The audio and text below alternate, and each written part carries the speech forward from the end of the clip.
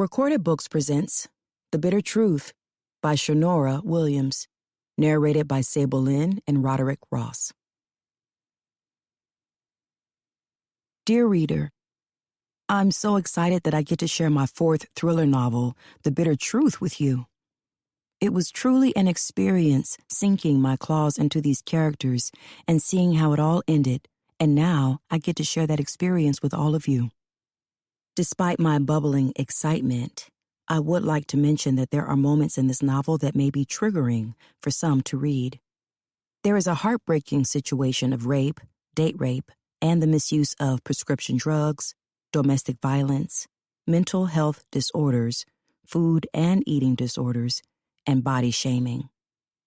Though this is a work of fiction, I always like to provide a gentle warning about the traumatic events that take place in my books because something I can handle and process, others may not be able to, and your mental health is top priority. I believe reading my books should spark juicy conversations during book club discussions or even with your reading buddy, but many of us in this world are still healing, and we owe it to ourselves to protect our peace. With love, Shanora. Prologue. He stood in front of the cabin, drawing in a breath as he dug his nails into his palm.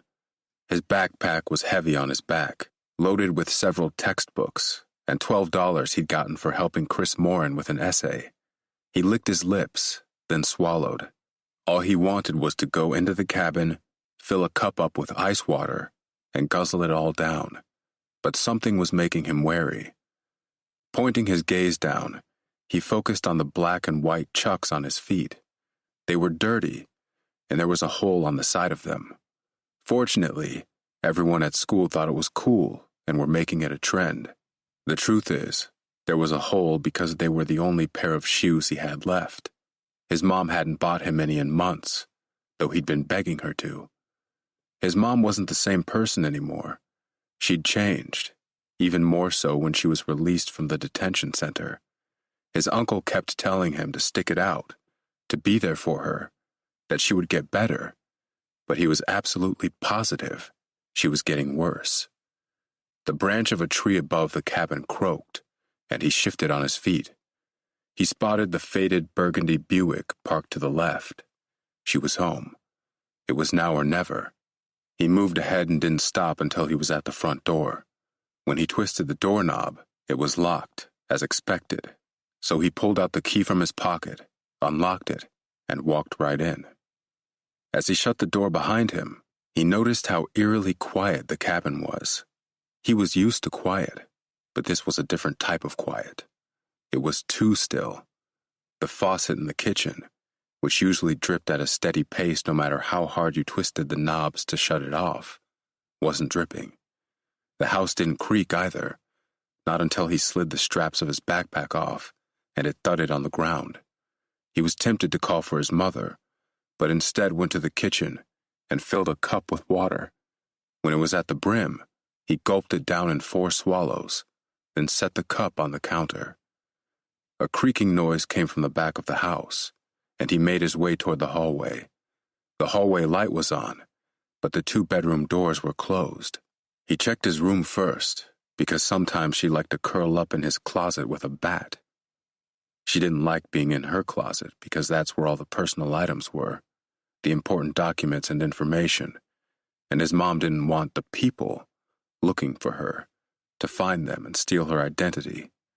When he saw the closet was empty, he ventured across the hallway. A slow breath slipped between his parted lips as he gripped the doorknob. "Mama?" he called.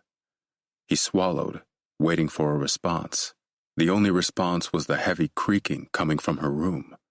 He peered down the hallway, where he could see the plaid furniture. Maybe I should just go study, or take a nap, he thought to himself. His mom would come out sooner or later. Sometimes she acted like nothing was wrong, and she'd cook dinner and ask him to set the table. But during the other times, the other times were bad. He didn't want this to lead to the bad times, but studying and napping wouldn't lead to the good. If he wanted to get a hold on the situation, he needed to face her now. Maybe he could give her some pills to make her sleep the rest of the night, so he could have the whole house to himself. He could use his $12 to run to the store, buy some waffles and Cap'n Crunch, and eat as much as he wanted while watching cartoons. His mom never let him have that kind of food. Excitement took hold of him. With that idea in the back of his mind, he twisted the doorknob to his mom's room and pushed it open. But he shouldn't have, because as soon as he saw her, he felt the urge to vomit. She hung from a cord wrapped around a frail beam in the ceiling, feet dangling, her face a dangerous blue-purple. The end of the cord was wrapped tightly around her neck, and her eyes were wide open, looking right at him. He wanted to scream, wanted to cry. He wanted to call his uncle and tell him to come and get him right away. He didn't do any of those things, though.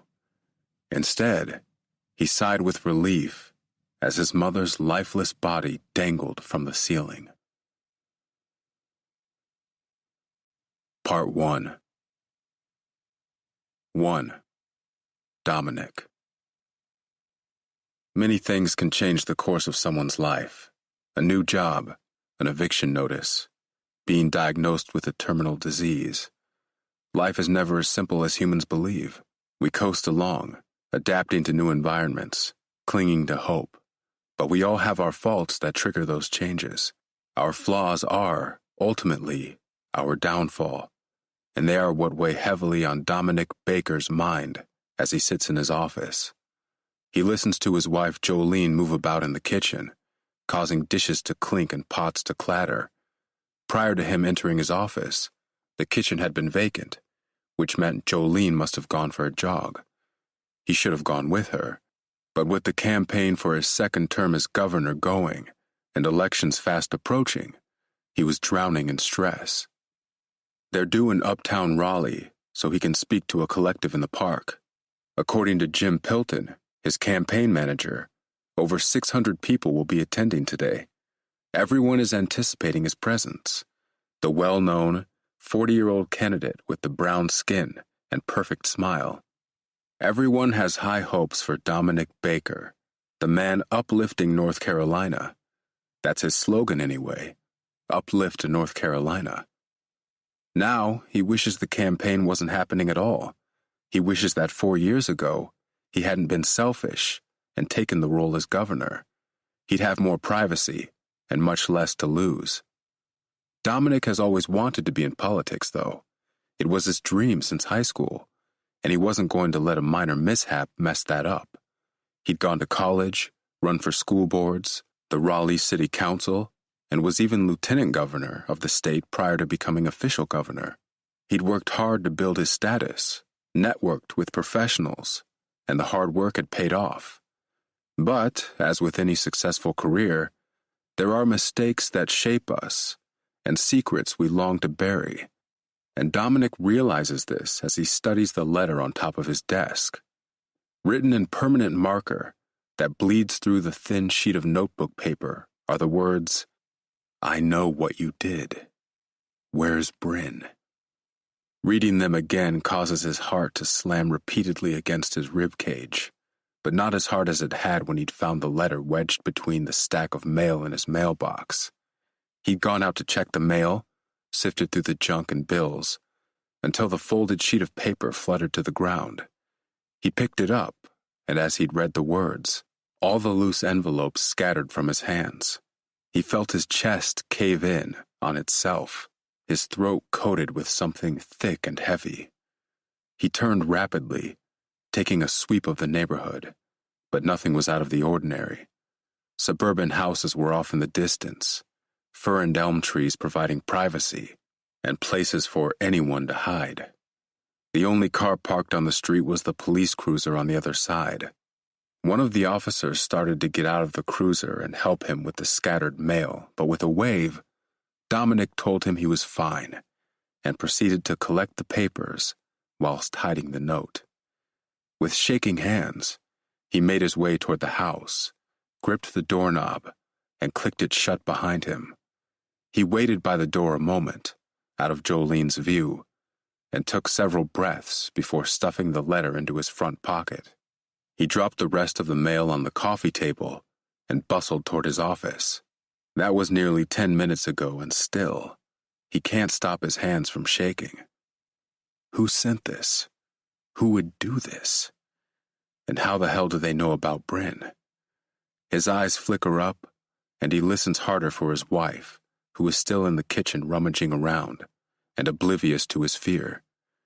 He snatches open the bottom drawer of his desk, pushing loose papers, packets of gum, mints, and loose cords out of the way, until he collects a clunky Nokia flip phone. The phone is dead, so he snatches one of the cords out and plugs it into the nearest outlet. When there is one notch of battery and it powers to life, he calls the only number stored in the contacts, but not before closing his office door as quietly as he can. The last thing he wants is Jolene hearing his conversation. Dominic clings to the phone, his ear flush against the receiver, as it rings and rings until finally, an answer. "Boaz," a gravelly voice answers. "Someone knows," Dominic whispers. "Knows what?" Boaz snaps. "About that night. The girl. The rug." He tries speaking vaguely. No names, no locations. "How would someone know?" Boaz counters. "I got a letter in my mailbox. Handwritten. They know where I live, Boaz. You said you took care of it. Why the hell am I getting anonymous letters?" "Look, just calm down." "Don't tell me to calm down," Dominic snaps. "The only people who know about this are you, me, and that cleaner. I know you aren't stupid enough to tamper with this. And you said you've worked with that cleaner for years. Why would he be doing this?" "It isn't us, boy. Are you crazy? Look, it's probably just someone trying to mess with you." "You said no one saw us that night." "They didn't." Boaz pauses. "They couldn't have." "So how?" Dominic trails off, drawing in a long breath. He isn't sure what to say. There are so many questions running through his head, and none of what's going on right now makes any sense. "Look, no one can know a thing. I was careful," Boaz goes on. "I wouldn't put my life at risk by leaving loose ends." Dominic wants to find relief in that, but he can't. Boaz is meticulous and safe, but that doesn't mean someone wasn't watching. The house he was in with Bryn was on a private property, and there were so many trees and places for someone to hide. But who could it have been? No one knew where he would be except John, the owner of the house, and he damn sure wasn't behind this. John had his own secrets that Dominic knew all about, and if he wanted to keep them contained, he was guaranteed to keep his mouth shut. "I have to go," Boaz grumbles. "Don't call this phone again unless it's life-threatening." With that, Boaz hangs up, and Dominic lowers the phone, hunching against the door. A lump forms in his throat as he racks his mind for possibilities. Only Dominic and Boaz were there that night. No one else. Not even Jolene knows. He told her he was staying at the Ritz-Carlton.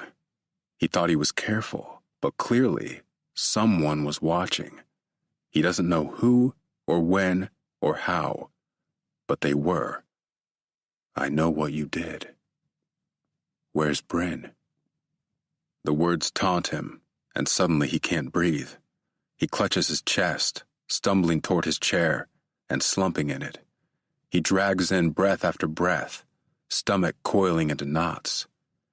In this moment, as the burner phone slips into his lap, Dominic is certain of one thing. The life he built is over if he doesn't find out who's doing this. 2. Jolene. Red juice spills on the cutting board as I slice the grapefruit with a hum. Turkey sausage sizzles in the pan, and 4 eggs are boiling. I slice again, locked on the glint of the knife, the handle stiff in my grasp. I relax my grip and sigh. I have no idea why I'm preparing a meal for my husband. He likely won't sit down and share it with me. I suppose it has come to this: a loveless marriage where our actions are only a performance. I never wanted it to be this way, and it should show, considering I've devoted the last 11 years of my life to him. I give him stability. I give him drive. I give him every single part of me, some of which he doesn't even deserve. I hear the door of his office click shut and know he's hiding something. Again, I stop humming and start listening. I hear the murmurs, the mumbling. He has secrets. We all do. I dump the flesh of the grapefruit into the juicer and watch it blend into a beautiful pink-red concoction. It isn't until I've poured the juice into 2 slim glasses that I hear his office door open and Dominic's footsteps drifting down the hallway. He enters the kitchen, impeccably dressed in a navy blue suit with an American flag pendant attached to the lapel. The suit is creaseless and clean, courtesy of our local dry cleaner, and the suit is tailored to perfection, molding to his body perfectly. It was always my father who said, for anyone to take you seriously, you must dress the part. When I met Dominic, he wandered around in plain t-shirts, jeans, and sneakers. Once he was mine, I invested in his style. I started slowly with button-down shirts and jeans. I allowed him to keep the sneakers, but only to show him that the people we surrounded ourselves with do not wear sneakers every single day. And if there's one thing I know about my husband, he does not like to be the outcast. Together, we've progressed to full suits and designer dress shoes. I almost sigh. Look at him. So handsome. Sometimes I miss the old us. His hair is cut army short and wavy at the top, his tie neat, as if he's recently adjusted it. His skin is golden brown and satiny smooth. In the light of the kitchen, his skin glows and the sun reflects off his light brown eyes. There was a time when he'd greet me in the kitchen with that full, perfect smile. He doesn't smile anymore. Instead, he steps toward the counter to pick up one of the glasses of juice along with 3 sausage links. Rally is today. Will you be there? He asks after guzzling down some of the juice. Of course I will, I say. Appearances are everything to you, right? He gives me a look, one mixed with confusion and aggravation. He gulps down the remainder of juice, then collects his keys from the hook attached to the wall, as well as the folder he'd left on the counter last night containing his speech. I'd written the speech for him several weeks ago. Does he thank me? No. Don't be late, Joe, he says, leaving the kitchen. When he's out the front door, I watch him through the kitchen window above the sink. If things are going well today, I know that state troopers are parked at the curb of our house, waiting for the governor's departure.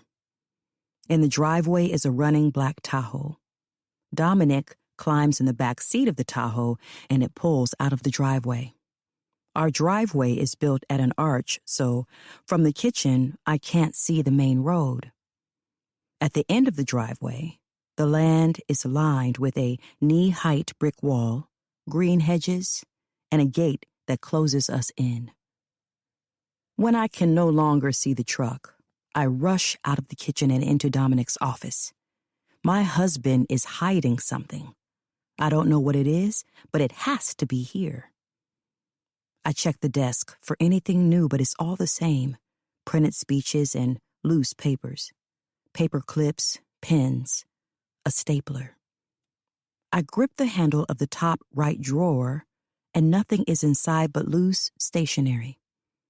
On the top left drawer, it's crammed with chewing gum and sunflower seeds, his vice when he wants to avoid drinking.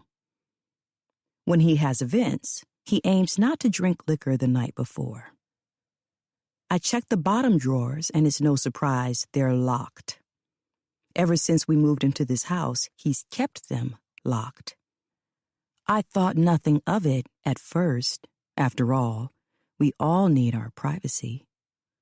I have a secret treat stash that I keep in a chest on my side of the closet.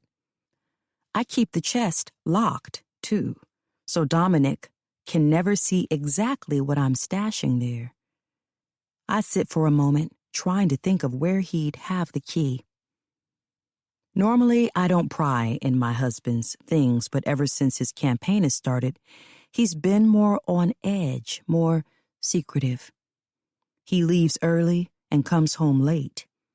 He's not the Dominic Baker I married all those years ago. He's someone else, a stranger residing in his body.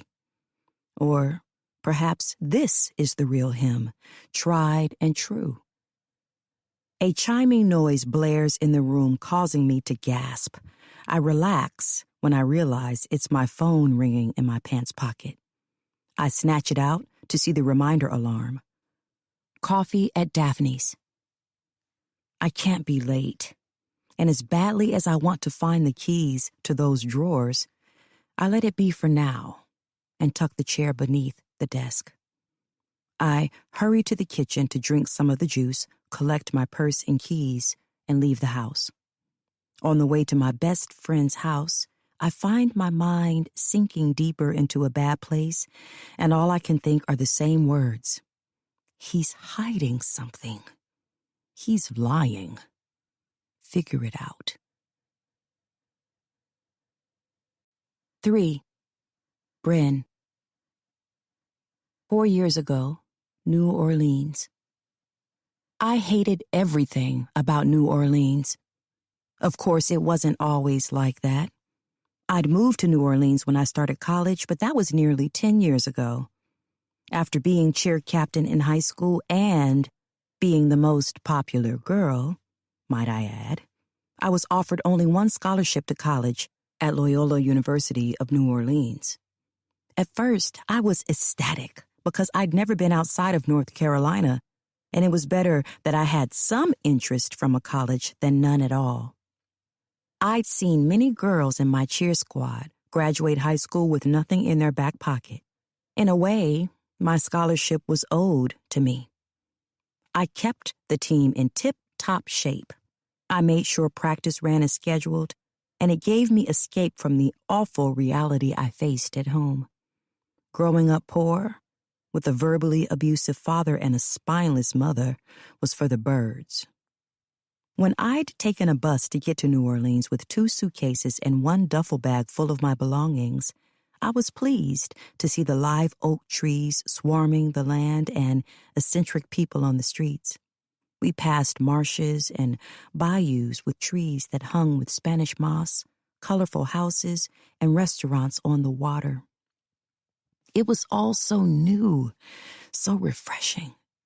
It was a fresh start, a new beginning, and I was ready to tackle the opportunity head first. I wish I could go back and slap that happy, naive version of myself. In the movies, you get a glimpse of New Orleans and the nightlife. The Mardi Gras parades, a bachelorette party celebrating a bride-to-be, or a collection of men looking for a good time at bars or strip clubs. But the low-down, dirty truth is, New Orleans was filthy and chaotic. I didn't mind chaos, so long as it was the controlled sort. But New Orleans wasn't controlled by any means. People ran rampant, women with their breasts out and some men even slinging their dicks around just to get a reaction. Vomit on every corner of the street, homeless people demanding money, and tourists crowding the areas, making it hard for cars to pass. I was a victim of the latter, sitting behind the wheel of my car, groaning as a line of elderly people walked along the crosswalk in matching neon pink shirts. Summertime in NOLA was ground zero for tourists, and I couldn't stand it. As soon as I'd saved up enough money, I would leave this place and find somewhere quieter, a suburban area where I could hear more crickets chirping than car horns beeping. I glanced at the clock on the dashboard of my dingy silver Volkswagen Beetle, tapping my fingers on the wheel. I had 6 minutes to get to work, and my job was 12 minutes away. Once the elderly people moved, I floored it and was glad there weren't any more red lights or pedestrians to stop me. When I pulled up to Franco's Italian restaurant, I collected my purse and hurried through the back door of the building, apologizing to my manager, Trent, for being late for the 3rd time this week. "One more strike, Bren. I mean that," Trent boomed in his Creole accent. I ignored him, throwing on my apron and rushing through the double doors that led out of the kitchen. It was hard being on time when I worked part-time at Nully's Mini Mart. As soon as my shift was over at Nully's, I would rush to the bathrooms, change, and hustle to Franco's. Franco's was an upscale lakefront restaurant, a hidden gem according to online reviews. It was also the only other job I could get until I found one more suitable. Truth is, I hated my life. What was the point of spending all those years in college learning and studying just to come out of it with a mountain of debt and still having to work a bare minimum job to pay the bills? I'd majored in business, yet I didn't have the time or resources to start my own. I'd dreamed of opening my own restaurant one day, or perhaps something quieter and quaintier, like a bed and breakfast. I had dreams of this bed and breakfast existing in New Hampshire, where people would come during the spring and summer, sleep in, then wake up to delicious food from my kitchen. Because that was another thing I was good at, cooking. The last time I was late on my rent, my roommate fussed for a bit, then told me things would get better, but I couldn't trust Siobhan's advice because she was up to her neck in debt too. Both of us struggled monthly to pay our $1,250 rent, and I was almost positive Siobhan was selling ads or something on the side because she never came up short. I let the idea and internal rant go, collecting a notepad from the hostess stand as said hostess informed me which tables I'd be serving. There weren't many people in yet, but within a few hours, once the sun dipped and the golden light spread over the tables, it would be packed. That's what the couples loved about Franco's. It allowed a romantic night by the water as they drowned themselves in hot Italian food, wine, and love. I stopped at my first table where a middle-aged woman was scanning the menu with rectangular glasses low on the bridge of her nose. She requested a water with lemon to start, and after I prepared it and set it down on her table, I gave her a few more minutes to peruse the menu. I made my way to the next table. 2 men sat there, one of whom had his back to me. "Hello, welcome to Franco's," I said, focusing on the man I could see. He was older with pasty, greasy-looking skin. He was balding at the crown of his head and his nose was bulbous and red at the tip as he sniffled a bit. Definitely wasn't a looker, but it was clear he had money by the way he was dressed in his crisp suit and the gleaming watch on his wrist. I didn't want to get my hopes up too soon about him leaving a generous tip, though. It was always the rich people who stiffed me on gratuity. "I'm Bren, and I'll be your server tonight. Can I start you off with some drinks?" My eyes turned to the other man to level the attention, and I instantly hitched a breath when familiar light brown eyes locked with mine. Oh, God. I couldn't believe it. It was him. Dominic Baker. my high school sweetheart. We'd dated when I was a sophomore and he was a senior. He took me to prom and, shockingly, we won as prom king and queen. We were so young, so popular. Life felt unreal back then, like we were a famous couple. My chin was practically on the floor, and my heart pumped twice as hard as I gawked at him. Dominic appeared equally surprised to see me, and I cursed internally for not putting on more makeup and at least attempting to look prettier that day. "Bryn Wallace," Dominic said, and his voice was like brown sugared honey. It stuck to my insides, hot and sticky, as I got lost in his eyes. "Wow, look at you. I never thought I'd see your beautiful face again." Beautiful face? He still found me beautiful? I'd put on a few pounds since high school. Who hadn't? And my skin was worse, thanks to the terrible fast food I ate. My hair was pulled into a low ponytail and needed a relaxer badly. But that was beside the point. Dominic Baker was sitting in front of me, and I'd never really gotten over this man. I'd tried, even after we drifted apart when he went to college. He'd stayed in North Carolina and attended Duke University with a full-ride academic scholarship, and though it was only a few hours away, the distance was unbearable. It was silly of us to think it would work, that our relationship would last despite it. Our relationship ended because of a slow pull away. Sometimes, Dominic would go days without texting or calling me back. Then other days we'd be on the phone at night for hours catching up. Eventually, that tapered off too. I can still remember the conversation that we had that tore my heart to pieces. "This isn't working, is it?" he'd asked, with a voice full of sorrow. "No, it isn't," I answered.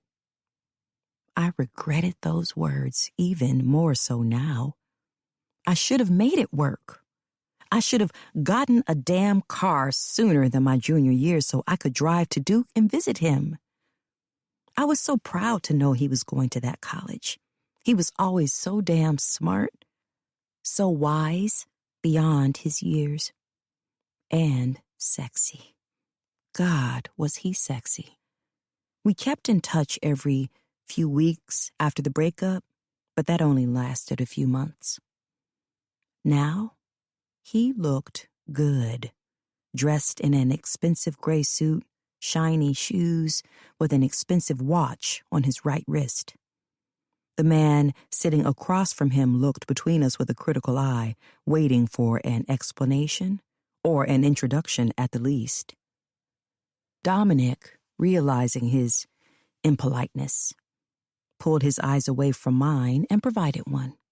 "John, this is my good friend from high school, Bryn. She was top cheerleader of her class, went to Loyola University with a full-ride scholarship because she was so good." I blushed and also wanted to throw up a bit. How could he brag about me when I looked like this? Dressed in pants too tight, a white button-down shirt with a monogrammed F on the chest, and a freaking waist apron over it stuffed with straws, loose papers, and pens. I was nothing now. A meager waitress in comparison to whatever he was doing with his life. How could he not see that? "Nice to meet you, Bryn," John said. John's eyes scanned me from head to toe. His tongue ran over his dry lips, and there was something about him that made me feel gross beneath his stare. I let the thought go when his head dipped and he focused on the menu. "Can I get a whiskey neat? And I'll start with the crawfish," John said. Oh, right. I was meant to be working, not ogling my ex-boyfriend. I cut my eyes to Dominic, who gave me a sympathetic smile. And there it was, his pity. I was simply the waitress, and he was some big shot. I scribbled down their orders, then rushed toward the kitchen to put them in. I didn't bother speaking casually to Dominic or asking him how he'd been after that, not that I could anyway. He and John were heavily in conversation each time I stopped by. John would pin his eyes on me every time I attempted to approach, like he didn't want to be interrupted, so I backed off when necessary. Whatever they were discussing was clearly not to be heard by anyone. I suppose I didn't need to speak to Dominic too much anyway. I noticed the wedding band on his finger as he ate. It shined as sunset rays made their appearance through the restaurant and practically blinded me as I topped off their waters. Dominic and John paid for their food, then they left. I thought I'd never see my ex-boyfriend again until I spotted the signed receipt from their table. On it was a phone number, and beneath that number were the words, "Call me." 4. Jolene. One thing I love about my best friend Daphne's house is how normal and lived in it is. As I pull into her driveway, I can't help staring at the ranch home. It seems so simple from the outside, with the golden oak shutters and white exterior. The hedges are trimmed, the lawn perfectly manicured, and bushes with white roses cling to the house. Every detail of Daphne's house, from the exterior to the interior, was created by her and her husband. They had this home built from scratch. They are a duo who do everything together with passion and love. And that's why I'm happy to be visiting them today. I step out with my purse, shutting the door behind me and walking to the porch. As I knock, I hear a whirring noise and peer up at the camera built in above the door. My eyes shift to the left, and another camera hides in an artificial plant. The door swings open, and my best friend, Daphne Bailey Juarez, stands on the other side, a goddess in all her beauty. Her makeup is simple, but perfect on her light brown skin. Her natural hair has clearly been braided out to support the sleek crinkles. She wears gold eyeshadow and highlighter that makes her skin pop. She spreads her arms in the poofy-sleeved sienna maxi dress, enveloping me in a hug. She smells of expensive vanilla and amber perfume as I hug her back. I forget how I can wrap one arm all the way around her. Daphne is so thin. It's natural to her, and I always feel a pang of envy about it. "Jojo," she croons over my shoulder. "Thank you for letting me see your pretty face today. I've missed you." "I've missed you too," I sigh, holding her a few seconds longer. It's been several weeks since I last saw her. Work has kept me busy, as well as Dominic's campaign. Daphne steps back, gesturing inside the house. "Come in, come in." I step inside, immediately coming out of my heels and placing them against the wall. "So, I know you said only coffee this morning, but I couldn't help popping over to Mirren's for chocolate croissants." She grins as she rounds a corner and enters a spacious kitchen. The kitchen is all marble and chrome, with orange dahlias in a crystal vase on the island countertop to add a burst of color. The table is already set up with 2 coffee mugs turned upside down on small dessert plates, as well as cream and sugar. "You know I shouldn't, Daph," I say as she saunters to the kitchen to collect a brown box. Mirren's is stamped on the side of it. I place my purse down on the counter, then pull a chair out, sitting as Daphne approaches. She removes the mug from my dessert plate and sets a croissant in front of me. It's golden and flaky, the chocolate oozing out of the ends. A drizzle of white and dark chocolate is on top. My heart thumps a bit, and my mouth fills with drool. I shouldn't eat it. No, I can't eat it. Hopefully, she won't notice if I only drink the coffee. Thank you, I murmur as she sits and places one on her plate as well. Of course. So how is everything, girl? Fill me in. Dominic's still blazing through that campaign. She pours the coffee, and when my mug is filled, I grab the cream. Everything is okay, I tell her. A white lie. He has a rally today. I'm supposed to meet him in a bit. How's Ricardo? Daphne straightens in her seat at the mention of her husband, providing a small smile. He's upstairs right now, actually. Not away for work? Not this time, she chimes. Her eyes drop to my left wrist, locking on my bangles, or I think she's looking at my bangles. Well, that's a first. I huff a laugh, adjusting one of the bracelets to cover the bruise. But who am I to even say that, right? Dominic's always away. And distant.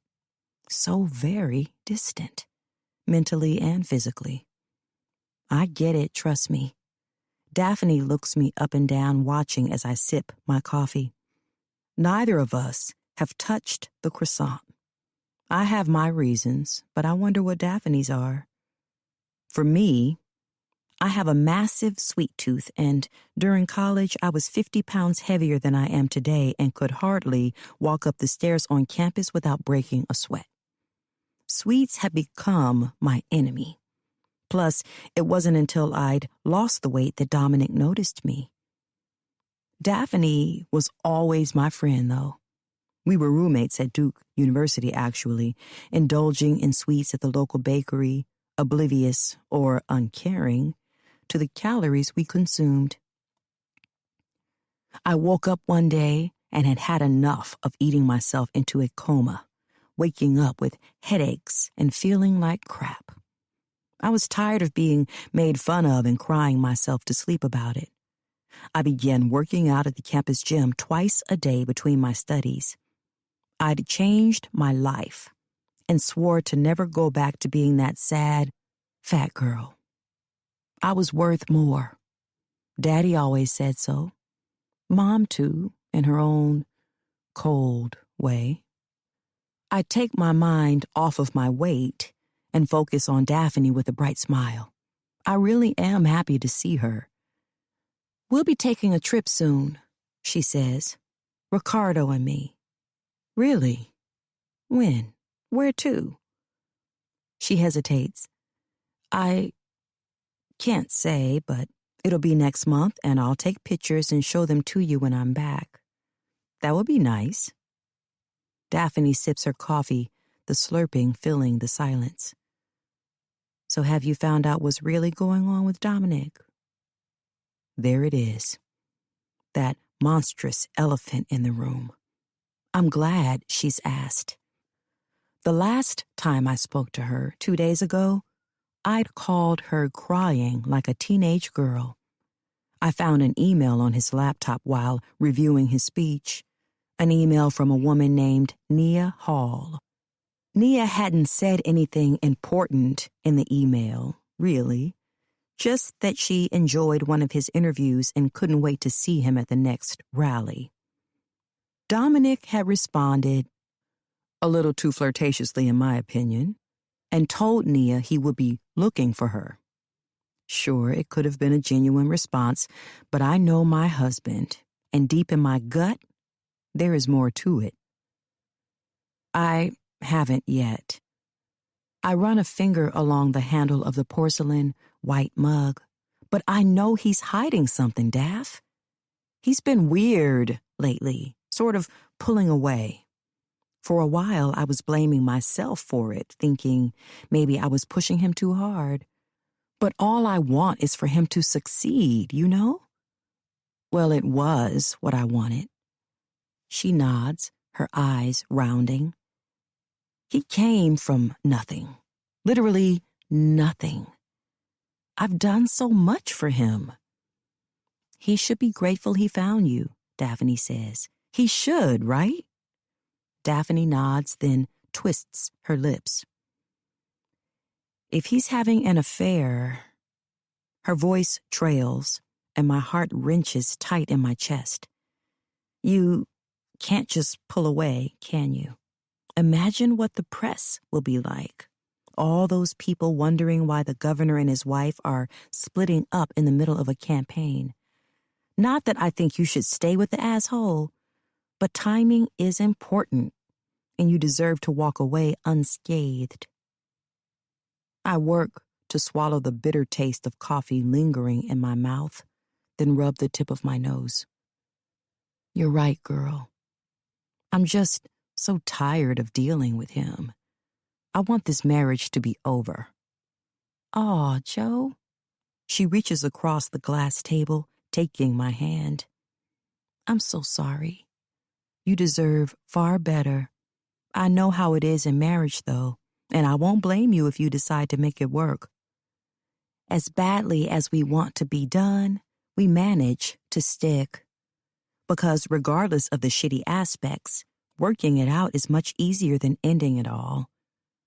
I know she's talking about herself, too. I sigh, picking up my coffee with the other hand. Footsteps venture our way, and I glance over my shoulder as Daphne's husband, Ricardo, enters the kitchen. Ricardo Juarez is what women would call tall, dark, and handsome.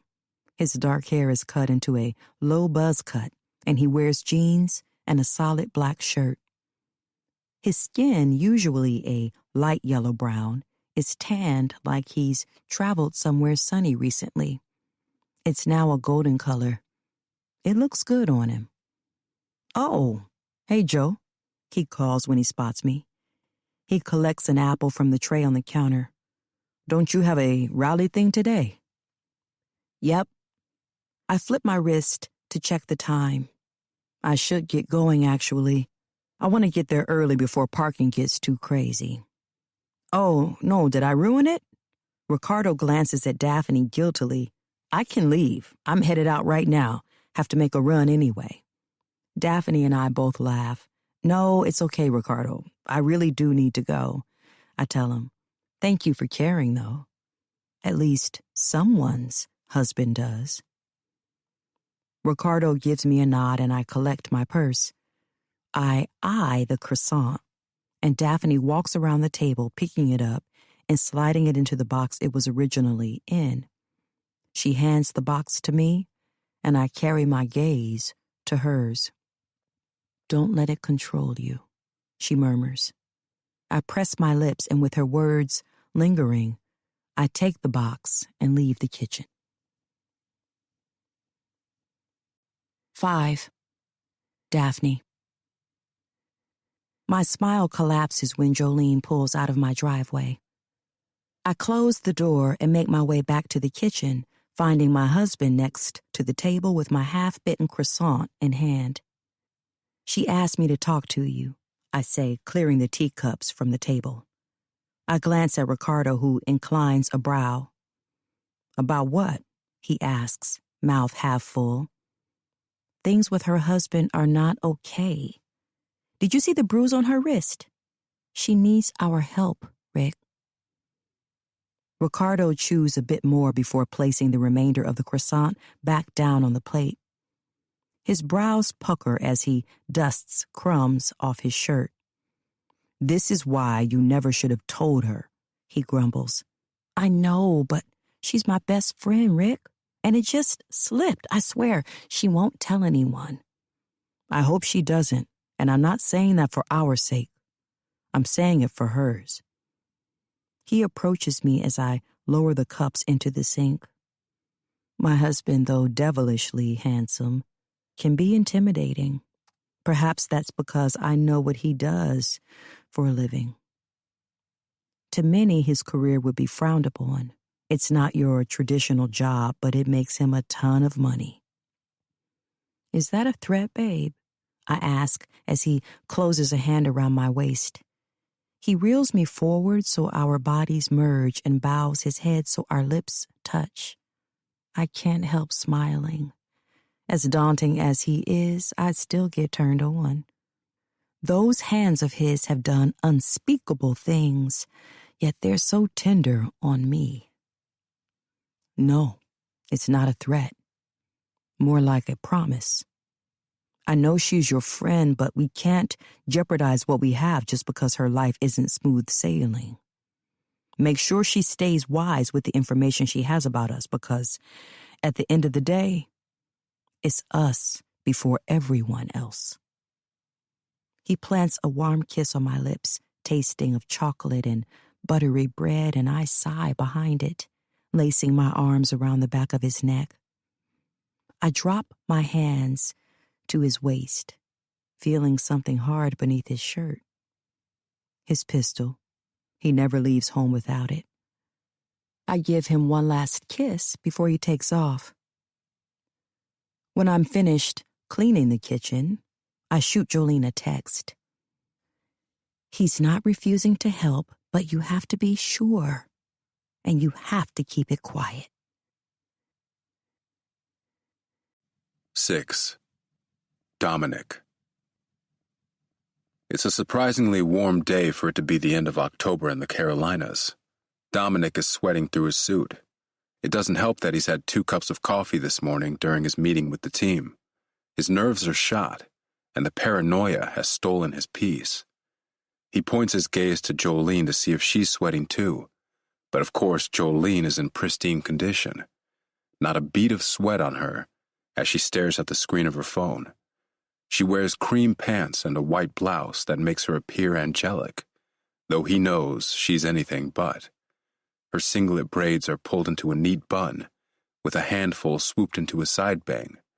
Her pearl earrings dangle from her tiny earlobes.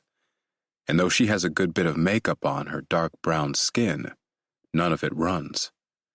Perhaps he's hotter than usual because of the call with Boaz this morning. Stress drives the body wild, and he's been crammed with it in less than 5 hours. "Do you want some water?" Jolene asks, eyeing him. Why is she looking at him like that? What does she know? He finds relief when his wife shifts her attention to his assistant, Melissa, who stands beneath the shade of the tent, her brunette hair pulled into a bun so tight it seems she's gotten Botox. She offers waters to the attendees, and Jolene waltzes over to grab one. When she returns with it, Dominic guzzles the water down rapidly. 2 minutes, Jim's voice booms, startling him. Jim, the campaign manager. Dominic nods. Right, got it. Dom, you look sick. Jolene's voice is in his ear. If you're not feeling well, we can reschedule this event for another day. She'd like that, wouldn't she? So she can bitch to him more about how he's not doing enough, not striving for more, not working hard or sticking it to the man. Then again, she'll never let that happen. She'll let him work to the bone before he ever quits and destroys her reputation. No, he responds abruptly. There's no way he's rescheduling, despite the letter in his mailbox this morning. Like Boaz said, there's no proof. He made sure. Paula Howell, the main competitor running for his governor's seat, is higher in the projection polls than he is right now. If he reschedules today, he has a feeling she'll go even higher, and that woman doesn't deserve them. He's met her once during a dinner. She was snarky, crass, and ignorant. I have to do this, Dominic says. Okay. Jolene rubs circles on his upper back, all for show, of course. It's good. People need to believe they're in love. It makes you look better as a candidate when you have a strong marriage. Let's go, boss, Jim says, gesturing to the small stage ahead. The stage contains a stand with a microphone and a podium, though Dominic hardly ever uses the podium. The podium restrains him. He likes moving across the stage, connecting with the people. He can't do that if he's stuck in one place. Plus, the people like that about him, how he shifts from left to right, taking in all his supporters, looking deeply into their eyes. He turns his eyes to Jolene as a woman named Heather, dressed in a sky blue blazer and matching pants, stands on stage to introduce him. He gives his wife a kiss as all eyes turn to him. Jolene smiles, revealing dimples, and for a split second, he thinks it's a genuine smile, one fueled with love and desire. As he walks up the steps to reach the stage, he's surrounded by cheers and is facing supporters in blue Baker 2023 t-shirts. On the front of their shirts are the words, "Uplifting North Carolina." On the back is Baker 2023. All proceeds from shirt sales fund their campaign. As he stands a moment, collecting the microphone in his grasp and allowing his supporters to settle, someone in the crowd catches his eye. A woman stands in the front row, her hair streaked with silvery gray, but not the sort of gray you get from aging or stress. Her hair has been dyed that color, the rest black, thick, and falling into crinkly waves. An emerald scarf is wrapped around the edges of her hair, and her clothes aren't like the others of the crowd. Everyone is casual, but she appears more witchy bohemian in a burgundy camisole beneath a deep V-neck t-shirt, khaki palazzo pants, and weathered sandals. A nose piercing is in her left nostril, copper bangles on both wrists, and a layer of necklaces around her neck, one of them made of little skulls. Her outfit stands out boldly, but her eyes are what he notices most. Dark and intense, surrounded by lashes caked in mascara, her eyelids heavy with shimmery purple eyeshadow. She seems to be in her early 30s. As others cheer, smile, and gawk, she simply stares. She doesn't frown, nor does she smile, just stares with hardly a blink. For a second, Dominic assumes she isn't real, that she's a figment of his imagination. He blinks, but she's still there. She isn't his usual supporter, but he's seen people from all walks of life show up to his rallies. There is something about this woman, though, something hauntingly familiar, yet he can't put his finger on it. Or perhaps it's nothing at all, and it's simply the way she glares at him so intensely that makes him uncomfortable and more aware of her presence. He begins his speech with a bang, thanking his supporters for turning up. He moves across the stage with his microphone gripped in hand, focusing on another member of the crowd. He figures if he focuses on others, he won't be so distracted by the witchy woman. It works for a while, until the little voice in his ear tells him to switch to the other side of the stage again and level the attention. The little voice is Jim, the eagle-eyed manager. As badly as he wants to ignore the voice and stay on the right side, he has to move.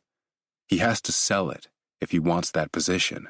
So he saunters to the left, expecting to see the witchy young woman with the intense eyes, but she's no longer standing there. He surfs the crowd, mouth still working out that speech, realizing there is no sign of her anymore. She's disappeared, and a bad feeling sinks into his gut like a block of lead. He isn't sure if he's simply paranoid from this morning, or if this woman is someone to watch out for.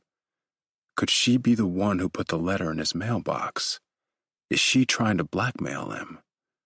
Impossible. How could she know a thing? He's definitely paranoid. The body can't be found. Only he and Boaz know where it is, and it'll stay that way. He should be relieved the witchy woman is gone, but something about her disappearance causes him worry instead. 7. Bryn. It was stupid on my part to even bother entertaining Dominic. I had the receipt with his number on it clutched in my hand and sat behind the wheel of my Beetle. The radio poured out a mixture of static and Alicia Keys while I chewed on my bottom lip. I couldn't believe I was contemplating it. Everything in me was screaming not to do it, especially when I saw that wedding band on his finger. He had a wife now, a new life. He'd moved on from me, and that should have settled it. Things like this happened, and I just had to accept it. But I saw the look in his eyes, that spark he'd always reserved for me. Something between us still lingered, and though I shouldn't have, I did. I called the number he provided, and he answered on the second ring. Hello? His voice was still sticking to me, that sweet, tempting gold honey. Hi, Dom? I asked, gripping the phone tighter.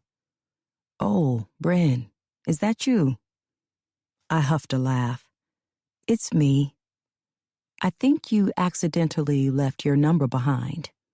He chuckled, then said, Nah, it was no accident.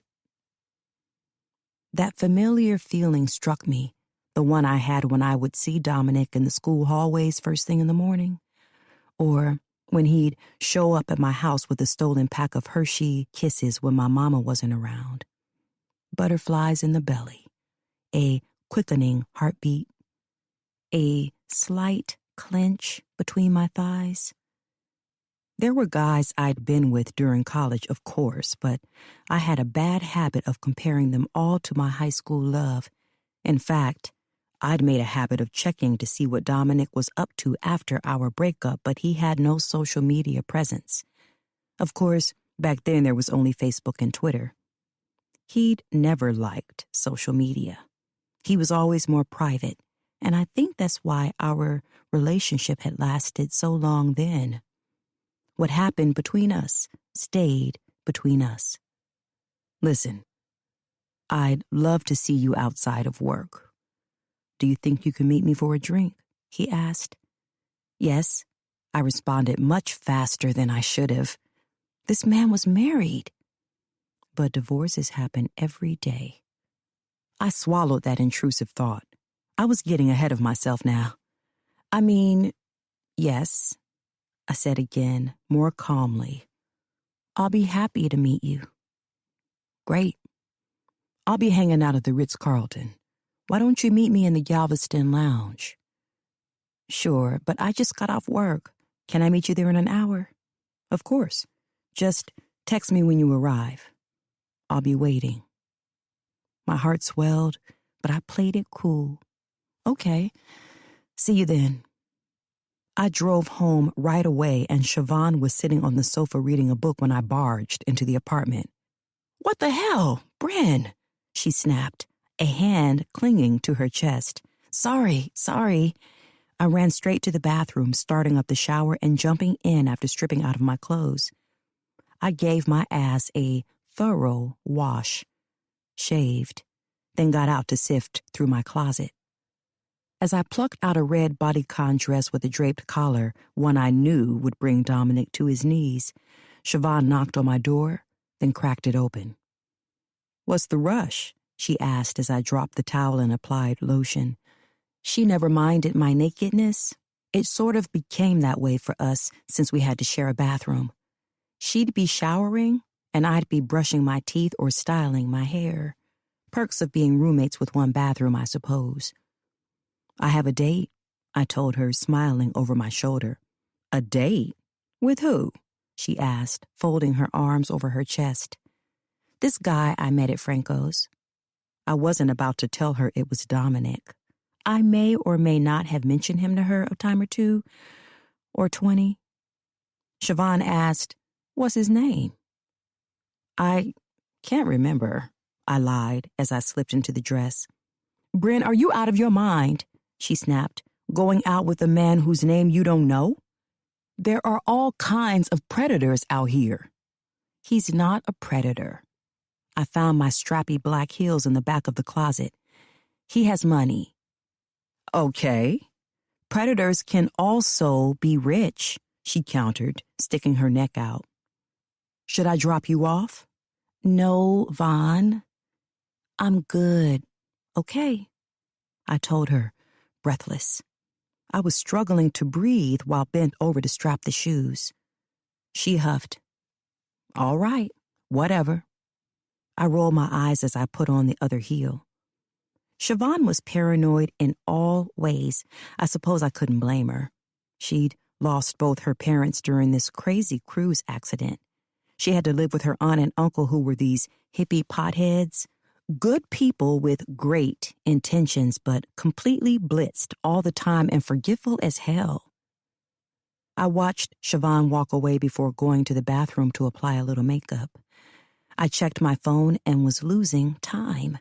It would take me 20 minutes just to get to the Ritz-Carlton from my apartment, and I'd spent a good 20 of it showering, plucking, shaving, and applying makeup.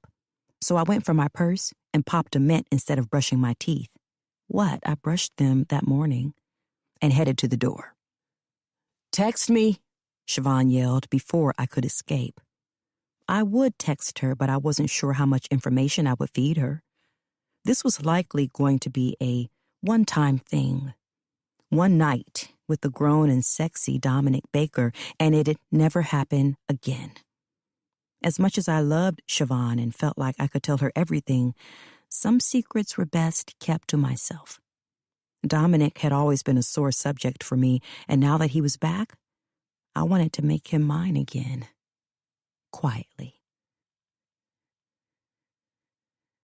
8. Dominic. The crowd is eager to meet Dominic after his speech. These moments are what give him drive and the will to continue. He'd done everything he needed to do and traveled all over the state of North Carolina to try and win the people over. He'd had his share of bad luck, with some people throwing eggs at his car and even fruit at his suits. But it came with the territory. Not everyone was going to like him, and he was aware of that way before running. He was a middle-aged black man, and if he had to be honest, North Carolina wasn't the friendliest place in the world for a black man to be. Not to mention his competition, Paula, had a lot of connections in the state, way more than he did. But that wasn't going to stop him. All he had to do was push through, keep his head up, stay out of trouble, and remain positive. But that was much easier said than done. He lacked sleep, and he was becoming so stressed that he had to start dyeing the grays in his hair. He hadn't slept properly in months, years actually, and he couldn't blame it on his campaign.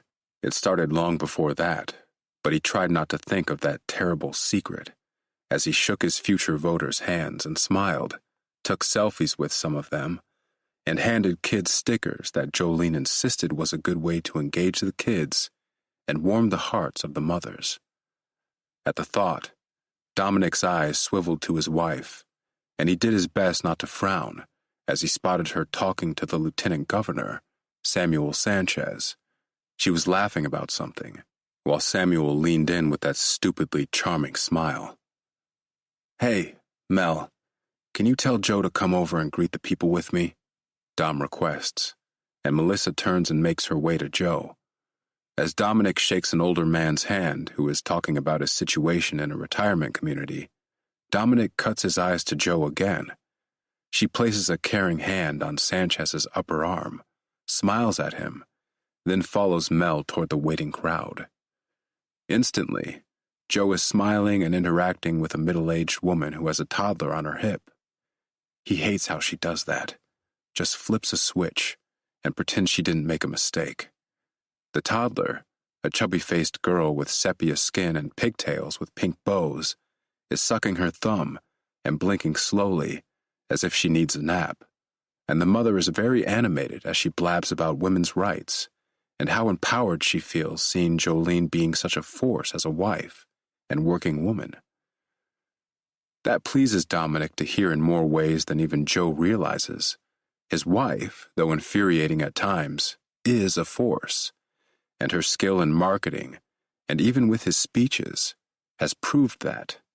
She doesn't do all his speeches, but she definitely assists him with many. She knows exactly how to pull at the heartstrings of the crowd with her words, while also making them sound like his. She knows his voice more than anyone, and without her, Dominic wouldn't be doing nearly as well as he is now. That, plus her A+ marketing, has truly skyrocketed Dominic's campaign. There isn't a corner you can turn in this city without seeing a Baker 2023 poster, and she and Melissa have set up many local interviews for him, so his face is consistently on local news channels and even a few national news channels. They pencil him in for the best events to attend to further boost his image, and he's grateful for that. Jolene wraps up with the giddy mother, and Dominic takes her hand. When her attention is on his, he squeezes her hand tightly, and she works her jaw. He wants her to know he's angry about Sanchez, but they'll discuss it later. Right now, they need to keep up appearances. Dominic uses his other hand to shake, smiles, and does his bidding. But then his heart drops to his belly, and he can suddenly hear his pulse in his ears. In front of him is the witchy lady who was in the crowd. She stares at him, through him really, her brown eyes near black, and a barely there smile on her mouth. She stares at him like she knows things, like he's made of glass. He studies the security detail officers on the other side of the gate with relief. He can't guarantee this woman won't jump forward and slice his throat or something else crazy. Oh, wow. Joe's voice snaps him out of his daze as she moves in closer and focuses on the witchy woman's chest. I love your necklace. Where did you get it? Thank you. I made it myself, the witchy lady says, a brief smile to Jolene before cutting her eyes to Dominic again. What the hell? Why is she staring at me like that? That's incredible and so creative. The necklace isn't Joe's style, but Dominic figures his wife is just being nice because that's another thing about Joe. She always tries to find something to compliment someone about. She's trained herself to be that way and never to look for the negatives. Dominic, however, can only see the negatives of this witchy woman as she stands before him. There's something ominous about her that makes his mouth feel dry and his hands shake. Mr. Baker, your speech today was really touching, the witch says, smiling at him. She reveals teeth that aren't exactly straight. Her upper right canine protrudes a little further out than her other teeth. Thank you. Dominic shifts on his feet, glancing at security again. I appreciate that, and thank you for attending. Of course. I wouldn't have missed it. Dominic wraps his arm around Joe, reeling her into his side. He wants some kind of comfort. Any, really. I work on the speeches with my wife. Is all the witch says.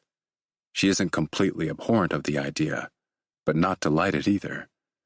Dominic stands taller. I'm sorry, I didn't catch your name. I never provided one. The witchy woman stretches her arm to offer him a hand.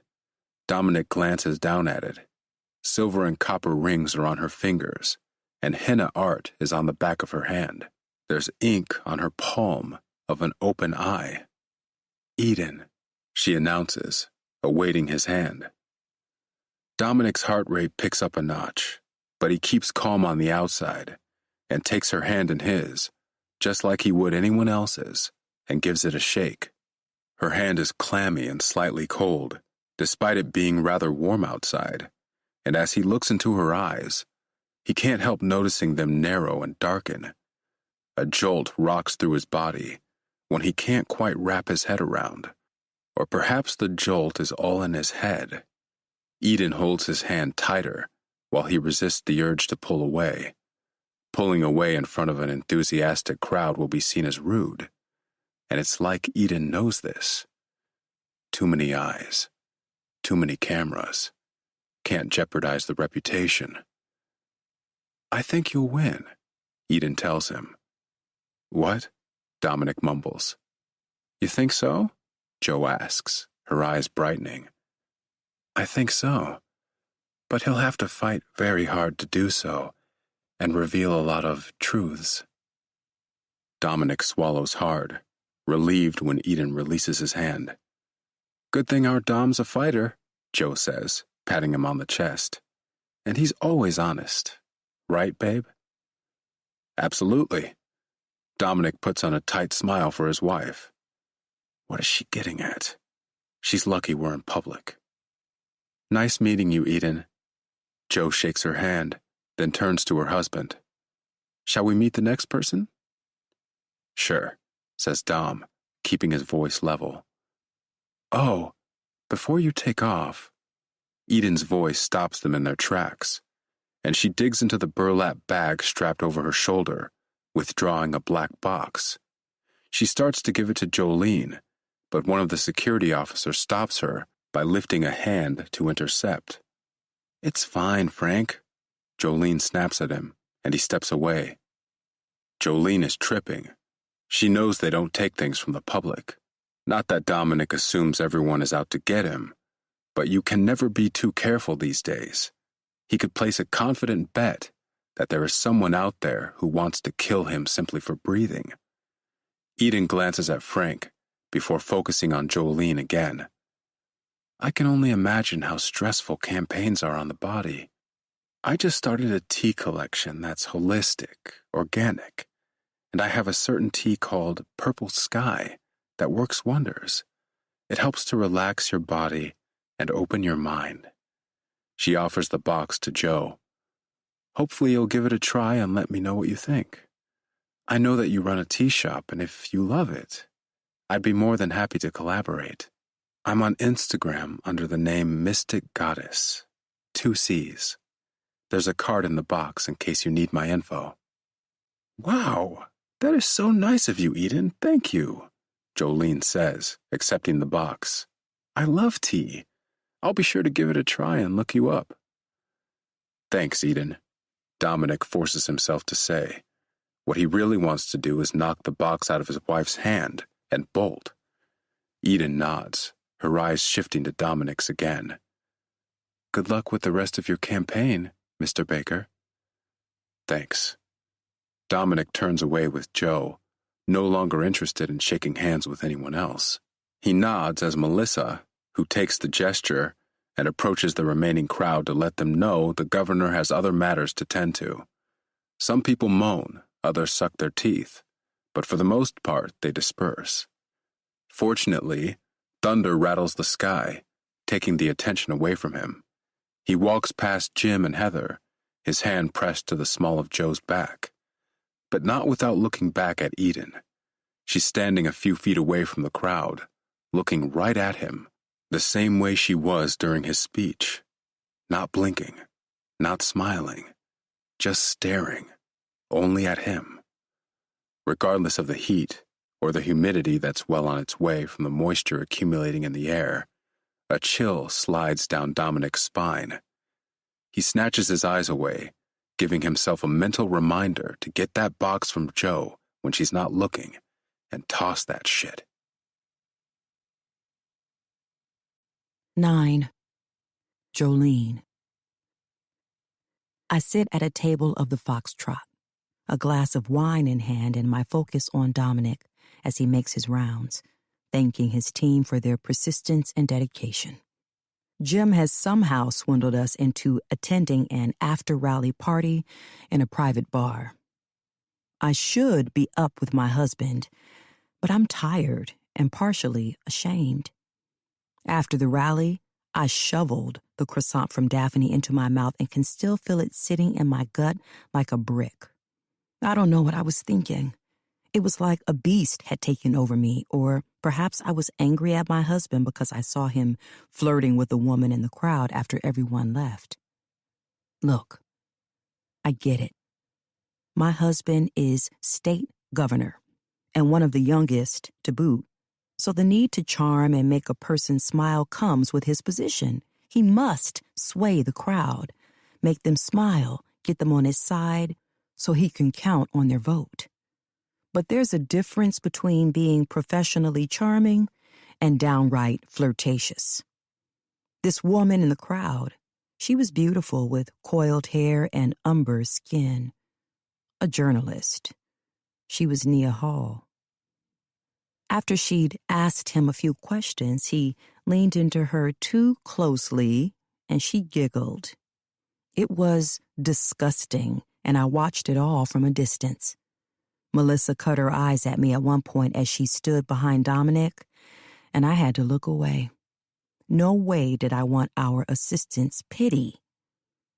I searched for Samuel Sanchez, the state's lieutenant governor, hoping to get another laugh or two with him, but he'd taken off. He never stayed at rallies for long. So, what did I do while my husband was flirting? I stormed to my BMW and sat in the driver's seat. I tossed the box of tea from that woman in the crowd onto the car floor, breathing hard through my nostrils. I smelled the chocolate wafting in the air, and though I tried ignoring it, it was suddenly all I could think about.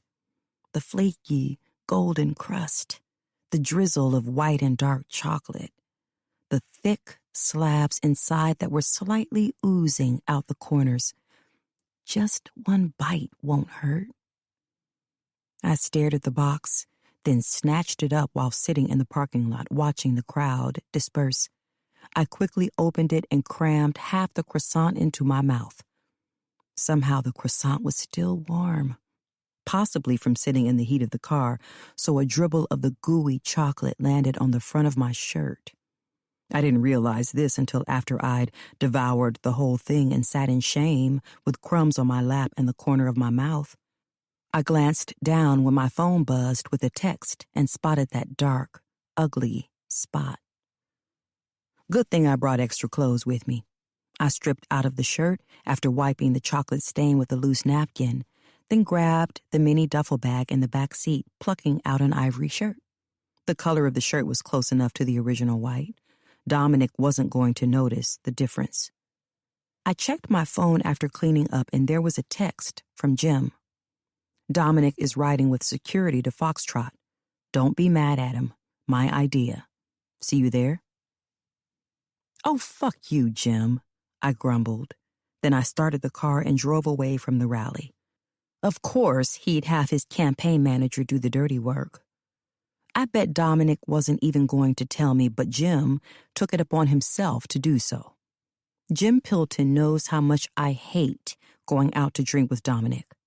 He's been in the midst of one of our arguments. Dominic would drink too much. I'd want to take him home, but he'd get angry and tell me to leave him alone. Now I'm sitting here, a tad grumpy and slightly buzzed, stewing about the croissant and my absent-ass husband. Another? A peppy voice asks beside me. I turn my head, spotting the waitress, a young 20-something with porcelain skin, freckles, blonde hair, and blue eyes. She gestures to the empty glass in front of me.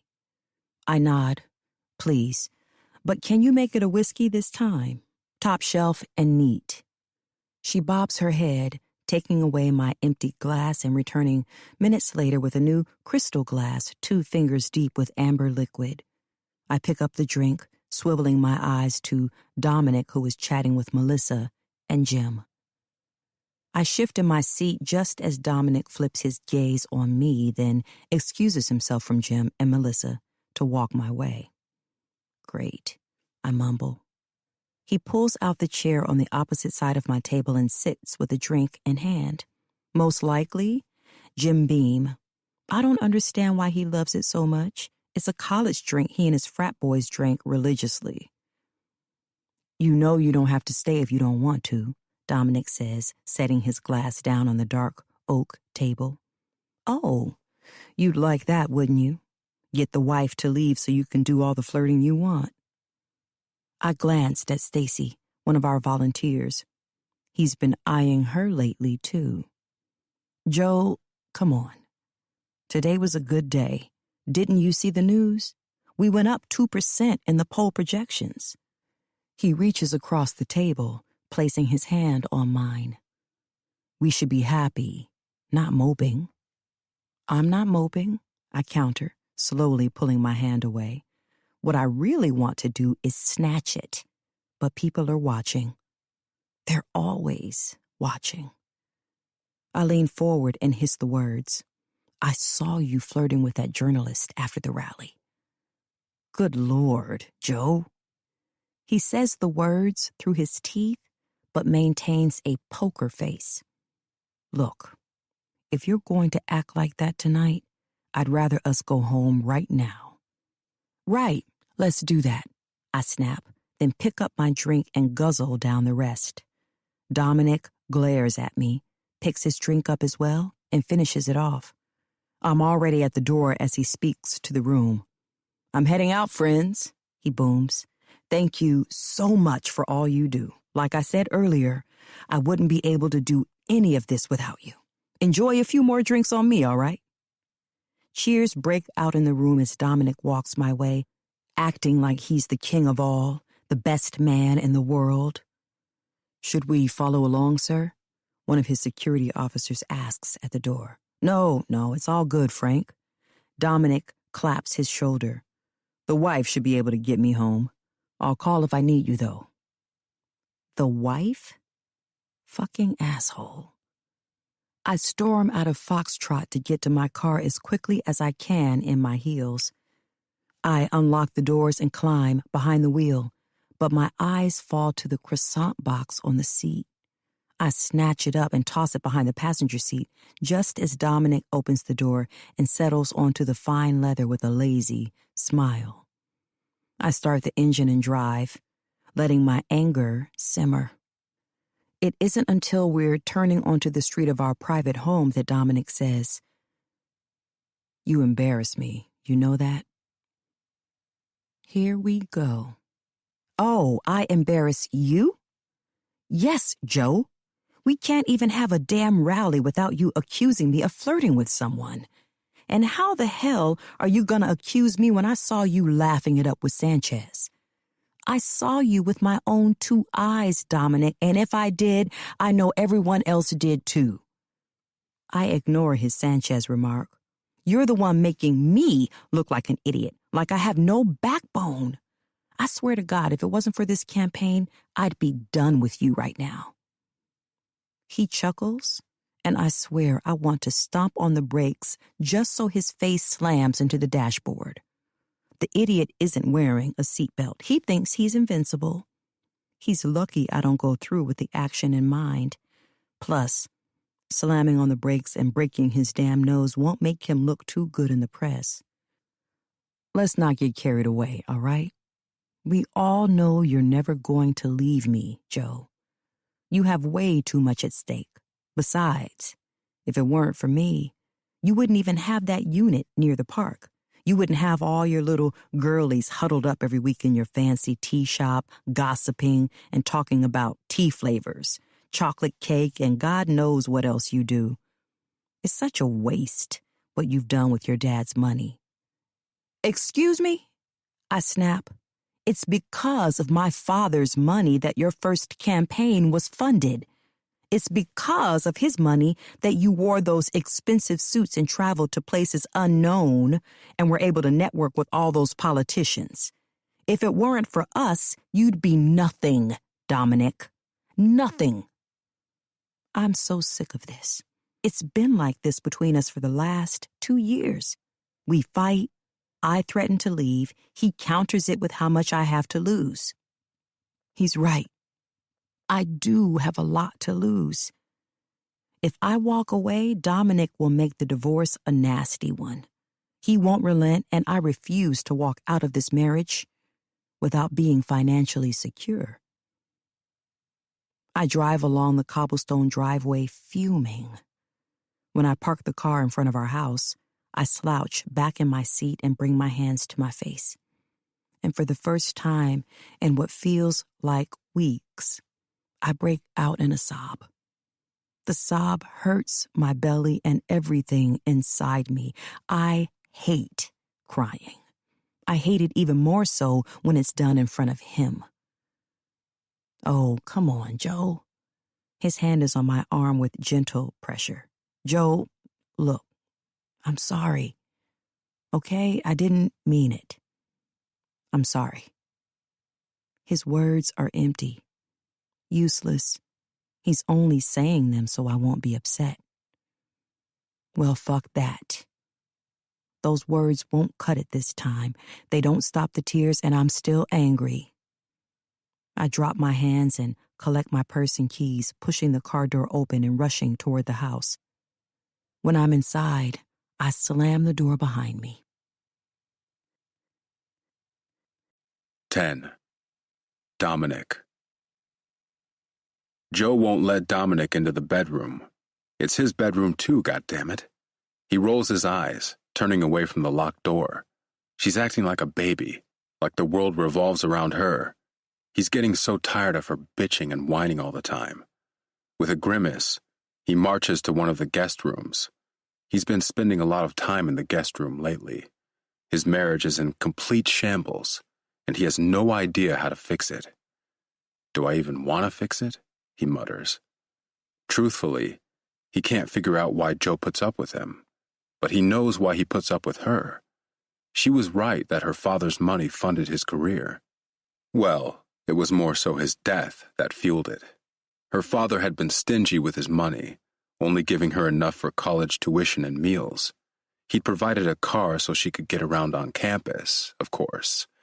But Jolene had a job while in college, despite the trust fund he'd set up for her, one she couldn't even access until she'd graduated. Her father wanted her to continue working, to be involved in the real world.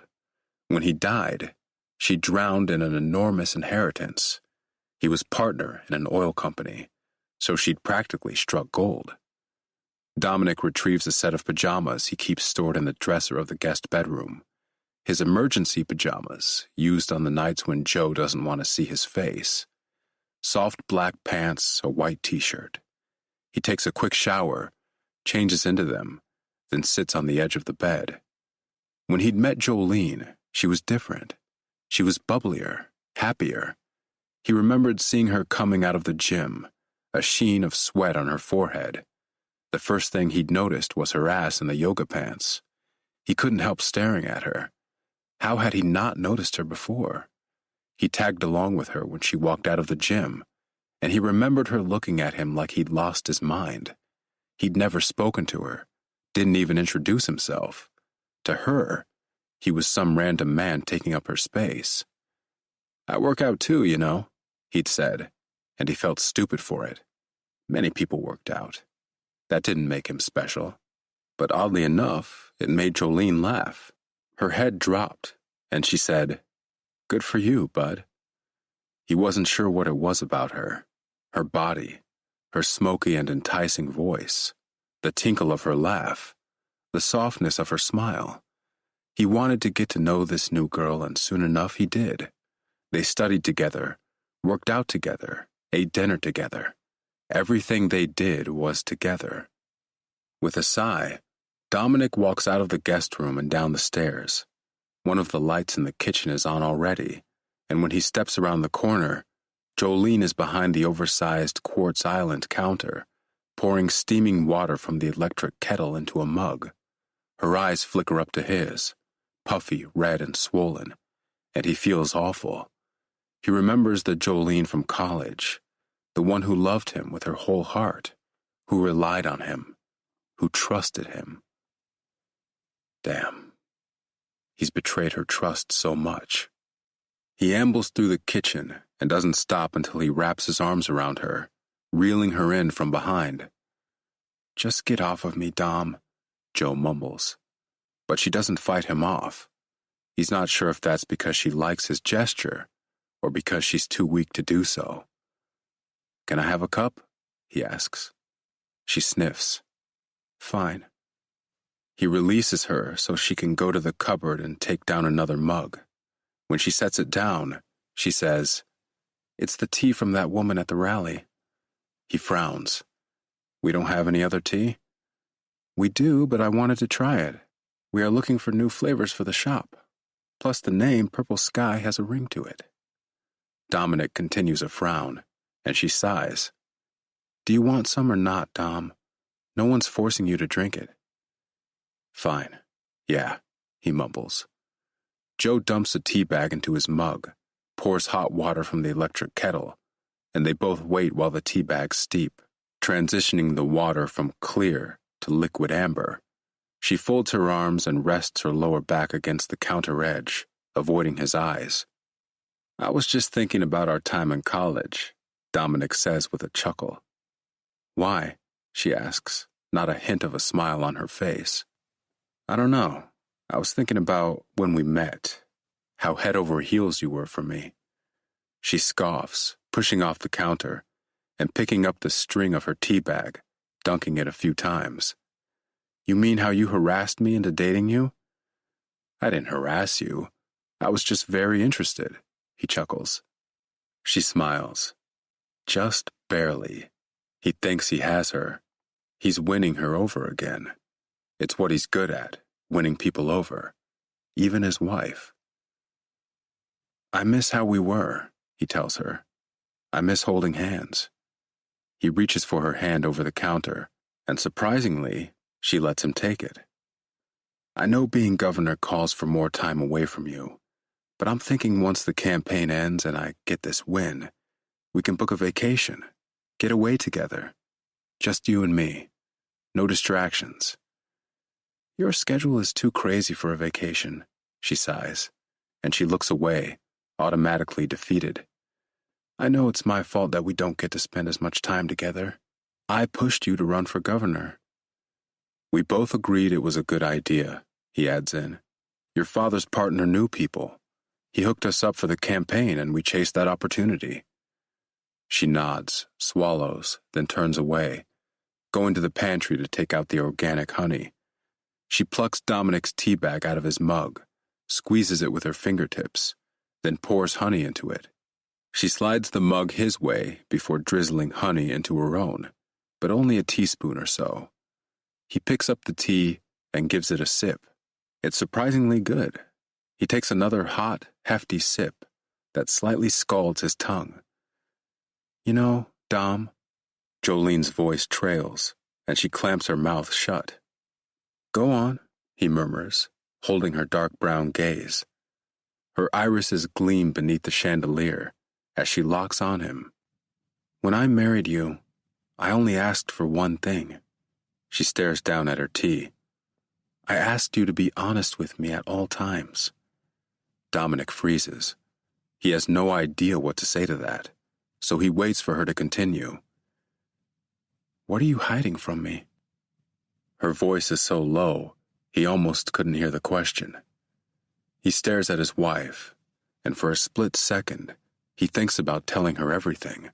It was that summer in New Orleans nearly 4.5 years ago that changed his life, almost ruined it.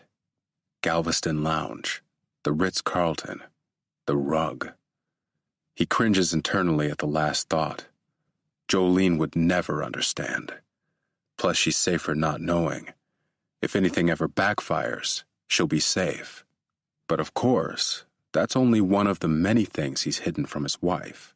And sure, the New Orleans issue is grand, but he has a feeling if she ever finds out about the other thing, she'll never speak to him again. I'm not hiding anything, Joe, Dominic finally says, and he watches the disappointment sink into her eyes. She purses her lips as he takes another sip of the tea. On the outside, he appears casual and chill, but internally, his heart is pounding, and his pulse is in his ears. "'Kay," she sighs, turning away. "Well, when you're ready to tell me the truth, I'll be waiting.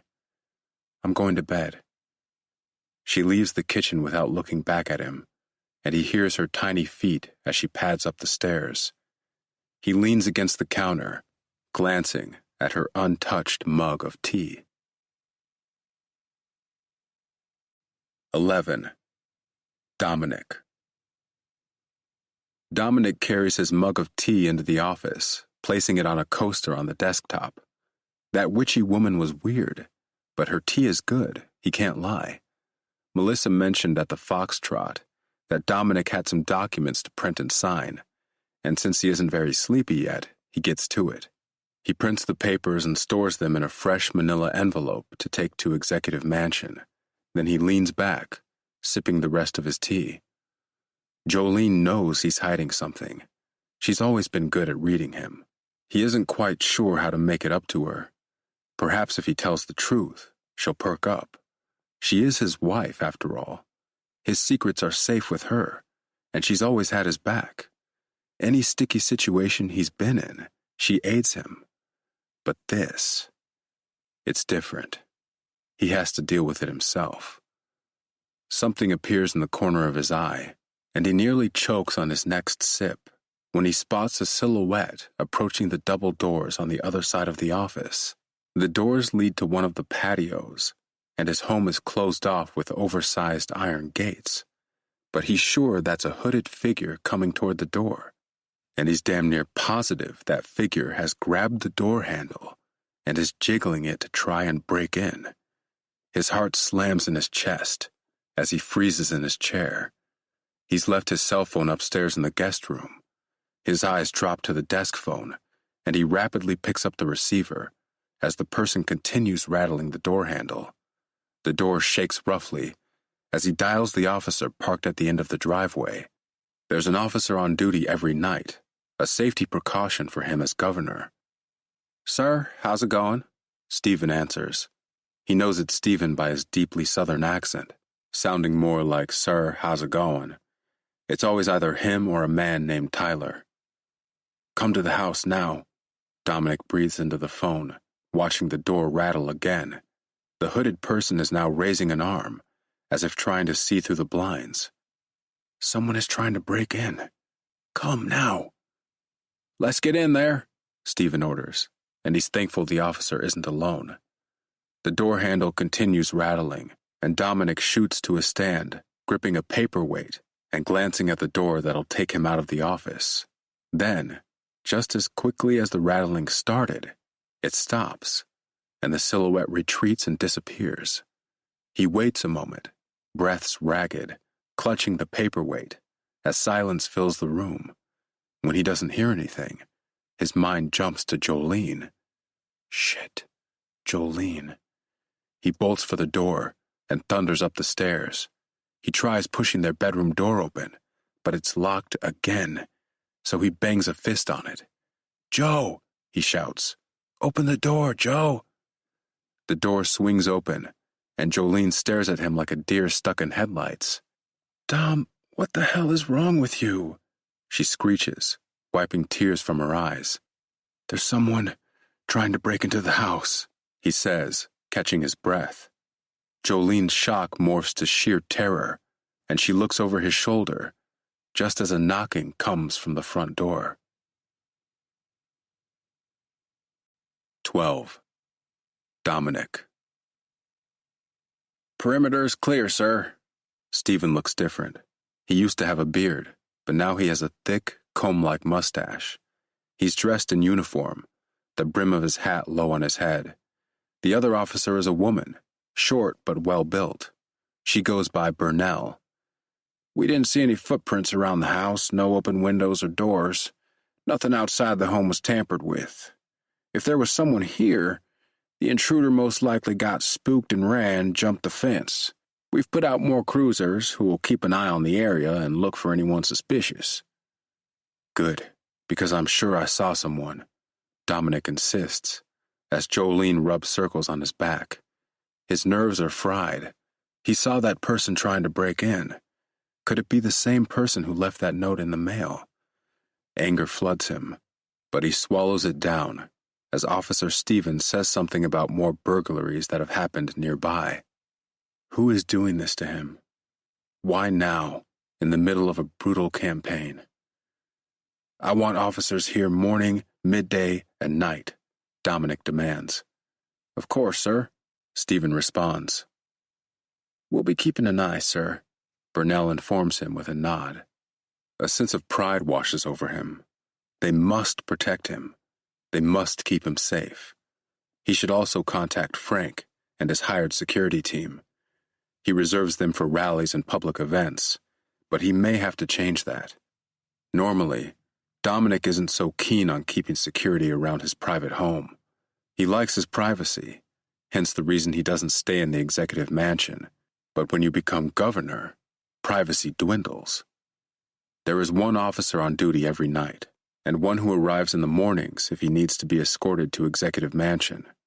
But with that note from the mail, crumpled in the bottom drawer of his desk, and now an attempted break-in, he can't take any chances. It's almost as if the person knew his office doors were the only place on the property without cameras. The officers checked the security camera footage. There was nothing out of the ordinary, and of course no visuals of the office patio. Dominic makes a mental note to have a camera installed by the office door immediately.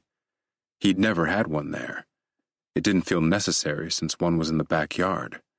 Plus, he smoked a lot of weed on the patio and didn't want any footage of that circulating. There were ways for people to hack home security systems. What would the citizens say when they saw their governor smoking weed? He faced so much flack and hate already. He didn't want to give the people more reason to drag him down. He needs to stop smoking anyway. Now is as good a time as any. When the officers leave, Dominic locks the doors, sets the security alarm, and meets Jolene in the living room. "Who would want to break into our house?" she asks. Then she retracts the question when he frowns at her, instead going with, "Well, why would they dare to?" "I don't know." He runs a hand over his head and realizes they're shaking. He drops them, sliding them into the pockets of his pajama pants. He can't let Jo see how terrified he is. She'll ask more questions, start prying. He has a gut feeling this relates to that note in the mail. "You can sleep in the room with me if you want to," she says, moving closer to him. "Sure, I'll be up in a bit. Just need to contact Frank and make another call." She looks into his eyes, as if searching for honesty. But it is true. Well, sort of. He is going to reach out to Frank, but he's not going to call the other person. Jo rubs his arm empathetically, then she takes off, walking up the stairs. When he hears her footfalls above, proving that she's made it to the bedroom, he returns to his office, stealing glances at the locked French doors every so often, hoping the hooded person doesn't return. They'd be stupid to. He locks the office door, then sits in his cushioned rolling chair, removing the keys taped beneath the desk and unlocking the bottom drawer. He takes out the Nokia, and it still has a bit of battery. He fires up a text to Boaz. "Meet tomorrow, 10 a.m., at Executive Mansion." He sends it off, waits patiently while sipping his tea that's now cold. A message appears, one little word. "Okay." He shuts the phone off, tucks it back into the drawer, then locks it again. After calling Frank and asking him to set up shifts around his private home, Dominic leaves the office. He takes his tea to the kitchen and dumps the remainder of it down the drain. But when he looks up, he drops the mug, and it shatters in the sink. Taped to the window from the outside is another note in permanent marker. "She was pleasure, then sin, one you put to an end. Where, oh where, is your love, Bryn?" 13. Bryn. I'd never been inside the Ritz-Carlton. Are you kidding me? The place was clearly for the rich, and your girl was far from it. As I entered the lobby of the hotel, I realized how completely out of place I was in my tight red dress and strappy heels. What the hell was I thinking wearing this? Other women wore elegant gowns or vibrant work suits while I came in dressed like a damn prostitute. I felt the eyes on me, heavy and judgmental, but kept my gaze ahead and made my way toward the lounge. To my luck, the lounge was much darker. The lights were dim, and music flowed soothingly. Men on stage played saxophones, drums, and the piano while a woman stood in the center in front of a mic, singing delightful blues. Her makeup was dramatic and heavy with copious amounts of eyeliner, highlighter, and blush, and she wore a shimmery gold cocktail dress with pearls draped around her neck and wrists. In a way, she was like a sad masterpiece, and she sang straight from the soul. I shifted my gaze to the people sitting on luxury, upholstered sliver sofas, drinks in hand as they mingled. It took me a minute to find the man I was looking for, but when I saw him, he was all I could see, standing exactly where he said he would be.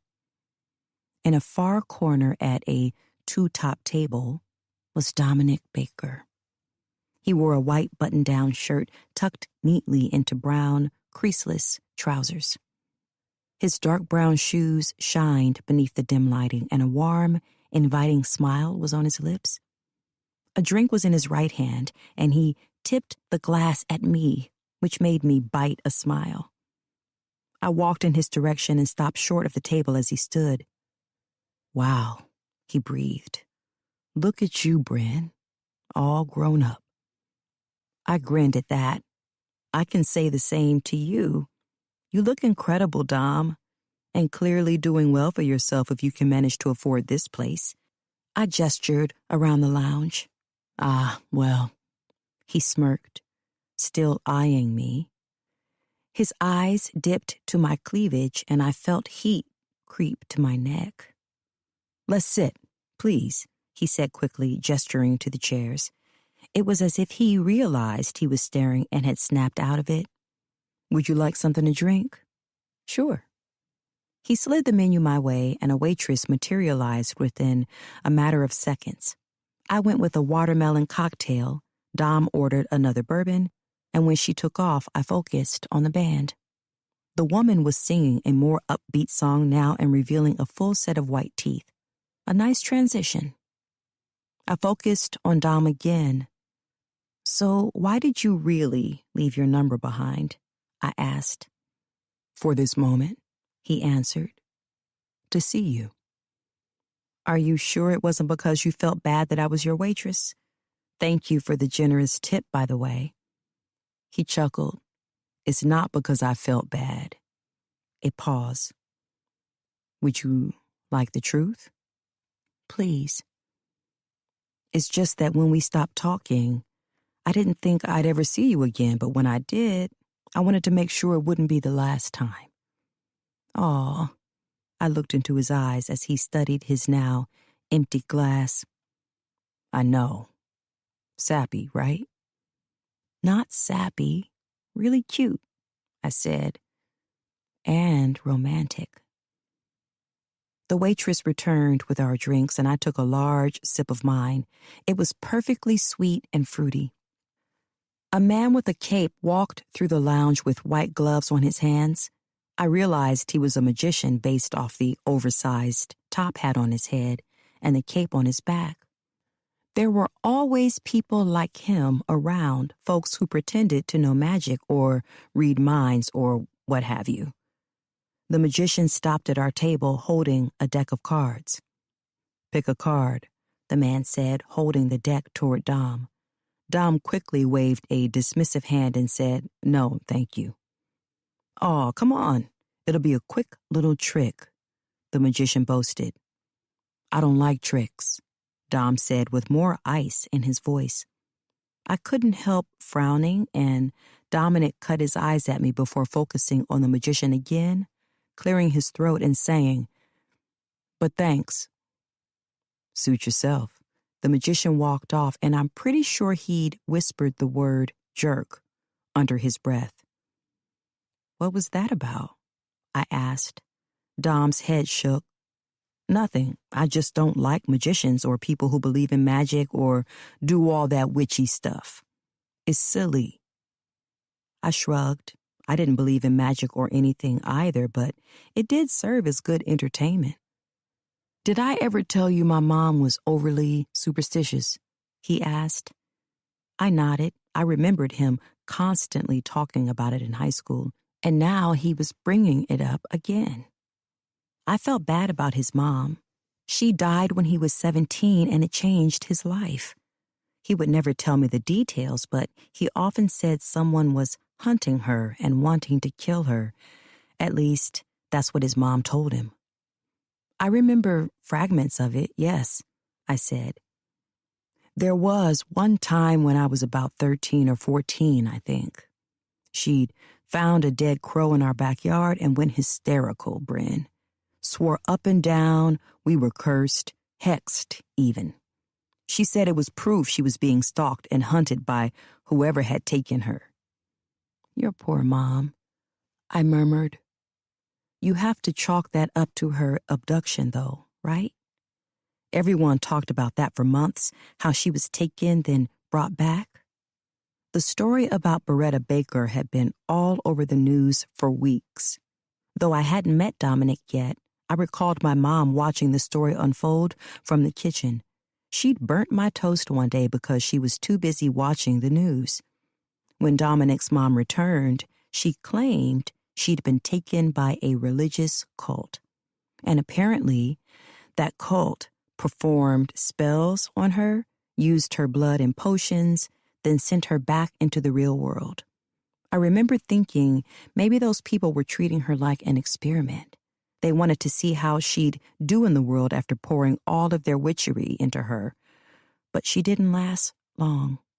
According to the reports, she'd hung herself, and Dominic was the one who found the body. Yeah. His throat bobbed, and his eyes saddened. I wanted to hug him, but it would have been inappropriate. Sometimes I feel like it was true, the things she said. Her hallucinations were real to her. Perhaps they were, I murmured, and we were interrupted by the waitress again, who brought back a bowl of truffle fries I'd ordered. That was the end of talk about his mother. The night progressed. The singing lady swapped for a male singer in a sharp tuxedo, and despite how great the music was, our focus was on each other. No more talk about superstitions or abducted mothers, just us. I leaned in closer to him, inhaling his cologne, loving the way his teeth glittered in the light, the way my heart raced when he threw his head back to laugh. His throat was so manly. I yearned to kiss it, lick it, suck on it. But then I remembered. My eyes fell to the ring on his finger, and I'd had my third or so drink by then, so the next question flew off my tongue. Why would you want to spend time with me if you're married? The smile that was on Dominic's face disappeared, his eyes more serious. For a second, I wanted to tell him, never mind, that he didn't have to answer that question.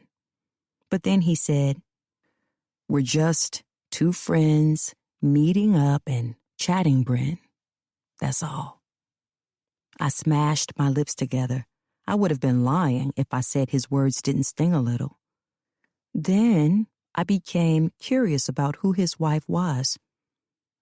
What did she look like? Was she sexier than me? Younger? Older? Why wasn't she here now? Or was she around and due to arrive soon?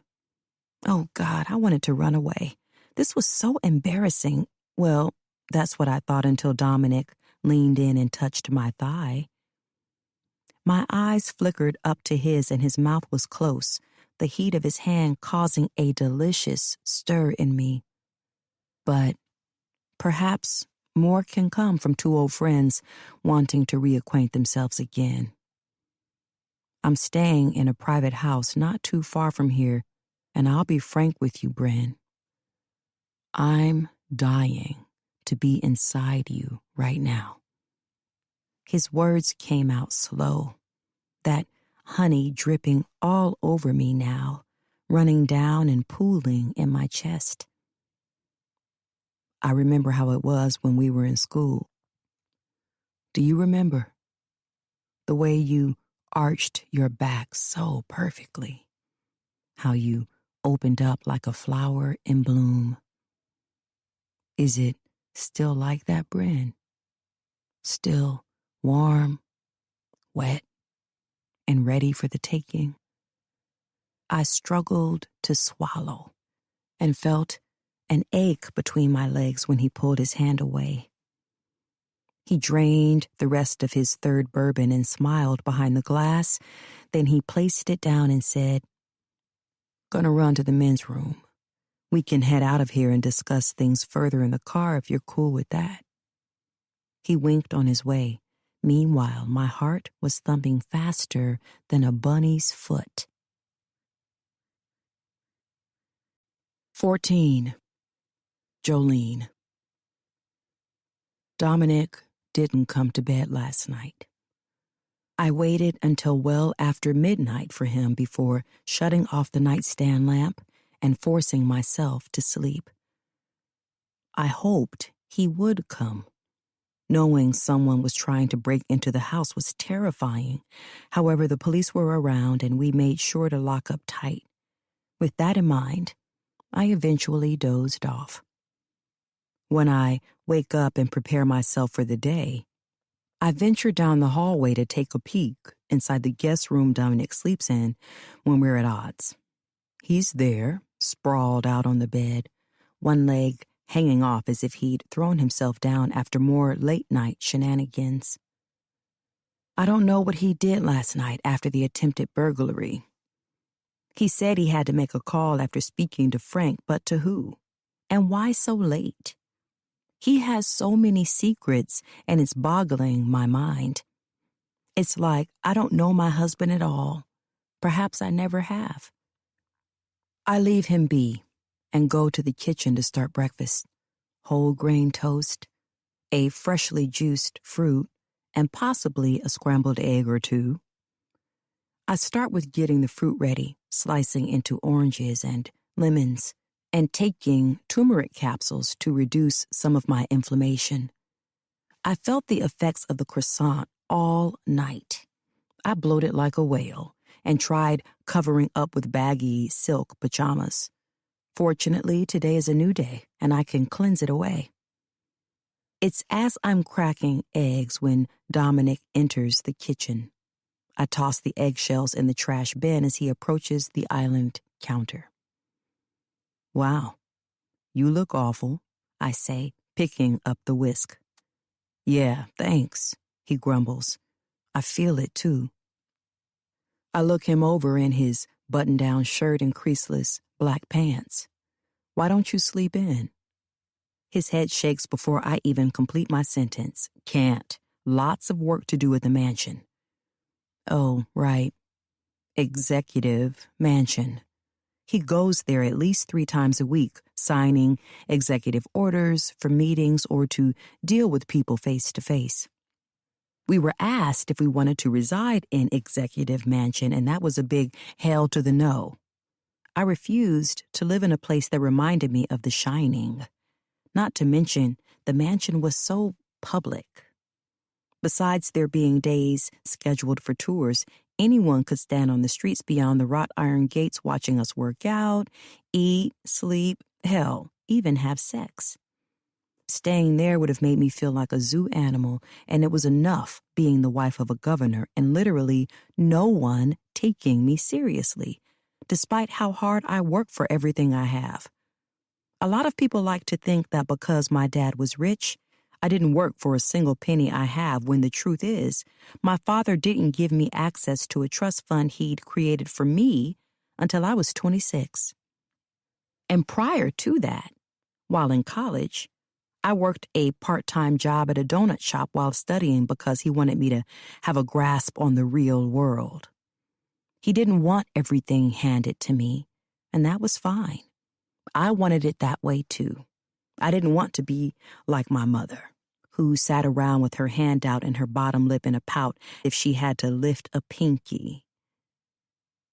When my dad died, he left my mom $5.5 million plus the house, all their cars, and a few hundred shares from True Oil Co. As for me, he left $10 million on top of my $2 million trust fund and double her shares of the company. I was also left with a major stake in the company in case all else fails. Dad died a year after I'd received the trust and only 4 months prior to my wedding day. My mom has been pretty pissed ever since, and she has not let me live it down.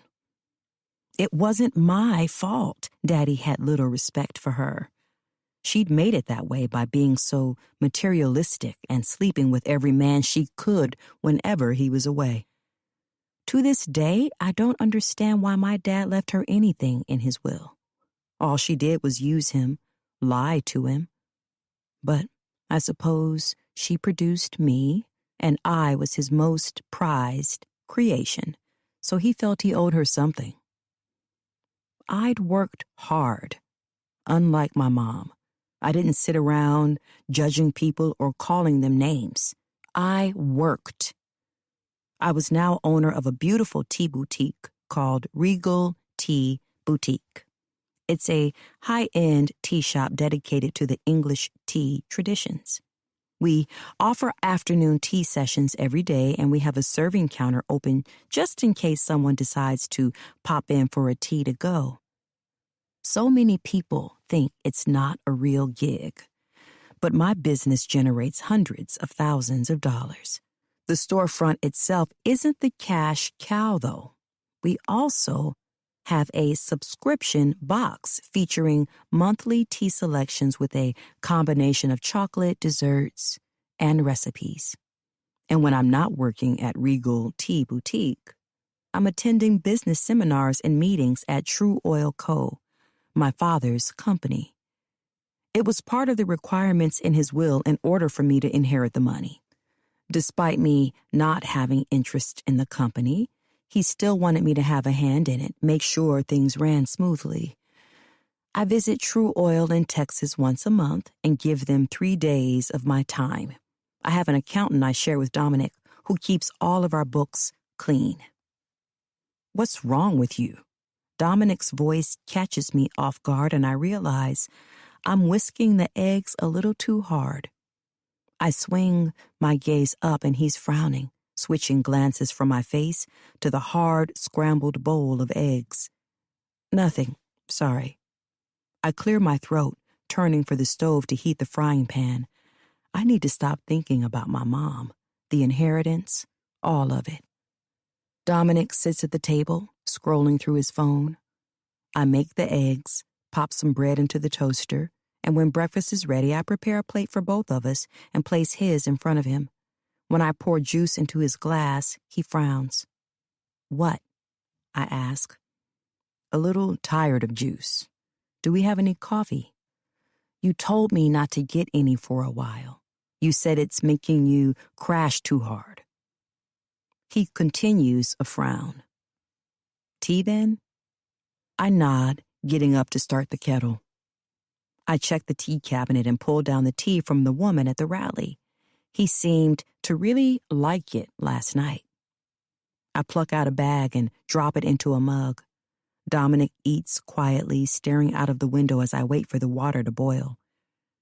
There are bags beneath his eyes. He looks completely wiped out. I was thinking about stopping by the mansion today and changing the flowers, I say, and his head whips up. You don't have to do that, he tells me without so much as a generous smile.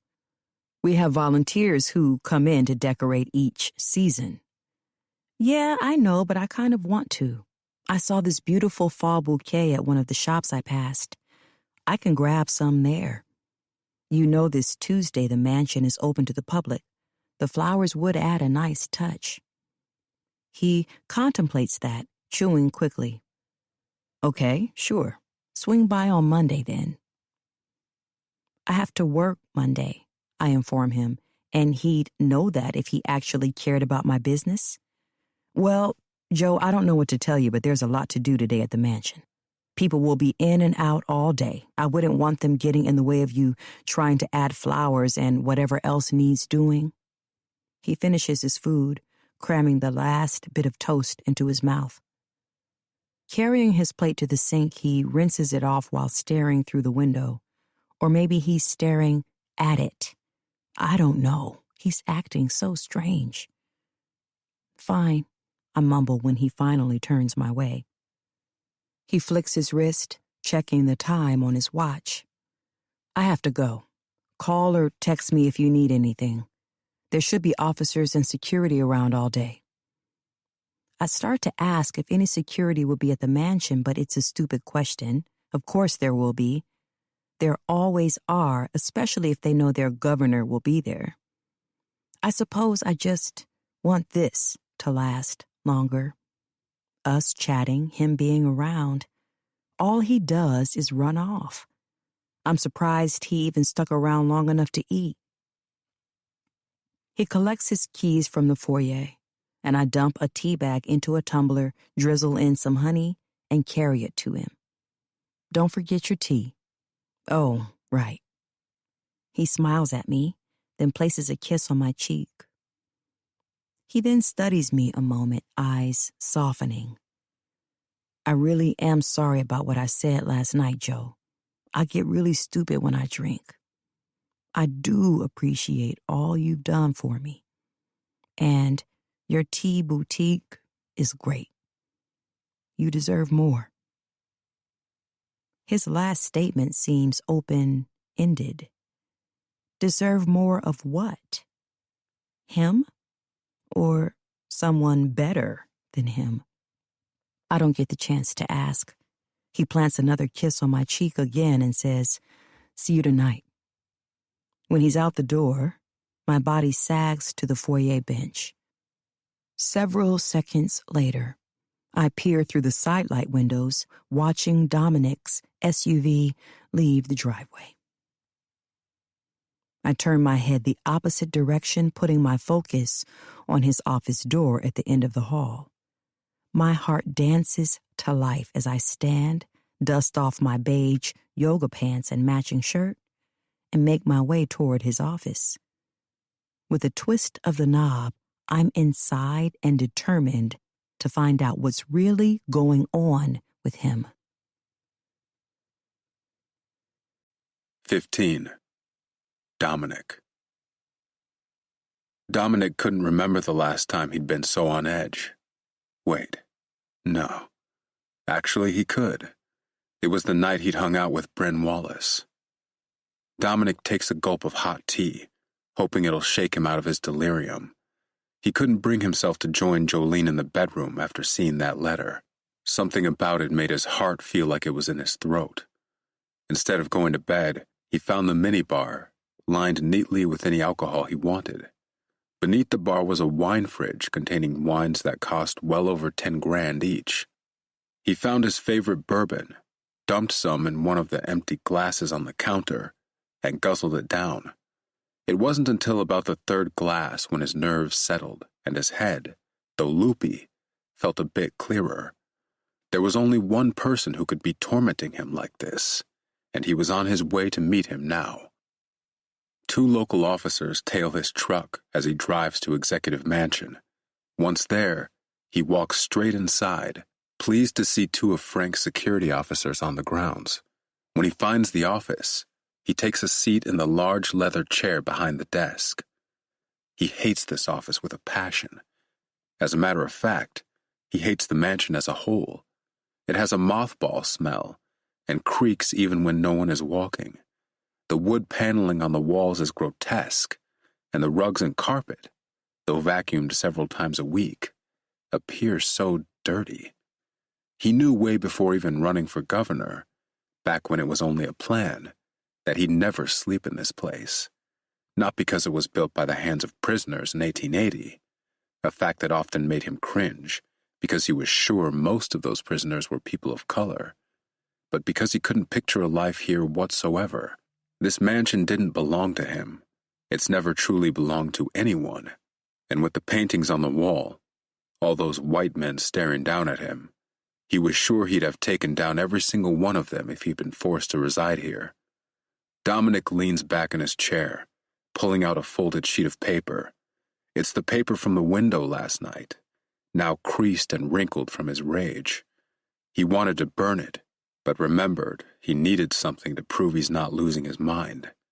He gazes out the window, then frowns when he sees something unusual out the window. He gets up from his chair, walking toward one of the windows. The sky looks purple, not blue. Not even a pale, gloomy white. Purple, and the sun is like a yellow M&M. He squeezes his eyes shut, opens them again, but sees the same thing. "What the hell?" he mutters. A door closes in the mansion, snapping him out of his trance, and footsteps thud through the building. A man in all black appears, broad-shouldered with a bald head. He's dark-skinned and much taller than Dominic's 6-foot frame. He stares at Dominic with piercing dark eyes, his mouth formed into a tight line. It's Boaz. But why does Boaz look like a demon? Dominic is certain there are horns on that man's head, and that his eyes are literal flames. He blinks several times, until a clearer presence of Boaz appears. Behind Boaz is one of the hired security officers with a nose like Pinocchio, who announces, "He says there's a meeting with you today, but I don't see him on your schedule, Governor Baker." It takes Dominic a second to realize this is Paul speaking. Paul is one of Frank's main men, but Paul doesn't have a nose like Pinocchio. Right now, if he turned his head, his nose would whack Boaz right in the face. Dominic clears his throat, and despite how shaky he's feeling, he says, "That's okay, Paul. He's a squeeze-in." Dominic gestures for Boaz to enter. "Please shut the door behind you." Paul nods and does as he is told, while Boaz stands on the other side of the room, an angry demon glaring at him. Good Lord, this is really starting to scare him. He feels like his mother before she was committed. She always said she saw demons and witches. She said they were watching her. I'm not my mom. "Take a seat, Boaz," Dominic insists, pointing to the chair on the other side of the desk. His heart races as Boaz comes closer. But up close, Boaz is just Boaz, not a demon. Boaz works his jaw, using one large hand to grip the back of the chair. He yanks it back and sits with an agitated exhale.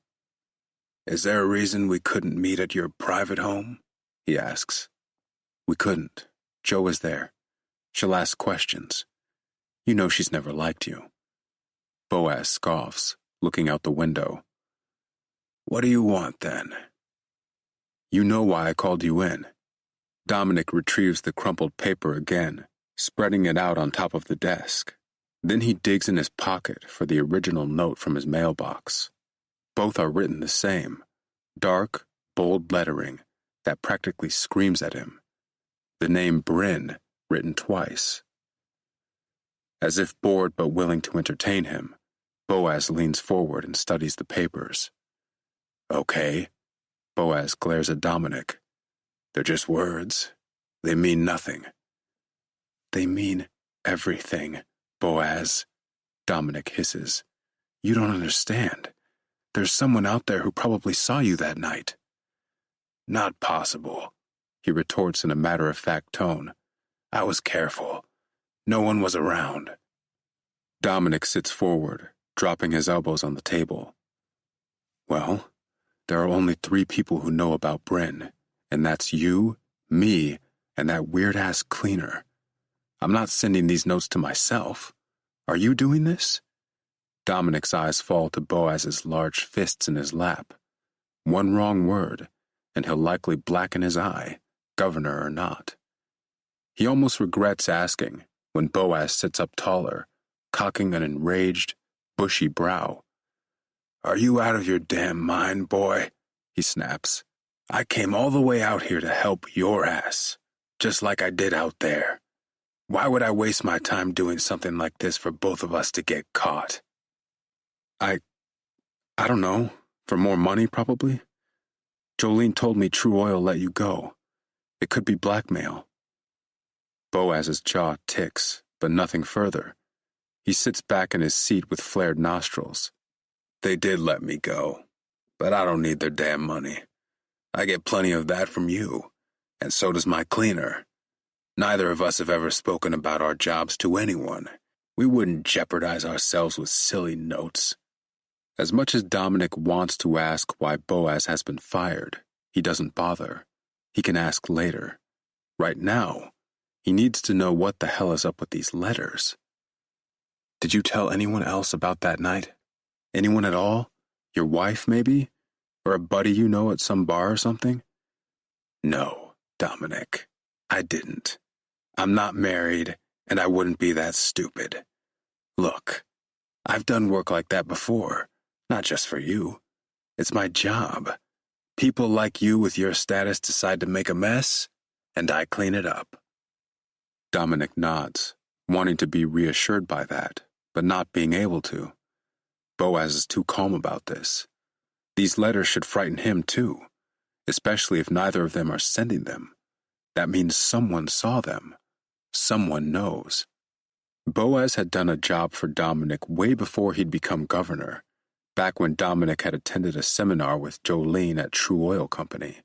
A man robbed Dominic one night after he'd picked up salads and smoothies for him and Jolene to eat at the hotel. The person took his wallet, his watch, and the wad of cash in his pocket. Dominic was upset about it and had informed the police. Boaz overheard the entire thing and told Dominic he'd get his assets back for him. Within a couple of hours, Boaz appeared at his hotel room door, returning his wallet, watch, and a wad of cash with a stain of blood on it. "He didn't get far," was all Boaz said, and Dominic had been intrigued by him ever since, despite Jolene's warning to stay away from him. Boaz was the man True Oil Company paid to clean up their mess. He was Winton Hart's bodyguard, Winton being Jolene's dad. Winton had used Boaz one too many times to clear up situations his wife Naomi created. She was the true definition of a cougar. She had a thing for younger guys, and all of it gave some of those men the balls to sue the company. Many of them cried sexual assault, believe it or not. They'd say Naomi came onto them and forced them into doing things.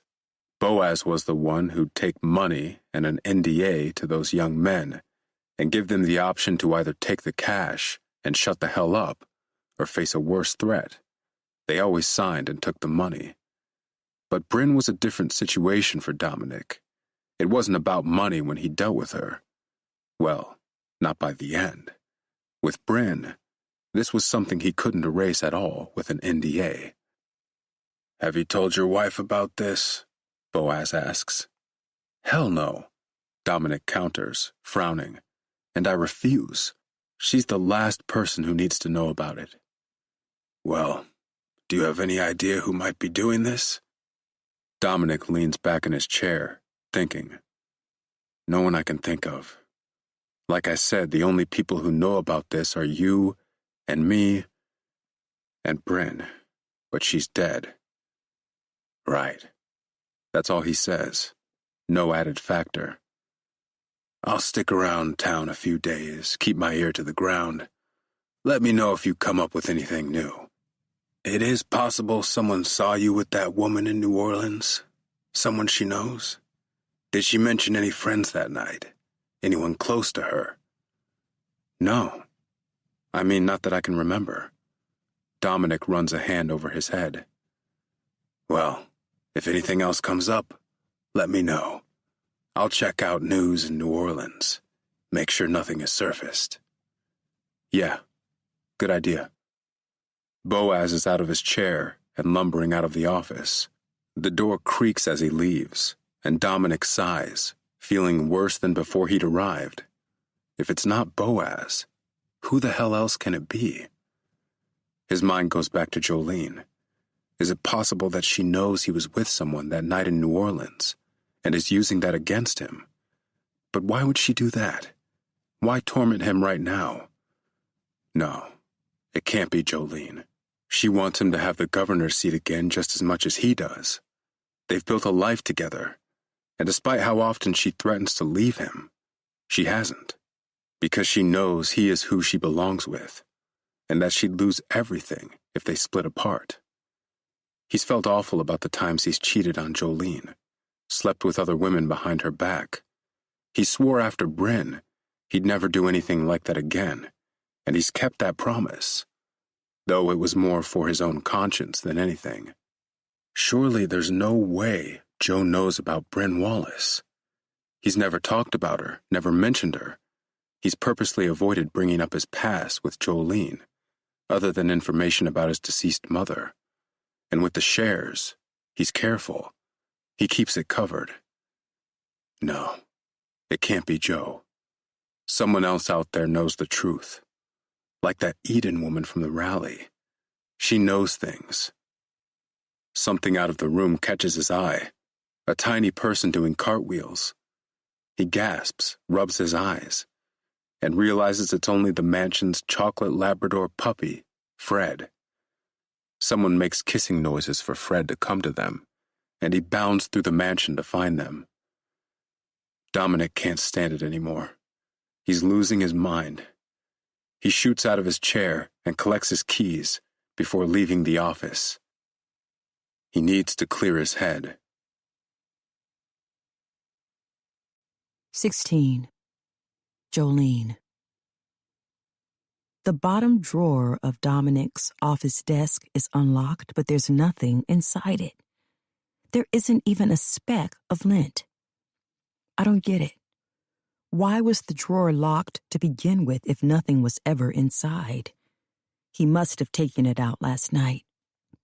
Frustrated, I slam the drawer closed and sift through the others, but it's the same thing. Papers, Post-it notes, sunflower seeds, gum, and a bunch of stationery. With no luck, I leave the office and find my running shoes in the mudroom. I grab my phone, headphones, and lock the house up behind me. I have to get the hell out of here now before I do something I regret. Down the driveway, a police cruiser awaits. A woman is in the driver's seat, her window halfway open. It's the officer from last night. Her hair is cut in a blunt pixie cut and her sable skin is smooth beneath the sun. Officer Burnell. She notices me and tosses a wave. "Good morning, Mrs. Baker," she sings.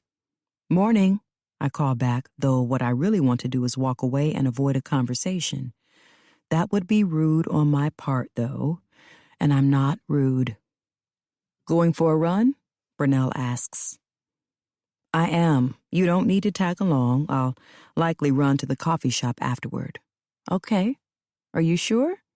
"Yes, I'm sure. Just keep an eye on the house, if you will." I give her my warmest smile. Her head bobs, proud to make it her duty. "Absolutely." I place my headphones on and turn the opposite direction, jogging out of the neighborhood. I move along the pavement as cars pass by, and the sun beams down on me while Jasmine Sullivan sings about busting her man's car windows. I think about yesterday, my time in the car with that croissant. All those calories, all that guilt. I jog faster, taking a trail that leads to the Bean Bar. It's my favorite coffee shop, and they also serve amazing smoothies. They also have a famous in-house brownie that's topped with powdered sugar. Oh, why the hell am I thinking about brownies? Wasn't the croissant enough? I lower the headphones so they hang around the back of my neck and catch my breath outside the Bean Bar. Once inside, I order myself a blueberry and banana smoothie and pay with Apple Pay. As I wait in the pickup area, I scan the shop and pause on a familiar face at a table near the windows. It's that woman from the rally who gave us the tea. Eden, I believe. She's sitting on a laptop, scrolling through it while heavily focused on the screen. Her hair is in two giant, dark puffs atop her head, and she wears a black kimono over a dark green cotton jumper. She also wears boots that have some dried mud around the bottom. Though I'm in no mood to talk, and more so curious what the hell was in that bottom drawer of Dominic's office, I do believe I should thank the woman for her tea. "Blueberry banana smoothie," the barista calls, placing my drink order on the counter. I collect it, along with a straw, and weave through the tables. Eden's eyes flicker upward, and she does a double take when she notices me. I start to wave, but she rapidly shuts the laptop. "Hi. I'm so sorry to interrupt you. Eden, right?" "Yes, that's me," she answers. There is nothing welcoming about her tone. I've clearly interrupted something and have now become a nuisance. Knowing it makes me feel icky. I was always a nuisance to my mom, the child often in her way. I work to swallow. "I was just popping over to say hello and to thank you again for the tea you offered us at the rally. Dominic seems to really enjoy it." Eden softens then, the sharpness melting from her shoulders. "Does he?" "Yes, I haven't had the chance to try it yet, but I will soon." Eden studies me so long, I shift on my feet. In a way, it's like she's reading me, trying to figure out if I'm lying. I'm relieved when she gestures to the chair on the opposite side of her table. "Please, First Lady, have a seat." I can't help smiling as I take the seat. I'm still finding it hard to get used to the title of First Lady, even after 4 years. The sunlight pours through the open windows, bathing my already sticky hot skin in its warmth. I unwrap my straw and stick it into the lid of my smoothie, taking a long sip to cool down. I'm so sorry if I interrupted you, I say again as Eden looks me deep in the eyes. It's no big deal. As a matter of fact, you spared me from reading a scathing review about my tea, she replies, and her frown returns. Someone claimed one of my best sellers, honey chai, tasted like plastic. Ah, so that's why she's upset. I'm pleased to know it has nothing to do with me. Don't you hate that? I ask, sympathizing. People can be so rude. Yeah, it's awful. She picks up her coffee cup, taking a long sip from it. It's really nice to see someone so official in a simple place like this. Do you live around here? I nod, though I shouldn't really answer that, especially after the attempted break-in last night. A few miles away, yes. Nice. She looks me all over. Were you working out before coming here? You're a little sweaty. Yep, took a jog. Had a few calories I needed to burn. I force a laugh and shift in my seat as remnants of the croissant sing in my gut. I can't tell. You look great. I can't help smiling at that. If only she knew the exterior doesn't match the interior. I still feel like that chubby girl, the one no guy ever wanted. The one whose best friend was donuts and cakes and chocolate chip cookies. Instead of letting her know all that, I say, thank you. I work hard to maintain myself. A silence passes between us, then Eden leans forward and asks, can I do a palm reading on you? That catches me by surprise. I peer around the coffee shop, then look at her again. Her eyes are bigger, brimming with curiosity. In here? Sure, why not? She shrugs. It only takes a few seconds. I always pictured palm readings in tiny shops behind closed doors so no one could hear. Okay. I lift a hand and place it palm up on the table. Eden straightens in her chair, taking my hand in hers with a whirl of excitement. She studies my palm, lightly tracing her fingers over the lines. You've always wanted to be married, she says, not taking her eyes off my hand, but you're not happy with your marriage right now. My heart drops with its next beat. I watch her face, how she frowns, and her full, pinkish purple lips slightly purse. There is something hidden in your marriage, a secret that prevents you from achieving happiness. Whatever it is, it will drive a wedge between you and your husband. Eden's dark eyes flicker up to mine, and I can't help staring back into them.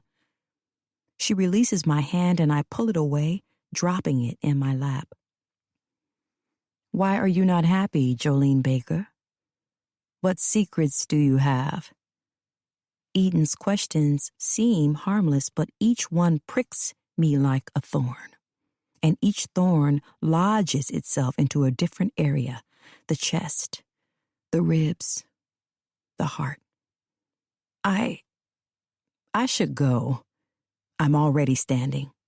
I shove my chair in and leave the coffee shop, but as I round the building and past the windows where Eden sits, she watches me go. And I swear she's smiling as she brings the rim of her coffee cup to her lips. 17. Dominic. Dominic has no idea where he's going.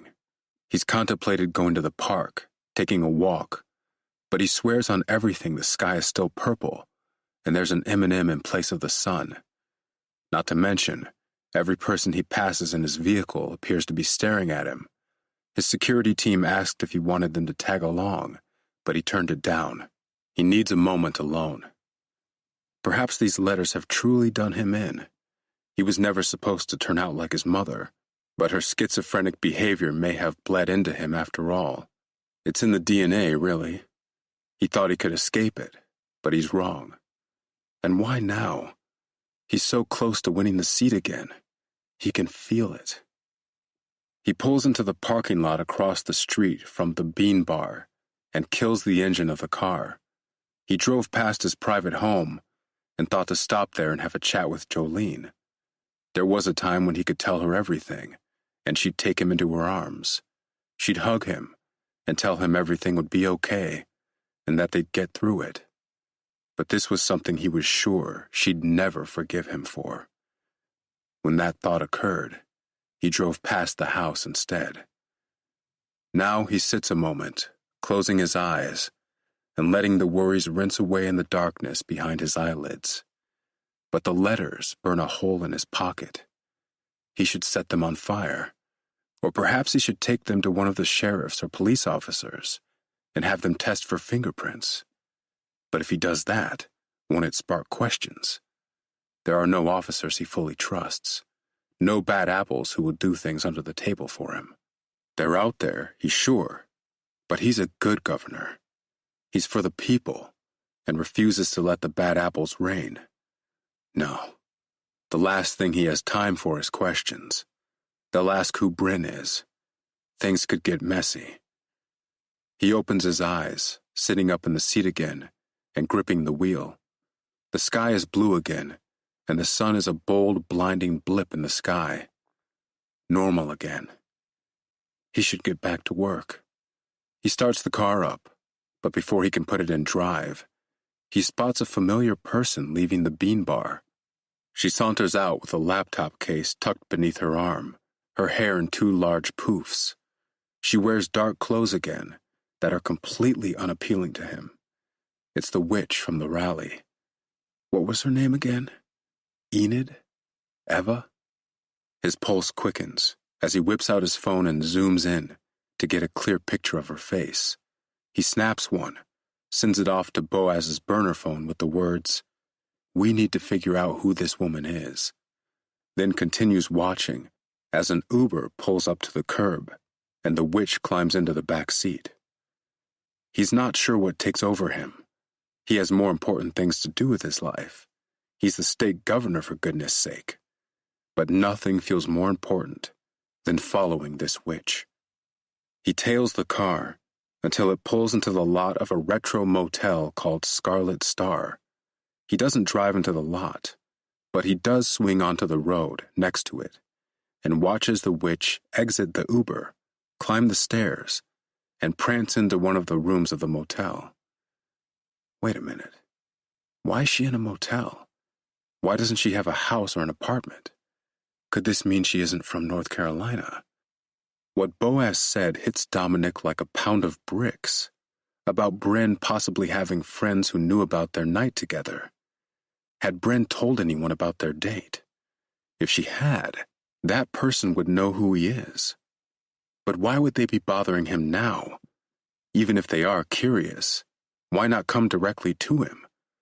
Surely they weren't there the night he and Boaz dealt with Bryn. What happened with her wasn't even supposed to happen. It was an honest mistake. Dominic drives away from the motel with more questions than answers. His phone rings, and it's Melissa, calling to let him know about a meeting at 12:30. He tells Melissa he'll be there, and along the way, it becomes clear to Dominic that he'd underestimated this witchy woman. Now, he must find out everything about her. 18. Bryn. It took me a minute to gain my composure after Dominic's invitation to his private rental. When Dom rounded the corner to reach the restrooms, I sat back in my seat and took a huge swallow of my sugary cocktail. As I took another gulp, I noticed a white light emanating from Dom's seat. His cell phone. He left it there, or perhaps it fell out of his pocket when he stood. I glanced toward the restrooms, then at the phone again. I wasn't sure what took over me in that moment. I wanted to see what was behind that screen, get a look at his life, and figure out what his wife looked like. I shouldn't have cared at all about this woman. I mean, I'd been flirting with her husband all night and was possibly even going to sleep with him. And perhaps I was a glutton for punishment because I knew beforehand that nothing good would come from checking this man's phone. But I grabbed it anyway. The phone had a code, one I saw him enter several times throughout the night. 060383. His birthday. What? I couldn't help watching him type the PIN in. It was hard not to look when he sat so close to me. The phone unlocked, and the first thing I saw was a text message from a person named Joe. I didn't know if Joe was a man or a woman, but their message said, "Can you squeeze a call in?" I scrolled through their texts until an image appeared, and at the sight of it, it felt like an elephant had stepped on my chest. Joe was a woman, and not just any woman. This was his wife. The photo appeared to be professionally taken of Dominic and Joe. Joe wore a navy blue dress with mid-length sleeves, while Dominic wore a suit to match. His arm was draped around her waist, while she leaned into him with a hand on his chest as they both smiled at the camera. An American flag was in the background along with a sofa that couldn't have been comfortable and was clearly there for display purposes. Gold drapes hung from the corners. Below the photo was a text from Joe saying, "Look, babe, campaign pics came in. This one is my favorite." My nose wrinkled as I frowned at it. It wasn't that the photo wasn't nice, because it was, but it was his wife who I couldn't stop staring at. She was beautiful, with round apple cheeks and coily dark hair. Her sable skin was aglow as she smiled into the camera, her brown eyes soft and wise. She'd seen things, been through things, I could tell, but beautiful nonetheless, so why was Dominic wasting his time with me? I swiped off the photo and scrolled through their messages, seeing texts like, "I'm so proud of you, Dominic. You're going to soar, babe, I just know it. Don't forget to wear the black suit today with the red tie, and the dressing for your lunch is on the top shelf of the fridge.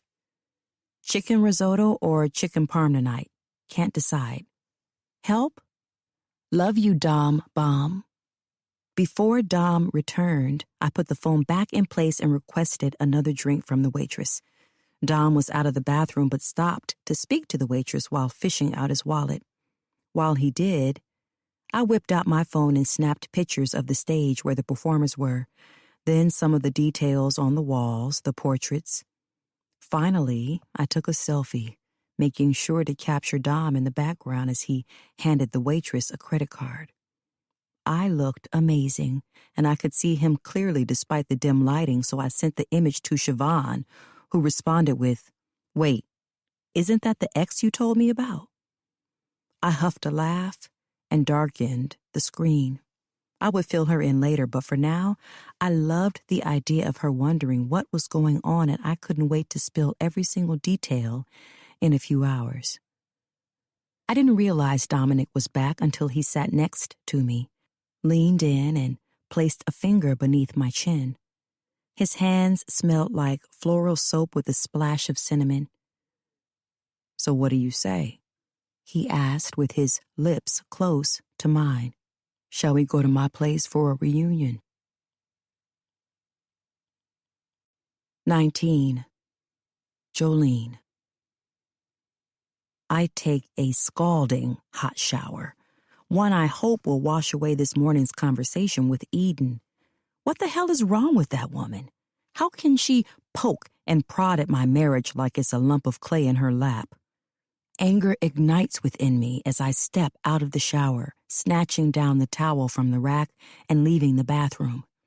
I change into new clothes, tan palazzo pants and a silky pink blouse, and apply makeup and perfume before heading to my home office. When I'm aggravated, I work to distract myself, so I log into my laptop, and check my emails first. It's as I'm deep into a supplier's email that my phone buzzes on the desk. I glance at it and instantly want to bang my head on the glass desktop when I see the name. Mother.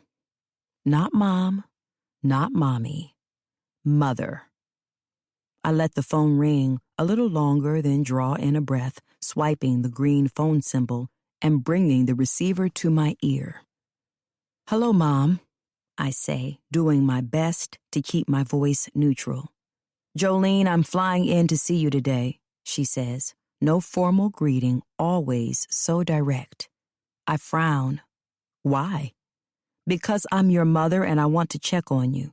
She sniffs on the other end, but not like she's sick or sad, more like she's annoyed with this conversation and ready for it to be over already. But I know my mother. She does not fly all the way from Houston, Texas to North Carolina just to see me. What trouble are you in now? I sigh. What are you talking about? There is no trouble. Stop being ridiculous. I just want to see my daughter. Is that so bad? Yes, it is bad. I don't want to see her. My life is much, much easier without her in it. I'll have to get one of the guest rooms ready. I'm at the airport waiting for my flight now, she continues, ignoring my last statement. I should be there in a few hours. She hangs up without a goodbye and I grit my teeth, slouching back in my chair.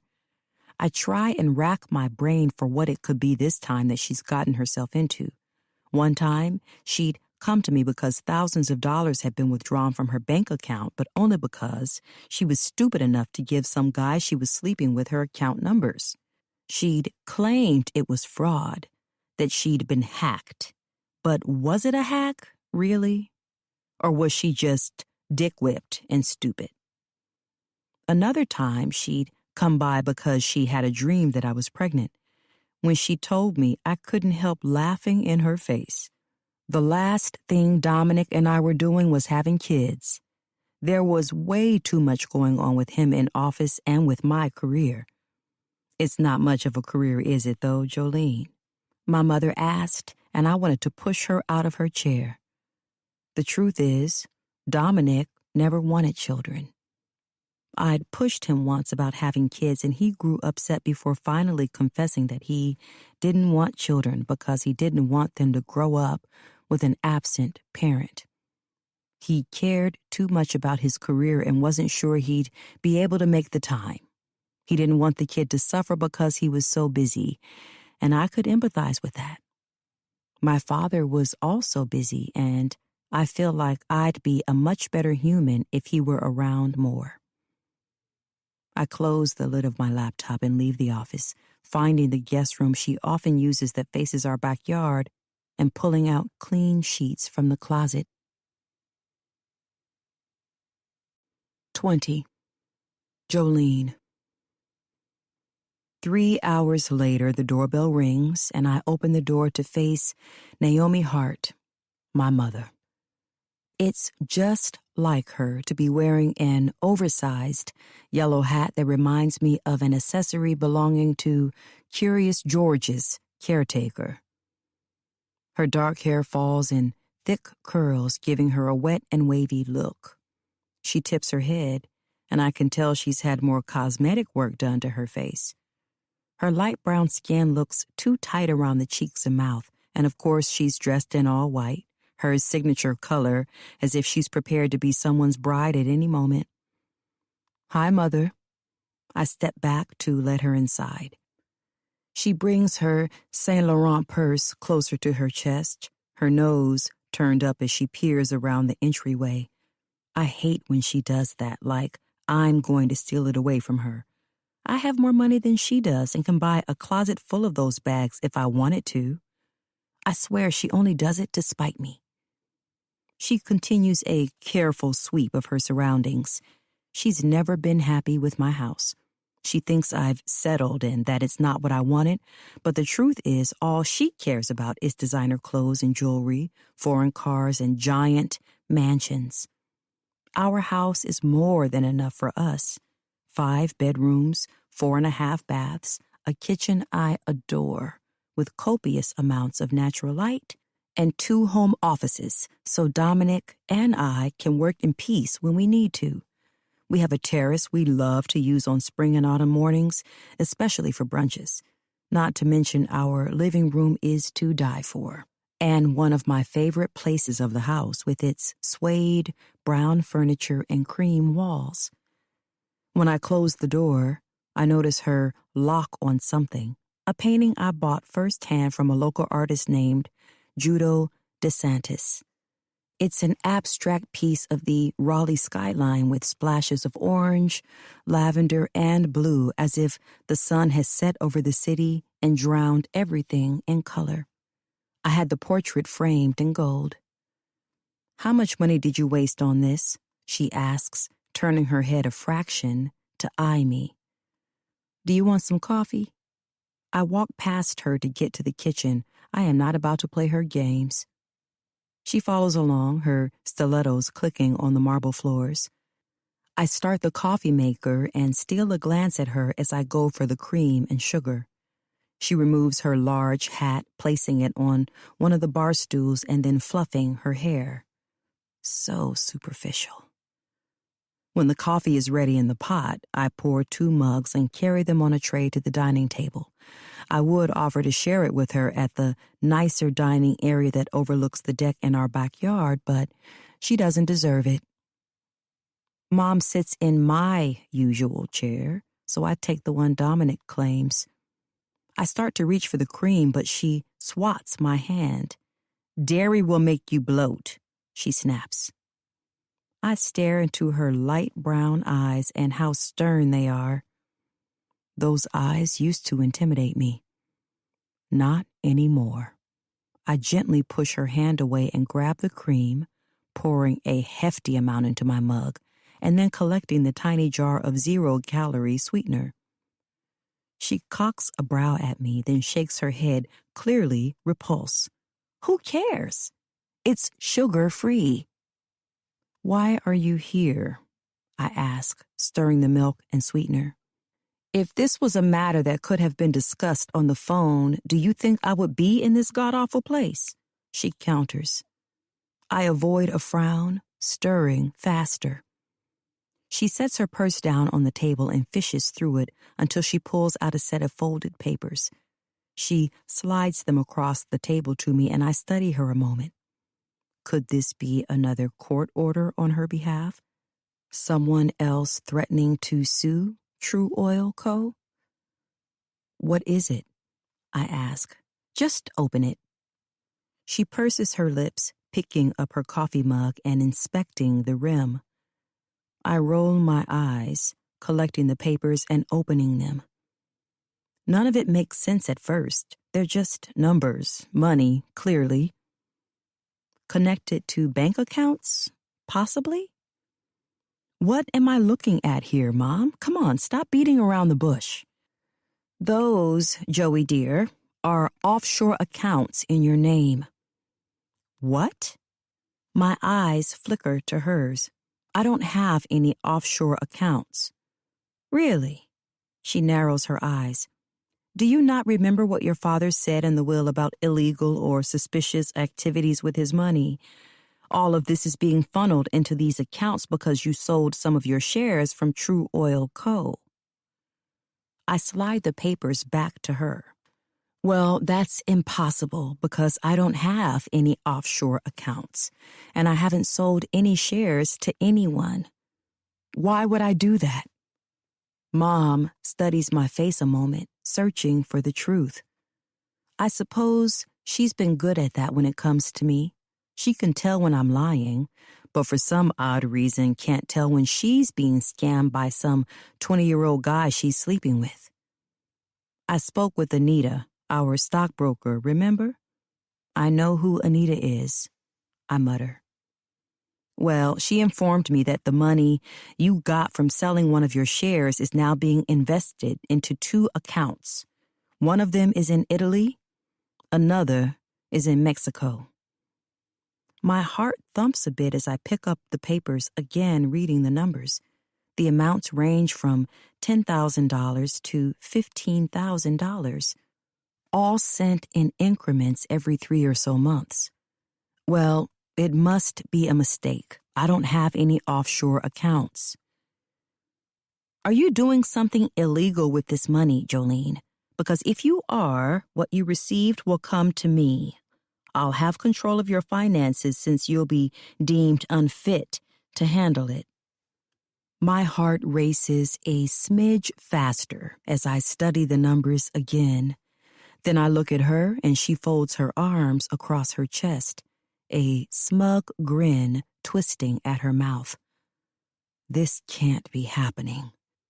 Of course my dad left a clause like that in his will. Always the man to make me face the real world, reminding me even from his grave that he's in control of my money and that one fuck-up will leave me broke.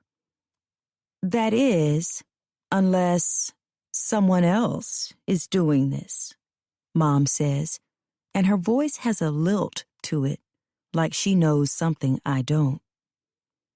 I shift my gaze to hers, hands shaking as I hold her eyes. Her grin transforms into a deep frown. What's that husband of yours been up to lately? He wouldn't do this, I whisper. But of course it had crossed my mind. The only person who has access to my accounts and my shares is Dominic. In fact, we have a joint brokerage account that we decided to set up when I received the inheritance from my dad. But how didn't I catch this? And why the hell didn't Anita tell me? Unless Dominic went to her personally and approved the money transfers. One thing about my mom is she will double-check everything when it comes to me. Never have I met a person so determined to see my fail. In no way should she be allowed to even look at my accounts, but she and Anita go way back, so I'm not surprised Anita gave her this. For all I know, my mother bribed her for it. How can you be so sure he wouldn't do this? She demands. I told you from the beginning there was no way a man like him could be that interested in you. He clearly only hung around for the money. Now look at him. Governor of an entire state living in an overpriced house, prancing around and doing whatever he wants with your money. Her eyes narrow, and I'm shocked to see crow's feet form around her eyes with how much Botox she receives. You opened a brokerage account with him, didn't you? He's my husband, I inform her. It was a mutual decision, and I want it to be that way in case anything ever happens to me. And that is my point. Say something does happen to you, daughter. She says the latter word with so much ice it causes goosebumps to break out on my skin. Where will all that money go? You have no children, no siblings. It's just him. And I'm starting to think it's that way for a reason. A smirk claims her lips as she leans back in her chair, taking a long sip of black coffee. She's delighted to see the panic swirling in my eyes, the uncertainty, the sheer despair. She finishes her coffee, then collects her purse and rises to her feet. I won't need the guest room. I booked a hotel in the city for the night. You should speak to your husband, though. Clear all of this up and figure out why he brokered that share. Otherwise, I will have to step in, take this to the family lawyer, and I'm certain you don't want that. Through my peripheral, I see her pick up her big hat. Her heels click on the floor again as she trots away. And as if her visit isn't bad enough, she says, "Oh, and lay off the milk and sugar, Joey, dear. Your face is getting pudgy again." 21. Bryn. I felt sick during the drive to Dominic's place.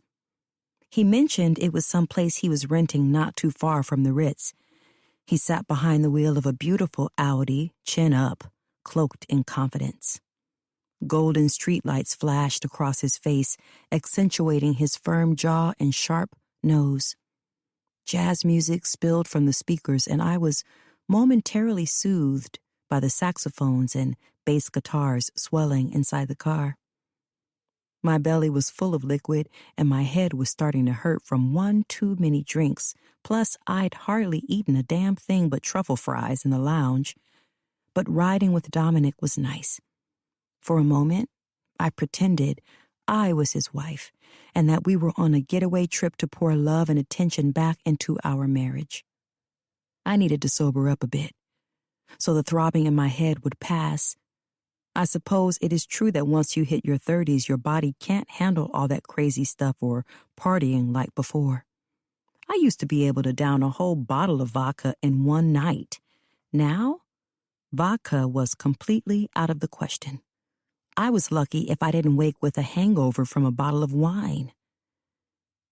The car slowed to a creep as Dominic stopped in front of iron gates belonging to a neighborhood. The letters MV were built into the gates. He typed in a code on the box, the gates split apart, and he drove until he'd approached a smaller gate. Withdrawing a black device from the cup holder, he pressed a button on it, and the gates swung open with ease. He took the driveway up until a 2-story European cottage appeared. I tried not to gawk like a loser as I drank it in. The exterior was cream with an even addition of gray stone.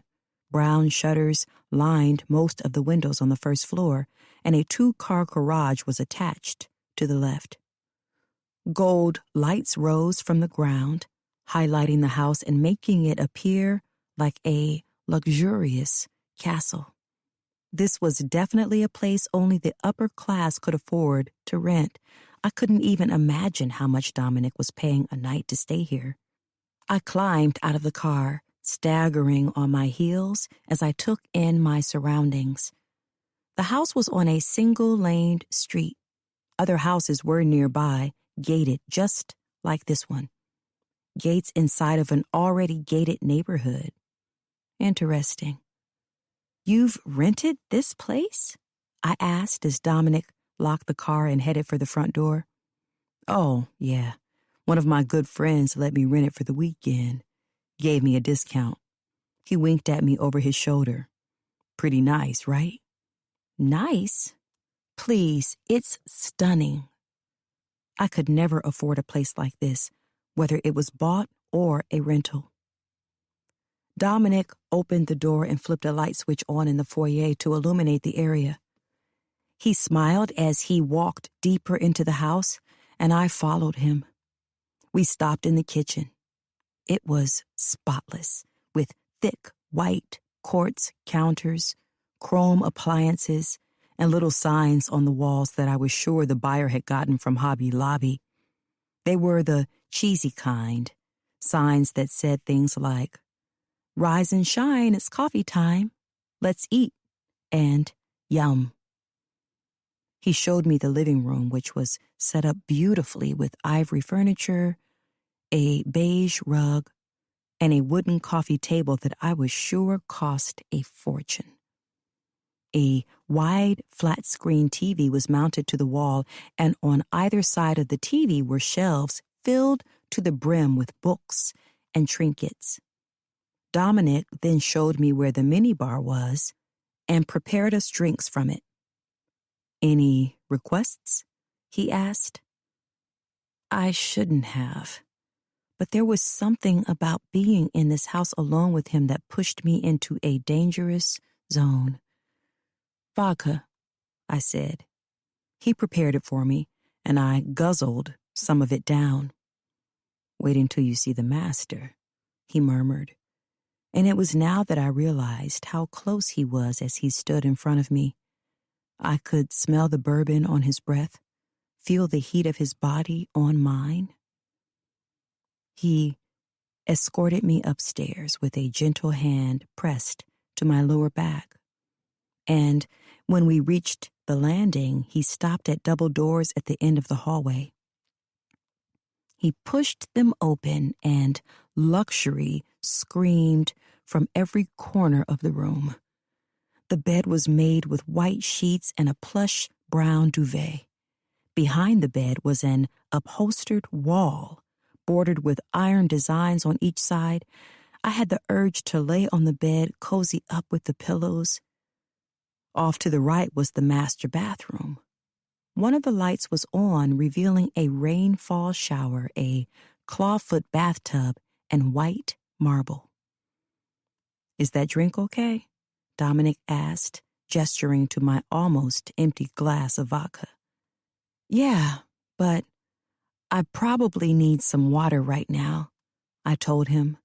"I need it to sober up." "You've got it."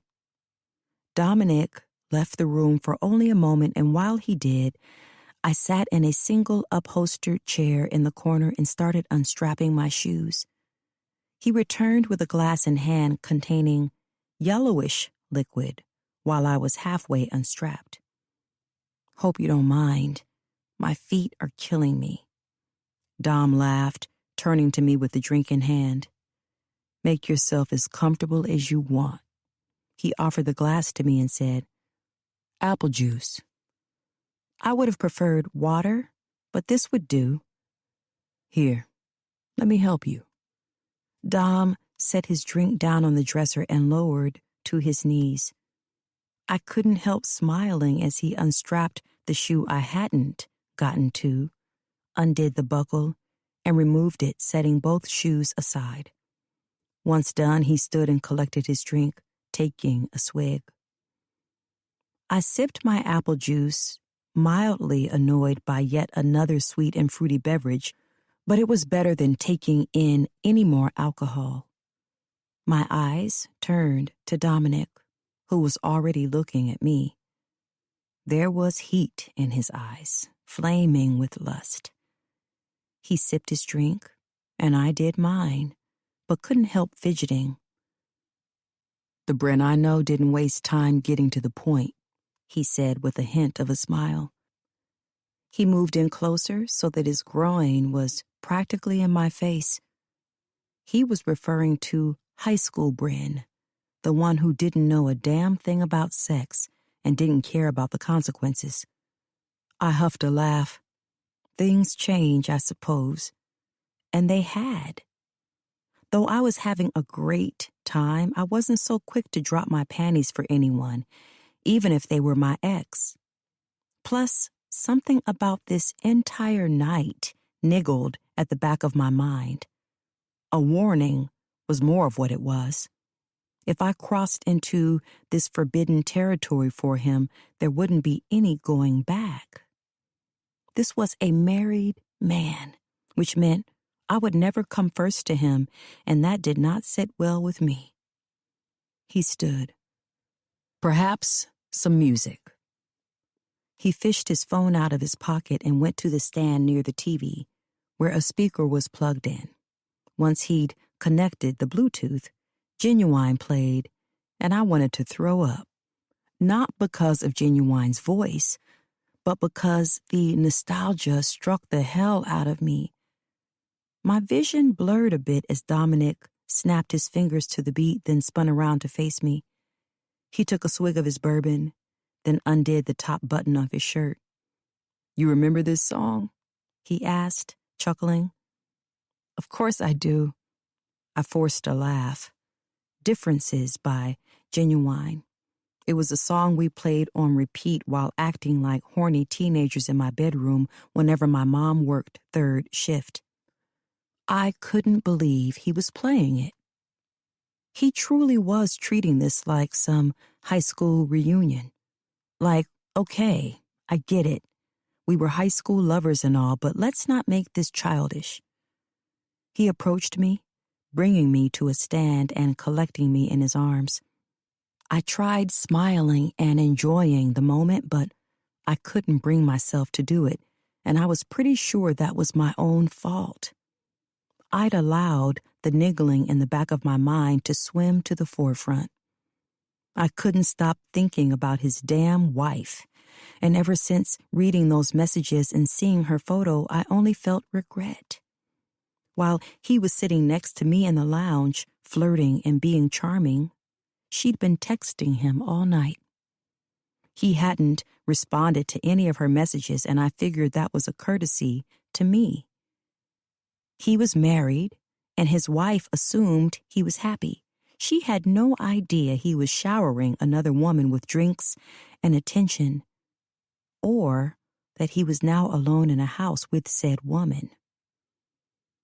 I realized in that short moment in the lounge when he'd run off to the bathroom and I filled myself with dirty knowledge that he'd likely done this before. Found a woman he was interested in while away from his wife, paid for drinks, then took her to his rental or hotel room. I instantly felt shame and then pitied myself for ever coming here to meet him. It didn't matter that I was his high school love.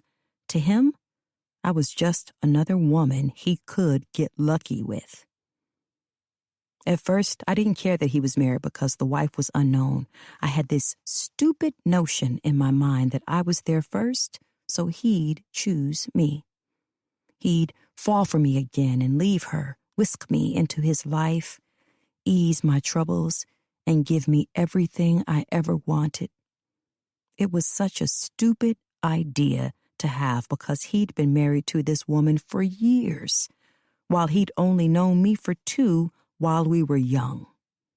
Plus, the way you get a man is exactly how you lose him. I, of all people, should have known that.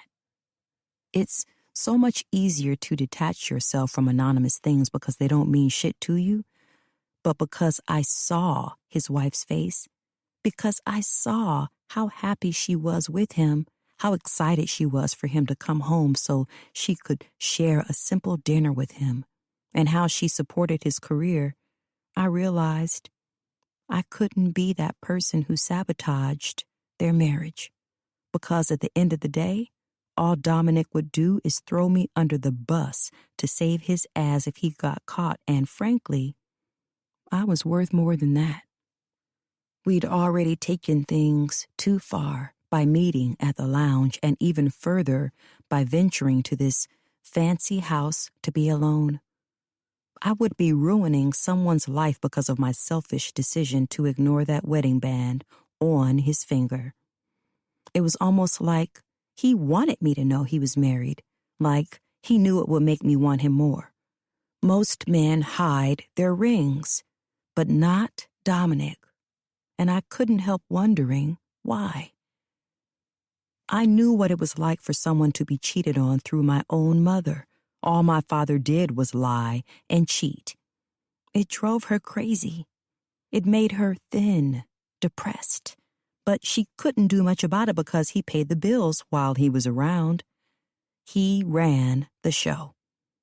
But for some odd reason, she was still surprised to know he was leaving her for another woman, as if she hadn't seen it coming, as if she weren't aware that he was a total piece of shit who had no respect for her. I refused to be the other woman, the homewrecker, the destructor, the manipulator. Did I want out of this poor life of mine? Yes. Did I want more for myself? Absolutely. But this wasn't the way to do it. It felt dirty and lousy and cheap.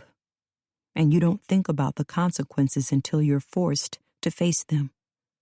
What my mother went through was literally enough to kill her. She drank herself to death, choked on her own vomit. I found her body when I visited from college for winter break, and the only reason I visited is because she wasn't answering her phone. No one had heard from her, so I bought the cheapest plane ticket I could find on such short notice and flew back. Is it so bad to say I didn't want to pass that energy to someone else if I didn't have to? This Jo woman seemed nice, and I didn't want her turning into a drunk and choking on vomit, too. Certain about what I had to do next, I turned to Dominic as he finished unbuttoning his shirt and said, "I'm sorry, I can't do this." 22. Dominic. Dominic doesn't go back home that night. He'd received a notification that someone rang the doorbell, and when he checked the doorbell camera, he saw a woman he couldn't stand being around. His mother-in-law, Naomi Hart, in a big banana hat. He wasn't sure what Joe's mother was doing in North Carolina or what she wanted, but one thing was for certain. He did not want to see her. Instead, he lied to Jolene and sent her a text saying he had business to finish and would likely be all night. He doesn't really, and instead goes to Foxtrot for some drinks and to read over his speech. He needs to decompress after the week he's had. Foxtrot is the only place around that isn't open to the general public. You must have a membership to join, so not many people here bother him. Most of the members venture into Foxtrot to do the same thing he does, drink, and avoid socializing. That's why he likes it. He does have to go to Greensboro tomorrow afternoon to show his face for some marathon in support of heart disease, and for all Joe knows, he's decided to leave tonight so that he can be better prepared tomorrow. He's glad he at least keeps extra clothes stored at Executive Mansion. Might as well make use of the place somehow. As he sits at a table sipping bourbon, he receives a text from Boaz. No Face ID in NC. We'll check NOLA.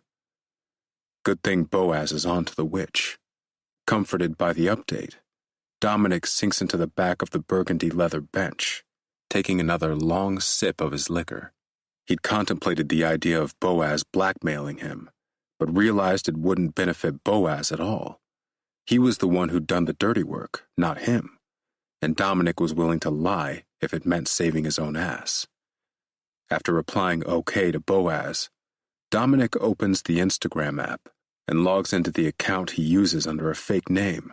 He doesn't post on this account, and his other is his official governor account. But Melissa handles that more than he does, so he doesn't bother with it. His fake profile doesn't even have a picture, but that's perfect for when he needs to check things out, like the profile of that Eden woman. What did she say her username was again? Dominic clears his throat as he types the name Goddess Witch into the search bar. It yields some results, but none of them are her. He taps a finger against the edge of the phone, thinking. Then he types in Mystic Goddess. Still, none of the users show Eden. I'm on Instagram under the name Mystic Goddess. 2 C's. Eden's voice runs through his mind again, and he types in the previous username, but with 2 C's this time. There you are, he murmurs under his breath. She's the only person on the app with that username.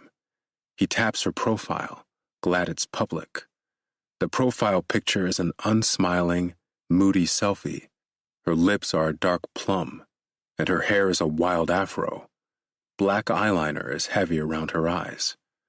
He scrolls to check out her pictures, and mixed between posts about the benefits of her teas is a photo of him. Dominic's heart beats faster as he taps his photo. It's him on the stage at the rally he had 2 weeks ago. He's speaking to the crowd, microphone gripped in hand. He wore the Carolina blue shirt and white tie that day. Jolene picked out the shirt. If this was taken 2 weeks ago, this woman has been lingering for a while. The photo is shocking, but it's Eden's caption that makes him uneasy. This man is a fraud. What? He gripes. He scrolls to see if there are more photos of him, but there aren't. Aggravated, he logs back out of the app and drops the phone on the table. Who the hell does this woman think she is? He's the fraud? She's the one pretending to be some voodoo tea-selling witch. None of what she believes in is real. He rolls his eyes, picking up his drink, and taking a big swallow. He carries his gaze toward the bar, focusing on a woman in a tight-fitting maroon dress. She's standing at the counter, slightly bent over as she speaks to the bartender. Dominic's dick pulses to life as he studies the woman's ass. He takes another slow sip as the woman finds her table. When she sits, her eyes connect with his, and a smile sweeps over her lips. A sigh escapes him as he peels his gaze away. He's promised himself to be good, to stay out of trouble. Dealing with other women is why he's in the mess he's in right now. He polishes off the bourbon, collects his iPad, and leaves the bar after dropping a tip on the table. As he approaches his truck, he notices something stuck beneath one of the windshield wipers. The sheet of white paper flaps with the breeze, and his throat instantly closes in on itself when he spots the dark ink bleeding through the back of it. Snatching the paper from the windshield wiper, he surveils the parking lot. 2 men stand near Foxtrot, smoking cigarettes and eyeing him. One of them waves with bright eyes, as if aware that it's the governor, and he nods at them before climbing into his truck right away. He sits behind the wheel for a second, the paper crumpled in his shaking hands, as he watches the men finish off their cigarettes and head back inside. When they're gone, he drops his head and finally finds the nerve to open the paper. His mouth goes bone dry when he reads, "Check your trunk, Baker." Shit. He shudders a breath as he balls the paper up and places it in one of the cup holders. His eyes venture to the rearview mirror, as if someone will be waiting for him in the back seat. But there is nothing but leather seats and a slash of orangey gold light from the street lamp. He steps back out of the car, taking cautious steps toward the trunk. When he pops it open, he's aware of the gray gym bag and tall sack of golf clubs. But there is something back here that doesn't belong, something he's never placed there or seen before. A small black grocery bag is tied loosely by the handles. He picks his head up again, looking for the person who could have done this. How could they? His truck was locked. Wiping his hands on the front of his shirt, he reaches forward and unties the bag. He spreads the bag open wider, the sound of swishing plastic colliding with his thudding heartbeat. And when he sees what's inside it, he cups his mouth and stifles a shout. Inside the bag is a dead, bloody crow. Its beady eye stares up at Dominic, allowing him to see his own blanched reflection. But it's not the crow that makes him want to sink into the earth and never come up for air. It's the photo attached to it. He lifts the bloody photo, and it's an image of Bryn at Galveston Lounge. And standing behind her, face clear as day, is himself. He's looking off a bit in the photo, like he's speaking to someone else, but it's definitely him. Hands shaking, he flips the photo over, and written in black ink are the words, "Sin after sin. Look how deep you're in."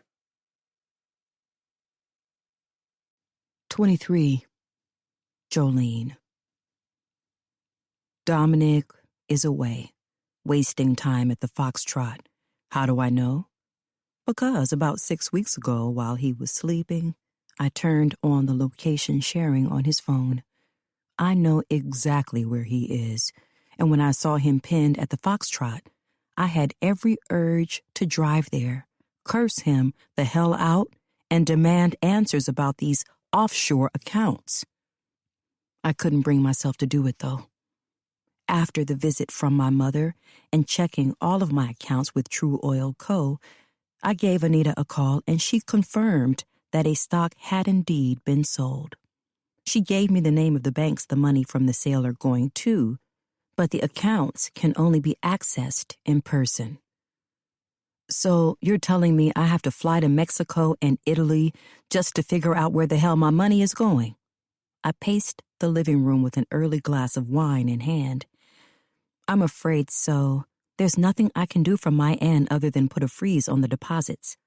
I never did this, Anita, I told her. There is nothing in Italy or Mexico for me. Hell, I've never even traveled there. Unfortunately, Italy was on my bucket list, though. She sighed on the other end. I could hear her children in the background yelling as they played. I hate that I'd interrupted her day off, but I needed answers. Listen, Joey. The way she said my name gave me a zing of nostalgia and I paused mid-sip. Only Daddy and Mom called me Joey. It was more endearing from Daddy, more of a patronizing thing from my mother. But Anita was basically like family, so she called me by that name too on occasion. It made me feel like a real person again, not just a shell of who I was. "Talk to your husband, okay?" she insisted. "I'm not sure if you're aware, but he's the one who contacted me about setting up the deposits for the sold share. He told me this was something you two had planned because you were struggling financially. Said you wanted him to handle it because you were ashamed. Your signatures were on the papers for the company approval, and with him having joint access, I figured this was something you wanted. I realize now that I should have called to triple check. I'm sorry. But I stood in the middle of the living room, blinking back tears. I refused to cry and instead drew in a breath and closed my eyes to cool the burn behind them. "Put a freeze on the money until I figure out what's going on." "I will, tomorrow." She paused. "And by the way, he cashed in a few bonds, too. That money, plus the money from the brokered share, are going into 3 accounts, Jolene, not 2. I didn't tell your mom this, but the 3rd one goes to an account in South Carolina." "South Carolina?" I repeated. "Yes. Have a good night," Anita said, and the call ended. That was hours ago. I went to bed with a bottle of wine, finished it off, then cried myself to sleep. I'd sent a text to Daphne asking if we could meet on Monday, and she said to swing by for lunch. Now I'm at my best friend's house, seated on the plush brown sofa in her living room. One of the 2 casement windows ahead is open, letting in a fall breeze. The breeze is soothing as it brushes across my skin. I wish it could calm my nerves, but it's useless. All I can think about is Dominic, his lies, the accounts, even the attempted break-in. There is so much chaos going on, and I feel like I'm in the middle of it all, yet I'm blind to what's really happening. I'm watching the hurricane spin toward me, threatening to rip everything I've built apart. I have a bunker, but I'm the idiot standing outside, waiting to be swept up because I need to know more about how dangerous it is. I sit with my arms folded, leg bouncing just as Daphne walks my way from the kitchen. I watch her as she places a tray of tea and miniature sandwiches on the coffee table. She looks really pretty today, in a pink dress, hair pulled into a neat, braided ponytail.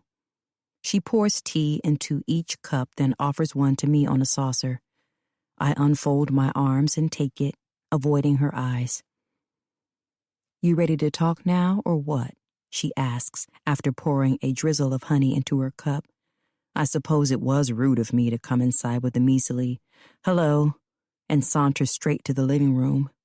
She knew I was upset before the arrival, but still, I have more manners than that.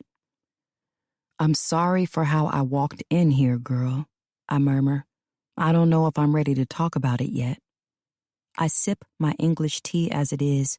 No need to sweeten up my already sour mood. I want to cling to this anger so that I can confront Dominic just as I am when he steps through the doors of our house. He went to Greensboro on Sunday and returns today, likely in an hour or 2. He has a meeting around 4 but should be home afterward. I only know about the meeting because I called Melissa to see what his schedule was like. "It's just the money, Joe," Daphne murmured. "He spoke to Anita behind your back, forged your signature, sold a whole share, and cashed in your bonds right under your nose. He's using your money and doing whatever he wants with it." "I know." I finally look at her, and her lips are pressed, sympathy swirling in her brown eyes. "He told Anita we were struggling and that I was ashamed and wanted him to handle selling that share.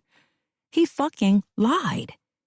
I just don't get why he'd go to such an extreme. If he needed money for something, he should have talked to me. Daphne sighs, crossing her legs and sitting back with her teacup raised in front of her. I know it's not my place, but I don't think it was wise of you to open a joint brokerage account with him. As soon as you told me he'd asked about it, I just had this feeling, you know. I mean, even back in college, JoJo. The way he was suddenly so intrigued by you. He'd never noticed you before. Not that it's a bad thing. It just came left field is all. It was always like he was after something with you. I don't know. He had no interest in me before because I was unattractive and chunky. Literally, no one noticed me. Well, there was one person, and it wasn't for the better. Ugh, yeah. But that's different. I placed my tea on the glass coffee table, trying to ignore the thought that I too felt like Dominic came out of nowhere. This gorgeous man with a bright smile and delicious body. I figured I was blessed, that I deserved the attention after all my hard work in the gym and in school. Stop talking about yourself like that, Joe. You've always been beautiful, no matter what size. She pauses, and her brown eyes become more serious as she studies me. How much do you think you know him, really? How much do you know your husband? I counter, and I instantly regret it because she flinches as if I've slapped her. I drop my head, the shame swallowing me whole. I'm sorry, Daph, I didn't mean that. I'm sorry. Her question has triggered me, reminding me of my mother's visit yesterday, interrogating me, my marriage, my life, but it's not Daphne's fault any of this is happening. It's mine. All my mistakes have amounted to this. She's only trying to comfort me. Daphne clears her throat, setting her tea on a saucer, then picking up one of the sandwiches. I've struck a chord with her, I can tell. She's doing that pursed lips thing, the one that makes her look slightly like a fish because she's trying to fight whatever words are rolling around in her brain. You're right, I tell her, placing a hand on her arm. Her lashes flutter as her eyes find mine. The more time goes on, the more I feel like I don't know Dominic at all. You need to get to the bottom of what's happening. She picks up a plate and collects another sandwich. Are you hungry? She asks before biting into the one in her hand. No, and I'm really not. After my mother said I looked pudgy, I don't want to eat a thing. And to punish myself further, I stepped on the scale this morning, something I've not done in months, and have gained 4 pounds. It could be water weight, but still, I have to do better. I should get going, I tell her. I'm supposed to select flowers for the mansion today. Daphne makes a gagging noise like she's going to vomit, and I laugh. Stop it. I can't fight my smile. It's my job, okay? Being the state's first lady and all. I know. It just seems so pointless for you. Don't y'all have volunteers to do that stuff? I stand with my purse. We do. But the public loves to see stuff like that. They like to be reminded we're regular people too. She raises her teacup to me. To each their own. The mansion will be open to the public on Tuesday. That's the only reason I'm going. Do you, girl? She stands with me, seeing me out. I open the door, but before I go, I ask, you won't mind me reaching out to Ricardo so he can work on something for me, will you? Her eyes stretch for a fleeting second, then her head shakes and she says, no, I don't mind. Do what you have to do. 24. Jolene. When I'm inside my car, my phone rings in my purse and I dig through it. When I find it, there's an unknown number on the screen with a location in South Carolina. Hello? I answer. Hi, Mrs. Baker. This is Angelique from Charleston Credit Union. The woman has a southern accent that's so thick I almost can't discern it, but when she says the name of the bank, I light up. I found a point of contact for the South Carolina bank Dominic is having some of the money sent to. They were closed for the weekend, but I sent an email to have someone contact me. I'm calling because you asked for access to an account. Hi, Angelique. Yes, that's correct, I say, pulling out of Daphne's driveway. Okay, I will be able to help you with that. For verification purposes, can you please tell me your date of birth and account number? If you don't know the account number, I can look it up by your social security number. I give Angelique Dominic's social security number and birthday, and within seconds, she speaks again. Are you the spouse of Mr. Dominic Baker? I am.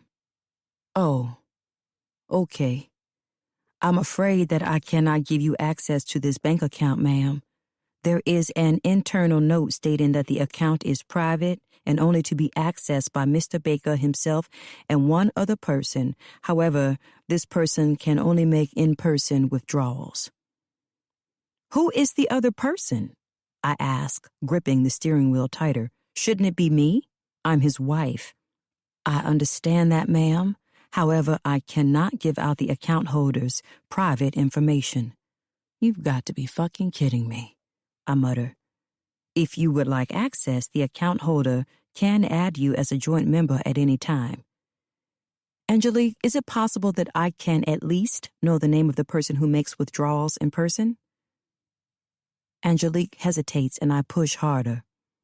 Look, I'm not sure if my husband has told you, but the money being deposited into his account originates from one of mine, and I did not approve any of these transactions going into your bank.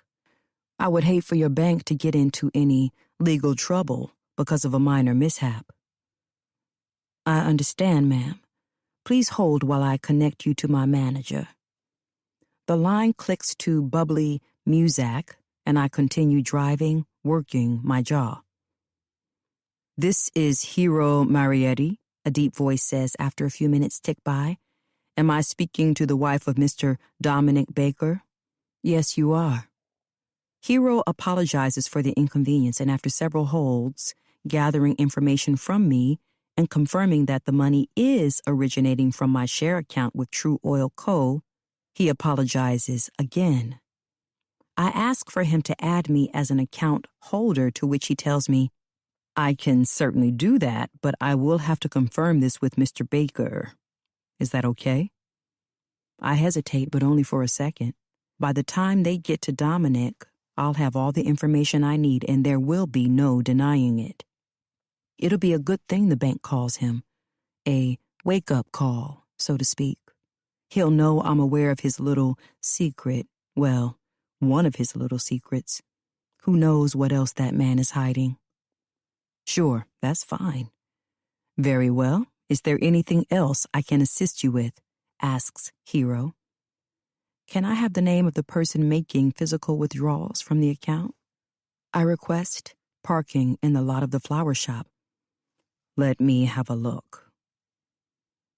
Hero pauses a moment and then he's back. When he says the name, I'm confused as hell. The name sends a burst of cold through me, and for a second, I'm paralyzed in my seat, staring blankly through the windshield. Is there anything else I can do for you, Mrs. Baker? No. It's fine, Hero. Thank you for your time. I hang up quickly, then Google the name Hero just offered me. When I find their social media, my heart sinks to the pit of my belly. I've had the urge to scream since my mother's arrival, and this time, nothing can stop it. I belt one out in the confines of my car and slam a fist on the steering wheel. 25. Dominic. Dominic still can't bring himself to go home. It's been 2 days, and not a word from Boaz after sending him the photo of the witch. He sinks back in his chair behind the desk at Executive Mansion, eating a sandwich Jim brought to him. He's done with his meetings for today, fortunately, so he just sits and waits for time to pass. It's nearing 6 in the evening, and he's certain Jolene will be expecting him home soon. She doesn't usually work on Mondays either, so he can bet she'll have a dinner ready, along with a bottle of wine to share.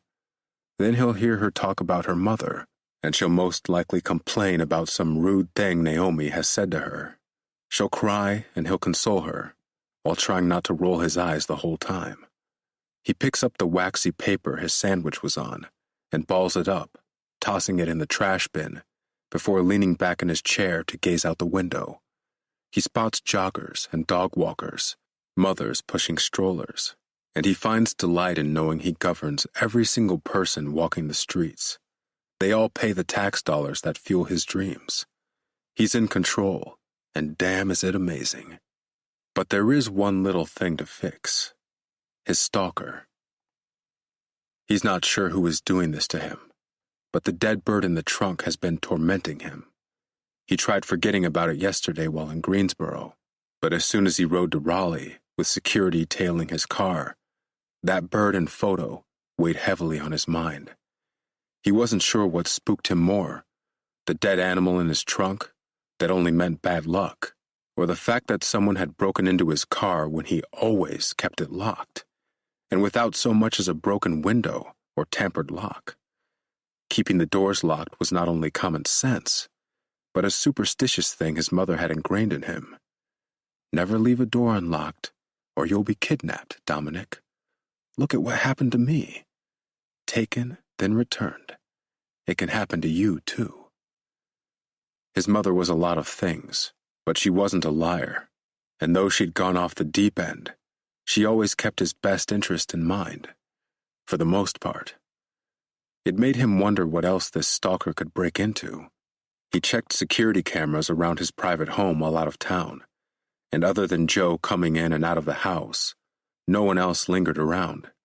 The police were still on duty morning, afternoon, and night, so he had a feeling his stalker wouldn't bother him at home for a while. It was being in public that was the risk. While he was at the marathon, he felt like he was being watched by everyone. Truthfully, he was. Everyone loved seeing the governor, chatting with him, taking pictures with him. But beneath it all, he felt the scrutinizing stares from the people who clearly hated him, and all the decisions he'd made for the state. And how could he know if any of them were the stalker, watching his every move, waiting to strike? It's easy to know where the governor will be these days. People eat that shit up like candy, wanting to know every detail, what the governor had for lunch, if he worked out, if he drinks coffee or tea. Dominic is no president of the whole country, but being governor still has its heat, which is why he has to get to the bottom of the mysterious notes. His eyes venture out the window again. The sun is setting, and the sky is now a burnt orange with whispers of blue. At least it's not purple anymore. He lowers his eyes from the sky to the people again, but his heart lurches in his chest when he notices a person standing on the other side of the street. They wear all black and stand near a speed limit sign. A hood is on their head, so he can't see their face at first.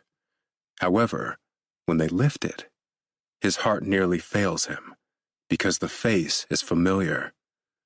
Dominic rises out of his chair and hurries toward the window, nearly tripping over the rug, but as he does, a bus rolls past, blocking the person from view. When the bus is gone, so is the person. He steps back, gluing his back to the wall and sucking in deep breaths. His hand goes to his chest, and he feels the thundering beat of his heart against his palm. He's losing it, just like his mother. Doctors told him schizophrenia is genetic, that he can develop it too. He's losing his mind and seeing shit. That has to be the case, because there's no way in hell he just saw Bryn Wallace standing on the other side of the street looking at him. She died 4 years ago. and it's all his fault. 26. Bryn. I beg your pardon? Dominic's voice was closer.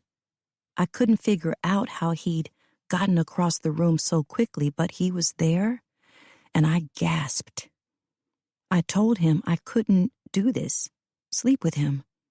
I had to get out of this house before I made a major mistake. Wait a minute, where are you going, Bryn? He asked as I slid my feet back into my shoes. My throat felt thick and my head heavier as I leaned over. I tried focusing on strapping the shoe, but my hands were being stubborn and my fingers felt too loose. Do you think you can take me back to my car? I asked. I sat back up and picked up the shoes instead. I could put them back on later. Why?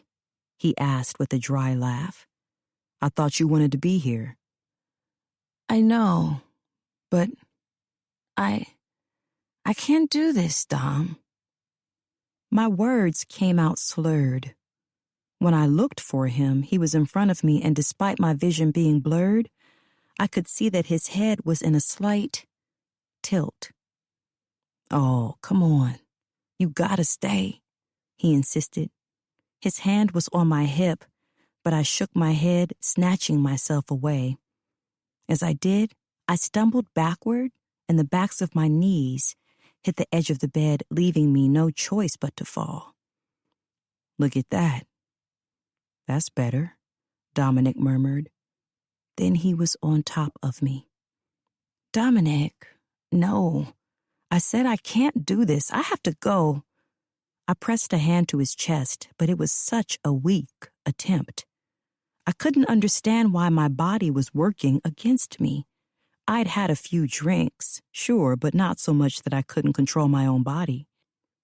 You don't have to go anywhere, he said, cupping my breast, groping it.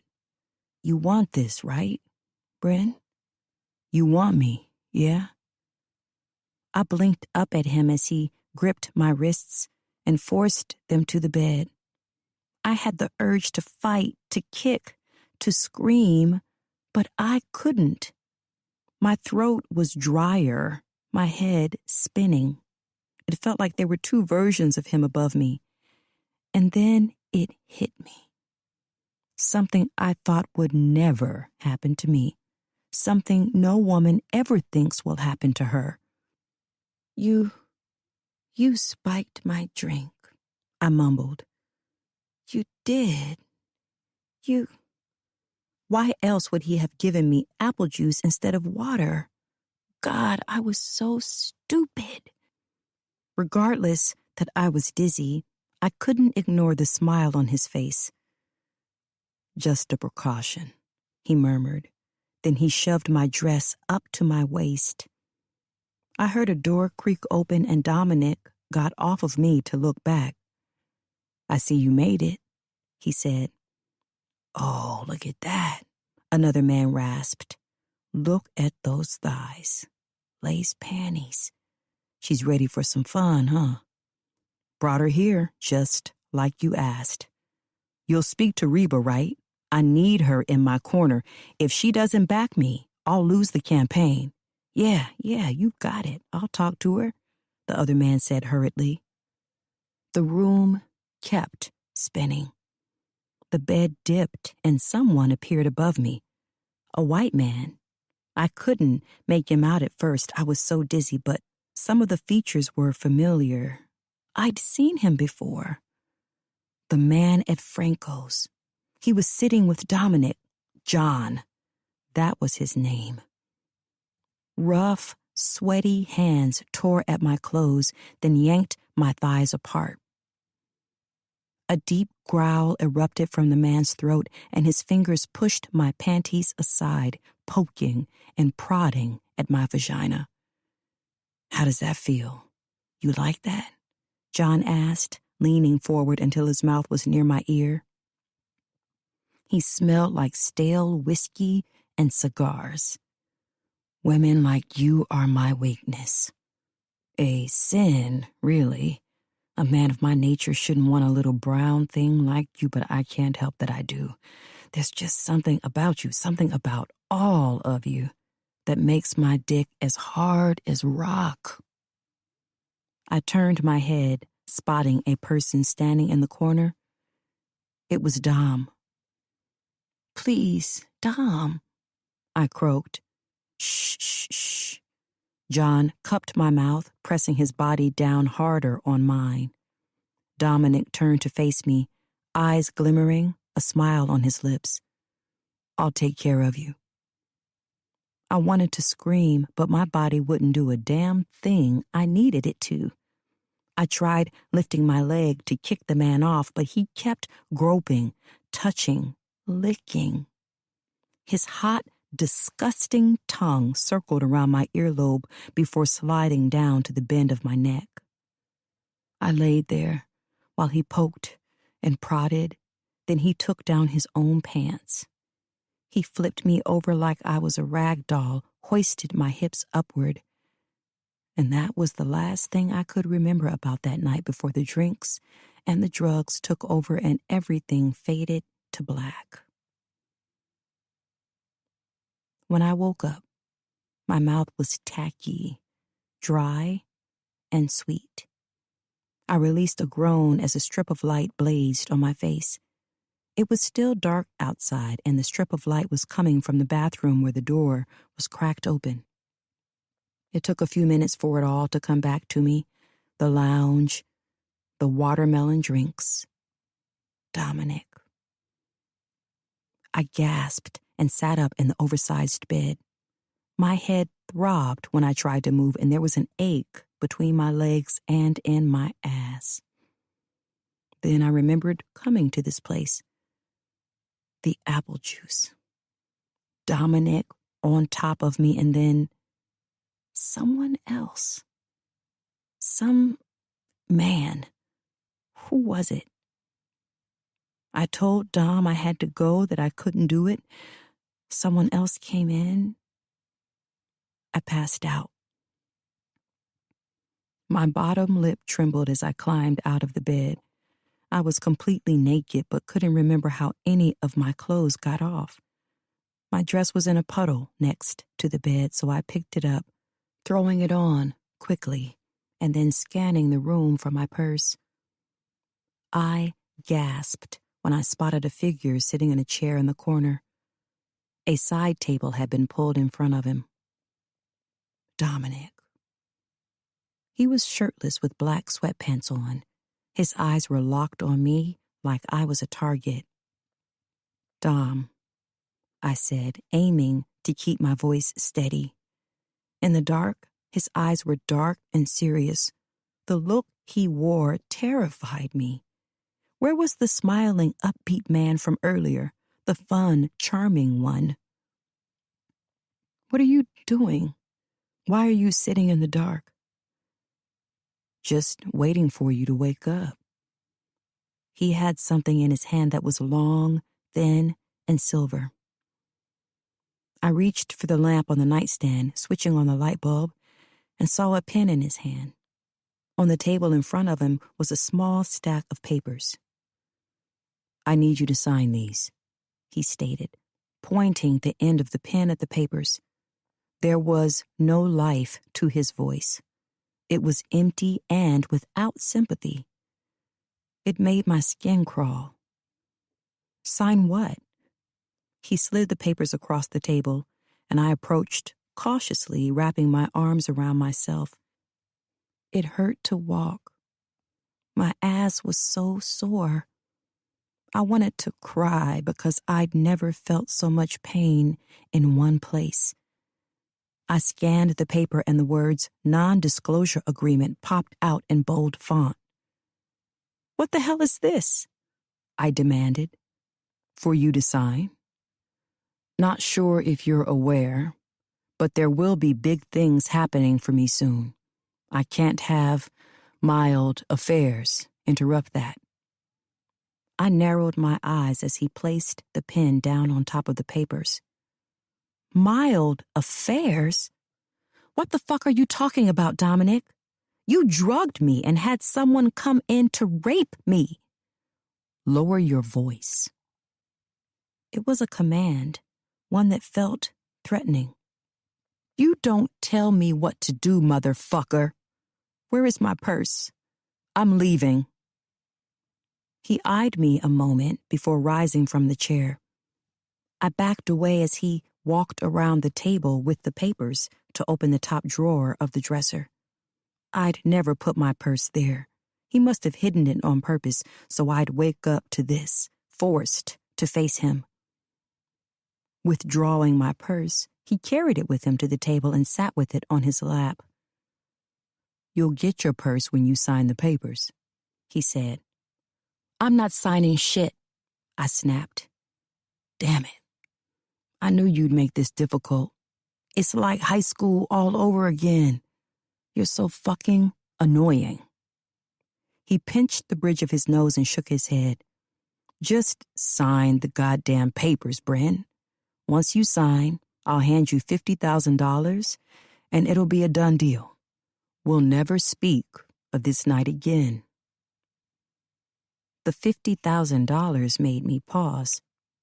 My mind went back to Franco's, how Dominic smiled at me, charmed his way back in, left his number. He sat across from John, who didn't seem to have the least bit of interest in me at the time. What did these men discuss when I walked away? Was John asking about me pushing Dom to reel me in and liquor me up so that he could have his way with me? It made no sense that they'd dragged me into this. I had nothing to offer them. I was just a waitress. I swallowed, remembering Dominic say someone else's name before I blacked out. Reba, I whispered. Who is Reba? Dominic grimaced. Don't worry about it. I'm not signing those papers, I said. I don't even know what they're for. It's to protect myself and second parties in case you decide to go around blabbing about the events from tonight. I will be blabbing, asshole. Right to the cops. I felt my eyes watering, but I bit back the tears because I was not about to let this asshole see me cry. Give me my purse so I can go. Sign the papers. Does your wife know you go around drugging women and letting men rape them? Does she know you throw $50,000 at them, then hide behind non-disclosures? That calm demeanor of his faded only a little. His mouth twitched, eyes more like steel. Talking about his wife struck a nerve. Good. Sign the papers, he said again. Fuck you, I spat. You think you're some kind of god, that you can do whatever you want to people now because you have a little money in your pocket? I don't know who the hell you think you are, Dominic, but I'm not rolling over and taking your shit. You wanted to be with me, Bryn. You agreed to meet me at the lounge. You shared drinks with me. You agreed to come with me to continue the night, and there were plenty of people who witnessed it who will happily attest to it. Whatever you say to the police won't be enough for what everyone saw a few hours ago. I swallowed hard and wanted to drop to my knees in that very moment and weep. He was right. He was so right. I'd even told Siobhan that I was meeting someone. There were waitresses, staff, bartenders. Even the clerk in the hotel lobby saw us together and spoke briefly with Dominic before we left. Why would you do this to me? I cried, voice hoarse. Why? That man, Dominic? That man. You just stood there and let him do that to me. Nothing happened that you hadn't done before. Don't take it personally, Bryn. The drugs are still in my system, I reminded him. Whatever you put in that juice is probably still there. I can go now. You're not leaving until you sign. It wasn't a challenge. it was a threat. I saw it in his eyes. Anger took hold of me with a vice grip. It was hot and throbbing and uncontrollable. I could have cried, could have wept, could have begged him not to make me sign those stupid papers just to get my purse back, but I was livid. And I couldn't just walk out of there without my purse. Say I did go to the cops and tell them everything. He could hide it, lie about it. My purse had my phone inside it, my wallet, my ID, my credit and debit cards, hell, even my car and apartment keys. And he was keeping my belongings hostage just so he wouldn't get in trouble for being an accessory to rape. Why couldn't he just let me leave? Why didn't he have sympathy for me? Why did he drug me before I even had the chance to refuse? How many women had he done this to, just so he could walk away squeaky clean and like a saint? My rage was hot and unfiltered, and it was with my rage that I rushed toward him to fight for my purse. "What the hell are you doing?" he snapped, trying to push me off as I struggled for the bag. I slapped him with one hand, and it stung my palm, but I was glad because if it hurt me, it definitely hurt him. That seemed to piss him off. His eyes locked on mine and were on fire. His lips were tight as he fumed. How dare I slap his delicate, handsome face? The asshole. I gripped the strap of my bag, but he held on tighter. He managed to stand up, tower over me, but I kept fighting, kept hitting. I even landed a punch to his chest. "Stop fucking hitting me, Bryn." "Fuck you," I screamed, and he snatched me up, cupping a hand around my mouth. "Just sign the fucking papers," he growled. But I kept kicking and trying to scream because making a scene and getting the police here somehow was better than signing those damn papers. Perhaps someone would be walking by and could hear me. Sure, the neighborhood was big, but it was also quiet. All I knew was signing that non-disclosure would have been like giving my soul to the devil, and I refused. This man, once a childhood love, had drugged me, let a man rape me, manipulated me, and I was not about to go down without a fight. I didn't have much to live for, but I damn sure wasn't letting him steal my dignity. I bit the hand he had cupped around my mouth, and he hissed and cursed beneath his breath. "You stupid bitch!" he hollered, and he shoved me away with so much force my forehead slammed into something sharp and hard. I wish I could say I got back up and fought harder, but instead, everything went black again. 27. Jolene. I jump in my seat when a door slams. I'm sitting in the living room with a glass of wine in hand. Papers are on the table with all my proof to blast Dominic for what he's done. I want to be calm, collected, but of course, the slam of the door catches me by surprise and I spring out of my seat. I peer around the corner and spot Dominic in the foyer, furiously flipping through the mail. He tosses the envelopes on the table and shrugs out of his blazer. I stand and wait for him to notice me, and when he does, he frowns, then shakes his head and ventures to the kitchen. Fine, we'll have this discussion in the kitchen. I collect the papers from the coffee table and walk down the hallway in my bedroom shoes. Dominic's head is buried in the fridge as he asks, "Why didn't you cook?" "Because I didn't know what time you'd be home. You never got back to my text from earlier." He retrieves the sparkling water and shuts the fridge. "Busy day." "Yeah, I bet." He cracks the drink open, eyes slightly narrowed at me. I place the papers on the table as he gulps down some of the bubbly water. "We need to talk, Dominic." His eyes shift to the papers briefly before sliding up to me again. Then he turns for the fridge once more, opens it, and takes out leftover chicken and green beans. He opens the microwave, and it's now that I've realized my error. He pauses, staring at the box in the microwave. Donuts from Sal's Donuts. Wendy, the florist at Beekeep Flowers, gave the donuts to me. She wanted to thank me for choosing her shop to select flowers for the mansion, and I took the box out of kindness.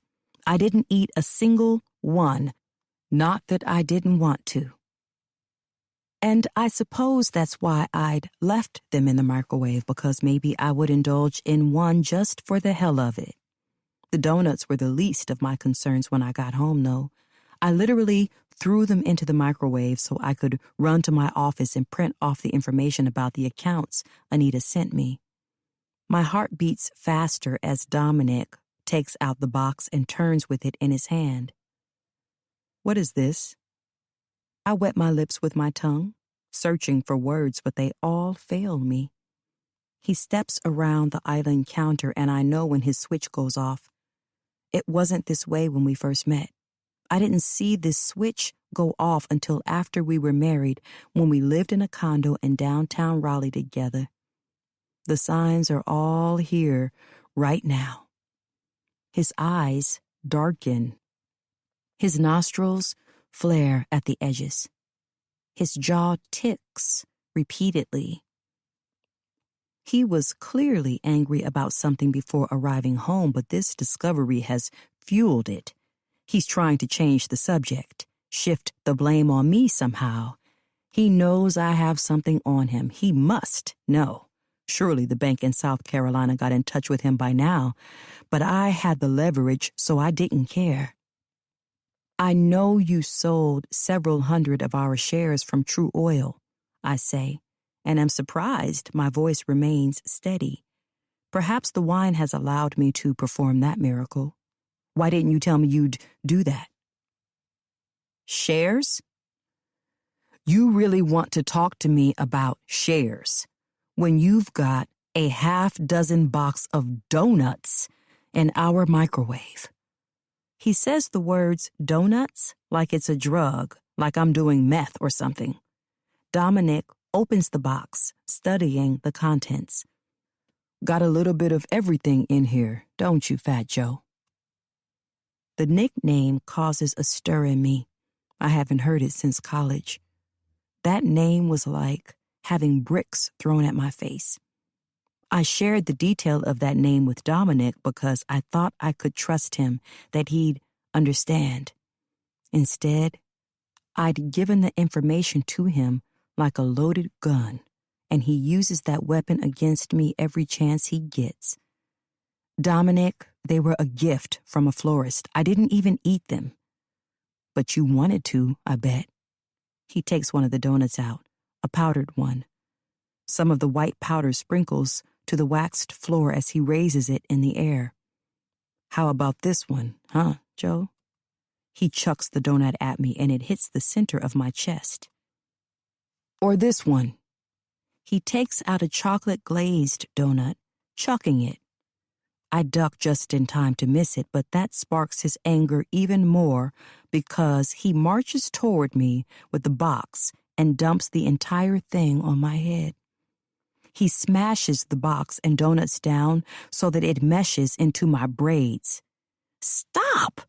I shout, but of course that's not enough. He's now swiping his hands inside the box, collecting leftover glaze and powder on his fingertips. He grips my face with his other hand, clutching it tight, and then shoving the glazy, powdered fingertips into my mouth. That's what you wanted, right, Joe? Sure, you want to talk about selling shares and finding a fault in me, but don't want to talk about how much of a pig you are. He shoves his fingers down my throat, causing me to gag. I try snatching my face out of his hand, pushing against his chest, but he holds onto my face tighter, forcing me back until I'm wedged between him and a wall. Do you want to be a fat bitch again, huh? Do you want to look like a disgusting sack of shit? Because that's what you'll be if you keep eating this shit, Joe. Trying to hide it won't hide the fat that takes you over. We have a reputation to uphold, and if you are going to be my wife, you will not be some fat, sad, dumpy bitch. I will not walk around with a big-ass wife. Do you hear me? He drops his hand to my throat, clutching tight and blocking my airways. I claw at his hand. Dominic, stop. But he doesn't stop. He holds on tight and I can't breathe. Darkness seeps around the edges of my vision. I struggle to say his name while he watches me with the wicked glint in his eyes. Then, when I think he won't relent, he lets go, and I sag to the floor, sucking in breath after breath. Get your shit together, Joe, he grumbles, and he may as well have spit in my face. He doesn't look back as he walks away, doesn't care that I immediately drop my face into my hands and sob. He flips the switch for the kitchen light and leaves me behind in total darkness. 28. Dominic. Jolene is curled up on the couch when Dominic leaves. He can't stay in this house with her. She wants to be a reckless fat ass, so be it. But he won't tolerate it. He collects his keys from the foyer and leaves. He and Jolene have an apartment they rent out from time to time in the city. The whole month is blocked off for renting due to the campaign. Sometimes he'll invite a lady friend over to help reduce his stress. Jolene just doesn't do it for him anymore. And it's not that she's unattractive or anything. No, his wife is stunning. But she's a true pain in the ass. He'll stay there for the night, but it'll be best to spend it alone and with no distractions. He feels he should apologize, but what for? She knows how important the campaign is and how much appearances matter. She can't go around eating every single thing she sets her eyes on. How will that make him look? What will people say when they see her big behind in a dress? No, the woman he's with has to look the part. She has to be worth all the sacrifices. As much as Jolene will cry and be sad, she'll get over it within a few days like she always does. Because that's Jolene Hart Baker. Quick to forgive, always wanting everyone to be happy with her, to praise her, to treat her like some abandoned puppy. She doesn't realize how great she's had it growing up. She had a rich father who invested money in her future. All he had was a mentally ill mother who was kidnapped when he was 10, then returned on a random day when he was 13. That was the first time he'd lived with his uncle in Greensboro. The second time would be when he turned 17. She popped up, Dominic's Uncle Ben called the police, and she told them everything. A man had abducted her after a shift she had at the gas station, and a cult sunk their claws into her. On top of that, they fed her all kinds of bad processed foods to fatten her up. He almost didn't recognize her when she came back. She had to have been 50 pounds heavier, and she looked absolutely disgusting. When she miraculously returned, the story was all over the news. The police never could find this cult she spoke of, and sometimes Dominic wondered if they were even real, or if his mother had made it all up in her head. He wanted to believe her story, but sometimes he'd think she purposely abandoned him, and only came back because she had nothing left. Regardless, Dominic felt like his life would change for the better, that his mother would get book and movie deals, that they'd get a snazzy car, move into a mansion, and make a shit ton of money. But the reality is, none of that happened. His mother was too chaotic to bother with the press because she was too stuck in her own head. She refused medication and wasn't admitted to a psychiatric detention until she ran a woman off the road because she assumed the woman was being attacked by a red demon. No, Jolene has had it so easy. She should be glad that he found her, bettered her, gave her a reason to live. He was there that day on campus when she was crying in the library. He heard her on the phone as she spoke quietly, moaning about her weight. He saw her the next day when a luxurious Range Rover pulled into one of the parking lots, and she climbed in the back seat. It was then that Dominic took it upon himself to look into this girl. He found out her name. Then he found out whose daughter she was. Jolene Hart was a walking money bag. He didn't jump on the opportunity quickly, of course. He played it cool, kept a distance, and when the time felt right, he wanted it to feel like happenstance for her, that they'd stumbled into love, and that she was all he could see. Plus, she really did have a nice ass, even before she'd lost a bit of weight. He kept her going at it, shedding the pounds, blossoming into a beautiful woman. He told her his goals, his plans, all of which involved money, and she was there for it all. She wanted to succeed with him, to be at his side, to watch him win. She never cared for copious amounts of attention, but he did, because a specific type of attention could get him paid. Many would consider Dominic a predator. He wasn't that. He just knew what he wanted, and he went after it.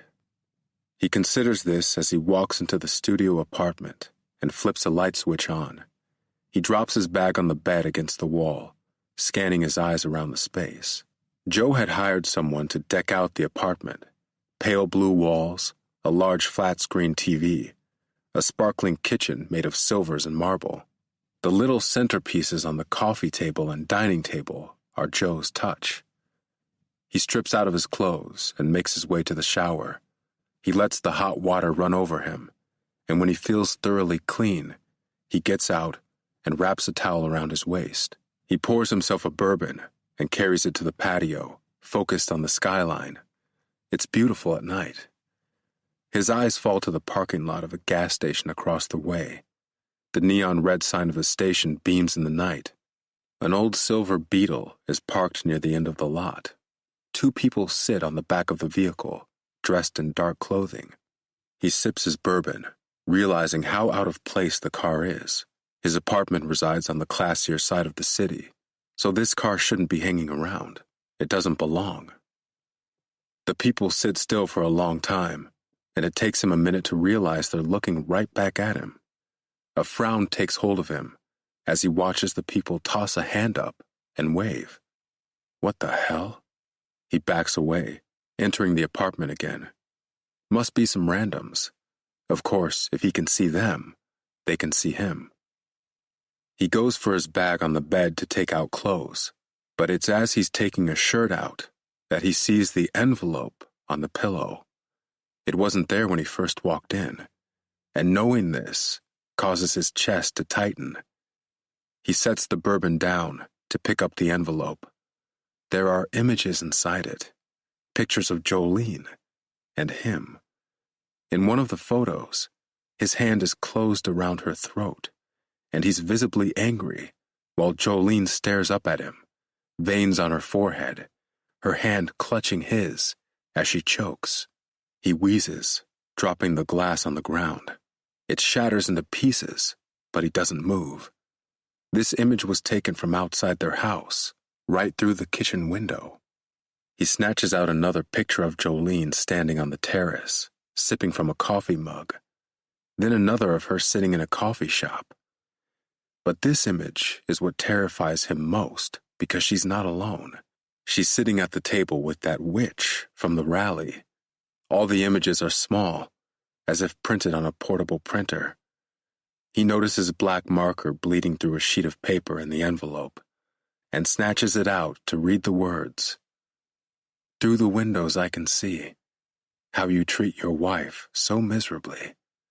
How can you be so cruel, Mr. Baker? When the truth comes out, I'll save her. No. His throat is dry, hands shaking as he reads the words again and again.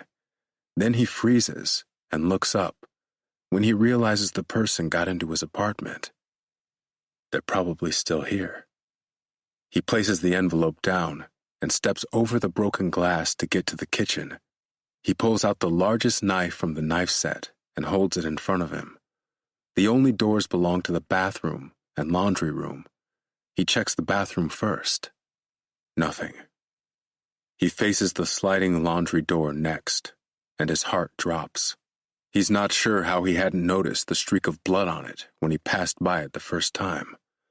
The wooden paneling of the doors could hide so much behind them. They give a clear view for someone to wait, to watch. He grips the door handle, heart beating madly, and wastes no time swinging it open. There is no one inside. However, there is a dirty beige faux leather purse with streaks of blood tied to the upper rack, dangling by a broken strap. Dominic sucks in a sharp breath, knowing for a fact it's the same purse Bryn Wallace had the night he was with her in New Orleans. 29. Jolene. I normally don't have people visit me so late at night. I like to think that any time after 10 o'clock is an unholy hour. Not that I'm very religious or anything. I do believe there is a higher power overseeing us all and that they determine how our lives are strung together. And whomever this higher power is, I find myself quite upset with them because the way my life has developed is far from a dream. It's rude of me to even complain. After all, I have a life much better than others. My time on earth has been fruitful thus far, albeit difficult. I've suffered bullies, all while living in a broken home, and no matter how positive I try to be, it seems the world is built to suck the positivity right out of me. The only reason I think of a knock this late as unholy is because it means bad news. Nothing good can come from a knock on your door when it's bedtime. However, I'm expecting these people. Daphne and Ricardo. They enter my house, and Daphne immediately wraps her arms around me, smelling like toasted coconuts and vanilla. There are no words I can use to express how I feel as she hugs me tight. I want to tell her how I feel, to pour it all out. But this is beyond hurt, beyond shame, beyond anything I've ever subjected myself to. How do you explain the horror you faced as your husband stared you in the eye and choked you? How do you tell anyone that he used your flaws and weaknesses against you, called you names, berated and belittled you? How do you tell anyone that, after all this time, when you thought your romance was happenstance and that you were the luckiest woman in the world, it is possible that the man you love has been using you the whole time? I lead the couple into my living room, and Daphne says she'll go to the kitchen to make tea. Ricardo sits across from me on a single recliner, eyes trained on me. "Are you sure about this?" he asks. His voice is different at night. Gravelly. Dangerous. My phone pings, and there's a message from Dominic. "Why are the security cameras off? Not safe to have them off, Joe. Make sure the house is locked up." I ignore his message, listening to Daphne clank around in the kitchen. I don't want him knowing Daphne and her husband are here, and I'm glad he's left, like the selfish bastard he is. It's not safe, yet you've left your wife at home alone and without protection? Sure, there are the police at the end of the driveway, but they can't see much from there. Hell, Daphne and Ricardo parked on the street behind our house, and I allowed them access through the back gate so the police wouldn't spot them. I put my attention on Ricardo, whose gaze hasn't left mine.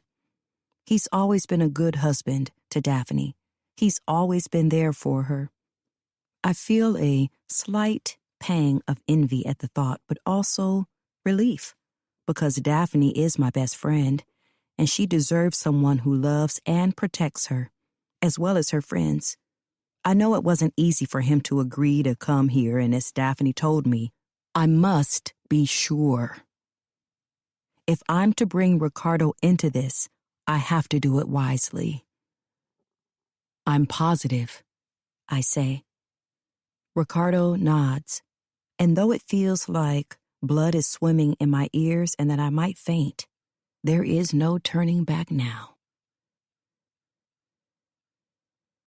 30. Dominic. Dominic stirs awake in the bed, panting raggedly, as his eyes bounce around the hotel room. His hand is on his chest, the white comforter sloppily draped over the lower half of his body. He's not sure when he dozed off. He didn't want to sleep at all, but he drank more, drowned himself in bourbon, and curled under the covers as he thought about the events that had transpired over the past week. The witch, the hallucinations, the dead crow, the pictures. He's sticky with sweat, and curses for even closing his eyes. How could he be so stupid after knowing someone was inside the apartment? They could have followed him to the hotel and broken in there too. Whoever this person is that's tormenting him, why haven't they killed him yet? What are they waiting for? Because at this rate, death seems more peaceful than all the harrowing questions. Perhaps they don't want to kill him, he considers. They want him to suffer, to wonder what's next, to second-guess himself, and throw him off his game. The biggest rally of his campaign is coming up, and he's not even close to being prepared for his speech. He has to figure out who's behind this, so he can end it. Dominic supposes that, in itself, is torture, knowing someone has something over you that you can't snatch away and bury. Knowing this person is anonymous makes it more of a threat. It could be anyone. He's wronged so many people in the past for his own personal gain. He never thought he'd become this sort of person, but he has, and he can't go back now. His eyes shift to the table in the corner, where the bloody purse is. He's almost positive the blood on it is Bryn's, and he shudders, unsure what to do with it. He could take it somewhere and burn it. He could toss it in a random dumpster and forget about it. But for some reason, it seems safest to keep it with him, keep it close, and deal with it later, once the stalker is put to rest.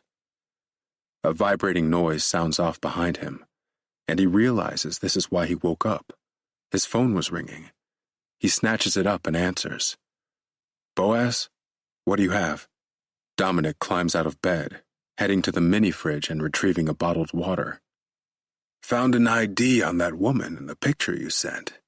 She goes by the name Siobhan Peters, attended Loyola University, and was an intern for a kids' summer camp in 2015.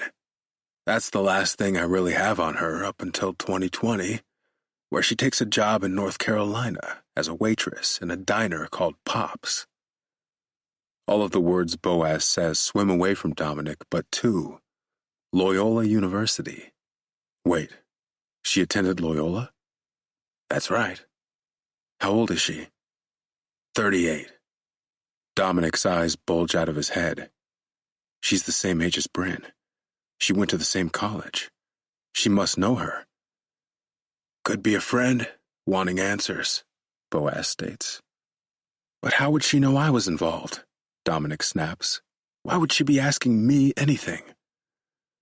"Well, if the woman you had at the rental never went back home that night, this friend probably had questions, asked around the lounge about her.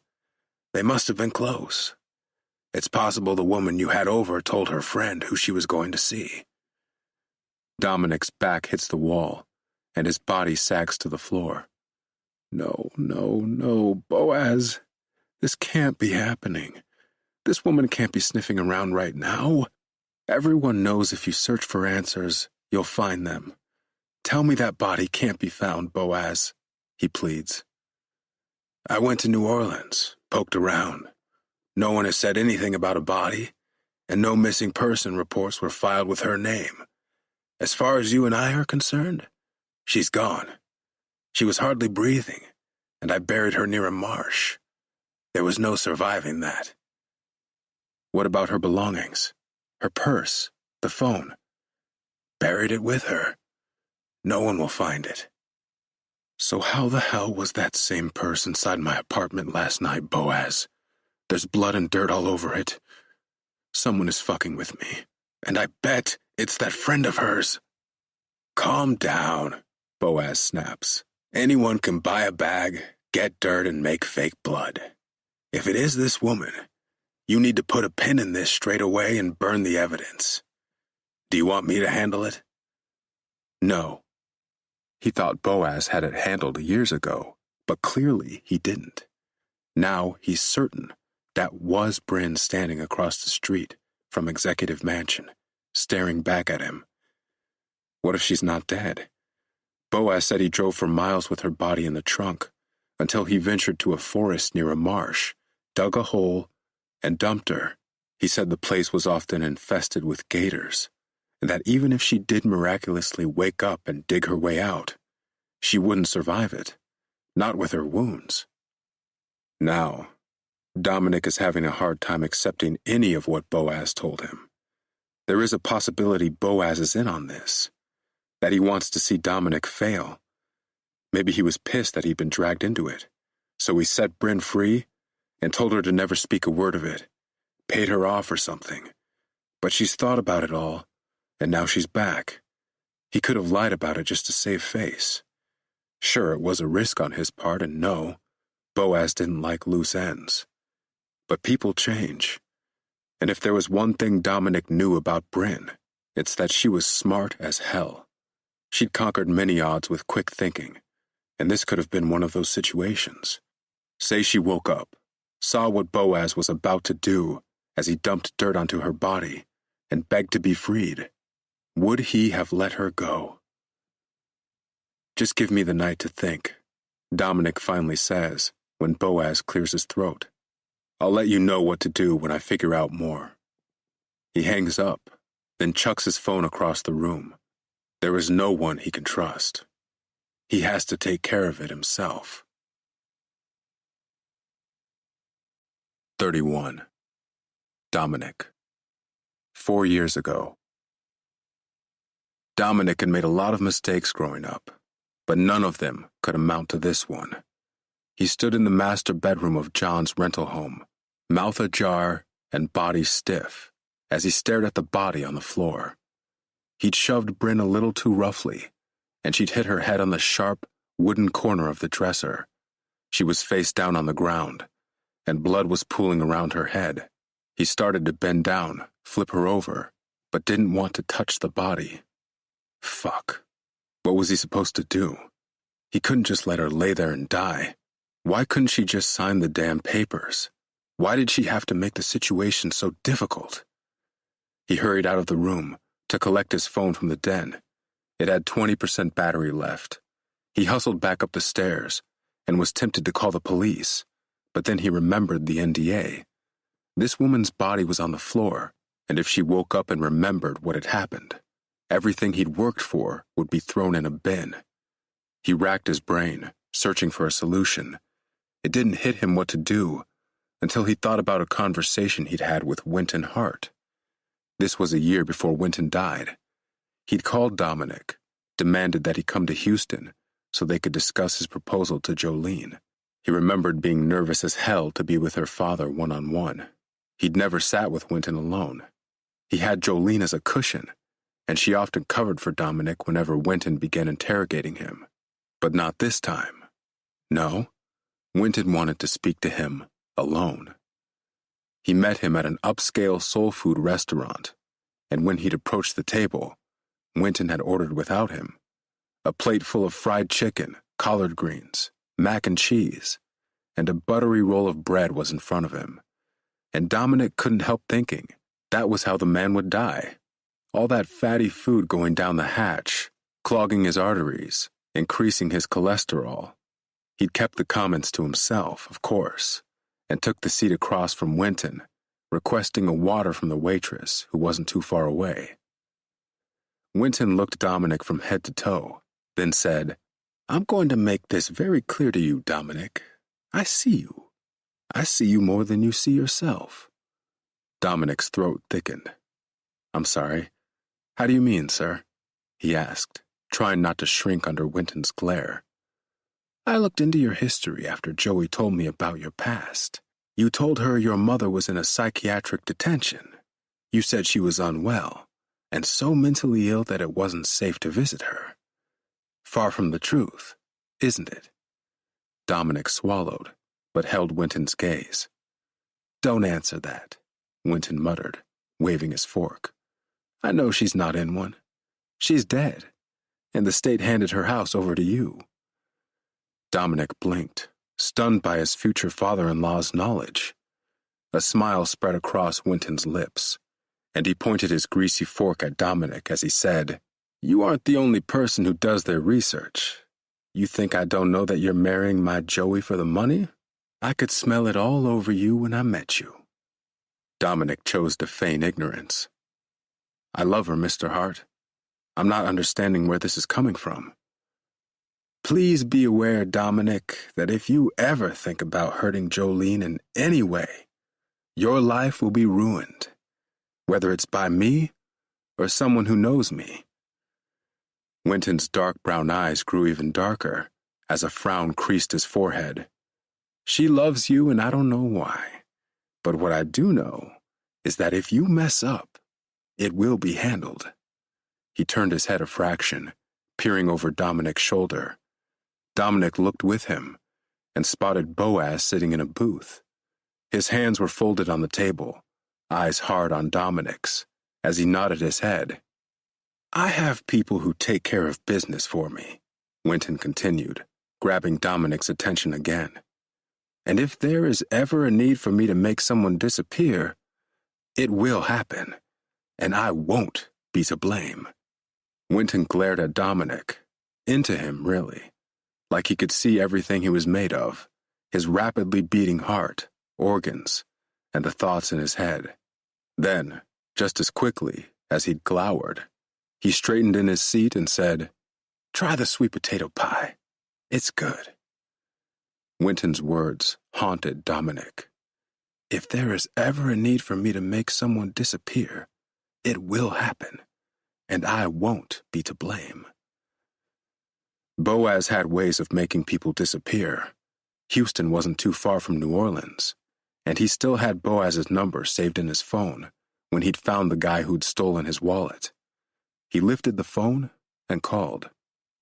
A few hours later, Dominic stopped pacing when he heard a car door close. He rushed toward the window, peered out, and spotted Boaz, in all his dark-skinned massiveness, glaring up at the house.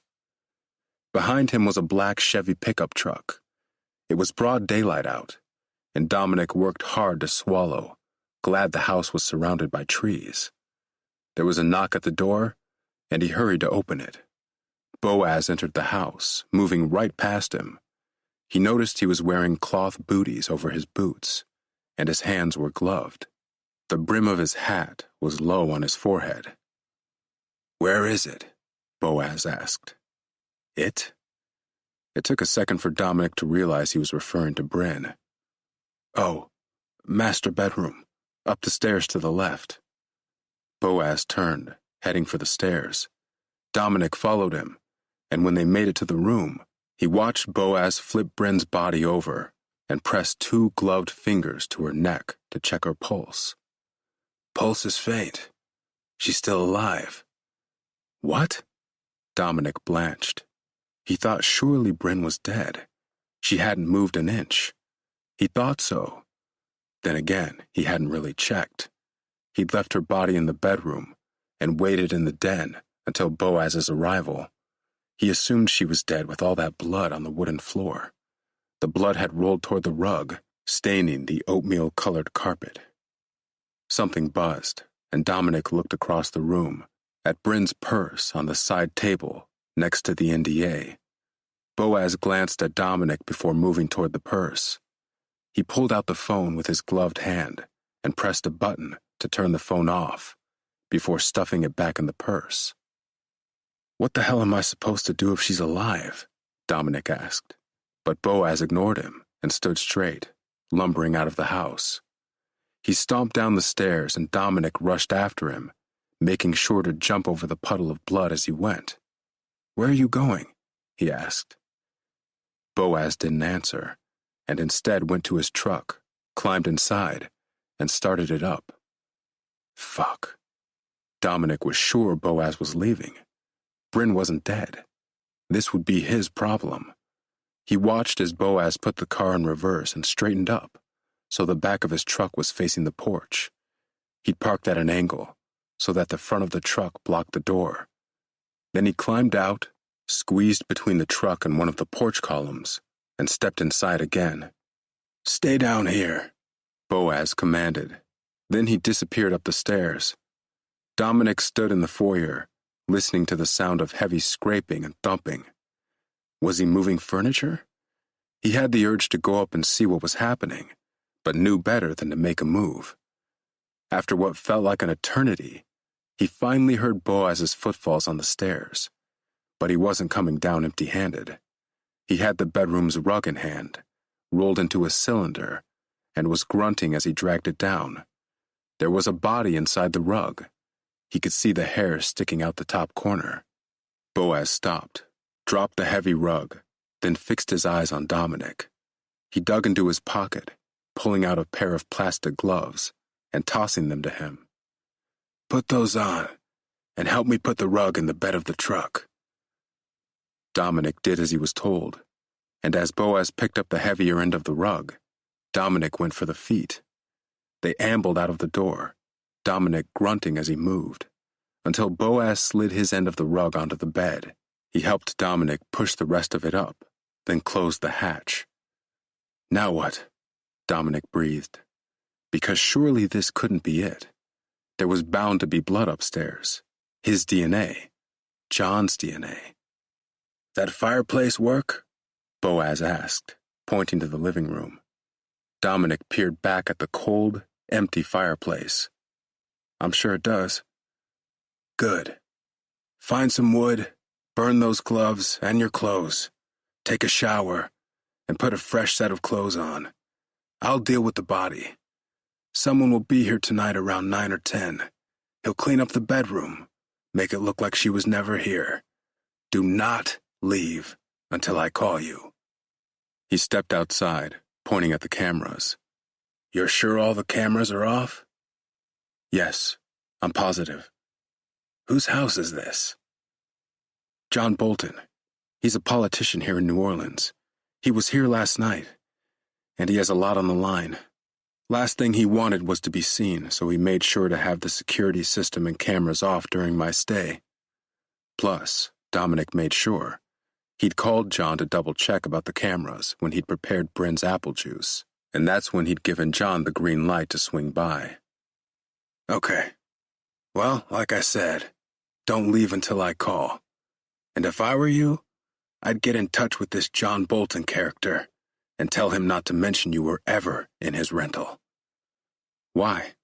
Do you think people will know she was here?" Boaz glared at Dominic. "It's better to be safe than sorry." "Sure. Yeah." Dominic watched Boaz as he picked up a tarp from the back of the truck and covered the rug. He strapped it down with bungee cords, lugged out the trunk bed cover, and when it was secure and everything was concealed, he climbed behind the wheel and started the truck. The engine rumbled to life, causing a vibration in Dominic's chest. The truck pulled off, and he stood at the door, watching it leave the driveway, move past the gate, and turn onto the street. 32. Jolene. One thing I love about Wednesdays at Regal Tea Boutique is that business booms. This means all my employees are busy and none of them see me as I enter through the back door of the building, climb the short flight of steps to the loft, and head straight to my office. I drop my purse on the desktop and sit in the cushioned, brown leather chair with an exaggerated sigh. Even a floor up, I smell the freshly baked scones, brewing variations of tea, and lovely petite desserts for our tea time sessions. Right now, we're hosting afternoon tea, and it's a full house. The parking lot was packed, and I'm thankful that my business runs so smoothly, even on days when I'm not around. If only I could rejoice in the success, take pride in all that I've accomplished when many thought it wouldn't take off. My mind is all over the place. About Dominic, of course.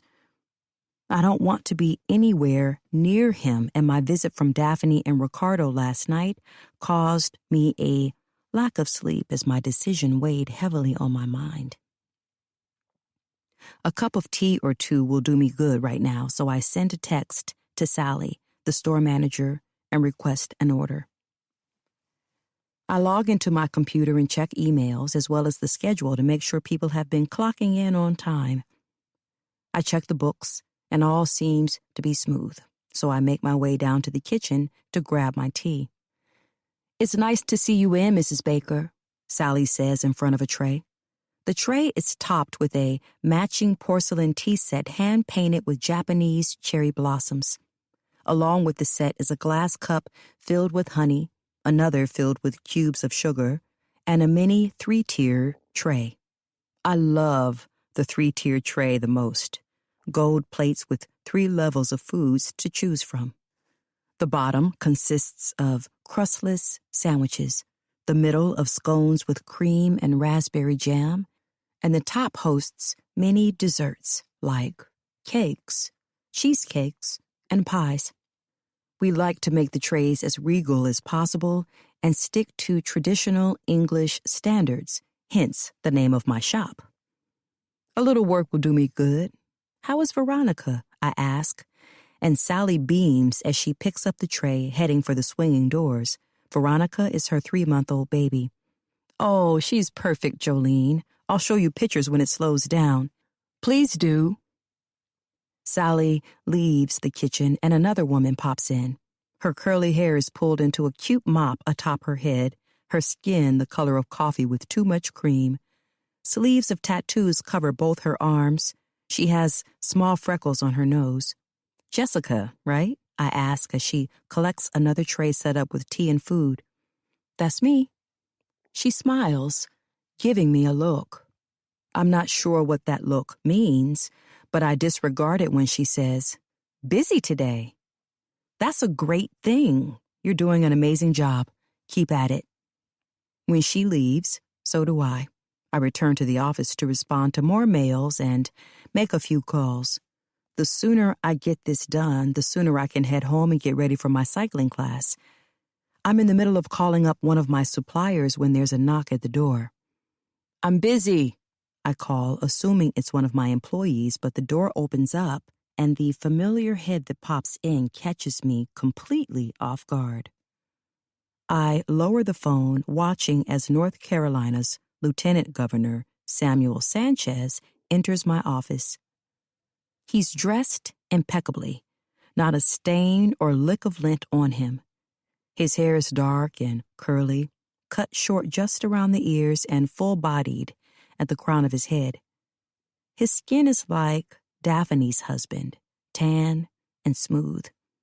He steps inside with a smile gracing his lips, and my heart catches speed. "Sam, what are you doing here?" I ask, rising in my chair. "Came to see you, Joe. How's everything?" I swallow. "You couldn't have called first? People probably saw you. What's wrong with the LG popping up to support a local business?"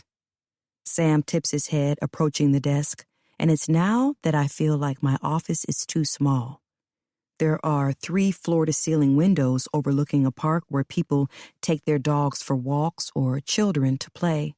Some even have picnics. Couples walk hand in hand with cups of coffee or, luckily, tea from my boutique. Though my windows are tinted, I feel like everyone can see me. Us. Samuel takes a step closer and I raise a hand. "Please, we can't do this here," I murmur. "Okay." He stops, but his cologne wraps around me instead. I lift my chin, finding his brown gaze.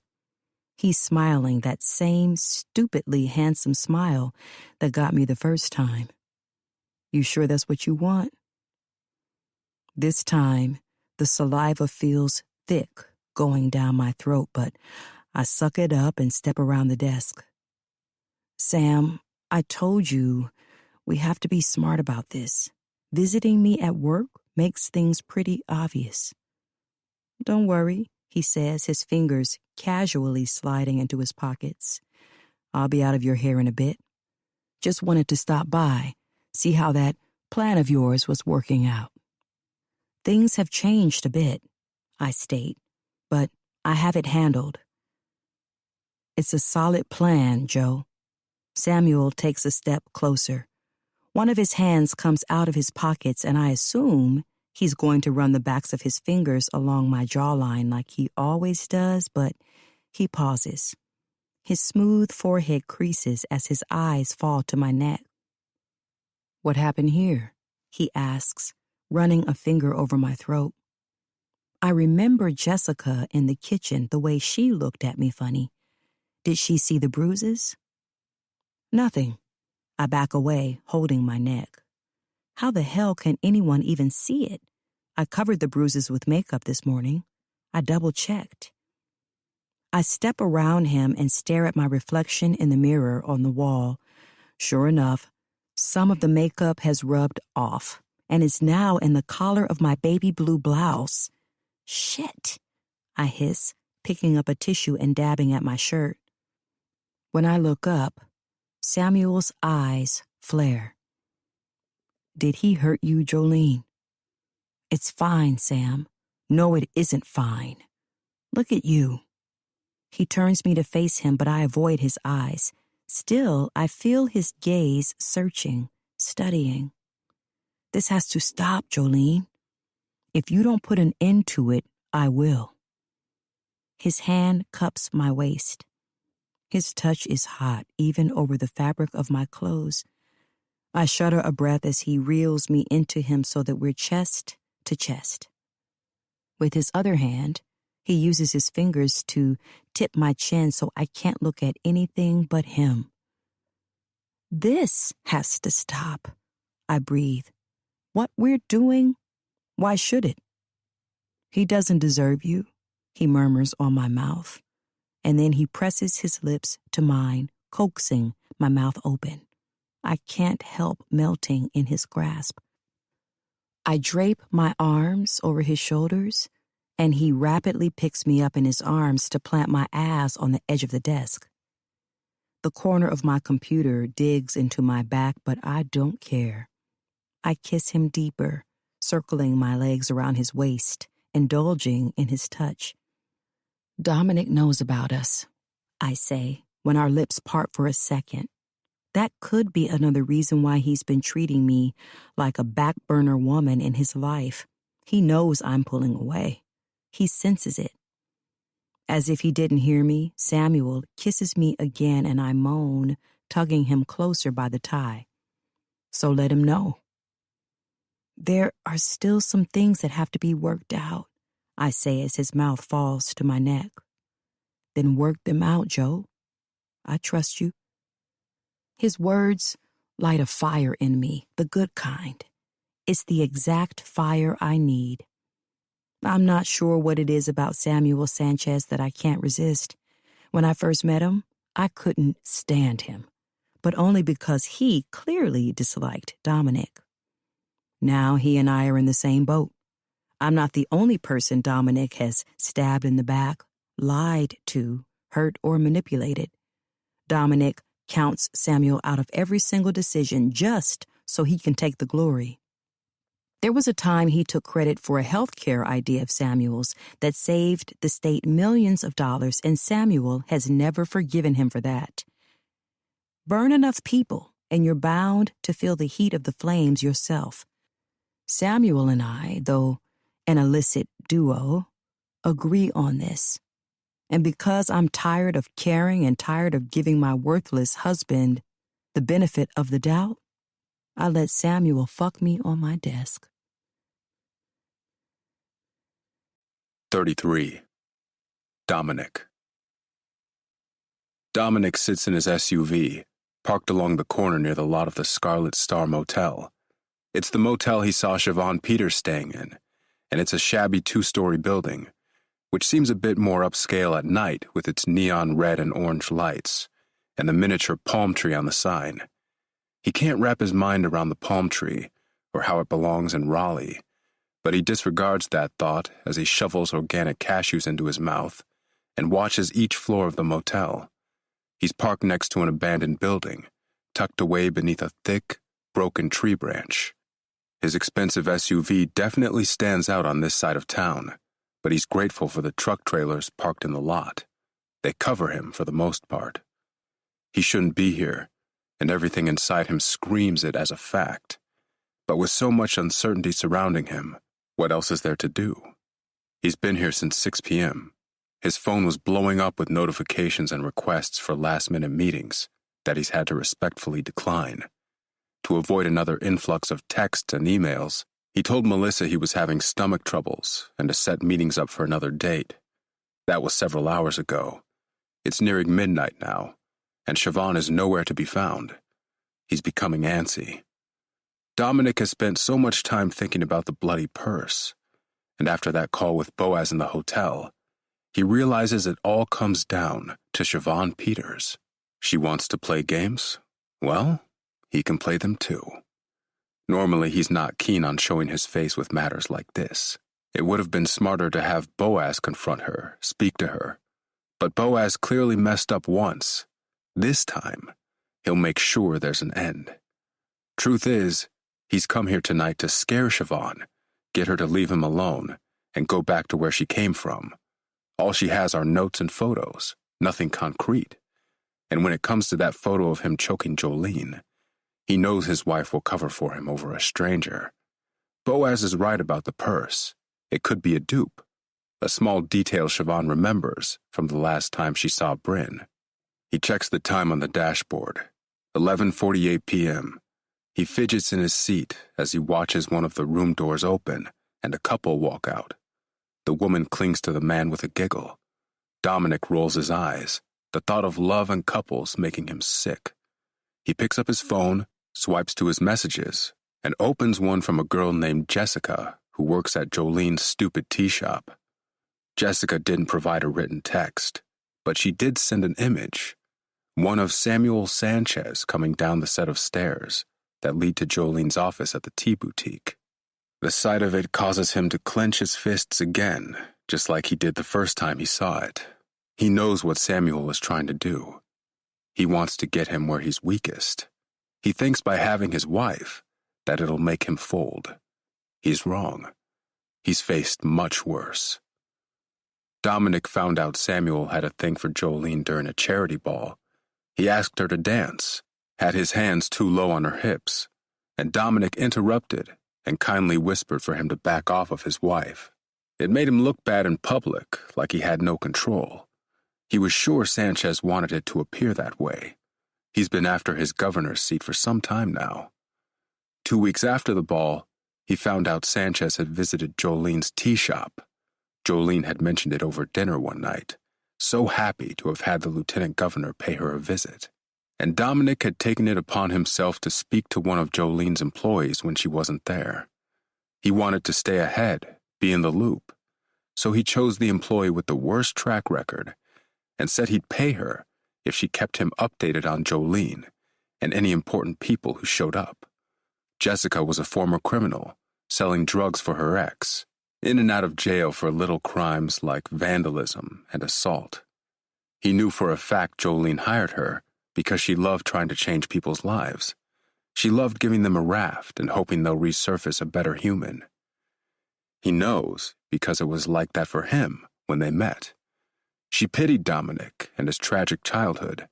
She wanted to give him a better life, new meaning, and it worked. For a while, anyway. Dominic is aware that Sanchez is ahead in his role. He'll likely win lieutenant governor again, and Dominic will blindly back him because it's better to have two of the same party members as heads of the state than an opposing party member. He can't help wondering what the hell Sanchez wanted with Jolene today, though. The image shows him leaving the top floor of Jolene's shop with a glint in his eyes, a subtle smile, and behind him, cut short at the corner, is Jo. She's watching him go while chewing on her thumbnail, a habit she only does when she's nervous. Someone knocks hard on Dominic's window, and startled, he drops the phone, and it lands on the car floor. His gaze swings left, and he can't believe who he sees. 34. Dominic. Why are you watching me? Siobhan's voice is muted by the window. A deep grimace is on her face, and she's in casual attire. None of that witchy stuff he's seen her in. Jeans and a graphic t-shirt with Aaliyah on it, along with a black cardigan. Even her hair has changed. No streaks of gray. Just all black and pulled into a ponytail. Not a stroke of makeup is on her face. For a split second, he thinks he imagined her as a witch. It wouldn't be far off, considering the recent hallucinations. Dominic shuts the engine of the car off, and Siobhan steps back, folding her arms over her chest as Dominic climbs out. I should be asking you that question, he counters when the car door is shut behind him. Siobhan scoffs. What the hell are you talking about? I know it's you leaving notes for me to find. The dead bird in my trunk, attempting to break into my house. You're trying to ruin my life. Why? She doesn't react to his accusations. Her face remains neutral, minus her brows that shift down deeper. You mean to tell me it's okay for you to ruin someone's life, but not for someone to ruin yours? So, you admit it, he counters, and he curses himself for not having his phone to record this conversation. Siobhan steps closer, eyeing him. You think I don't see through this whole governor facade of yours, but I do, Baker. I see right through you, and you're made of pure glass. One tap, and you'll break. Why are you trying to sabotage me? I did nothing to you, he retorts. The same way you didn't do anything to Bryn? Hearing the name fall from her lips sends him into a cold shock. The ice runs through his veins, paralyzing him where he stands. All he can do is stare at Siobhan as her lips deviously curl to a smile. Where is she? Tell me. Is she still alive? He demands. She leans toward him and whispers, Just know you won't get away with what you did. Those words bring him back to life, back to the moment. He can make this stop. He can get her to go away. What is it that you want, huh? Money? Is that it? Siobhan bubbles out another scoff while narrowing her eyes at him. If I wanted money, I wouldn't be handling it this way. Name your price, he continues, as she starts to walk off. How much do you want? However much it is, I can get it. I have ways. Siobhan peers over her shoulder. She drops her folded arms to face him again, looking deep into his eyes. Look at you. So eager to use your wife's money to cover your sorry ass. He works to swallow. I know what you did to Bryn that night, Dominic. You and that other man. She told me all about it, and trust me, she will not let you live this down. His world is spinning. His mouth has become dry and is tacky from the cashews. His heart pumps double the speed as Siobhan turns away, her chin up, and a smirk on her lips. She takes a few steps, but he can't let her go. She knows too much. Bryn is still alive. They're both here to hurt him, ruin him. He can't let this happen. He's not quite sure what comes over him in the moment. 1 second he's watching her go, and the next he's yanking her back by the ponytail, spinning her around, and slamming a fist into her face. He hits her so hard she collapses on the ground, and the back of her head slams on the black pavement. He breathes raggedly as he searches for witnesses. No one is nearby. That's the good thing about a shitty motel in a terrible part of town. No one can stop him. No one cares. The neon lights of the motel flash on them, red hues swimming on one half of Siobhan's bloody face. He must be quick. He picks her body up and shoves her into the back seat of his SUV, but not before rifling through her pockets and purse for her phone. When he finds it, he chucks it toward the trees. Then he's behind the steering wheel, his tires screeching as he peels out of the lot. As he goes, eyes flickering to the rearview mirror, he feels around the floor for his phone. When he finds it, He dials Boaz and tells him what he did. He tells him that Bryn is alive and that if they don't find her, they're both going down. Less than 30 minutes later, Boaz meets Dominic behind an abandoned warehouse. "Take her to this address," Dominic says, showing Boaz the screen of his phone. "We'll need to switch vehicles," Boaz states. "Don't want her DNA getting everywhere." Dominic hesitates. When he realizes he has no time to argue, he mutters, "Fine." Dominic hands him the keys, and once Boaz has them in hand, he stalks to Dominic's SUV, climbs behind the wheel, and drives away. Dominic watches the taillights fade, then stares at Boaz's pickup truck, the same one that had Bryn's body stored on the bed, and a sinking feeling buries its way inside him. He can't turn back now. He has to finish this once and for all. 35. Dominic. 4 years ago. Once Boaz was gone with Bryn's body, Dominic did all the things Boaz told him to do. The first thing he did was find wood for the fireplace. He went out back where a small storage shed was and found a few logs. He toted them inside, found matches on the mantel, and lit it up. Once he'd stripped out of his clothes and the gloves and tossed them into the raging fire, he went for his phone and called John. "What the hell's going on, Dominic?" John asked when Dominic told him to get somewhere quiet. "I was in the middle of a hearing." "That hearing will have to wait. Look, I wasn't able to get the woman from last night to sign. Things escalated and, well," he wasn't sure how much to phrase it over the phone. "Just do me a favor and keep my name off your visitation books, all right?" "Sure, bud, but I never had you on them. As far as anyone knows, the house was vacant this weekend. And what do you mean you couldn't get her to sign? What about the money? Did you offer it to her?" "Of course I did," Dominic stated. She wouldn't take it." "So what does that mean? She can't remember me, can she? She was hardly awake." John was panicking. Dominic could sense it through the phone, in the lilt of his voice and his breathing. He needed to calm him down. If John felt threatened in any way, all would come crashing down. "I'll get her to sign, don't worry about it. The money is still in my car, waiting for her. I told you she'd be a little fickle." "Sure, Dom. All right." But John didn't sound so sure.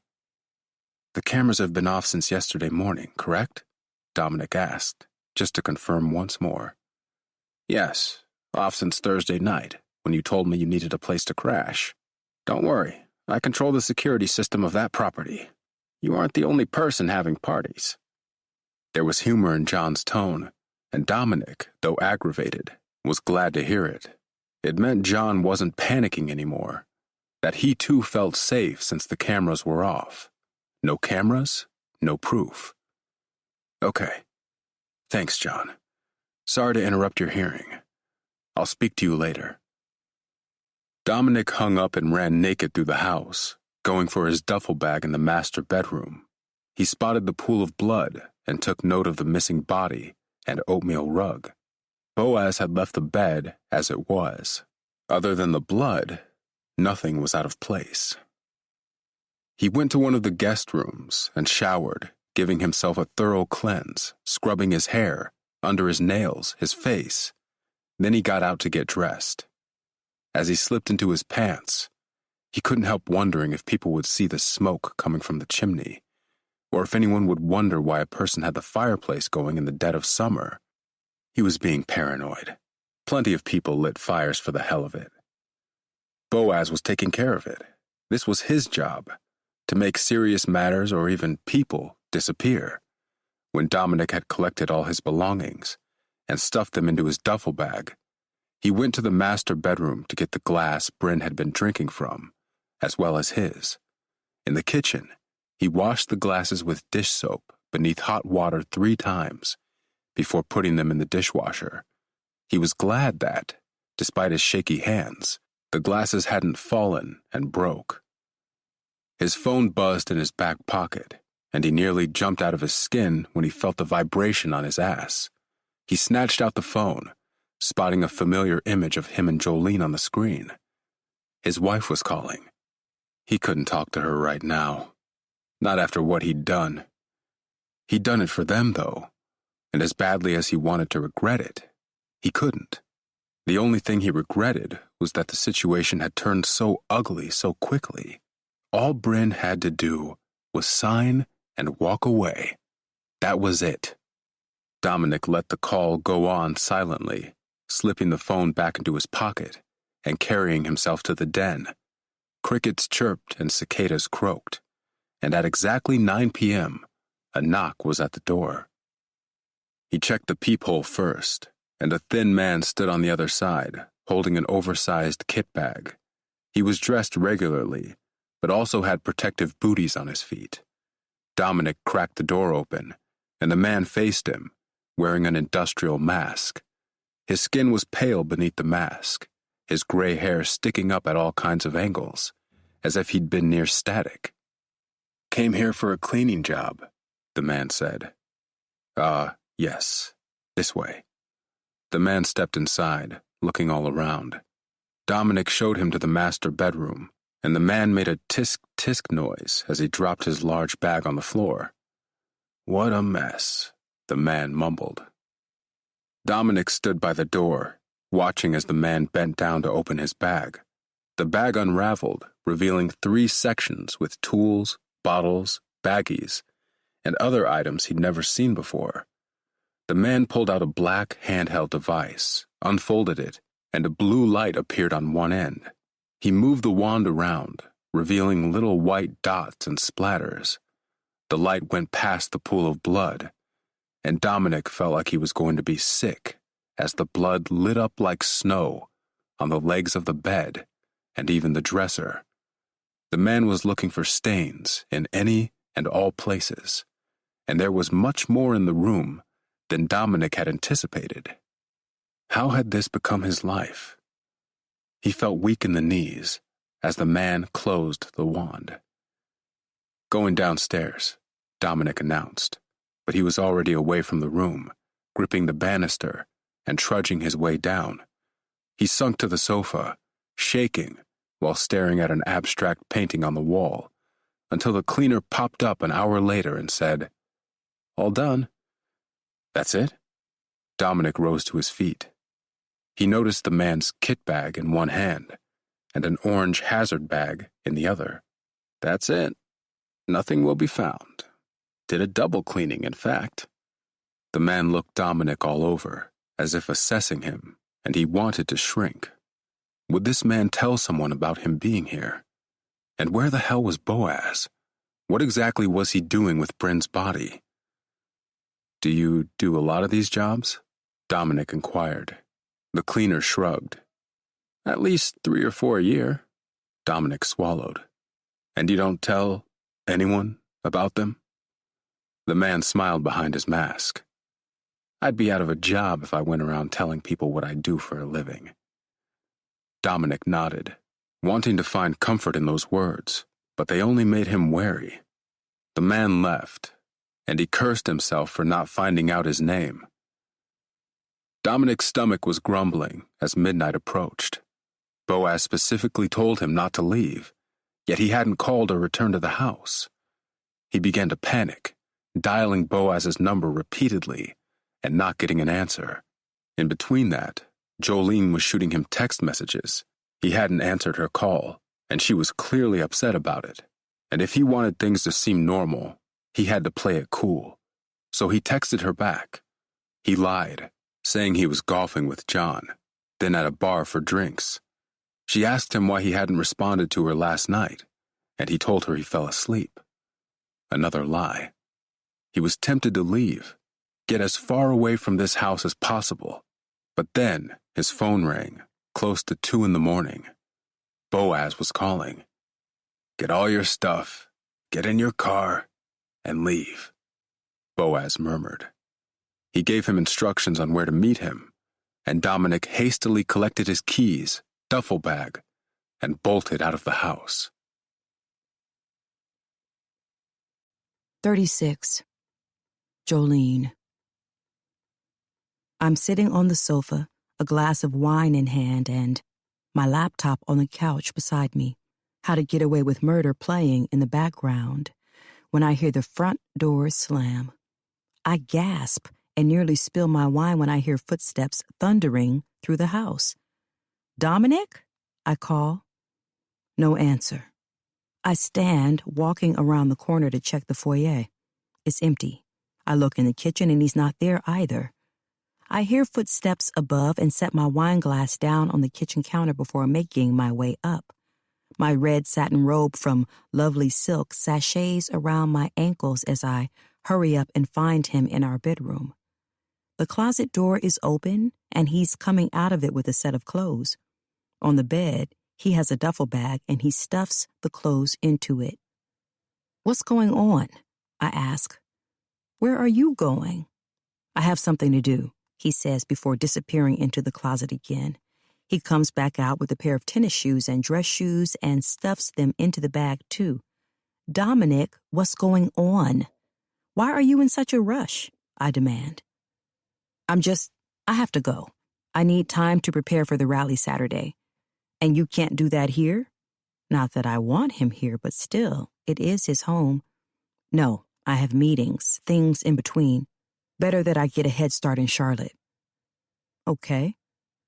I sink down on the bench at the bottom of the bed. Dominic zips his bag up, slings it over his shoulder, then walks toward the door. As if he's forgetting something, he pauses and dumps the bag on the floor. I expect him to rush to the closet or even the bathroom, but instead, he comes to me and lowers to his knees. "Joe, I'm sorry about last night," he says, and I press my lips, instantly fighting whatever emotion tries to take over me. I won't break. I won't forgive as easily this time. He always does this after one of his bad moods takes over. He'll apologize, send flowers the next day, treat me to dinner at one of our favorite restaurants. But today, there were no flowers, and clearly we're not going out to eat because he's packed up to leave. I'm just so stressed with the campaign and scared that I might lose. He lets out an exasperated breath, his light brown eyes swiveling to mine. He takes one of my hands in his and kisses the back of it. "I know I haven't been the best husband to you, and I promise I will make up for my mistakes, but, Joe, I need you on my side more than ever right now. There are things that—" He pauses, blinking rapidly.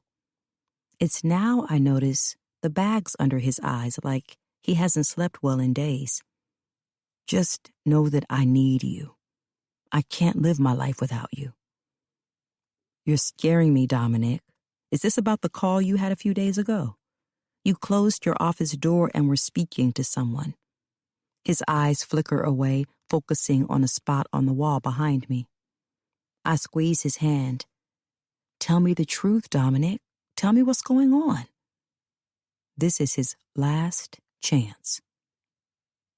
He returns his gaze to mine, studying every detail of my face, and for a split second, I remember why I fell for him. Those big brown eyes, his soft skin, his full lips. I remember how he feels next to me, warm and close. Our bond was impenetrable. No one could stop us. But in a matter of seconds, the reminiscing ceases, and I forget who we used to be when he says, "It's better that you stay out of it." So there is something going on. What are you hiding, Dominic? Tell me so I can help. We're supposed to be a team, remember? No.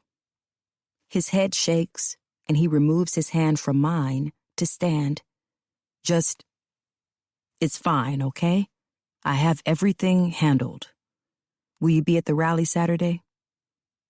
Yes, I mumble. Where the hell else would I be? I stand with him, and he starts to turn, but I catch his wrist. Dominic, please. If you love me, you'll tell me what's going on. His eyes flicker to my hand, then back up to my face. With his free hand, he removes my grasp and disappointment sinks to my stomach. Trust me, Joe. Let me handle it first, then I'll tell you everything. I promise. I don't even get the chance to protest. He grabs his bag and leaves the room, jogging down the stairs before I can get another word out. 37. Dominic. 4 years ago. Dominic felt like he couldn't get enough oxygen when he spotted Boaz's pickup truck in the dead of night. He was parked beneath a live oak tree, window cracked, cigarette smoke drifting out. Boaz told him to meet behind a deserted restaurant just across the street from a food mart that was run down and, oddly, still in business. Dominic parked next to Boaz's truck and waited. Boaz stepped out of his vehicle, flicking his cigarette before coming to the passenger door of Dominic's car. His heart thundered in his chest, and his pulse swam to his ears as he unlocked the door. Boaz sat in the passenger seat, causing the car to tilt to the right. He slammed the door, locked it, and Dominic controlled his breathing as he focused on the man next to him. It was hard to control when the stench of nicotine consumed him. This was a man he didn't know, a man he trusted to fulfill a reckless duty, and who could turn on him in the blink of an eye. "The rug is gone, won't ever be found," said Boaz. He shifted in the seat, and Dominic tensed until Boaz stuck his hand out to offer him something. Dominic's eyes fell to the phone in Boaz's palm, a thick, old-looking thing with a small screen. "What is that for?" Dominic asked, eyeing him. "So you can call me from this phone and not your real one. You're running for a governor's seat, right?" Dominic stared into Boaz's eyes. "Yes." "Then you don't want calls like the one you made to me getting listened to without your awareness. Should anything ever come up, which I doubt it will, call this phone. There's only one number stored in the contact list, and you can reach me there." Dominic took the phone, weighing it in his hand. "Where did you take the rug?" Boaz corrected him with a glare. "Only refer to it as the rug." "Yeah, sorry. The rug. Where did you take it?" "Drove over 80 miles across Louisiana until I found a marsh most people avoid. Walked into the woods and placed it there." Was the rug still breathing? Boaz studied Dominic, his eyes boring into the side of his face. "No." Dominic released a breath and gripped the steering wheel. Good. Perhaps she officially died along the way. Silence swelled in the car. Dominic couldn't bring himself to look at Boaz, but could feel Boaz staring at him. "I'll let you go," Boaz finally said. "For my time and discretion, I expect $2.5 million deposited into this account." Boaz handed a sheet of paper to Dominic, who took it with parted lips. $2.5 million? There was no way he would be able to get that kind of money from the accounts without Jolene noticing. She'd ask questions, and he wouldn't have any answers. I didn't realize you had a fee," Dominic responded stupidly. Boaz released a dark chuckle. "You think I'd do shit like this for free?" Dominic shook his head quickly. He didn't care.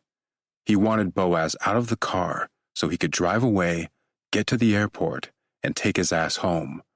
And frankly, he was scared of Boaz. There was something sinister in that man's eyes.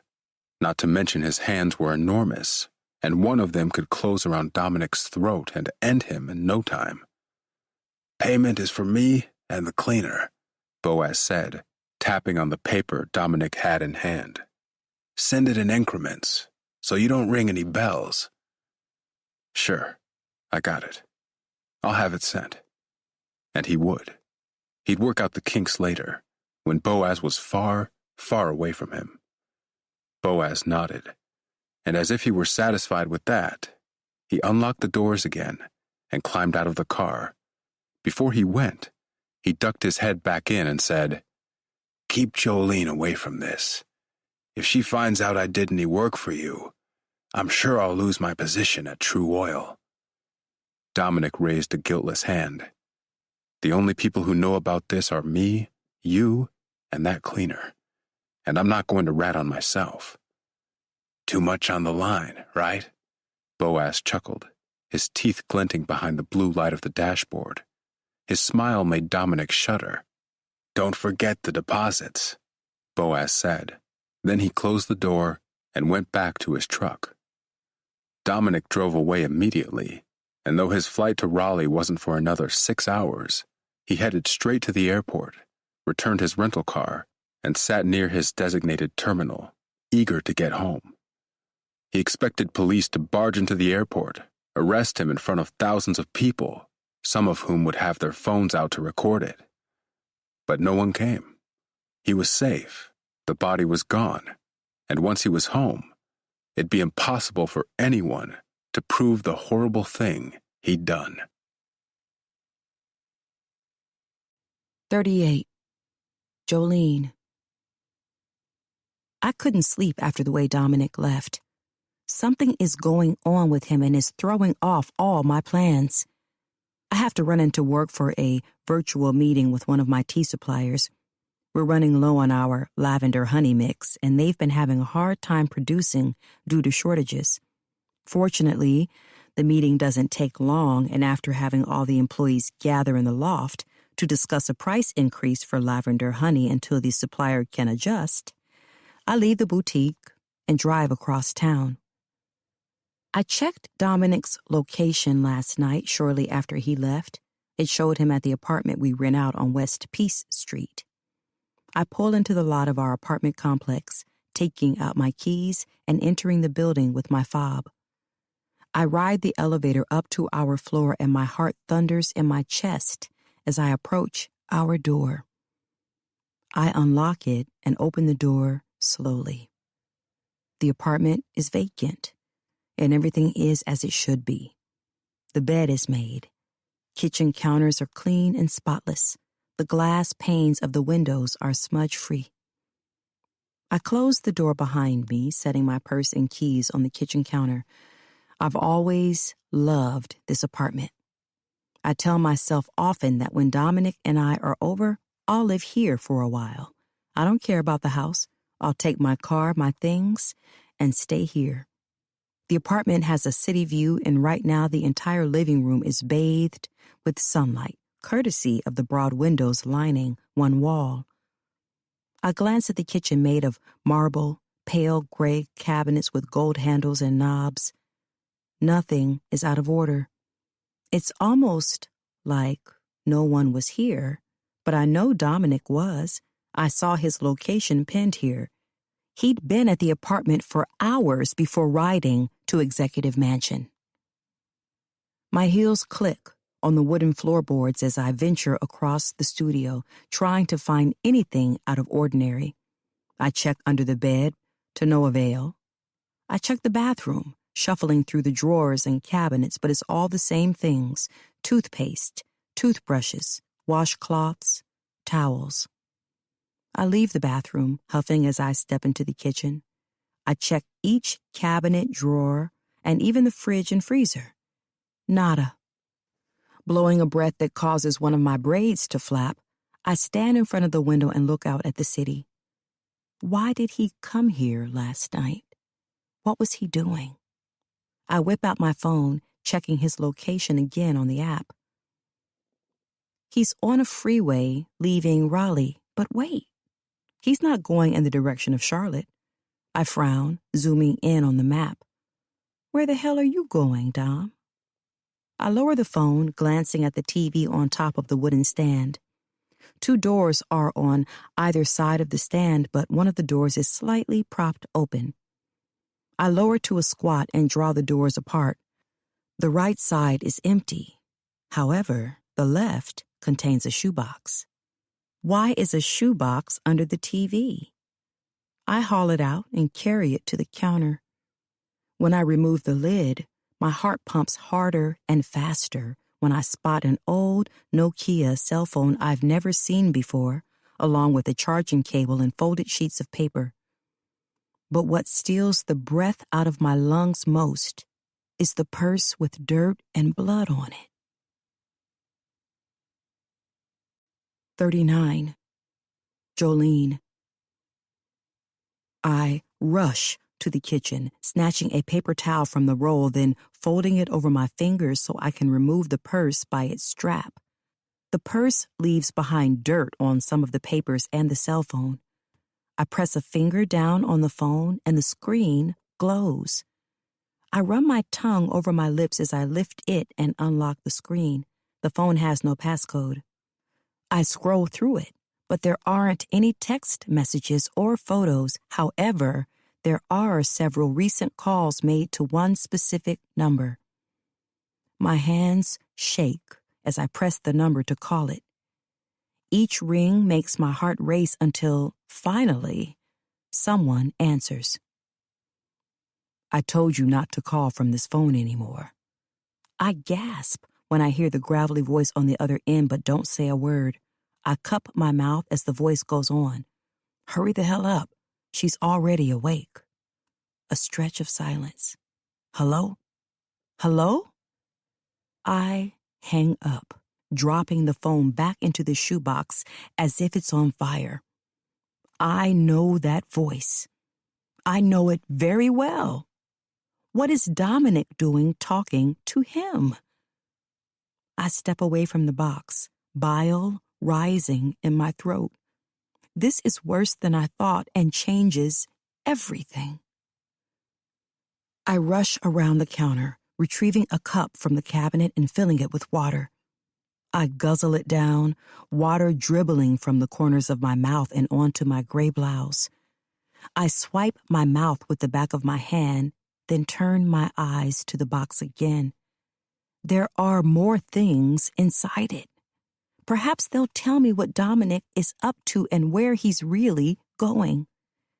I pull out one of the papers from the box. On it are the words, I know what you did. Where's Bryn? I frown, taking out another sheet. Through the windows, I can see how you treat your wife so miserably. How can you be so cruel, Mr. Baker? When the truth comes out, I'll save her. What? I whisper. Who are they talking about? Through the window? What window? My mind goes back to the night of that attempted break-in at our house. Was it that night? Who is this? Why are they talking about me? My hands won't stop shaking as I lower the paper. I pause when I see the last one, but it's not just a paper. It's a photo flipped on its face. I turn it over and study it with shallow breaths. It's an image of a woman. She's beautiful with straightened hair and large brown eyes. She's wearing red and is clearly holding the camera or phone as she takes a selfie with a smile. Behind her is my husband. He seems to be mid-conversation with someone next to him, his head at an angle.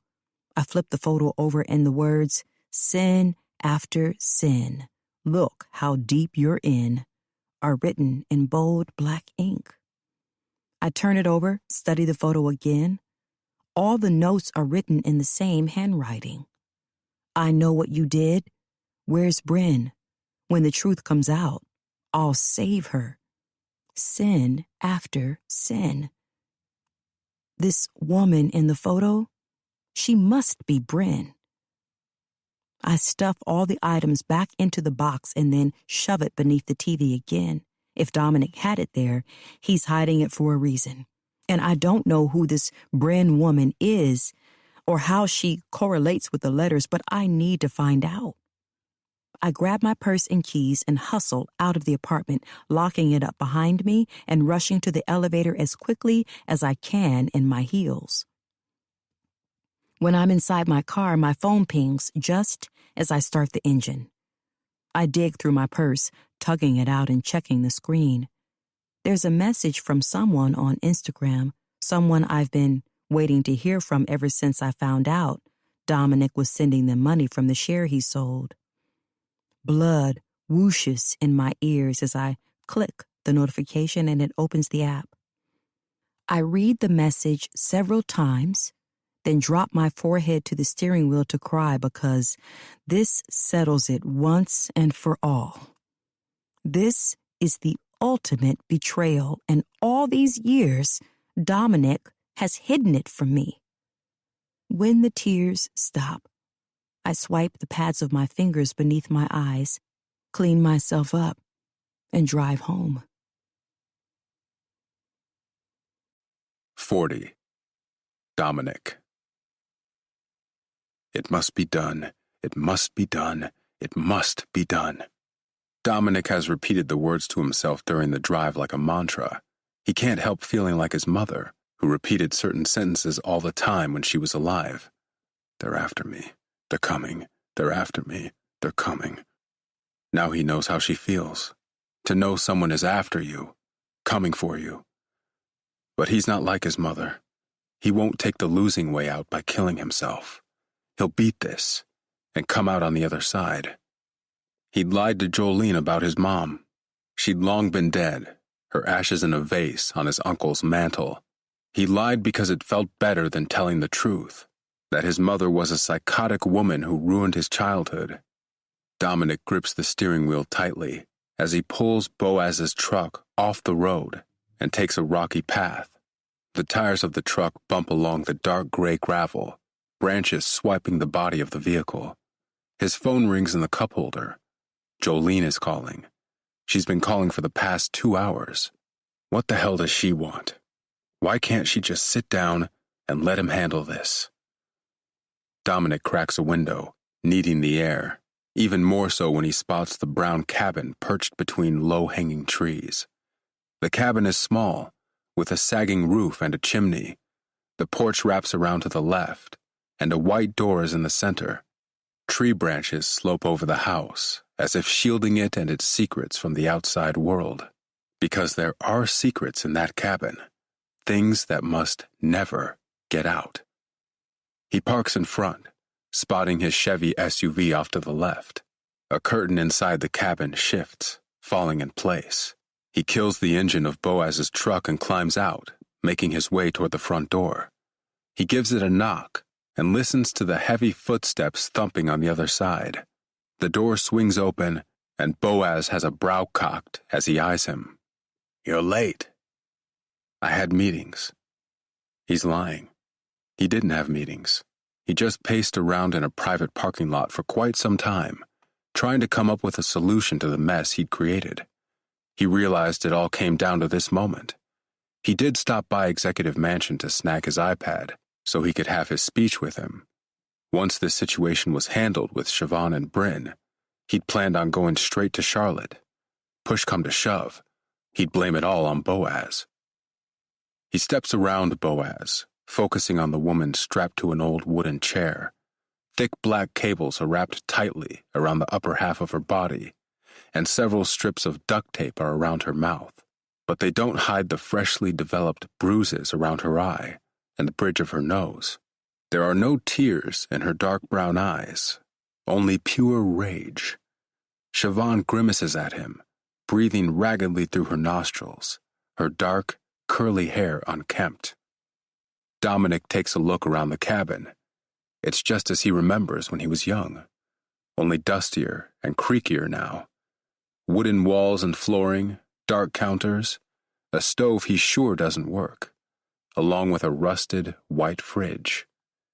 The door in the kitchen leads to what used to be a backyard, but is now crowded with tall grass and trees. Both are small and vacant. A fireplace is off to his right, next to a dusty plaid green sofa. There are 2 bedrooms in the back of the house, one of which belonged to him. This cabin used to belong to his mother. Then she managed to kill herself when Dominic was 17, and the state handed the house over to his Uncle Ben. She had a will, apparently, and wanted all of her assets given to his uncle, her only other relative, so that once Dominic was of age, he could assume the assets. She didn't have much, just the cabin, and an old Buick that he used when he went to college. She had no money saved, nothing of substantial use. Dominic thinks about that sometimes, how his mother created a will just to fulfill the duty of hanging herself in her bedroom. The mind is a powerful thing, but hey, at least she considered her son before doing the deed.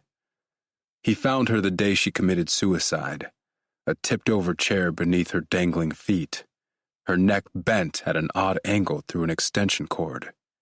He remembers the dress she wore too, a pink one with red flowers. She also had a full face of makeup. It was like she'd made a day of it, prepared herself for her own demise. He can still remember his Uncle Ben going at him about being better than his mother. Uncle Ben may have been a country old man, but he knew the way to live.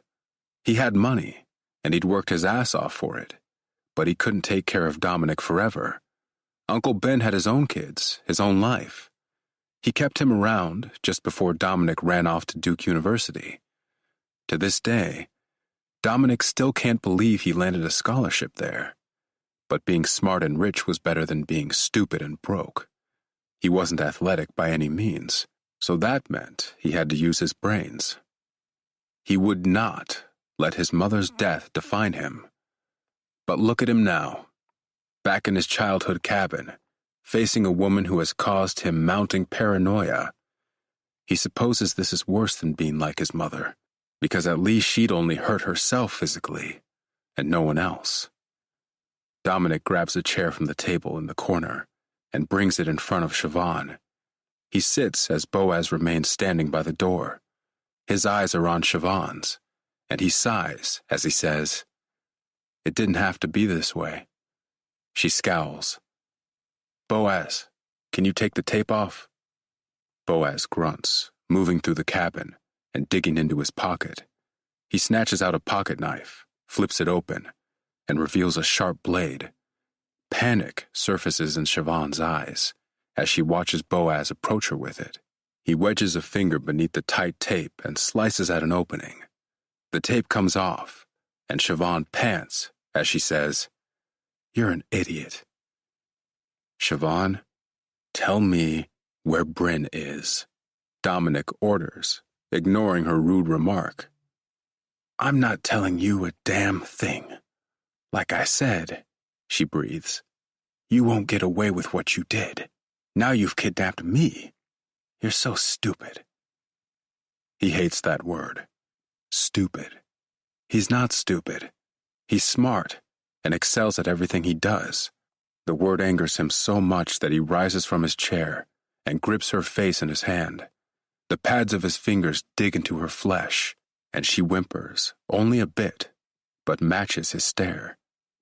"Tell me where she is," he growls. Siobhan's right eye twitches. "How did you like the tea?" He frowns, faltering a bit. "What?" "The tea I gave to your wife. I bet the hallucinations were horrible for you.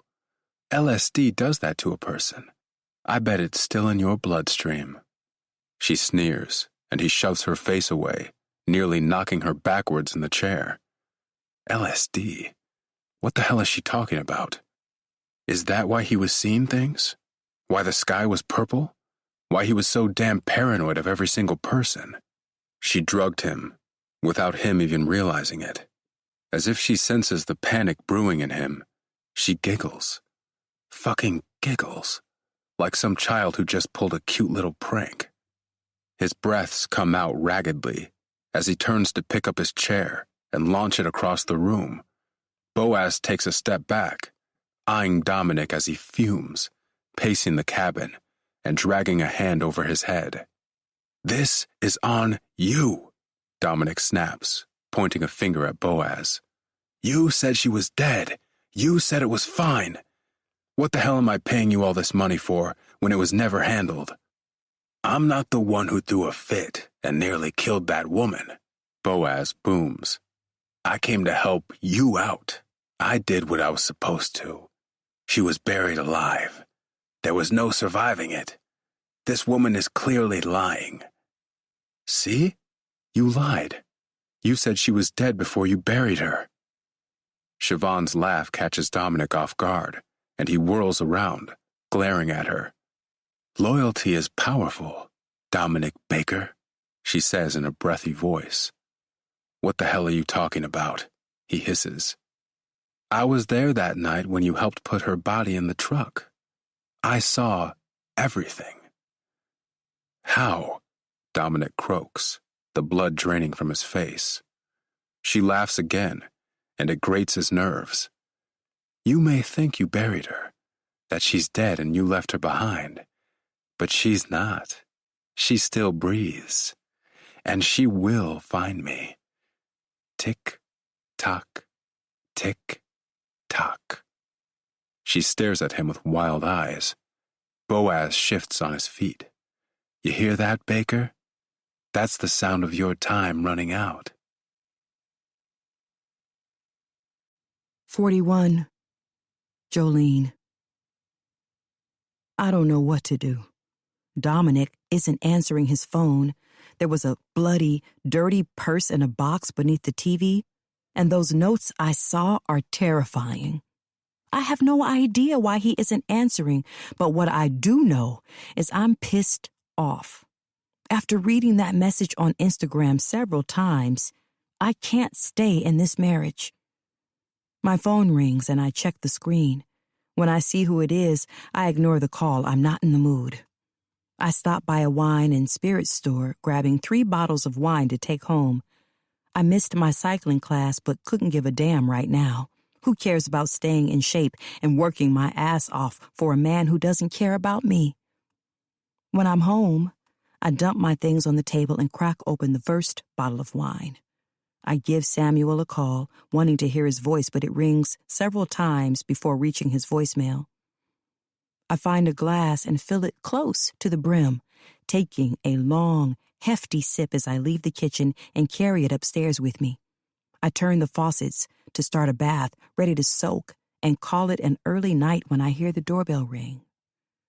I frown, realizing I can't check the cameras because my phone is still in my purse downstairs. I rush down with my cup of wine, making sure not to spill any on the stairs. When I round the corner, I check our home security system's video screen attached to the wall behind the door. A woman is on the screen, wearing all black with her head down. I can tell it's a woman because she has breasts beneath the hoodie she's wearing. With her head down, I can't see the upper half of her face, but regardless, the sight of her makes my heart drum a faster beat. "Can I help you?" I ask through the speaker in the system. "Open up." I pause, studying her in the camera again. She's looking over her shoulder now. She's fidgety. I don't like it. I glance toward the kitchen where my phone is inside my purse. "I'm sorry," I call into the speaker. "I can't help you. I don't know who you are and I'm not expecting visitors." "It's Bryn," she says rapidly, and my eyes nearly bulge out of my head as the woman lifts her head. There. I see her. The woman from the photo. She's still beautiful, but something about her face is different. A slanted scar is on the right side of her head, running from her hairline and through her eyebrow. The scar is deep, as if it had required stitches in order to heal. I unlock the door and snatch it open, prepared to ask her 100 questions. What does she want? Why was she in that picture with my husband? Where the hell is he? But I don't get the chance to ask any of them because as soon as the door is open, she withdraws a gun from her hoodie pocket and points it at my face. Part 2. 42. Bryn. Do you know what it feels like to be buried alive? I remember it very well. The dirt drops in fat clumps, weighing your body down. It's heavy, and you lose oxygen second by second. For a moment, you think this is your fate, that you will die and no one will find you. A darkness shrouds you when you realize your life is coming to an end. You begin to pray, begging the Lord Almighty or whomever you believe in to make this all go away, to absolve you of your sins, to welcome you into their eternal presence. It's a scary thing facing a death like that. I lay in a hole in the ground and through eyes that refused to stay open, saw a large man who was hastily shoveling dirt in the ground. It took a minute for me to realize he was throwing the dirt onto my body. There was a pain at the front of my head, so sharp and intense that I didn't want to blink for fear that it would hurt more. I don't think he saw my eyes as he shoveled the dirt in with heavy grunts. I had no clue who he was or how I'd gotten to this point. I tried remembering what had happened, but couldn't. It was all so fuzzy. I attempted to move my hands, my feet, and even roll. Nothing worked. I felt cold, weak. I may not have known where I was or how I'd gotten there, but what I did know for sure was that I was going to die. When a pile of dirt landed on my face, I knew it to be true. The dirt kept coming down as a steady plop, plop, plop. The man's grunting softened. Dirt filled my ears. As good as dead, I thought as I drowned in darkness. But the end is never definite when breath still fills the lungs, or when you have a best friend like mine. 43. Siobhan. 4 years ago, New Orleans. Siobhan was worried. Normally, when it came to Bryn, she didn't have to worry. That's what she liked about having her as a best friend. They were great communicators, and if one of them had an issue with the other, they hashed it out like adults. If one of them was short on rent, the other would try and help out. If one of them needed to borrow tampons or pads, they had each other's backs. If they wanted to kick back and watch a movie and drown in popcorn and wine while pretending to be Olivia Pope, they did it together. And they always texted each other back. No matter if they were working, out late, or whatever, they always did. It was such a priority that Siobhan had to break up with the guy who got jealous that she and Bryn were so close. He kept calling them secret lesbians. She hated that. What was so wrong with having a friend you trusted and relied on? What was so wrong with making them a priority in your life when they'd practically saved yours?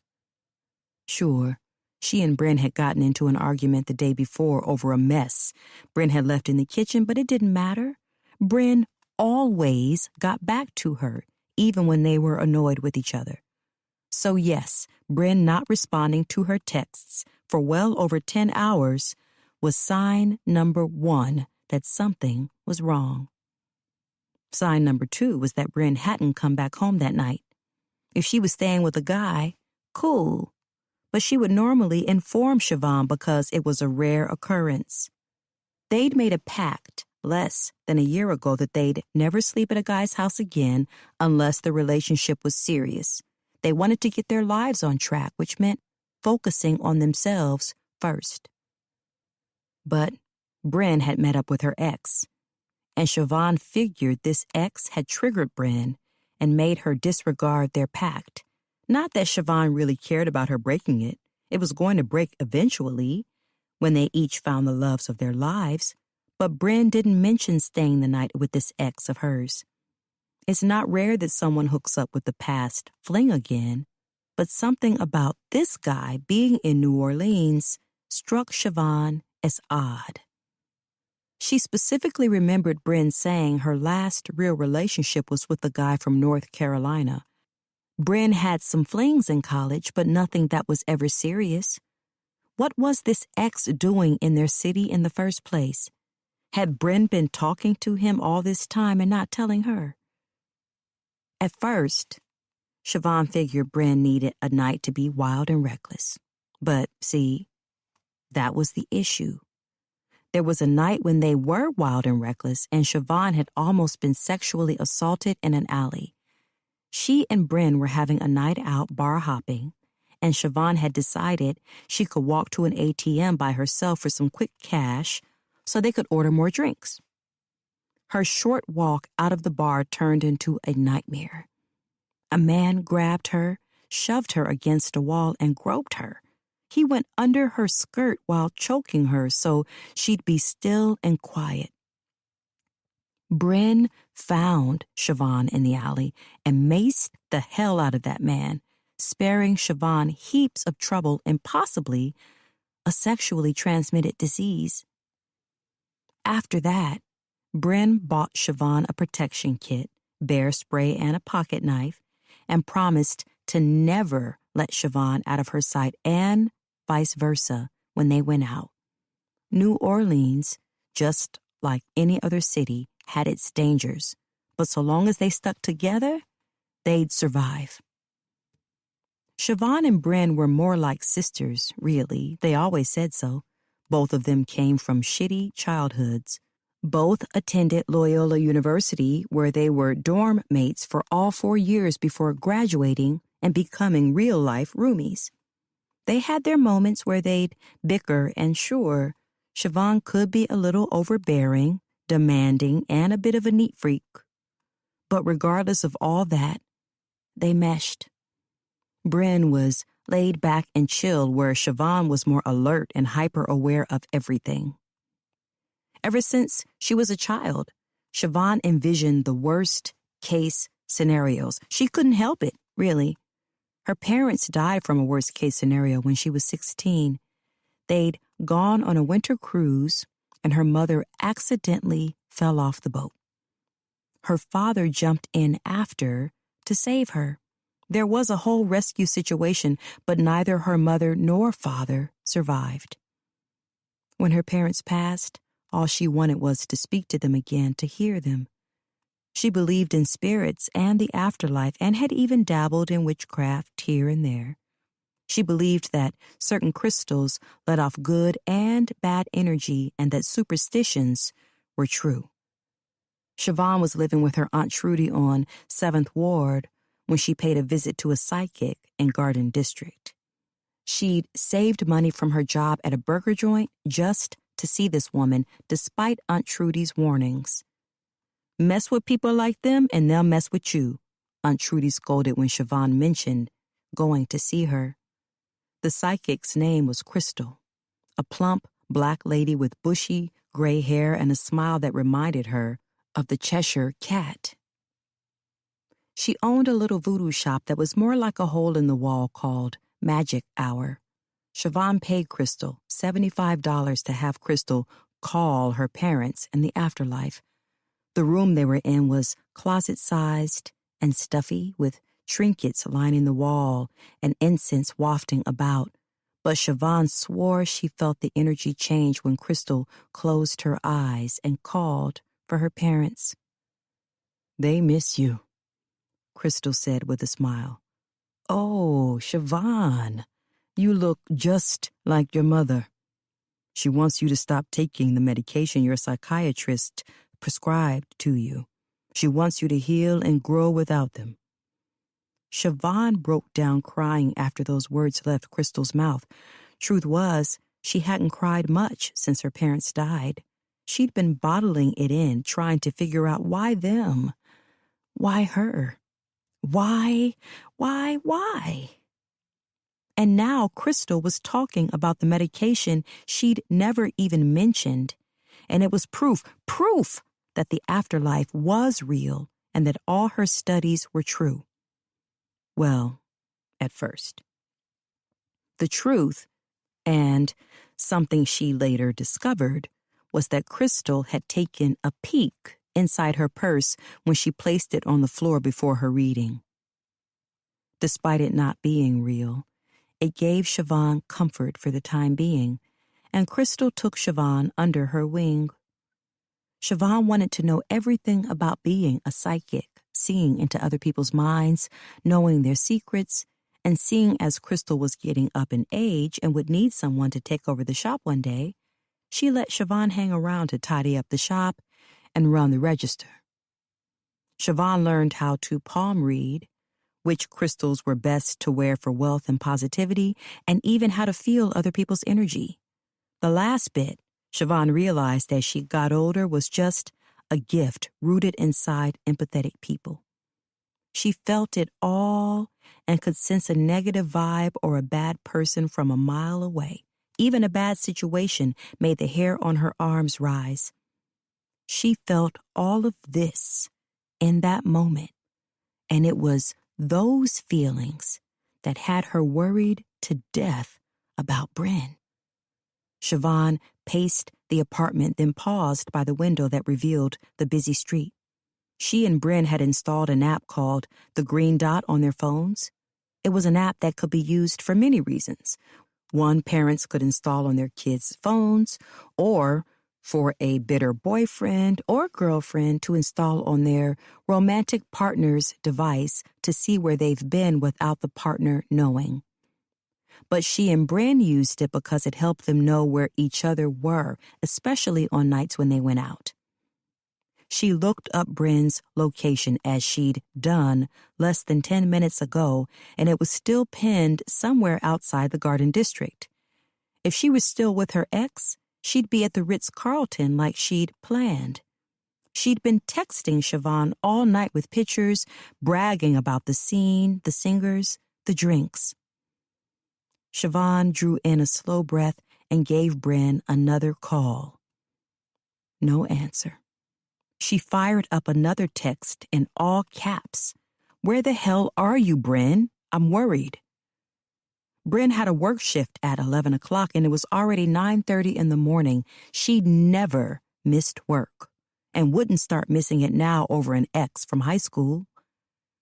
Siobhan sat on the sofa, blinking at her phone, waiting for a message or a call from her best friend.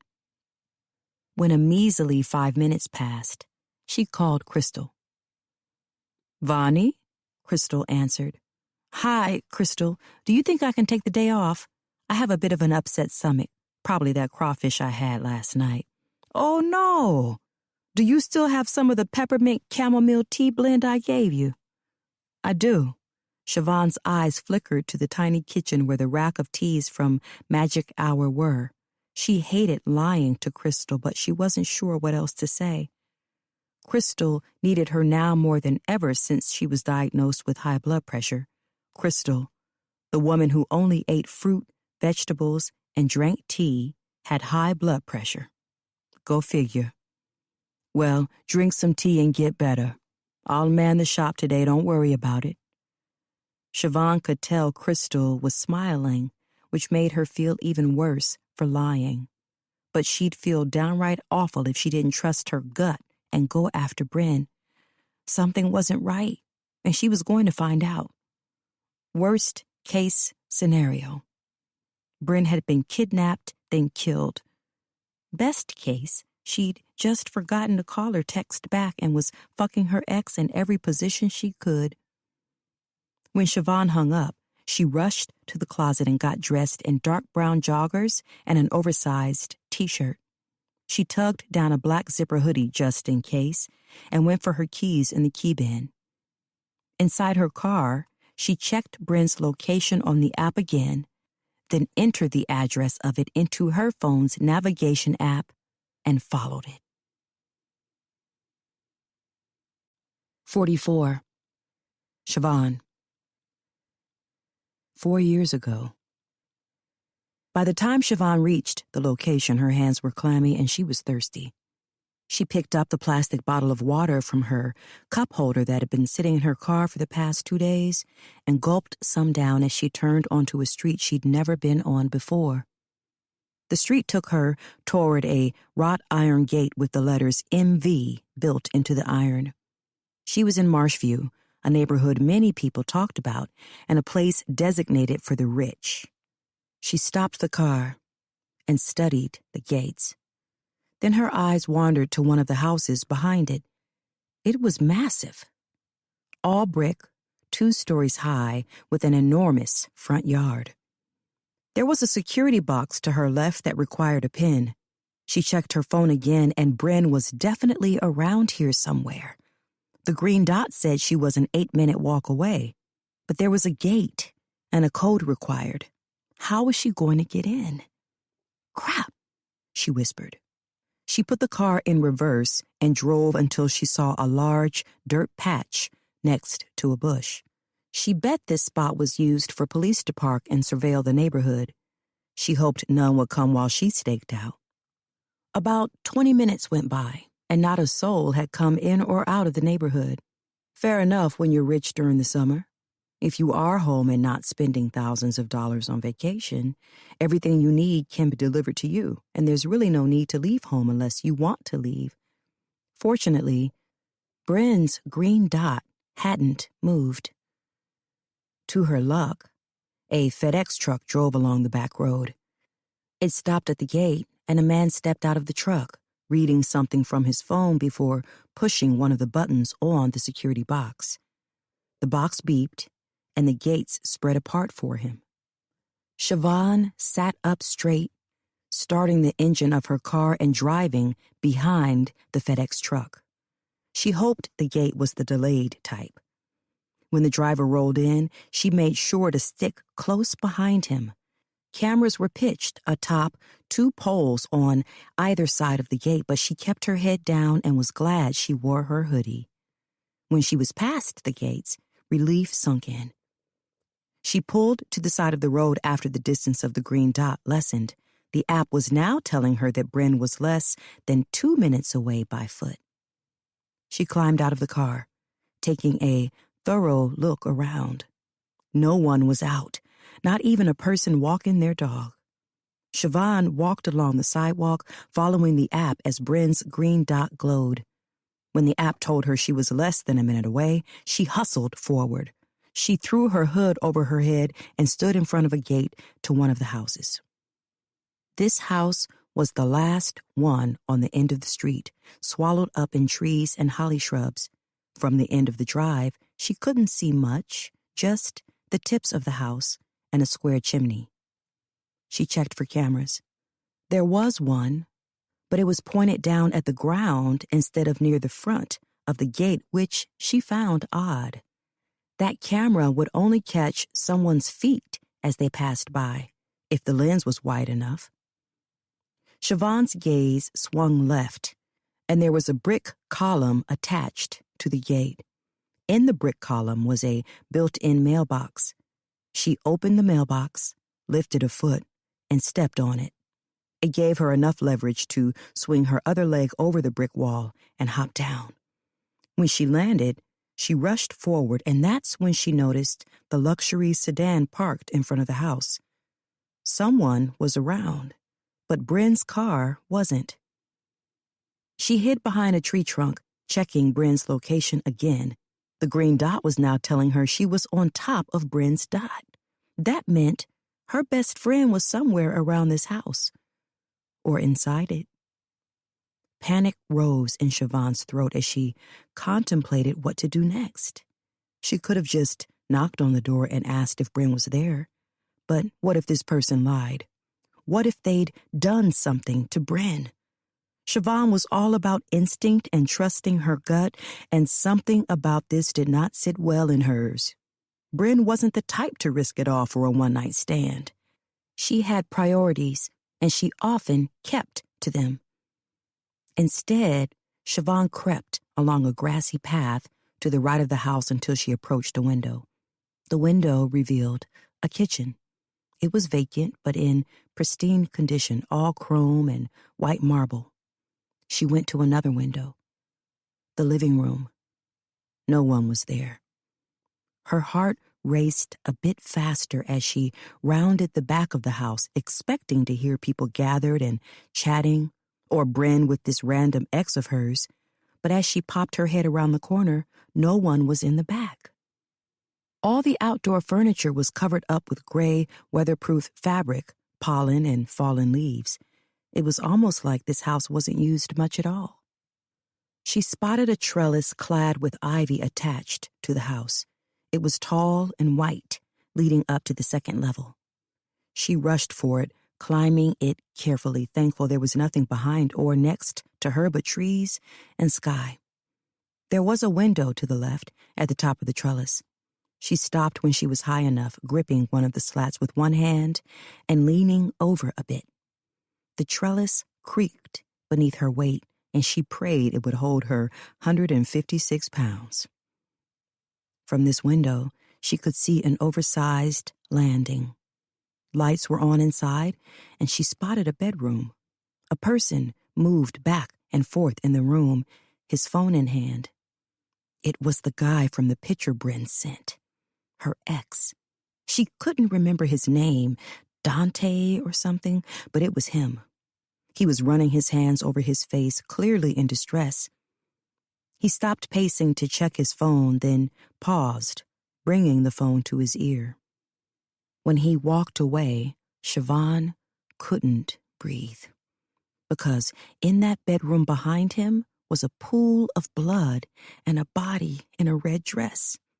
It wouldn't take a genius to know it was her best friend. Siobhan's fingers trembled as she withdrew her phone, went to the camera, and snapped a picture of the scene because men like him didn't get caught unless there was proof. This ex of hers had clearly become somebody based off this fancy house and the car parked up front. There was no telling how long Bryn's body had been there or what he'd done to her. She stared a moment longer, hoping this was some sick prank or game, hoping Bryn would roll over and start laughing. She did have a dark sense of humor, but she didn't. And her worst-case scenario had proven to be true. Through tears, she climbed down the trellis and ducked around the house. She jumped the brick wall again and hurried to her car, slamming the door behind her with wild breaths. She needed to call the police, but she couldn't stop herself from breaking down and sobbing first. 45. Siobhan. 4 years ago, Siobhan sat in her car ready to call the authorities. She had to pull herself together. She picked up the phone, hands trembling, and pressed the numbers in the keypad slowly. 9, 1, 1. But before she pressed the call button, a black pickup truck drove past her, stopping at the gate of the house she'd just run from. She sucked in a breath and lowered in her seat, watching as the truck waited for the gate to open. When the gates were spread, the truck drove straight in and moved out of sight. Wait a minute. Was someone returning to the house? Did this mean they'd find the man who hurt Bryn? Find her body? Perhaps she could corroborate with whoever was in the truck and put Bryn's ex in jail. She waited a few minutes before climbing back out of the car again, jumping the fence again, and landing with a soft grunt. Hurrying toward a cluster of trees, she watched as a burly man stood on the porch and knocked on the door with a large fist. The man turned a fraction, peering over his shoulder, and Siobhan crouched behind one of the live oak trees, fingers deep in the tree bark, breaths erratic, as she focused on the house ahead. Mosquitoes buzzed around her while gnats fought for her attention. She swatted them away with one hand, and with her hoodie on, she could feel sweat accumulating on her forehead and beneath her bra. The man faced forward again as the front door opened, and she watched Bryn's ex appear on the other side. She couldn't deny he was a handsome man, but it was always the pretty ones with rotten souls. Who just stood around while a body surrounded in blood was near them? The door closed, and she waited, pulling out her phone, ready to dial the police. Her fingers hovered over the number. She wasn't sure what was stopping her. To her, none of this felt real. In her mind, Bryn was still alive, and this was all some sick, twisted joke. She waited. In less than 5 minutes, the front door opened again, and the large man walked outside, scanning the area before climbing into his truck and parking backwards so that the bed of the truck faced the door. "What is he doing?" she breathed. He went into the house again, and Siobhan waited until the men returned and swung the door open. They were going back and forth in conversation until the burly man tossed something at Bryn's ex. The ex stepped back so she couldn't see what he was doing, but in a matter of seconds, both men bent down. She noticed they both had gloves on. She tried not to make a noise as the men lifted a rolled-up rug and grunted as they shoved it onto the back of the truck. She bit into her bottom lip and tasted blood when she realized the rug wasn't empty, that it was lumpy and misshapen, and pieces of hair stuck out of the ends. "Bryn." She pulled out her phone, making sure it was on silent before going to her camera, zooming in and snapping a picture of them. In the photo, Bryn's ex clung to the end of the rug to make sure it didn't fall. She cursed under her breath. It was a bad picture. To anyone else, it would just look like he was putting something on the truck, not a body. The big man in the truck spoke once more as he withdrew the truck's bed cover to conceal the body, and Siobhan took that opportunity to run back to the brick fence and jump it. She was in her car and behind the wheel when the black pickup rolled out of the driveway. When the man drove past, she started her car, made a U-turn, and followed him out of Marshview. 46. Siobhan. 4 years ago. Damn it!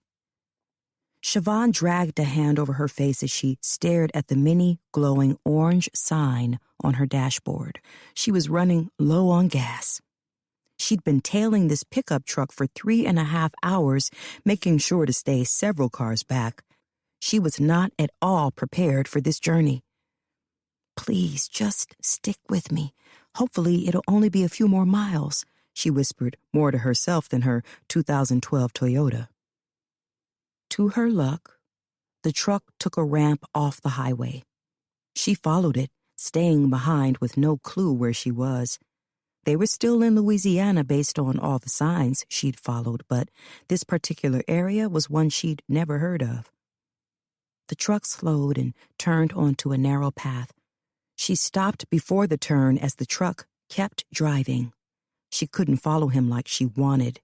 He'd definitely noticed someone tailing him on a solo path, one that clearly led to backwoods or another private house.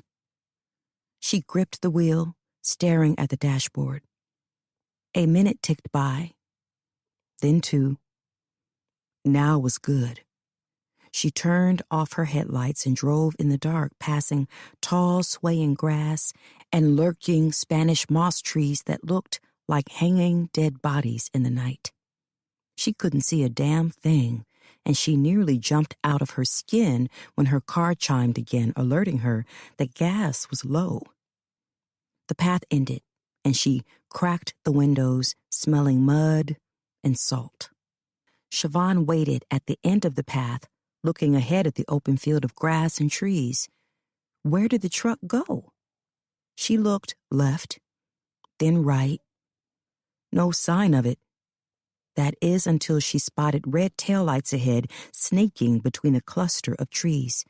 She veered left and drove toward overgrown shrubs, parking along the side of them. No one would see her car.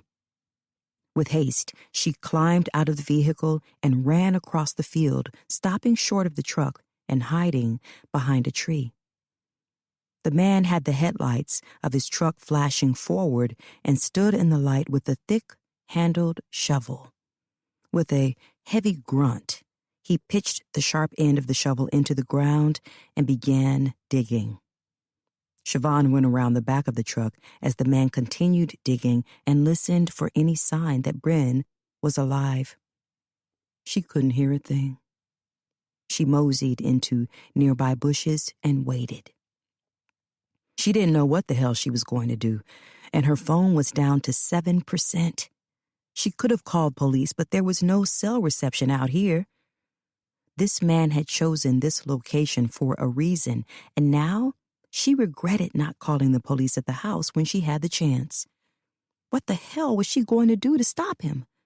She had no weapons on her other than some bear spray and a pocket knife. That wouldn't take him down, though, and if Bryn was dead, she would be putting her life at risk for nothing. She sat with her back against a tree trunk, listening for what felt like hours, as the man dug until finally he stopped and walked around the truck. A tree branch snapped under her knee as she shifted forward to get a better look, and the man's head whipped back. He looked in her direction, and she cupped her mouth, trying to make herself as small as possible. Her breaths felt loud as they poured out of her nostrils. The man stared for a long, long time. He took a step in her direction, and her heart might as well have shot up to her throat.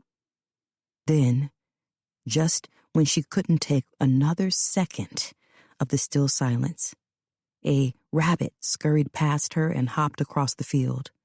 The man sucked his teeth and went back to what he was doing. He opened the bed of the truck and hauled out the rug with Bryn's body.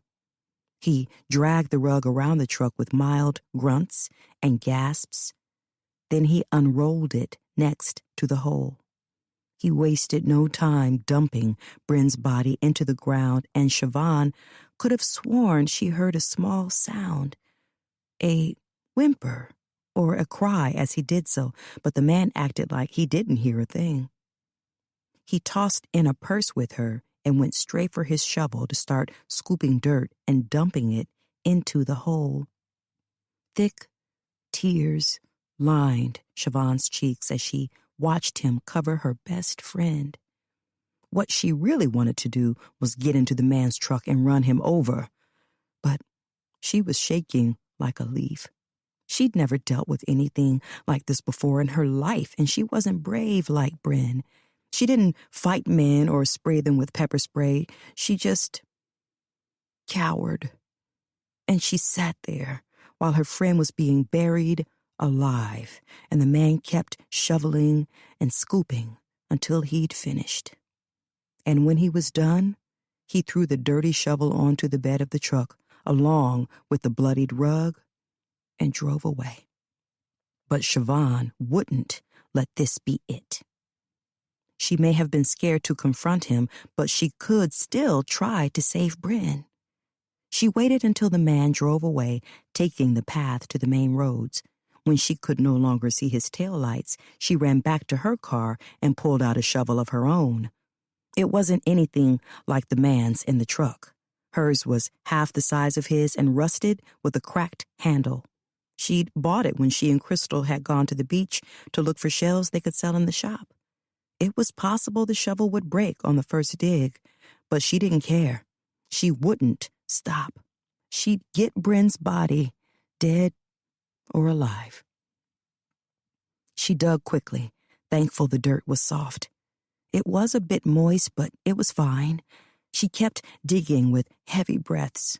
Her shoulders ached, and her arms grew numb. Her palms were sore and raw, and she was getting tired, but she didn't relent, not until she saw one of Bryn's hands. It was twitching. Then she heard moaning. It was faint, but it was definitely coming from the hole. "Oh, God. Hold on, Bryn," Siobhan wailed. She ditched the shovel and dropped to her knees, scraping at the dirt. It wedged beneath her fingernails as she clawed at it, powering through the numbness and pain until she could see Bryn's face.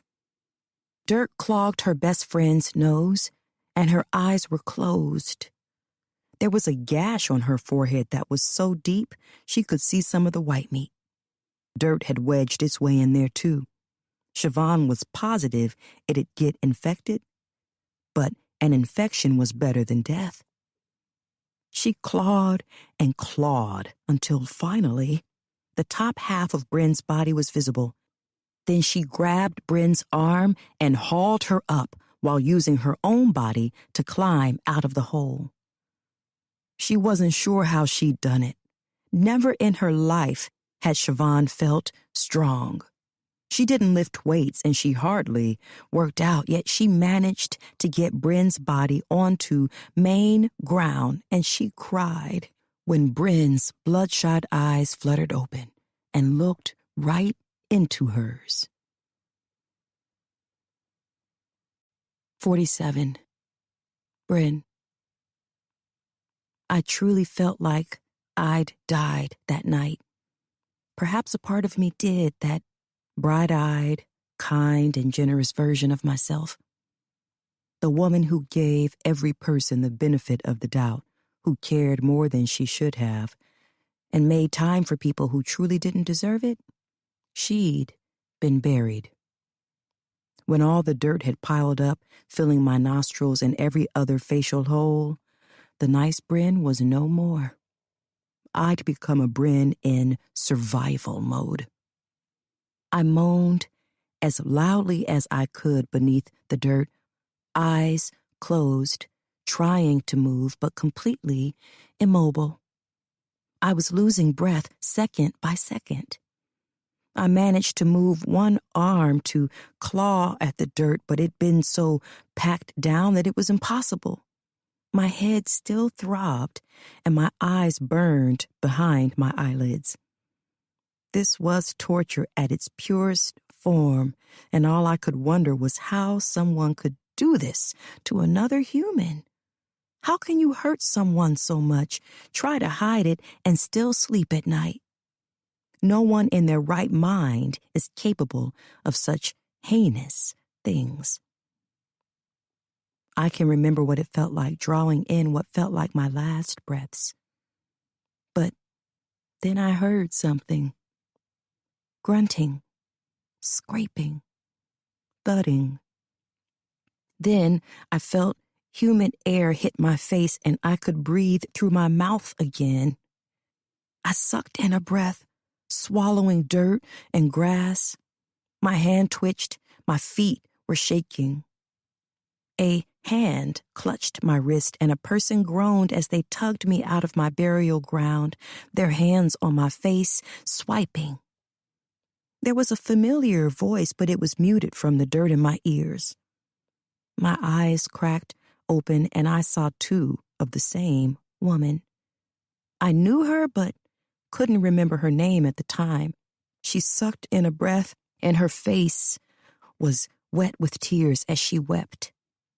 I wanted to smile at her, to hug her, because it seemed like she needed it, but the darkness threatened to steal me away again.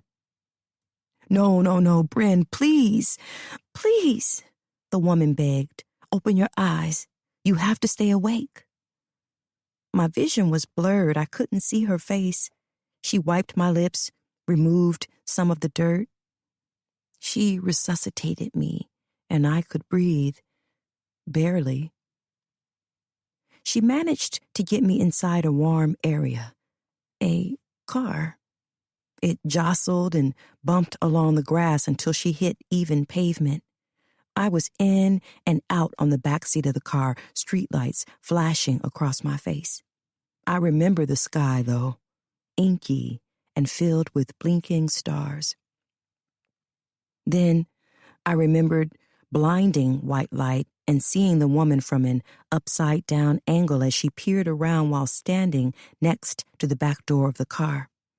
She was inside again, starting the engine and whispering the words, "Yes, okay, I'm going to get you to a hospital now, Bryn. Just had to get some gas. Stay with me." When the car came to its final stop, I closed my eyes for good. I'd made peace with God and was now ready to accept my fate. 48. Bryn. 10 days later. "We should go to the police," Siobhan whispered the words to me, but they were insanely loud. The room I was in was white and sterile with blinding lights that forced me to close my eyes. I'd had surgery days ago due to a concussion that caused a subdural hematoma, or, in common terms, bleeding between my skull and my brain. The doctor and nurses constantly told me I was lucky to be alive, and even luckier that I was coherent so soon. Siobhan told the doctors I'd fallen down the stairs. The doctors have tested my memory, asked me about colors, shapes, simple things kindergartners would be asked. I recalled most of it. The only thing that had stumped me was figuring out the name of a cylinder and diamond. However, I remembered some things, despite the head trauma. I recalled the scent of coffee as it floated through the hallways of the hospital. I remembered the name Jell-O as it jiggled in the bowl on my tray. I remembered milk, spoons, forks. But for some odd reason, I couldn't remember much of the night Siobhan was pressing me about. That's another thing I could remember after spending time with her. Siobhan, my best friend, my confidant, the woman who saved my life. She wants me to remember. I was fully functioning for the first time in days. Prior to that, I'd been in and out of consciousness because of the surgery. But on this day, I was alert. Bandages were still wrapped around my head, and a drip bag infused with morphine was connected to my arm. This whole thing is going to go cold, Bryn. I told you what I saw, what they did. Someone walked past the room and Siobhan clamped her mouth shut. When they were gone, she focused on me again, gripping my hand. I can't even remember what happened, Vaughn, I croaked. Yeah, but look at you. The longer we wait, the worse it'll be. They'll get away with it, Bryn. She removed her phone from her hoodie pocket, swiped through it, and showed me photos. There was an image of me, a selfie, and behind me was my ex-boyfriend, Dominic. You don't remember spending time with him? She inquired. I blinked, and for some odd reason, my heartbeat sped up a notch. Siobhan glanced at the heart monitor as it beeped at a faster pace but returned her attention to me. I stared at the phone so long, the image became blurry. I blinked, and tears slipped down my cheeks. That's the thing about trauma. It festers, and it's a relentless beast that doesn't care how your life is going. It will attack you at any given moment without so much as a warning.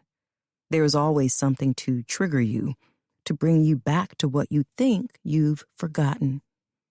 The body remembers whether the mind wants to or not. And seeing the image of that man caused some of the memories to come back to me like grainy pictures. The drinks, the laughter, the car ride and streetlights flashing across his face, the taste of apple juice, hands clasped around my wrists, pinning me down, a slap. My hand twitched when I remembered the slap. I'd never hit anyone like that before, but something told me he deserved it. It was Dominic, right? I whisper, and Siobhan's eyes light up. That was his name, Dominic Baker. Yes, that's him. Look, I took a picture of your body on the floor in that house, and also when they put you in a rug on a truck. We can show these photos to the police and have him arrested. All the proof is here. My head shook. He's probably long gone, Siobhan. So what? Bryn, we have proof that he hurt you. Look, the police are going to show up again and ask what happened.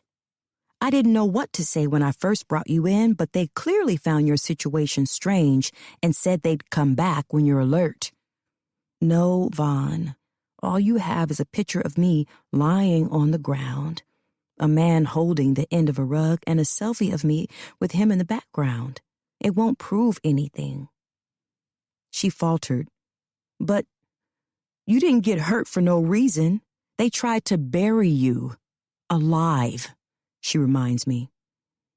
Imagine how it'll sound if I say I was buried alive. Imagine what they'll think if you tell them you followed some random man into the woods and saw him burying my body. "No one will believe it, Siobhan," I hissed. "For all we know, they'll think you were in on it." "But I wasn't," she exclaimed. "I know that. But it won't add up. And I'm scared, Vaughn. I can't remember what all he did, but I don't ever want to see him again." She pulled her phone away, tucking it into her hoodie pocket. "Bryn, I know you're scared, but this man almost got away with murder." I swallowed, and the saliva was rough going down. "I need water." "Where's the Bryn who fights?" Siobhan went on, and her question cut me in two. "You can't let him win. You can take him down and get justice." "I need water," I repeated, more firmly this time. I couldn't take any more of her optimism. Could she see the state I was in? I'd just had surgery in my head to stop the bleeding. The fact that I even survived was a miracle, and she wanted me to go back to that horrifying situation with Dominic? She was out of her mind. Plus, I knew how the system worked. Dominic was a rich man with rich people at his side, and I was a poor woman with nothing to my name. I was worthless, and not a single person would care about my outcome but the people sitting in this hospital room. Even my parents wouldn't have cared.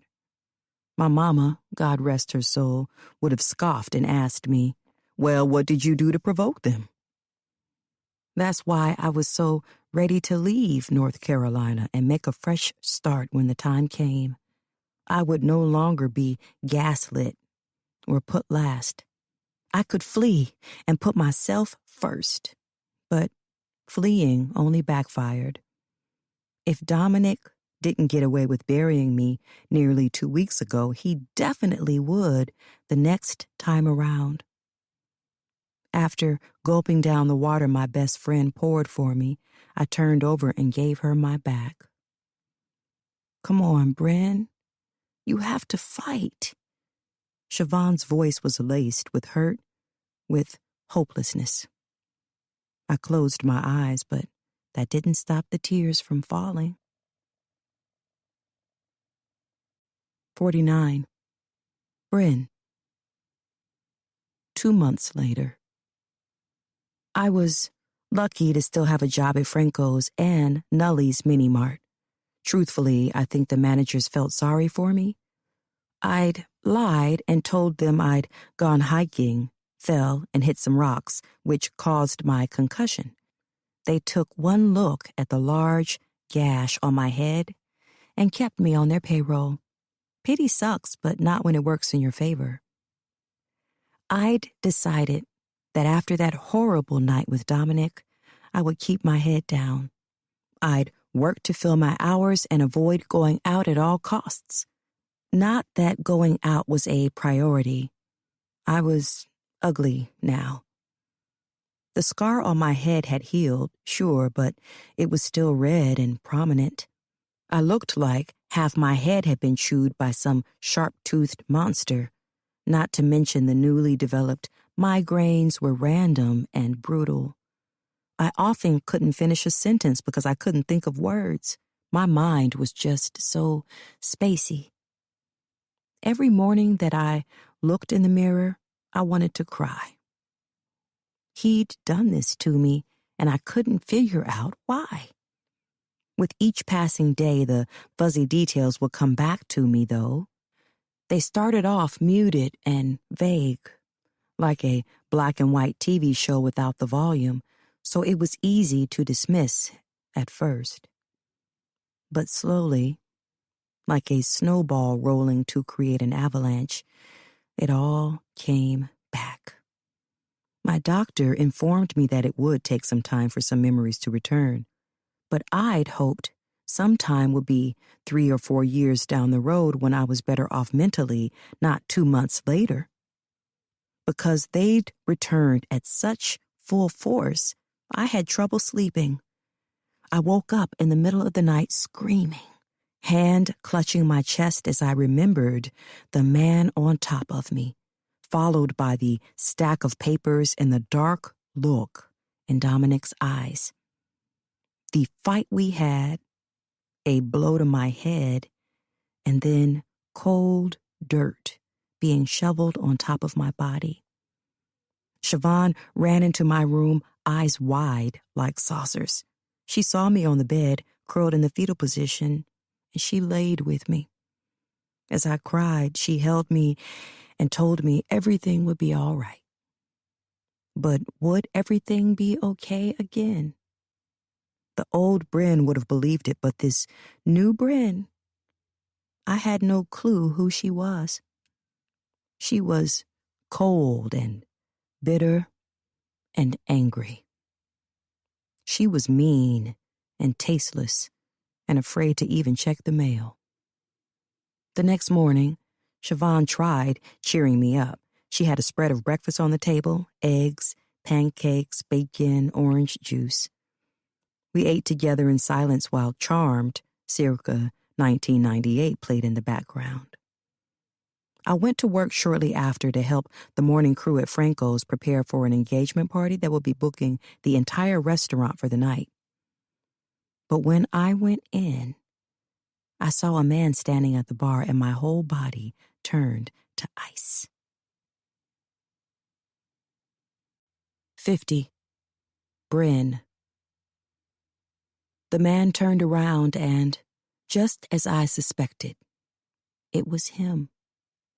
The old white man with the oversized nose who'd sat with Dominic the day he New Orleans. He was speaking to Chad, one of the bartenders, with a to-go box in hand. I couldn't remember the man's name. Jim. Jake? No, John. It was John. I stood near the door, drawing in deep breaths. I couldn't move my feet even if I'd wanted to. I was stuck in place, and my heart boomed when the man bid Chad farewell and turned in my direction. He walked toward the exit, but his head tipped when he spotted someone in his path. He smiled as if he were a true gentleman and stepped around me. Before he reached the door, he paused and said, "Wait, I remember you." I peered over my shoulder with my pulse erratically beating in my ears. "You waited at one of my tables before, right? Exceptional service. Keep it up." And with that, he was gone. I faced the door, watching him climb into the back of an SUV. When the SUV took off, I ran to the bathroom, shoved the door open, and hit the first stall. All the breakfast I'd had with Siobhan went flying into the toilet. When I was done, I sank to my bottom and pressed my back against the stall wall. I couldn't help crying, nor could I stop. Not for at least 15 minutes. I finally collected myself, left the stall, and rinsed my face with cold water at the sink. When I felt I was stable enough, I walked back out and went straight to the kitchen. I immediately went to work, hoping no one would notice my puffy red eyes or how on edge I was. That stupid man. He was there that night. He was on top of me. He turned me over, pushed himself into my ass. He didn't even remember that he'd done it. I swallowed hard, chopping vegetables, my focus on the silver blade of the knife. I wish I'd had the knife when he walked by. I would have stabbed him right in the chest with it, twisted the knife, and smiled on my way to prison. Trent made his way back, checking things off his clipboard while Victor washed dishes. Sous Chef Eric was behind the stove, seasoning a slab of meat. Something in the corner caught my eye, and I looked up at the TV. A woman was on screen, speaking to someone I knew. I stopped chopping the veggies and felt a tight squeeze in my chest when I saw Jolene Baker on the screen, and on the blue bar beneath him in bold font were the words, "First Black Governor of North Carolina speaks about experience." It was a popular news channel, a nationwide one, in fact, and he was on it. The TV was muted. However, I didn't have to hear him speaking to know every word coming out of his mouth was utter bullshit. I stood behind the counter, knife gripped in hand, staring at his arrogant face on the screen and that deceivingly charming smile. The screen switched to reveal a carousel of images of him standing with citizens, children, and even shaking hands with the Obamas. Being around the Obamas was impressive, I had to admit, but what caught my attention most was the image of him and his wife. It was one of the pictures in his phone, the one his wife said was her favorite. Did his wife know that he was a lying, backstabbing piece of shit? Did she know that he was abusive and okay with murdering someone just to cover his own ass? It occurred to me then, right in Franco's kitchen, that Dominic tried getting me to sign that NDA because he was running for this role as governor. He'd conned me into thinking we had a chance when really he was using me to get whatever he needed from that man, John. He'd practically spat in my face, and now he was making national headlines and smiling proudly as if he were a saint, as if he hadn't had his ex-girlfriend raped and nearly murdered her. Oh, I was angry. The rage filled me from head to toe. I stewed in that rage while fulfilling my duties at Franco's. And normally after a shift, I was exhausted and ready to sleep, but I wasn't tired that night because I had a plan. It was only an inkling of one, but it was enough to push the Bren boat full steam ahead. It was that day when I realized I had the advantage. It was too late to go to the police. That hole Siobhan dug was probably a muddy cavern now. The place Dominic had rented was most likely spotless and without a strand of my DNA. I once felt like I was at a loss, but quickly realized I could take him down myself. Dominic didn't know that I was still alive, and so long as he figured I was dead, I could make his life a living hell. I drove straight home, walked into the house, and waited for Siobhan to get out of the shower. She screamed when she caught me pacing on the other side of the bathroom door. "My God, Bren! What the hell is wrong with you? You scared me," she cried. "I'm sorry," I told her, "but you're right. I've thought about it, Siobhan. I saw his stupid face on the news. He's the fucking governor of North Carolina now." "What?" She blinked, confusion filling her eyes. "Dominic is the governor," I said. She gasped. "You're joking, right?" "I'm not joking." I huffed a dry laugh. "We're going to take him down, Vaughn.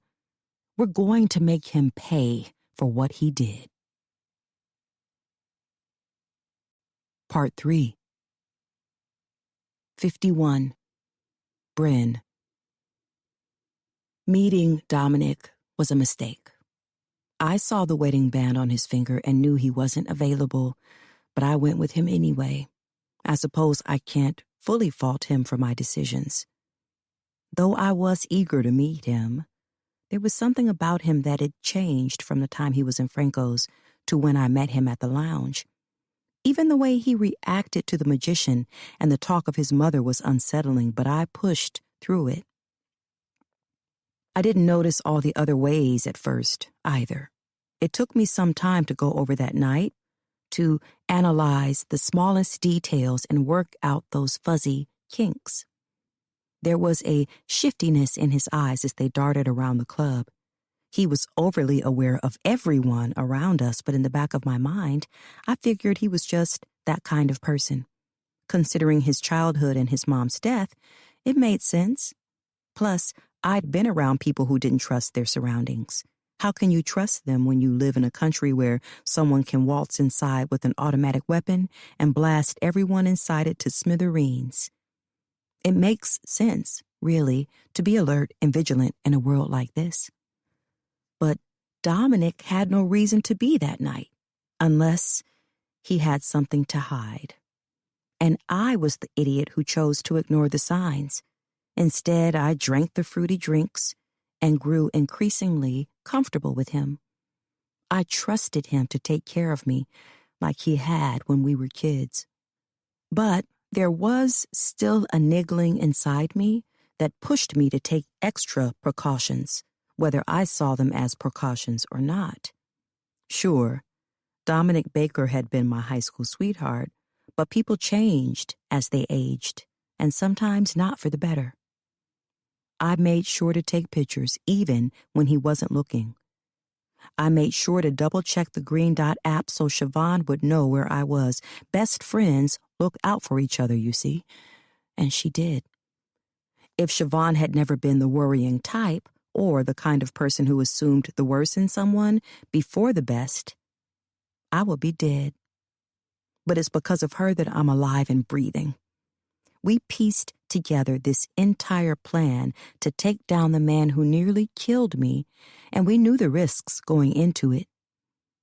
Now she's missing, and I'll be damned if my friend dies because of my need for revenge. I raised the gun now, tempted to press it into Jolene Baker's forehead. I came through their back fence to avoid the police parked up front. Jolene opens her mouth like she's about to scream, but I raise a finger to my lips. Nuh-uh, don't do that. Her mouth clamps shut, and she takes a step back as I keep the gun steady in one hand. I step into her oversized house, using my free hand to close the door behind me. Where is your husband, Jolene? She swallows. I don't know. You don't know, or you don't want to tell me? I really don't know, she says in more of a whine this time. Her head turns a fraction to glance over her shoulder. I turn my gaze that way, knowing it's the kitchen. I step forward as she steps back and spot a Saint Laurent purse on the table. Go to the kitchen, close all the windows, I order. She turns swiftly to shut the blinds, and when she faces me again, I gesture to the table. Sit down. She sits, eyeing her purse. I hear water trickling above, running through the pipes of the house. Someone is upstairs. She's lying. As if she's aware that I hear something, she quickly says, I started a bath. The water is still running. I can show you if you want me to. I ignore her. I don't give a damn if the bath is running. This house deserves to flood. I gesture to the purse with my gun. Is your phone in there? Yes, she replies. Take it out. She reaches for the bag, pulling back a clasp and digging into it. I raise the gun in case she tries to do something stupid, like draw her own weapon. When she takes out the phone, I step forward and snatch the bag away.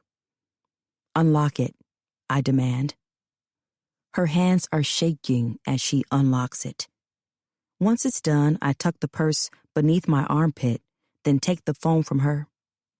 I go to the Green Dot app on her iPhone and spot Dominic's name. When I tap it, It shows a location, somewhere 45 minutes from here. Bryn, the wife says, and I eye her. What's happened? She stares at me, eyes glistening. The water continues trickling above.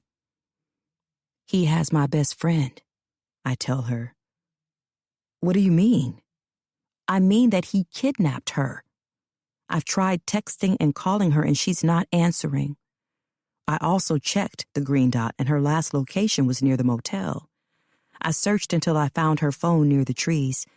Dominic must have tossed it before taking her. Jolene's head shakes.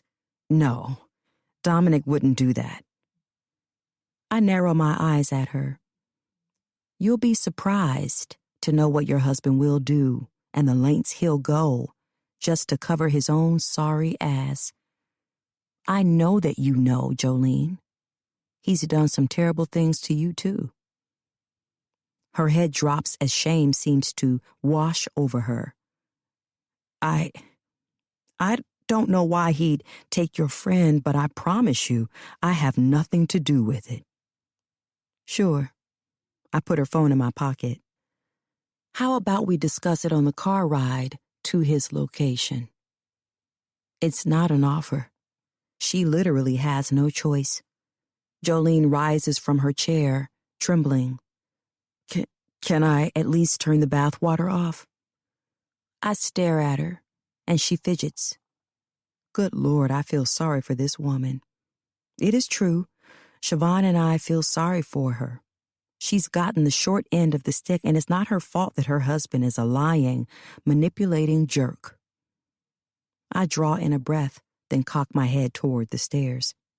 Her eyes light up as she rushes past me, and I follow her up the stairs, keeping my gun on her back. I can't help studying the upstairs area, the landing, abstract paintings on the wall, and many, many bedroom doors. Dominic has all this, plus a beautiful wife, and he doesn't deserve any of it. Jolene enters a master suite that's painted a creamy color with a beige bedspread and disappears into the bathroom.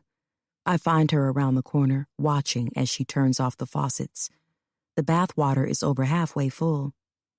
Jolene faces me, wringing her fingers together. Get some shoes while you're at it, I tell her, and she nods, ducking past me to get to her closet. She takes out a pair of running sneakers, slips them on, and I tell her to take us to the garage. Once we're in the car, I place her phone in the cell phone dashboard mount so she can unlock it again. She types in the code and I memorize it. 030684. I bet it's her birthday. Typical. Just like her husband. I toss my backpack inside the car before sitting in the back seat. These are the rules, I say as she opens the garage gate and starts the engine. You keep your hands on the wheel, 10 and 2. You follow the GPS and drive only. Don't look at anyone in their cars. Don't ask to make a stop, to pee, or any of that. We're going to drive and get my friend back. If you do anything wrong, I will put a bullet in your head, and I'm not joking, Jolene. But how do you know he has her at this location? She asks. I don't, but I know he took her, and if he sees that I have you, perhaps he'll relent. She swallows hard, shaking her head. This is ridiculous. God, what has he gotten me into? I press the gun to the back of her head and give it a nudge. Drive. This is ridiculous, Bryn. There are officers at the end of the driveway. They'll see you pointing a gun at me and I'll duck. Now go. She shudders as she grips the wheel and presses on the gas. I duck, and though I'm playing this bad girl role, my heart thunders in my chest as she goes over the hump that takes us onto the main road, right where I know a sheriff is parked. If they see me, I'm doomed. If she makes even the slightest gesture that someone is in the car with her, I'm dead, and I won't be able to save Siobhan. I eye her through the gaps of the seat, and she's focused, hands 10 and 2 like I instructed. She starts to turn the wheel, but someone beeps their car horn. Blue and white lights flash, and my heart sinks to my stomach. 52. Jolene. Shit. I look through the rearview mirror and watch as Sheriff Burnell walks my way. Her hand is at her waist, close to her firearm, and she comes toward my side of the car. They're coming to my window, I whisper. I feel the car shift a bit as Bryn adjusts herself lower. The windows of my BMW are tinted, so Burnell shouldn't be able to see Bryn in her dark clothing on the floor unless she aims a flashlight back there. Officer Burnell stops at my window, wearing a cordial smile. First Lady, just want to check in. The governor told me you wouldn't be leaving until the morning to head to Charlotte for the rally. Is everything okay? Oh, yeah, everything's fine. I try and keep my voice steady, but it comes out overly chipper. Officer Burnell gives me a funny look. You're sweating a bit. You sure you're okay? Oh, I was on the treadmill before coming out. Ah, I see. Burnell eyes me, then glances at the back window. My heartbeat accelerates, even more so when I feel the hardness of Bryn's gun pushing into my right side. Can I tell you the truth, Sheriff Burnell? I ask. Please, call me Stacy, Burnell says, her attention on me again. Right. Well, the truth is, I'm sneaking away to my best friend's house for a few drinks, Stacy. This weekend's rally will be a big one, and I'm a little nervous for Dom. A few drinks will do me some good. I'll most likely crash at her place for the night, though, so no need to wait up. Stacy smiles at that. Oh, I hear that, Mrs. Baker. I can imagine times like these are stressful, especially with it being so close to voting day. They sure are.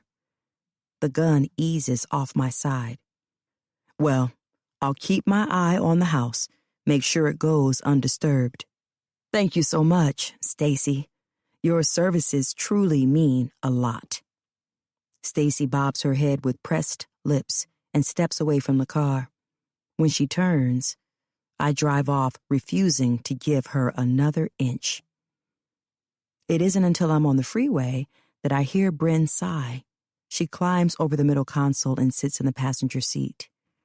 Her gun is still pointed at me, but not as firmly. You didn't snitch, she says. I blink a few times. You have to save your friend. Yeah, but my friend involves your husband. I let her words marinate in the silence. Look, whatever Dominic did for you to have to come to these circumstances is clearly not okay. I just want you to know that I had nothing to do with his plans. He's been out of control for quite some time, and you aren't the only person who wants to teach him a lesson. Bryn sniffs, sitting further back in the leather seat. You really have no clue about that night? Nothing at all? I shake my head. He's never even brought my name up to you. My head shakes again. Figures, she mutters, looking through the windshield. If I'm not mistaken, her eyes are glistening. My chest tightens as I look away. 53. Bryn. My leg bounces in front of me as I keep the gun pointed at Jolene. I feel a migraine coming on, and they've been coming more frequently. My doctor informed me that I was prone to migraines. With head trauma like mine, it was typical. I grab my backpack from the back seat and unzip the front pouch. What are you doing? Jolene asks, panicking. Just keep driving. I mumble, retrieving the orange pill bottle from the pocket. I remove the lid, dumping a hydrocodone into my palm. I swallow it dry, then pick up my gun again as Jolene keeps her hands wrapped around the steering wheel. Her phone rings and I spot the name Samuel on the screen. I eye her as she lifts a hand to decline the call. When she's settled again, she blows a breath and says, "I'll get back to him later." The car is silent again. The soothing sound of wind rushing past the vehicle and the pitter-patter of rain allows me to relax for a moment. "So, I take it you're fed up with your husband too, and that's why you helped me back there?" I ask. She glances at me through the corner of her eye as headlights drag over her face. She won't answer. Fair enough. I am holding her hostage. "I saw what he did to you in the kitchen," I murmur. Perhaps that'll get her to stir. She almost doesn't react. Almost. Her mouth twitches, like it wants to turn downward so she can frown. "Let's just find your friend and deal with this." "How exactly do you plan on dealing with this, Jolene?" I ask. "Please enlighten me. Because the way I see it, your husband not only tried to bury me alive, but he has now kidnapped my best friend." Her head turns so she can steal a look at me. I sit back against the seat. "You think he's so perfect." I don't. I know he's not perfect." Her throat bobs up and down. "God, Bren, I'm so sorry." I hate that she calls me by my first name. She's trying to humanize me when the truth is I'm not the one who needs it. Her husband does. Hell, she probably does too. People know when they get married that their spouse has a flaw. Jolene knew from the moment she said, "I do," that she'd have to take his secrets with her to the grave. That's what spouses do. They honor and protect and all that extra crap. "Why are you apologizing for him?" I ask, in more of a snap. "Because I've sensed something off for so long but never thought it would be this. Kidnapping people. Burying them." Her bottom lip rolls between her teeth. I sigh and look through the windshield. It's now drizzling, and the tiny dots on the window glow red from other cars' taillights. "Why did you come here, really?" she asks. "Because he assumed I was dead. I wanted to show him that he can't escape his past or his mistakes. He ruined my life." Jolene stares ahead without blinking. "Your life isn't the only one he's ruined," she mumbles. I keep quiet. I don't care about her sob story. This woman has it made with her fancy house, car, and the luxury little tea shop she owns. What could possibly be so hard about her life? What if I can help?" Jolene asks. My attention switches to hers again. "Help how?" "Dominic doesn't know that you're with me. Maybe we can use that to our advantage." I frown, and my eyes shift from her to the screen of her phone. I suck in a breath when I see Dominic's location has changed. He is now 20 minutes away from the original location. What the hell happened? That stupid call must have caused the app to glitch. Wait a minute. I breathe. He's not there anymore. Where is he going? Jolene pulls to the side of the road, her windshield wipers smoothly swaying back and forth. She peers at the phone too and says, "He's probably going to the apartment we have, or he could be on his way to Charlotte." "No." I remove the phone from the stand, shoving it into her hand. "Call him right now." Tell him you know what he's done and that you're on the way to his previous location. But look, if you really want to help me, you'll do this. Like you said, he doesn't know that I'm with you. I can use that. But he needs to be around. He can't get away. Why? She asks, bottom lip trembling. I push the phone further into her hand and point the gun at her head again. I could tell her the truth of why I need him around, that I want to face him, shoot him a time or two, and make him bleed and suffer. But there's a chance she'll never press a foot to the gas. I watch her press Dominic's name and call him. Put it on speakerphone, I order. She does, and holds the phone up so I can see the screen. Joe, what is it? Dominic's voice floods the car and I try hard not to cringe at the sound of it. Dominic, Jolene gasps. Her eyes swing to mine, glistening behind the blue light of the dashboard. I shift the gun forward in warning. If she says anything to ruin this, I will shoot her. Dominic, listen. I know about the Nokia at the apartment. I saw the letters, the pictures. Who is Bryn, Dominic? You have to tell me. God damn it, Jolene, I told you I had it handled, he shouts. I don't care. I'm worried about you. I'm your wife. Just tell me where you are so I can help. Dominic huffs into the phone. I'm heading to Charlotte. I can't miss the rally. Well, she swallows. I won't be at the rally. What? He snaps. I saw your location at Briggs Lane. I'm going there. Whatever you're hiding, I need to figure it out. I can't help you otherwise. No, Joe, you can't. She hangs up the phone, and I want to slow clap for her and sing bravo. Her eyes find mine, and I lower the gun an inch. Seconds later, her phone buzzes with a text. What does it say? I ask. He's going back to Briggs Lane, too. I sit up straighter as she places the phone back on the stand, then turns the steering wheel to get back on the road. You know what Briggs Lane is, right? I ask, and she shakes her head with an empty look in her eyes. It's his mom's cabin, the place he grew up.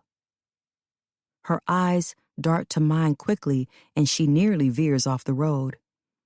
He never told you about it? No, she murmurs. Well, now you know. 54. Jolene. Of course I know about Briggs Lane. As soon as I saw it pop up as his location, I knew why he was there, and I wanted so badly to ignore it.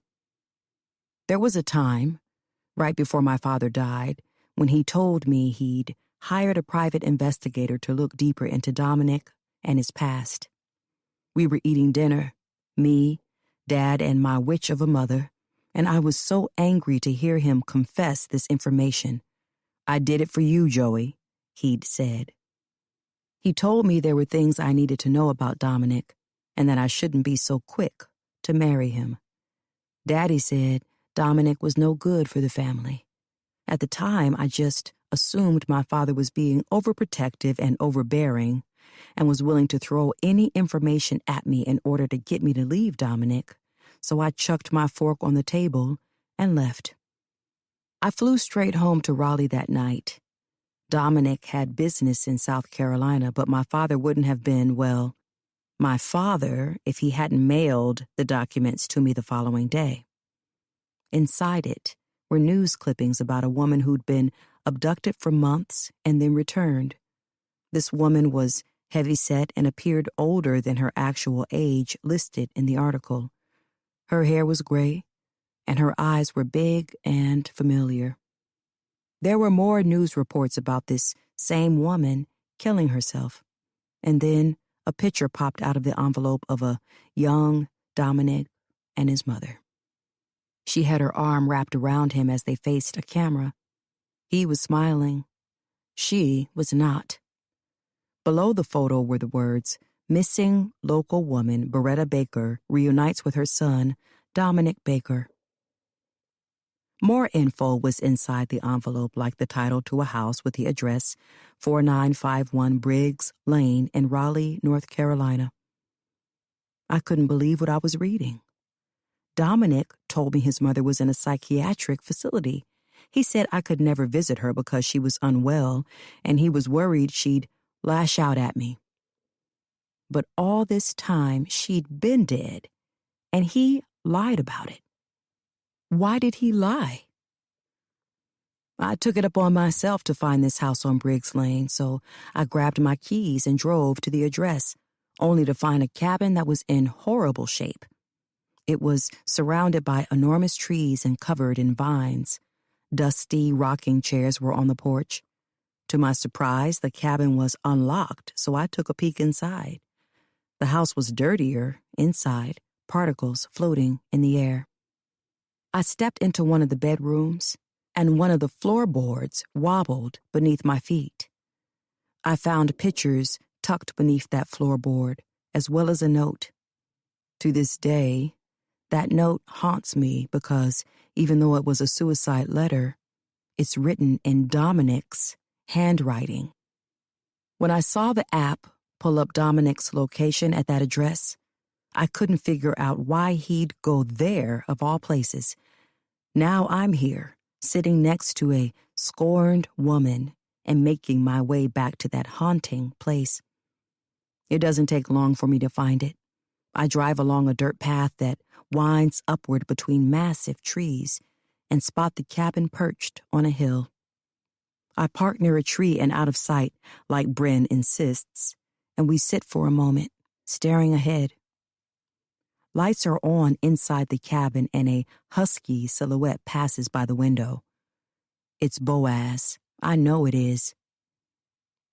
"What's your plan?" I ask. Bryn keeps her eyes ahead, focused on the cabin. Then she grabs my phone, pops open the passenger door, and says, "To get my friend back."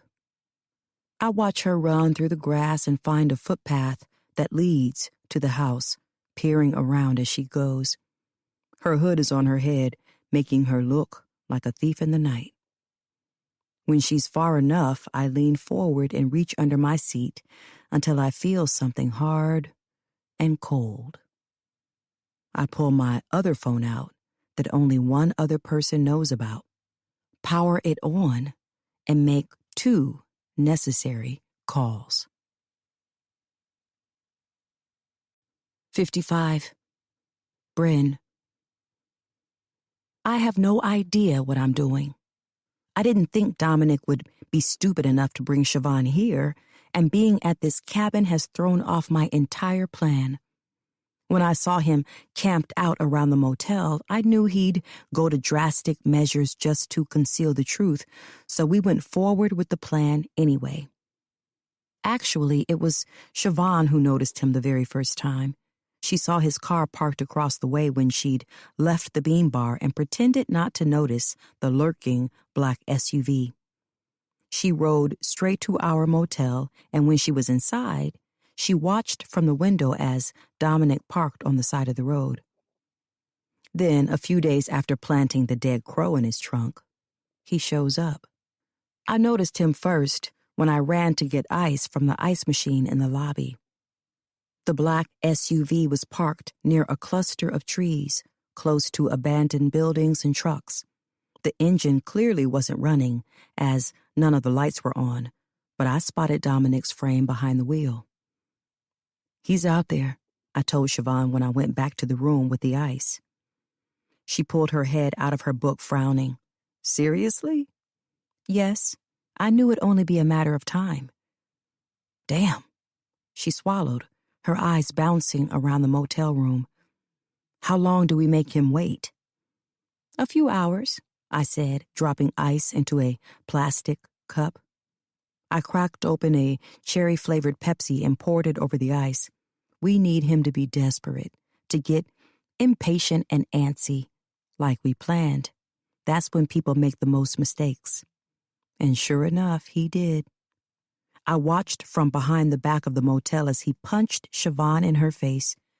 It took everything in me not to scream, not to run out and shoot him with the unregistered pistol I'd bought from some man's trunk in New Orleans.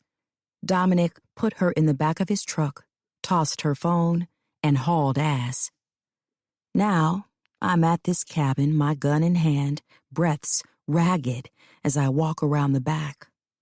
One of the windows doesn't have a curtain, and I see Siobhan sitting in a chair with thick black cords wrapped around her body. That large man who buried me, or so he thought, is inside too, sitting on the couch. He's rubbing his head, eyes squeezed tight, like he knows this is the end of the line for them. He and Dominic are in deep shit, and it'll all come to light soon. I walk around the back of the house, stopping just before I turn the corner. I hear something screech, and then a rough, sliding noise. When I peek around the corner, the big man steps through the back door with a pack of cigarettes in hand. I yank my head back and press it against the wall of the cabin as my heart beats faster. Okay, I can do this. I bring the gun to my chest. I've never used one before in my life, but I'm willing to if it means saving Siobhan. If I shoot this man and weaken him before Dominic shows up again, I will have the upper hand. Dominic won't see me coming. Cigarette smoke drifts my way, and I breathe as evenly as possible. I wait a few moments, facing the back side of the cabin.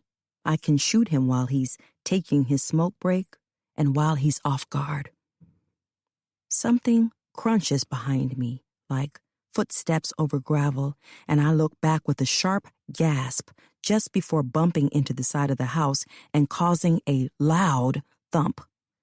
My finger is wrapped around the trigger, so the gun goes off and a bullet flies through the trees. I've never heard a gunshot before, but it's loud, and the gun rattles in my hand, causing me to drop it. I stare at Jolene, just as the brawny man steps around the corner and catches us both. 56. Jolene. What the hell is... Boaz steps around the corner with the cigarette pinched between his lips and a heavy scowl. Bryn is glued to the side of the cabin, and her gun is only a few inches away from her feet. I bend down to pick it up, point the gun at Boaz, and shoot him. My hands shake as I hold the gun. I don't realize I'm staring at Boaz's body, the first person I've ever shot, until Bryn runs around him to the back of the cabin. I chase after her as she enters through the back door and spot her standing in front of a bound and gagged Siobhan. They both stare at me, eyes wide and panicked. I point the gun at Bryn and think about how easy it would be to get rid of her. But unlike Dominic and Boaz, I'm a good person. And though all of this has caused me a major headache and has sent me on a downward spiral, I'm a woman of my word. I lower the gun, and Bryn's shoulders visibly relax. Siobhan breathes hard behind the thick layers of duct tape around her mouth. Keep her like that, I order. I rush around them to turn off all the lights inside the cabin. The power is on, courtesy of an expensive generator Dominic ordered for this place. What exactly does he plan on doing with this cabin anyway? I can't figure out why he hasn't sold it, and I'm starting to think he has some odd obsession with it. Why else would he have invested in a generator to give it power and light? It makes no sense. I peer out the window and, on cue, A vehicle with its headlights off rolls toward the cabin. The women freeze behind me. "Is that Dom?" Bryn asks. Hearing her say my husband's nickname sends a prickle down my spine. It's a sheer reminder that she was once intimate with him, but that's beside the point now. Bryn rushes next to me, peering out the window at the silver pickup truck. "His SUV is black, right? That's not him." Her eyes cut to me as the man in the truck climbs out and shuts the door. "Who the hell is that, Jolene?" she demands. I finally look at her as the man approaches the house. Bryn's eyes swim with a hint of panic and confusion, and by now I'm sure she wants to strangle me because I didn't tell her about this part of the plan. I couldn't, really. Still, I can't help the satisfied smile that sweeps over my mouth as the man walks up the stoop and pounds on the door. 57. Jolene. 6 weeks ago. I wake up to the sound of running water. The sun stretches across the bed sheets and I feel a delightful rawness between my thighs. I point my gaze to the bathroom of the hotel, where the door is cracked open, and spot Samuel Sanchez's muscular back as he brushes his teeth. His hair is damp and wavy, and I can't help my smile as I remember threading my fingers through his silky hair. Last night was incredible.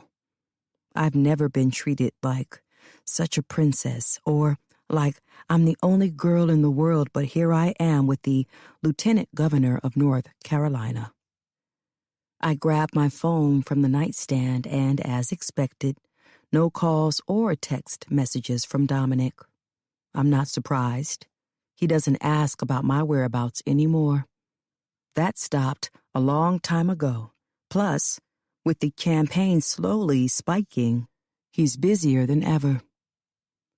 "Oh, good. You're awake." Sam sits on the edge of the bed next to me, running his palm over my thigh. I ordered room service. He nuzzles the tip of his nose in the crook of my neck. That's good," I whisper. "The room service or what I'm doing to you right now?" "Both," I laugh. He chuckles and lays me back, kissing me with his minty mouth.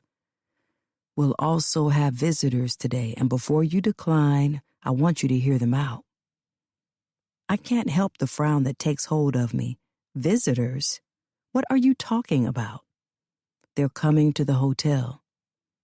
He sits up and I do the same, tugging the sheet up to cover my naked chest. "Who is coming to the hotel?" Sam goes to his suitcase, taking out a pair of trousers and a button-down gray shirt. He pulls out the iron and plugs it in as I stare at him, waiting for an answer. "2 girls reached out to me, Joe. They're from New Orleans, and they've been in Raleigh for a few weeks now." He goes for the ironing board and unfolds it at the end of the bed. "Okay. I can't figure out what this has to do with us. 2 chicks from New Orleans. Are they strippers? Is he expecting some kind of naughty fantasy to play out with 3 women in the room?"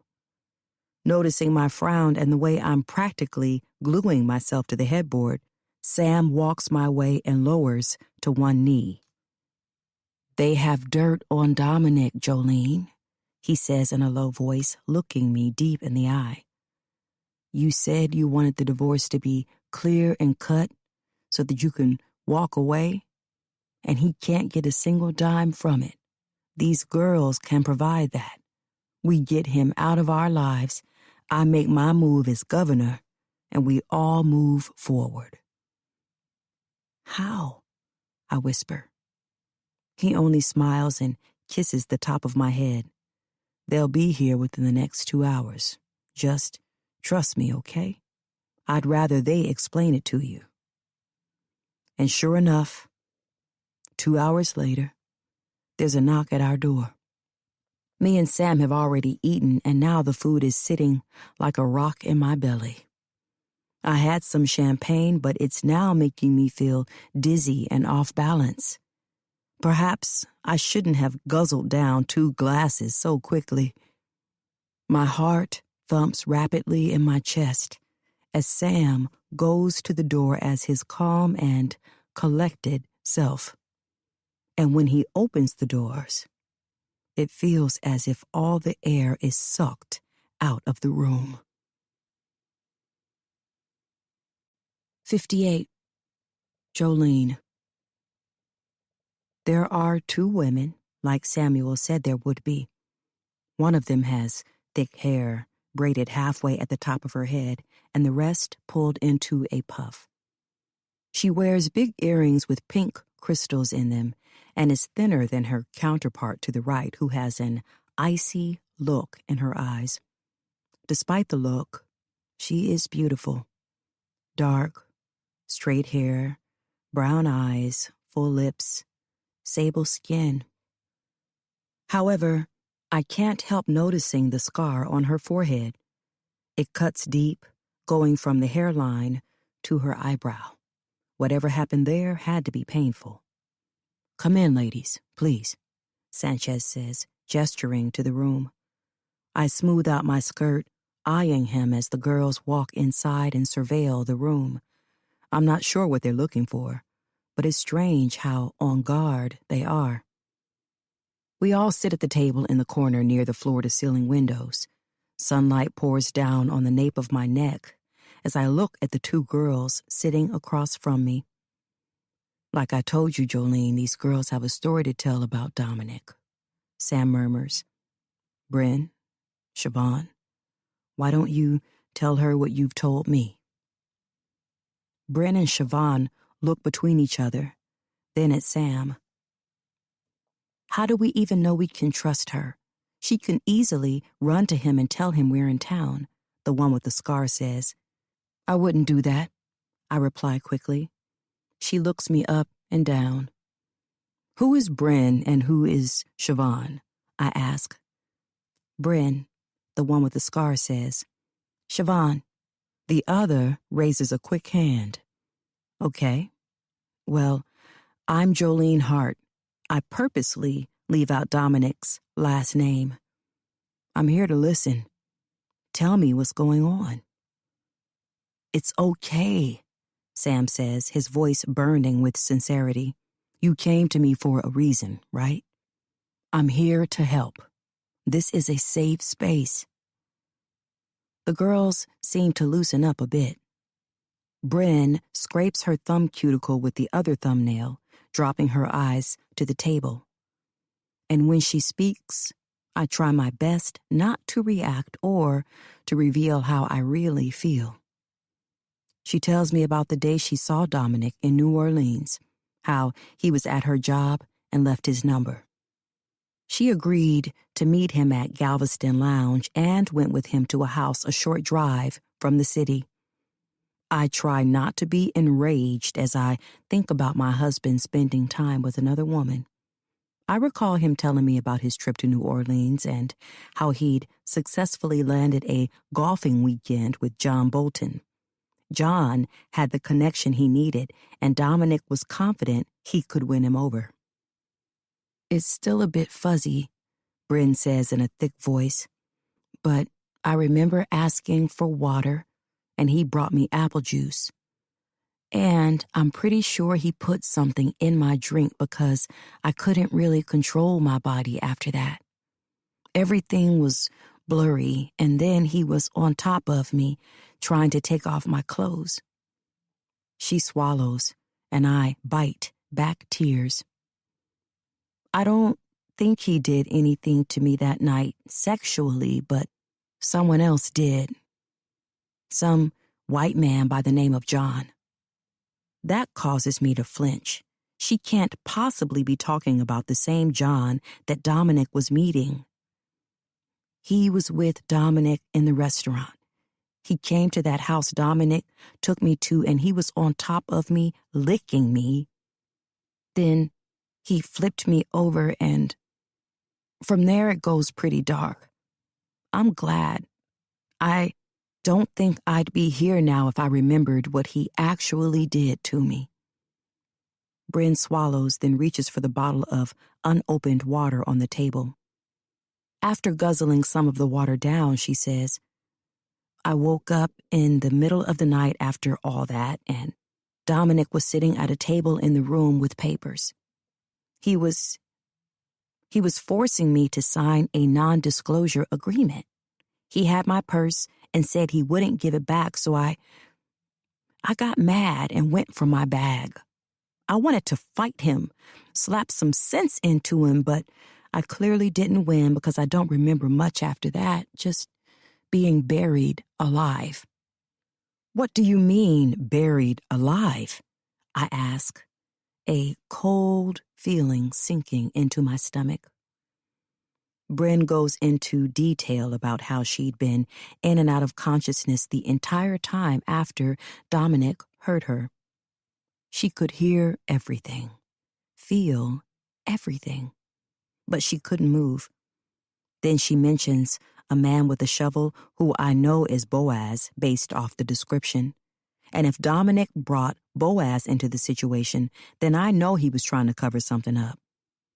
I can't believe any of this and have to steal a look at Samuel, who is nodding as Bryn speaks. For a moment, I don't believe any of what Bryn says. Sure, Dominic had hurt me a time or two, but this? Allowing a rape and then attempting to bury someone alive?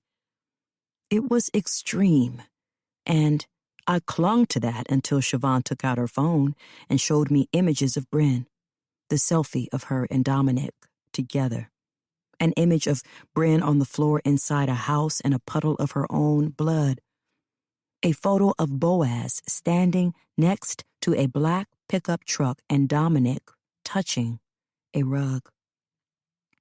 Images of Bryn in the hospital, eyes taped shut and her head wrapped in bandages after what is clearly a surgery. I have this scar because of him. I had a severe concussion and bleeding in my head, she says. The blood drains from my body as I look at all the evidence. And a true wife, one who loves her husband and would do anything for him, still wouldn't believe this for a second. Because all wives think they've hit the jackpot and that their husband is perfect in every way.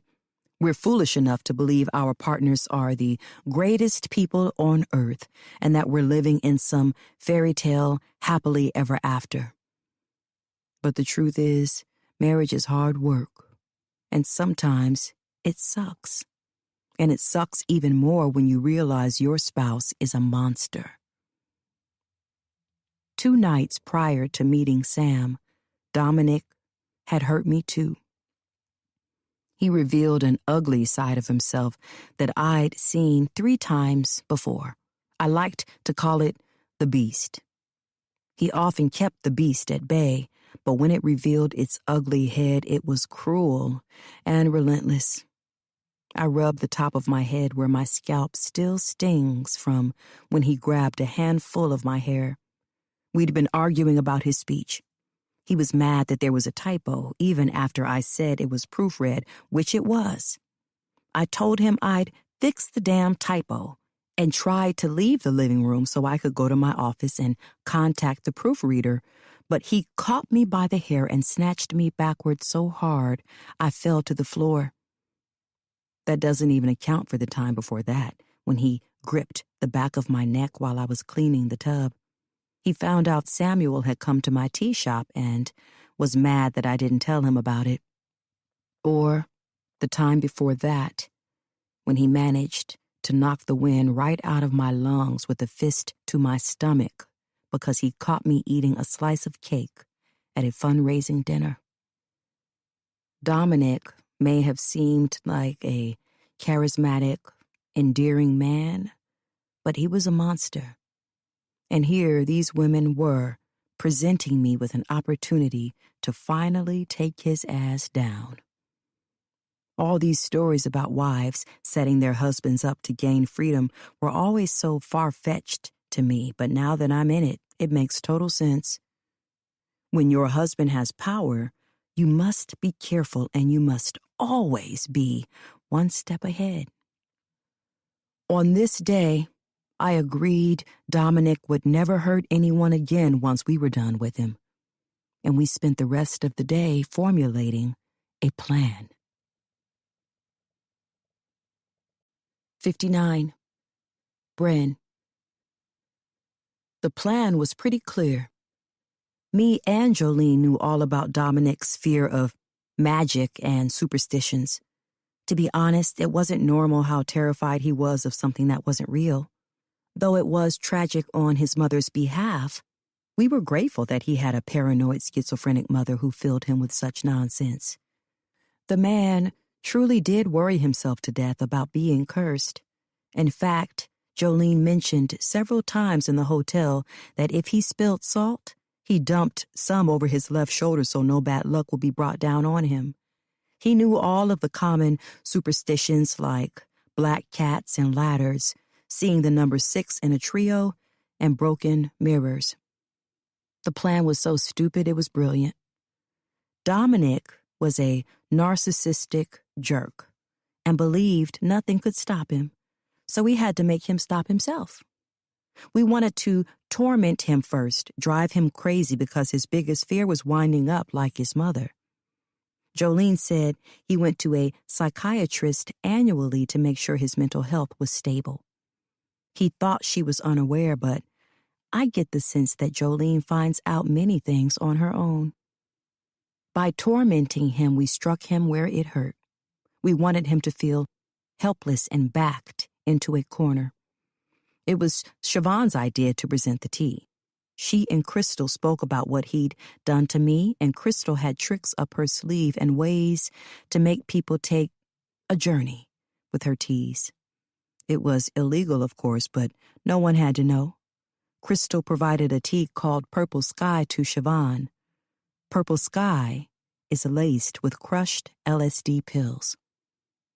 Our thing was, if he'd drugged me, we'd drug him too.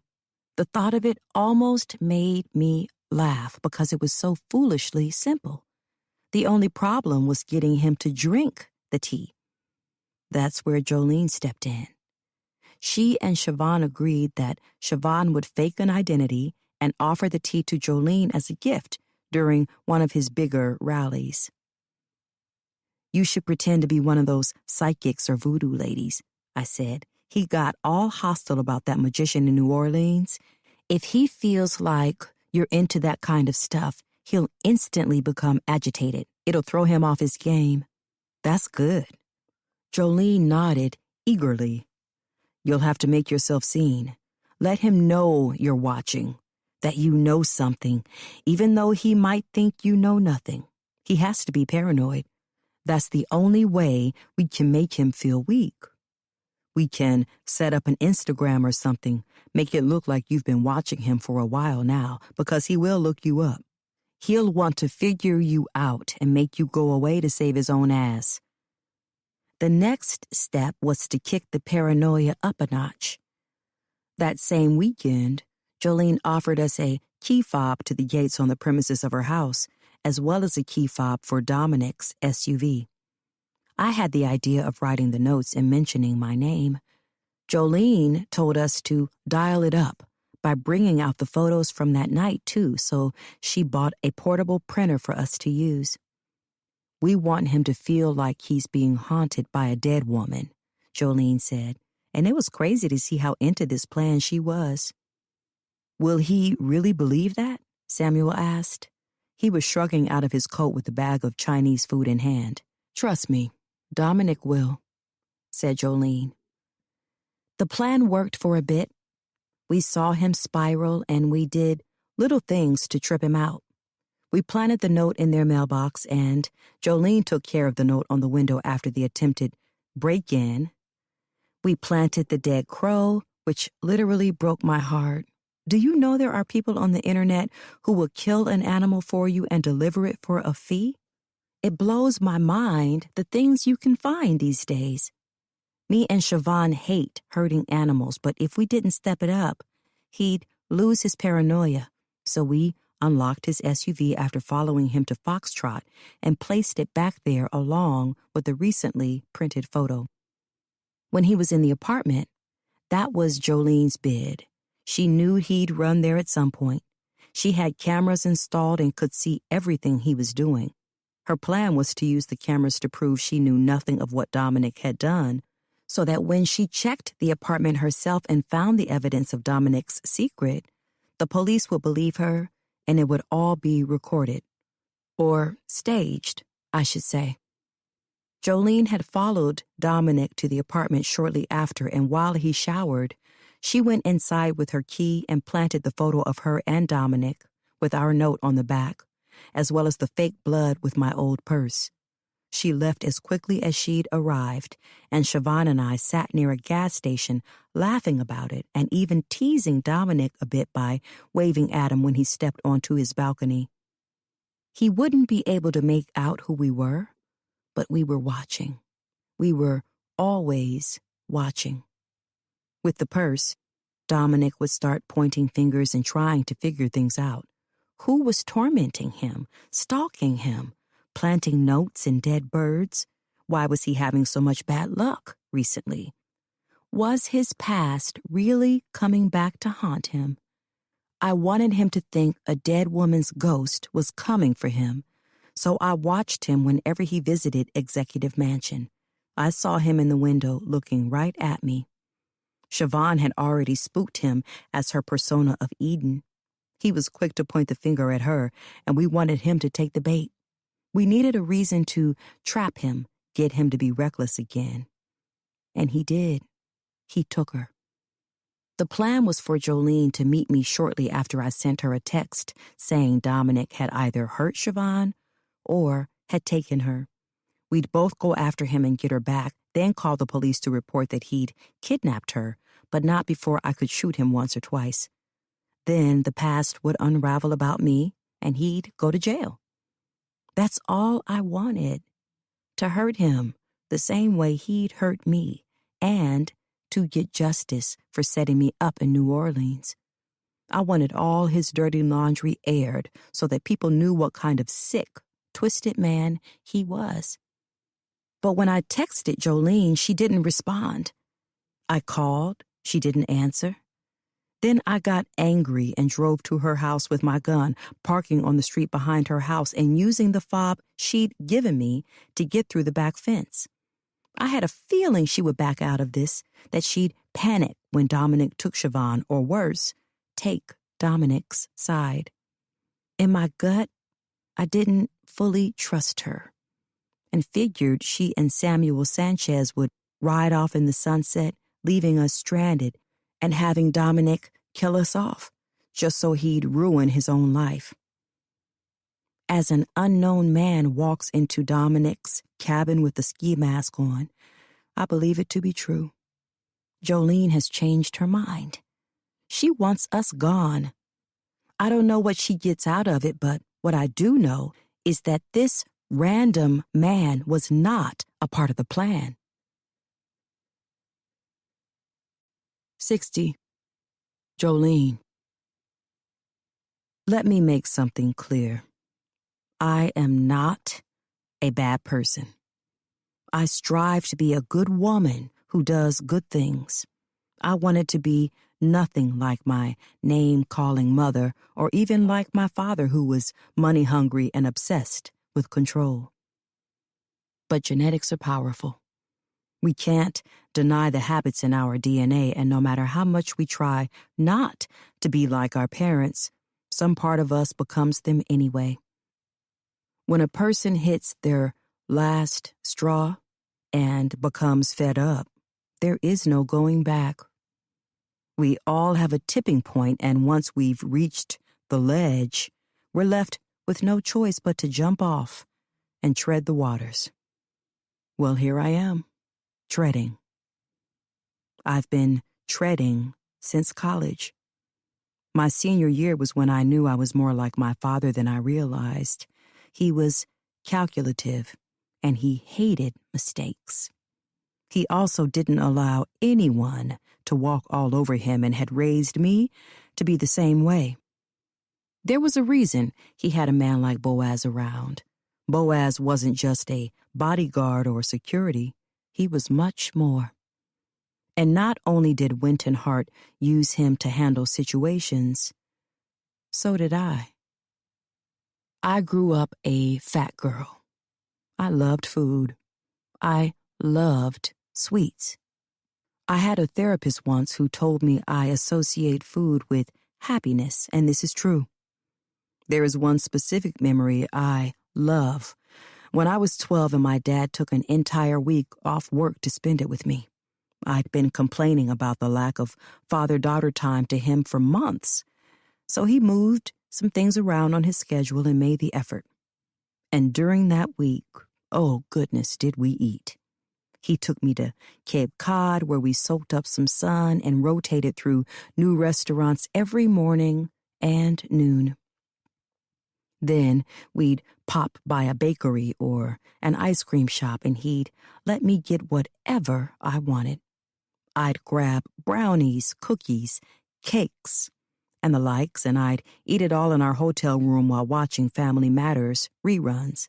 This, to me, was joy. But I didn't realize then how loving something so much could ruin my life. I packed on the pounds. I looked puffy and swollen. I didn't notice how much my weight played a factor until I was in high school and tried out for the cheerleading squad. All throughout high school, I was bullied for my weight. And in college, I thought things would get better and that people wouldn't care so much, but I was wrong. There was a girl named Michelle Dawson. She was a cheerleader on campus, and she had a crew, 3 other girls who followed her around like abandoned puppies. Michelle would make snorting, pig-like noises whenever I walked by, and she'd laugh and throw fries at me in the library when I studied. I was upset about her behavior, stressed, even.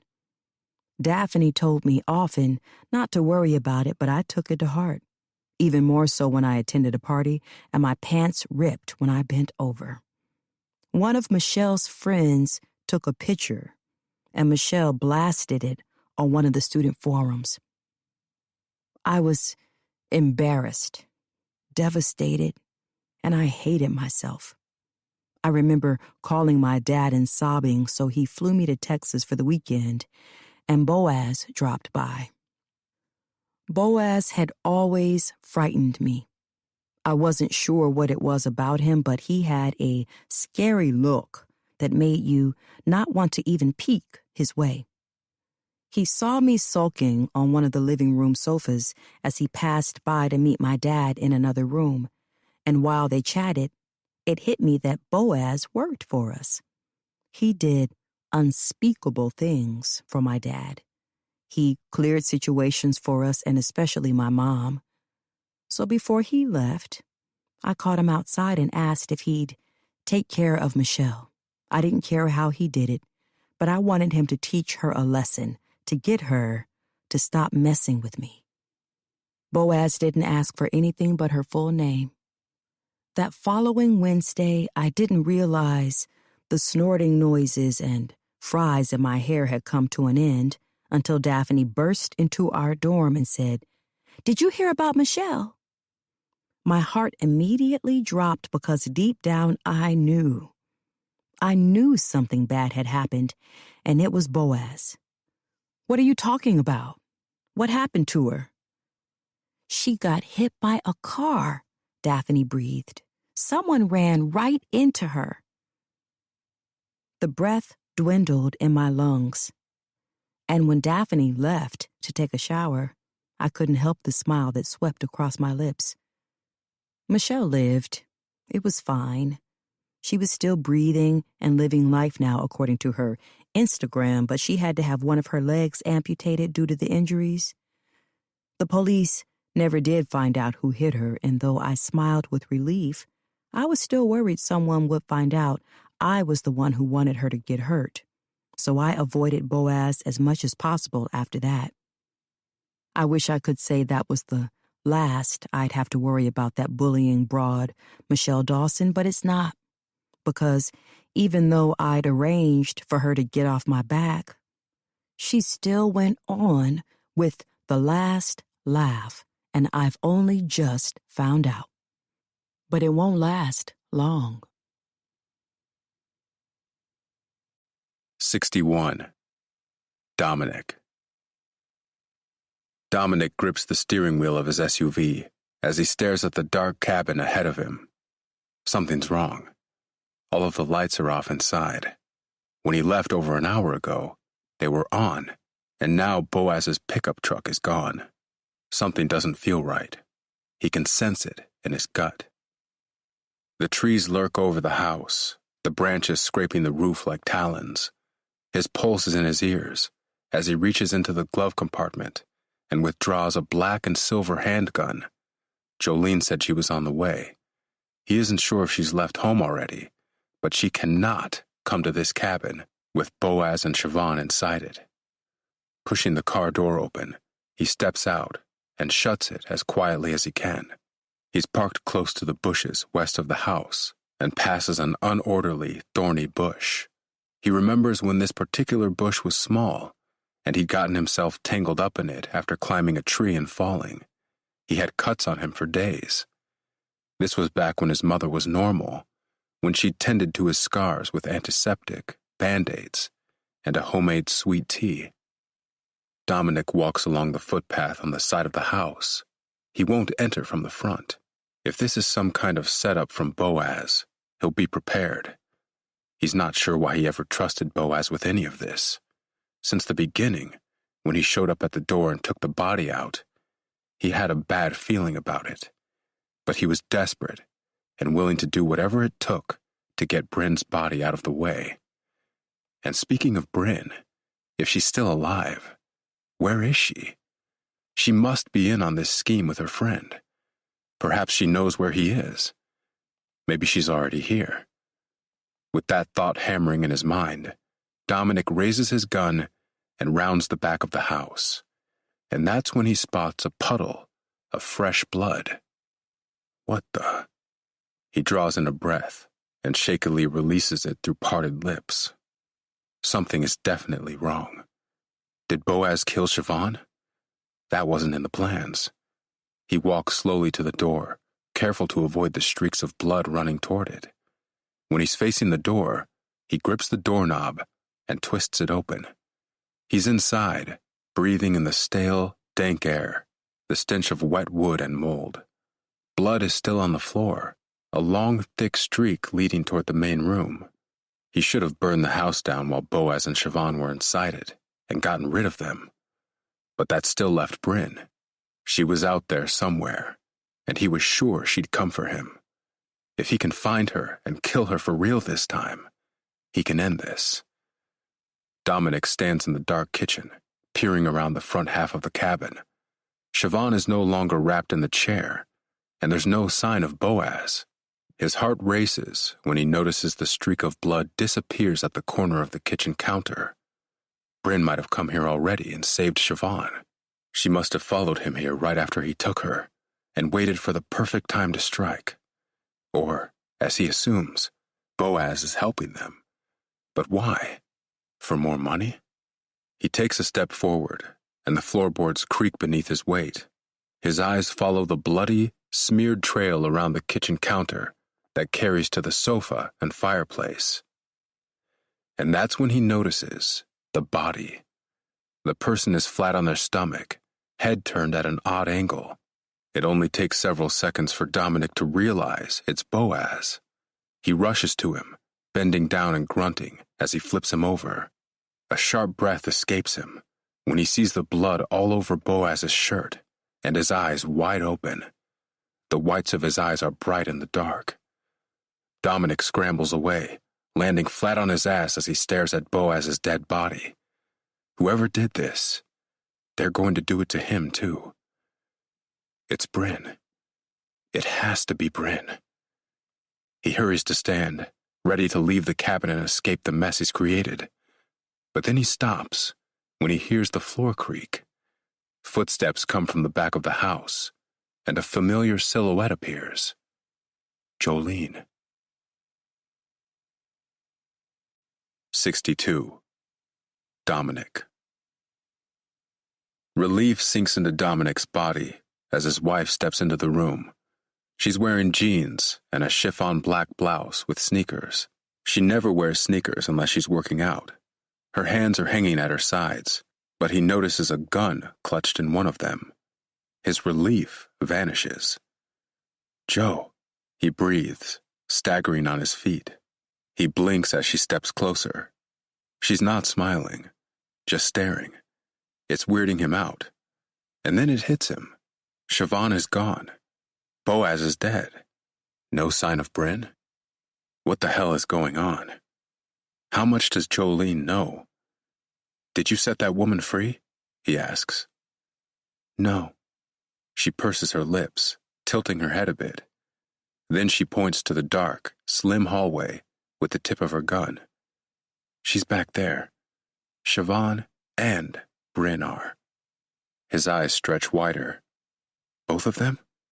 Back where?" "In the smaller room. I assume that was your bedroom when you were a kid." Dominic blinks, wrapping his finger tighter around the trigger of his gun. "How did you get them here?" he probes. "Dominic, I told you I wanted to help. I told you we're a team." He swallows thickly, looking past his wife to the dark hallway. "Well, if you want to help, hand me your gun, Joe." He's not sure why, but he doesn't trust her right now. Something about all of this feels off. She blinks at him, then shrugs and walks toward him. He tries not to flinch as she offers the weapon to him. He takes it slowly while looking into her eyes. Did you kill them?"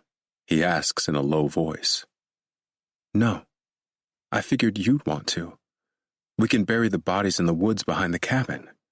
They don't have much family, so no one would ever come looking for them, and if they do, they won't find them."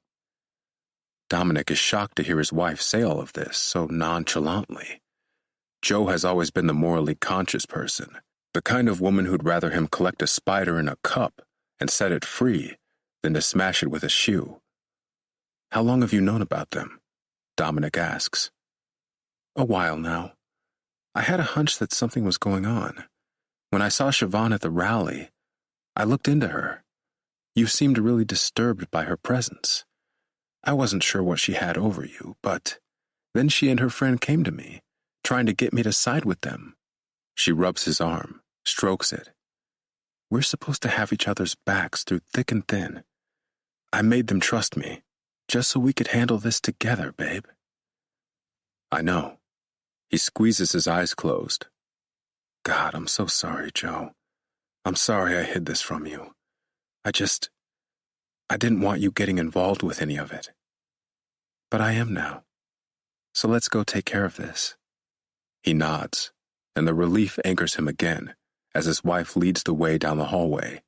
He follows her, and there is only a sliver of moonlight coming from the door at the end.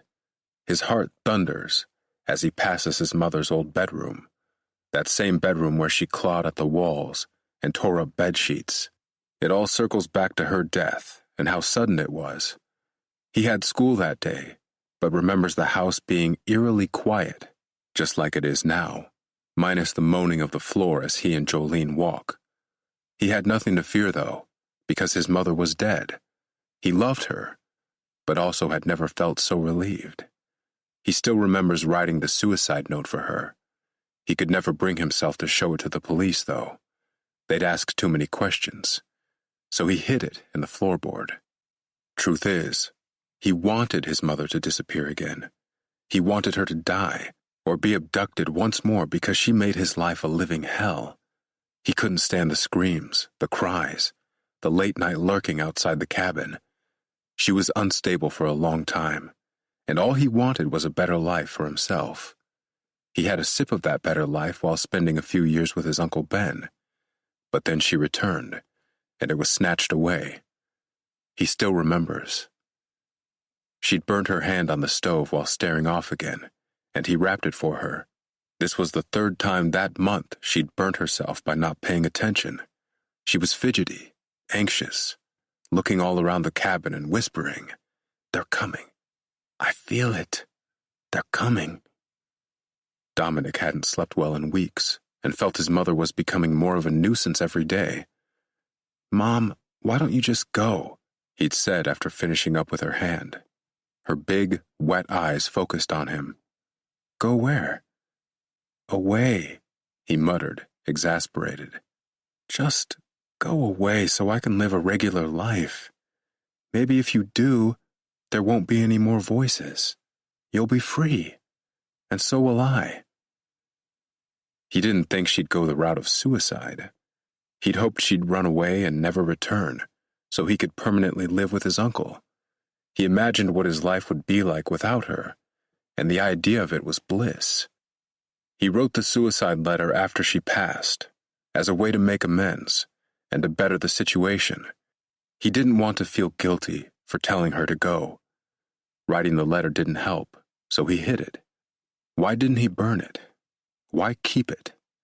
Is it because he imagined she would be grateful for whatever excuse he conjured up for her?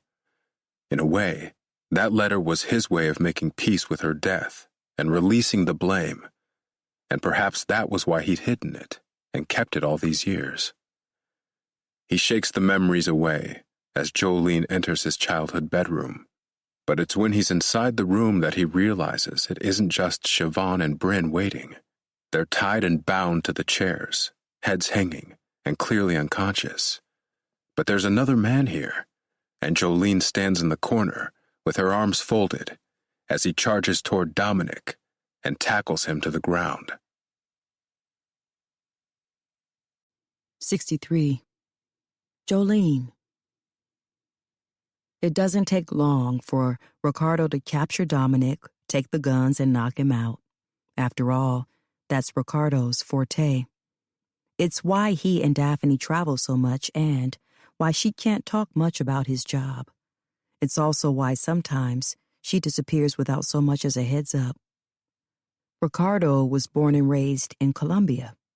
He does private work for a cartel and moved to the States to become an international hitman for the Colombian cartel, so to speak. He doesn't like to refer to himself as a hitman. He likes to think of it as handling dangerous business and being paid under the table for it. When Daphne first told me what Ricardo was, it sounded unreal, like a chapter out of Ozark. I literally laughed in her face by how ridiculous it sounded. In my world, things like that didn't exist. But they are real. Sure, we have the fictionalized TV shows and movies about mafias and cartels, but no one ever thinks a member of those will be so close to home. If someone steps out of line, Ricardo handles it by making them disappear. And by doing so, he's paid hundreds of thousands of dollars. In a way, he's just like Boaz. Tonight, Ricardo will make Boaz's body disappear for a few hours right after he ties my husband up. I had to offer him a lot of money to do this for me.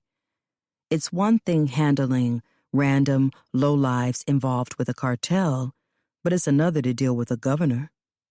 But he takes care of Dominic with ease, each action a well-performed habit. Dominic is out cold, and Ricardo grunts as he lugs Dominic's body up. "Where to?" asks Ricardo. "Kitchen table." He drags Dominic out of the room with a few bumps, thumps, and some clattering. I glance at Bryn and Siobhan. They're out cold. Ricardo chloroformed them because he didn't want them seeing his face. This was not part of the original plan, but Bryn's plan was so stupid. I'm sorry, but it was. She had this whole idea of getting Siobhan taken by Dominic so she could have a reason to come out of hiding and shoot him. She wanted this poetic sort of justice, but it only would have led to holes, and I couldn't have that. If Dominic was going down, he had to really go down. He had to be the blame and no one else. I didn't want him to have any outs when it came to this night, so my plan took form. I leave the room to find Ricardo has situated Dominic on a chair at the table and is now walking out of the cabin.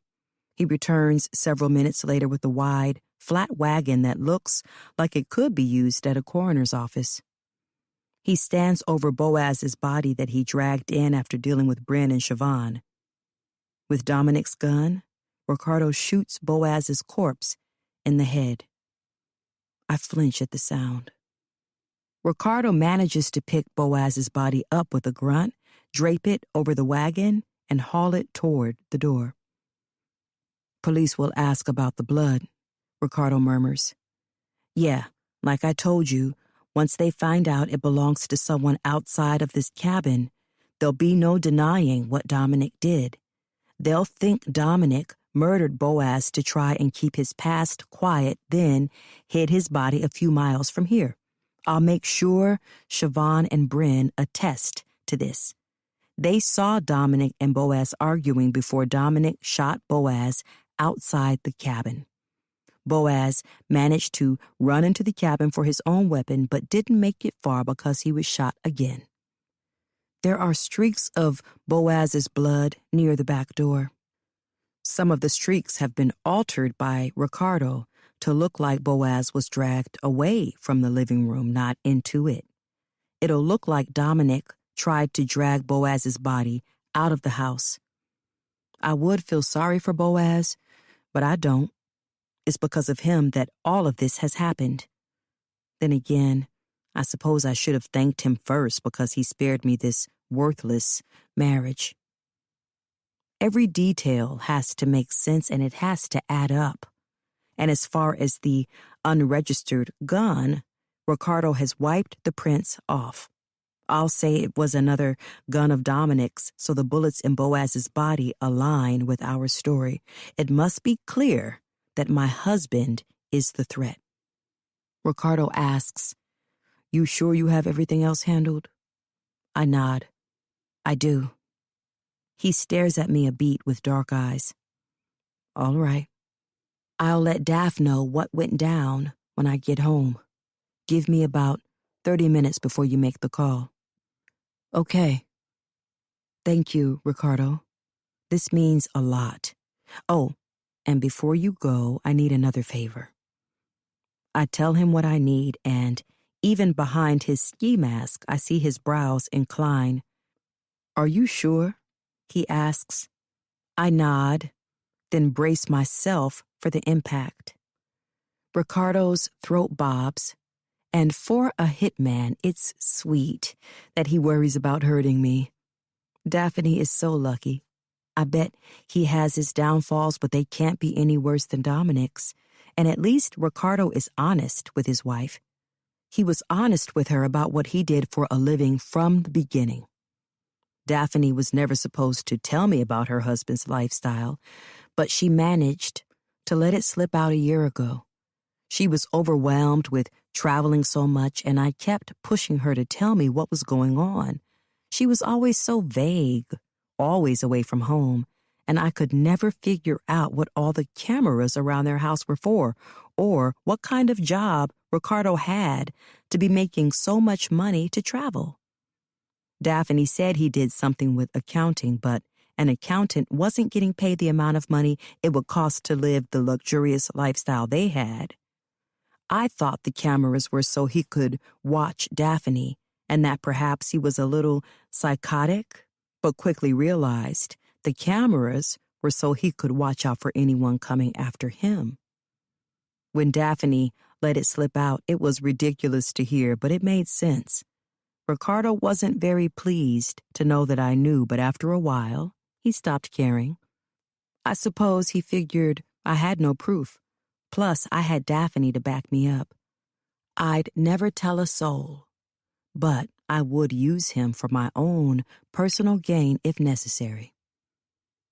I ball my hands into tight fists as Ricardo reels his elbow back. His gloved fist flies forward and slams into my face. I cry out and fall to the ground. Ricardo bends down, but I tell him, "Kick me. in the ribs. Jolene, do it. I pant, still holding my face. He does, and his boot slams hard into my rib cage. I cry out again, crumpling over as my rib throbs. That's good, I whimper. And despite the white-hot pain in my rib and my bleeding nose, I stand when Ricardo offers me a hand. I'm going now, Joe, he murmurs. My nose burns, the blood dripping profusely, but I nod anyway, and he takes off. I go for an old blanket on the sofa and press it to my nose, then close the door. When the bleeding has stopped, I face my husband, who is still out cold in the chair. He'll wake in a few hours, and so will the women in the back room. I cling to my rib, sitting in the chair across from him, and waiting for him to wake up. 64. Dominic. There's a throbbing on the back of Dominic's head. He groans and blinks several times with his focus on his lap. He spots the dingy wooden floors, smells the moisture in the air that is nestled into the boards. He's still in the cabin. He tries moving his arms, but only jostles in the chair. If he moves any more, he'll tip over. He picks his head up and swallows a gasp when he spots his wife on the other side of the table. Then it all comes back to him. The way she walked around the corner with the gun, the way she spoke to him, told him what she'd done to Siobhan and Bryn. He looks at the object in front of her, and it's his gun. Her elbows are on the table, the backs of her hands propped beneath her chin. He'd think he were in good hands, but she only stood there as he was attacked, and now she's staring at him without a single emotion on her face. He can't tell if she's angry, sad, or happy even. There's blood on her upper lip, crusty and dark, and her left eye is swollen shut. "Joe," Dominic breathes. "What the hell is going on?" His mouth is dry, and it's like he's talking with sandpaper in his mouth. "Aren't you going to ask what happened to my eye?" she inquires. She's still not frowning or smiling. What happened to it?" "You struck me," she replies simply. He frowns. "I didn't lay a finger on you." "Sure you did. Maybe not here or today, but you have." He gulps, and the saliva is rough going down. "Joe, let me out of these cords. Right now." "No." She finally drops her hands, and he tenses as she rests one of them on the top of his gun. When she brings it up and points the barrel end at him, his heart picks up in speed. "Do you know how hard it is to be a good wife to you?" He says nothing, just stares at her with paralyzing fear. He's never seen Jolene like this. She's always so soft and quiet, never hostile. He's never seen her with a gun either, yet she holds his as if she's had a lot of practice with one. "Joe, whatever this is, we can talk about it, okay?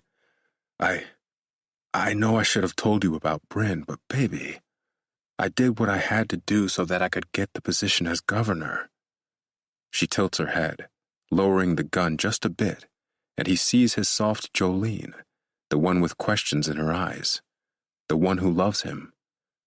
"Tell me everything," she demands. "Right now." This time, he won't hide a thing. He'll tell her anything to lower her guard and get out of this situation.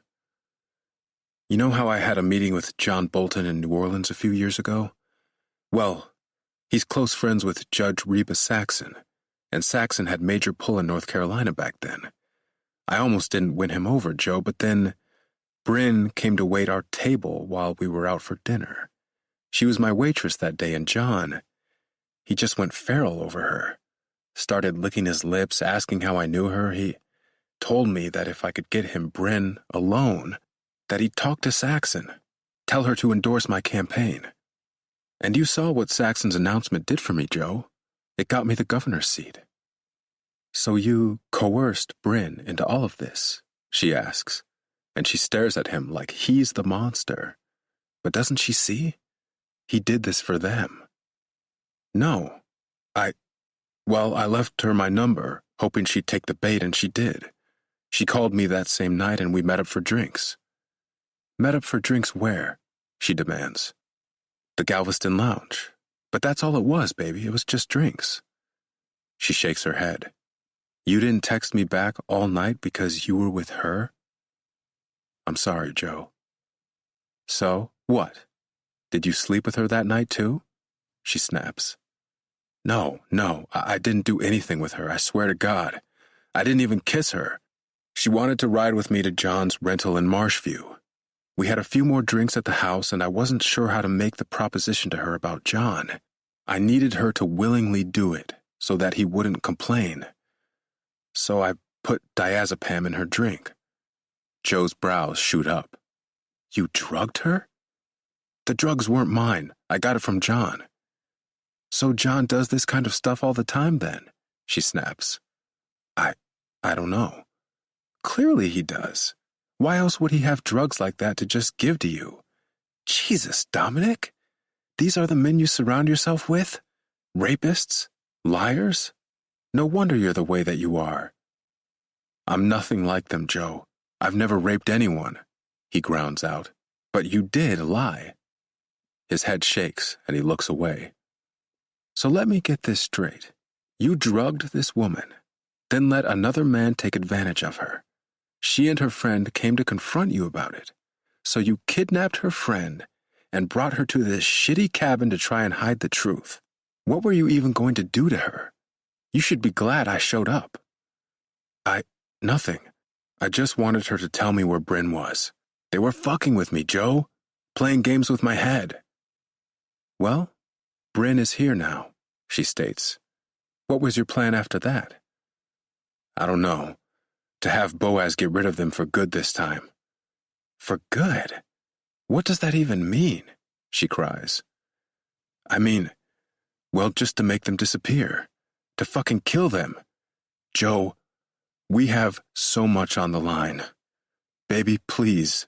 The rally is tomorrow. We need to handle this and get out of here. Dominic rocks in the chair again, and Jolene stares at him, head shaking, eyes empty. Boaz is dead, she finally says. The cabin falls silent. Then it hits him, and he stops rocking in the chair. The puddle of blood outside the cabin, the streaks of it in the house. Boaz's body was on the floor. He swivels his head, but can't find the body anymore. However, there are streaks of dark blood on the floor. Did he imagine Boaz's body? No, he's not crazy. Something else is going on. Where is that man? The one who hit me? Did he hit you too? He asks, and he can't help wondering that if he did, how the hell Jolene is still alive? How is she here asking questions when there is someone else in the house trying to hurt them? Unless... Joe, Dominic rasps. What have you done? She places his gun down on the table, then lifts something from her lap. When Dominic sees that it's her phone, his heart fails him. She's on the voice recording app. She presses the big red button to stop recording. Joe, what the fuck are you doing? He hisses. Someone had to stop you, she murmurs. Why would you do this? Why would you be sending money to Michelle Dawson? His chest constricts. What? Her good eye narrows. You heard me? I don't know what you're talking about. I spoke to Anita. She told me about the foreign accounts that I found out are linked to Boaz and some other man named Tommaso Barone. These are the men you had handled the situation with Bryn in New Orleans, right? She told me the story, about how she was buried, alive. No. He said she was dead. Well, she's alive, honey. She was still breathing, but Boaz kept piling dirt on her, hoping she'd suffocate. But her friend followed Boaz. Siobhan, she saw the whole thing. She has pictures of Bryn on the floor in John's house. Dominic's breaths become erratic, and it feels like the walls of the cabin are closing in on him. While also talking to Anita, I found out that there is a third account money was going to. Money to a woman and former bully of mine named Michelle Dawson. It's strange that you'd think I'd be so naive as to not find out. What? You tell Anita not to worry me about selling hundreds of shares from my father's company and that would be it? Do you forget who my mother is? She lives to see me fuck up. I never should have trusted you. I mean, what the hell was I thinking making a joint account with you? Dominic's jaw pulses. Right now would be a good time to rip out of these cords, shoot Joe, and salvage the situation. He could lie and say the women attacked him, dragged him and his wife there, then killed her, but he shot them before they could come for him. He could make it work. He could. You know the story about Michelle. She was the one who created the name Fat Joe. Jolene stares into his eyes. She had the majority of the campus referring to me as that. Some people literally thought I went by that name and that I was okay with it. And all this time, Dom, you've been seeing her behind my back. All these years. Trust me, I was very upset to hear what you did to Bryn, but this shit with Michelle was my last straw. She chokes on her words. I'm curious to know if this was her plan. To get you to come after me. To marry me just so you two could have the life you wanted. I see she has a 5-year-old now, too. He looks just like you. Joe, Dominic rasps. Michelle doesn't know anything about how the money gets into that account. This has nothing to do with them. Doesn't it? You've been stealing money from me and sending it to her. All those times when you told me you had to take a weekend away, or that you had business during some of the most bizarre times of the years, even the holidays. You were with them. All this time you've had a whole other life. But I thought you didn't want kids. Or did you just not want them with the fat girl from college? Is the amputee better? Joe, it's not like that, I promise you, he pleads. I love you, okay? I loved you from the moment I laid eyes on you. That's funny, because you never used to play football by the gym until I started going there. Just like a man to pop up when a woman is finally trying to do right by herself. She scoffs. Michelle told you to come to me. She told you to use me. I know she did because she confirmed it when I DM'd her. I told her I'd report the money she withdraws from your account as fraud, and she got scared. She told me everything. Joe picks the gun up again and points it at his face. Joe, please. Just let me out of these cords and we can work it all out. I won't send Michelle anything else. I can end it all. I promise you. Jolene stares at him a moment, and it's almost like she wants to believe him. But then she picks up her phone, dials 911, and puts it on speaker. When he hears the voice on the other end answer the call, Jolene screams to the top of her lungs. Help! This is Jolene Baker. I need help, please. My husband, he has these girls and now he's trying to kill me. She's hysterical, eyes round, veins popping out of her neck. Please, get here now. I'm in a cabin, I think it's on Briggs Lane. Please, he's going to... Jolene ends the call, and she's calm again. What the hell? Dominic mutters. What did you do? Why would you say that? He shouts. Here's what's going to happen, Joe says, pushing out of her chair. It's like she didn't hear him at all. A friend of mine is on his way to this cabin right now. He's coming because I gave him a call and told him I was worried about you and needed his help. Who is this friend? Dominic snaps. It almost looks like she smirks, but he can't tell in the dark. You'll see. Bryn and Siobhan are the women you abducted because they have information that can ruin you. My friend will arrive and see the chaos and blood everywhere. He'll punch you in the face and knock you out again. Shortly after, the police will knock the door down and find my friend holding me to make sure I'm alive. When I come to, I will tell the police everything that happened, that I was worried, so I found you at this location. I saw what you'd done to those women, how you drugged and chloroformed them. So I called my friend to let him know I was scared and needed his help to de-escalate the situation. I tried to stop you, but you knocked me out and hurt me really badly. You were in the middle of cleaning the bloody mess you'd made with Boaz, the man who assisted you but then turned against you, while I was out cold until my friend arrived, which caught you by surprise. You two got into a fight, and he won. Jolene steps around him and moves through the cabin to check the windows. Just as she does, headlights flash through the house. Rage courses through Dominic, and he rocks in the chair. It tips over, and he lands on his side with a hard slam. Jolene turns to look at him, watching as he fidgets and kicks his feet, while calling her all kind of terrible names. Footsteps drum up the stoop. Then, the front door opens. When he sees Samuel Sanchez, he knows. This setup was arranged a long, long time ago, and now it's over for him. 65. Jolene. Joe, hi, Sam says as he enters the cabin. He's dressed casually, jeans, a t-shirt, and Nike running shoes. My heart thumps double speed at the sight of him. I want to sink into his arms, let him hold me for the rest of the night. But we have to finish what we've started. Hi, I whisper. Sam walks past me, his footsteps heavy as he makes his way toward Dominic. Dominic is fuming, breathing raggedly through his mouth as he shakes and jerks in the chair. I hate to see you go down this way, old friend, Sam sighs.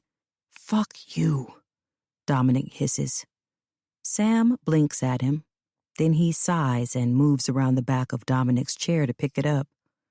When Dominic is upright again, Sam stands in front of him. She's just using you, Dominic snarls. Don't you see that? Sam's head tips before he shifts his gaze to me. Now? I nod. Now. Taking a step back, Sam reels his elbow backward and slams a fist into Dominic's face. Dominic grunts, but doesn't pass out the first time, so Sam punches him again, and this time, Dominic's head drops while blood dribbles from his mouth. Sam flings his hand, hissing from the pain. I rush to him, taking his hand and kissing his knuckles. His eyes meet mine, and with his good hand he rubs my swollen eye. Look at you, he murmurs. I'm fine. Police should be on the way. Just as I say that, I hear a thunk in the back of the house. Sam leads the way down the hallway where Siobhan and Bryn are. Bryn is lying backwards in her chair, staring up at the ceiling with a grimace as she jerks this way and that. When they hear us enter the room, they freeze. What the hell is going on? Bryn demands. This wasn't in the plan. I step around Sam to help Bryn back up in her chair. We just need you to stay like this for a few minutes longer, okay? Trust me. No, I don't trust you, Bryn snaps. Who was that guy earlier? What did he do to us? She's referring to Ricardo. He didn't want the women knowing who he was or to remember his face, hence the ski mask. That was the deal I'd made with him. Bryn was so angry, shouting at me about being a liar and manipulator, just like Dominic. So Ricardo chloroformed her first. Then he went for Siobhan, who couldn't scream with her mouth taped. It will be okay, I'd screamed before Ricardo could do her bidding. But I see in their eyes now what I did wasn't okay. He didn't hurt you, I promise, I assure them. He only did it so my plan could work. I did it so we wouldn't have any loose ends. The police are on their way, and we have Dominic trapped. Once they get here and see this terrible scene, he'll be put away. Bryn swallows. Did you record his confession? Yes. And he mentioned John Bolton? I nod, yes. Her eyes water a bit, but she pushes those tears away and shifts her gaze to Siobhan. Siobhan only stares back at her friend, still mildly confused.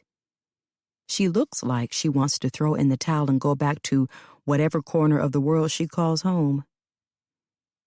I need to see him, Jolene, Bryn insists. I glance at Sam, who shifts on his feet. Bryn, you're all tied up. How am I going to make it look real if one of us isn't tied, it'll make it look like he wasn't done with his plan and got interrupted by Sam. I sigh as she stares at me, eyes pleading. If I let her out of the cords, that will undo all the work Ricardo did. The plan was to have them trapped and to make it look more authentic. But I realize perhaps my plan would be too perfect if they are. Please, Jolene, Bryn begs. I swallow, then turn to Sam. Sam, bring something to cut her out of the cords. Sam wastes no time finding a rusty old knife and returning to cut at the bungee cords wrapped around Bryn. When she's freed, she stands up and immediately leaves the room. I follow her out while Sam stays put in the bedroom with Siobhan. When Bryn walks toward Dominic, he turns his head a fraction. It's a weak attempt of looking up, but he manages. Bryn walks behind him and grunts as she brings his chair upright again. I press a hand to my mouth as she breathes raggedly, facing the man who ruined her life. Seconds tick by, and she doesn't say a thing as she stares at him. I shift on my feet and glance out the window, knowing the police are on the way. Bryn? Dominic murmurs, and her eyes widen. Despite it being dark, I see the tears filling her eyes. Then a shrill scream fills the cabin as Bryn brings her elbow back and slams a fist into Dominic's face. He cries out as she yells, "That's for hitting Siobhan." She throws another punch, one strong enough to make his nose bleed harder, and shouts, "And that's for trying to kill me, you ignorant, evil piece of shit. I should kill you right now. You took everything from me, and I have nothing to lose." Dominic whimpers as blood drips onto his shirt and over the cords around his body. When Bryn takes another step forward, he flinches, but she doesn't hit him again. Instead, she bends down so that her lips are close to his ear.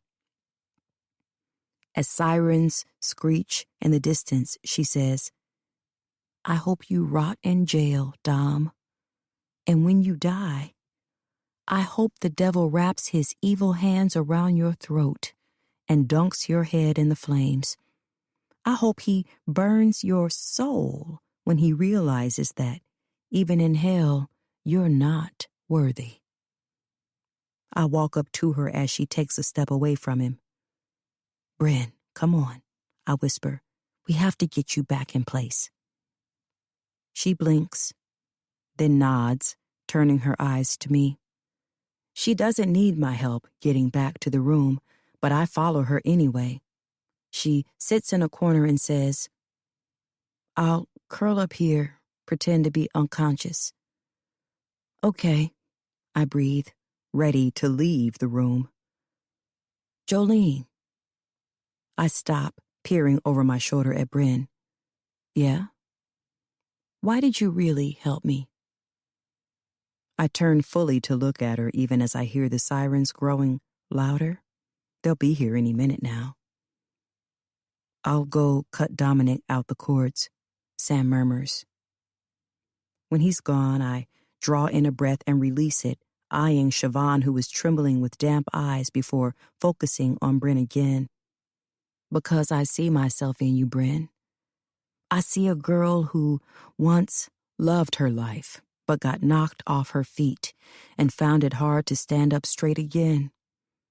I swallow to block the dryness in my throat as Bryn uses the back of her arm to swipe tears from her eyes. You and me, we're just two people who've been swimming against a current. We get dragged by tidal waves or bitten by sharks, but we keep going because we know there's a safe place for us somewhere. We don't give up because we want to find that safe place and live in peace. So that's why, Bryn. Because I see you. Bryn sniffles, and a tear rolls down Siobhan's cheek as she drops her head. Let's stick to the plan and with the same confessions, okay? I ask. Nothing has changed. Bryn lays on her side, getting into position as Siobhan bobs her head and I walk out of the room to meet Sam in the living area. 66. Jolene. The sirens are even louder now. The police are getting close. All done? I ask Samuel. Yep. Samuel picks Dominic's gun up with the end of his shirt, wipes it off, and places it closer to the living room. I glance at Dominic, who is sprawled on the floor with blood on his shirt. His face is already swelling, and blood is spilling from his nose to his cheeks.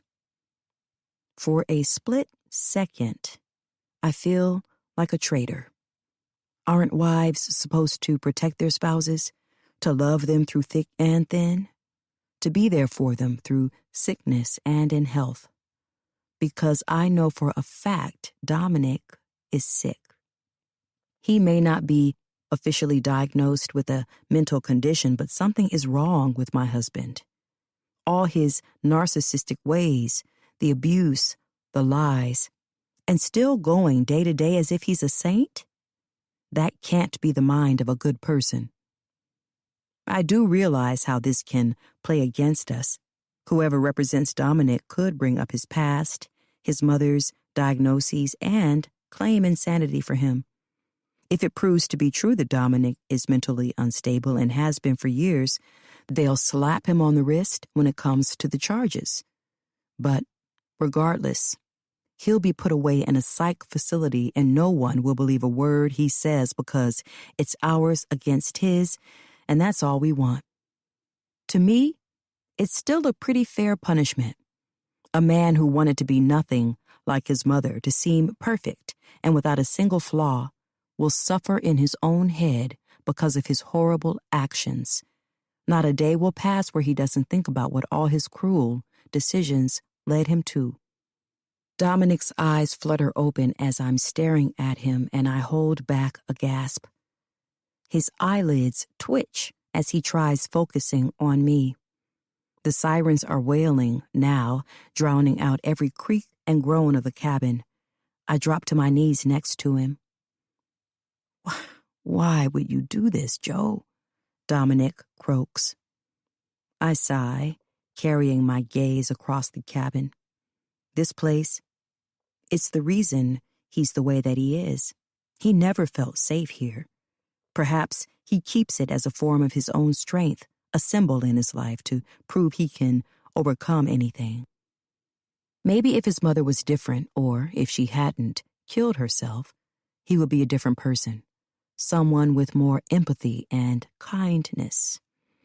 The thought of what he's lost out on, a normal childhood with a stronger parent, brings tears to my eyes. It wasn't his fault, but at the end of the day, we're responsible for our own actions. To be frank, I don't think Dominic ever really had a chance. How do you go about life after suffering such horrors? After being compelled to write your mother's suicide letter, knowing she was on the brink of death? I'm sure no one knows about that note but him and me. We're all a little messed up. Every single human on this earth has endured a trauma or a tragedy that they want to heal from, but what happens when you don't heal? I like to think people like Dominic are a product of that. Unhealing. Because, Dominic, I finally whisper, you've hurt So many people. People who only wanted the best parts of you. I worked to swallow as blue and white, flickering lights appear outside the cabin along with the wailing of sirens. But the truth, the bitter truth, is that I hate you. I hate you for stealing the last 10 years of my life. I hate you for what you did to Bryn and Siobhan, and for going so far as to try and murder them. And I hate you even more for always taking the coward's way out. There is no love within you. I see that now. You can only love yourself, and if you're not first, everyone else suffers. Someone like that doesn't deserve to have it all. He looks like he wants to say something, but he whimpers and his head shakes as it weakly falls to the floor. He knows this is it.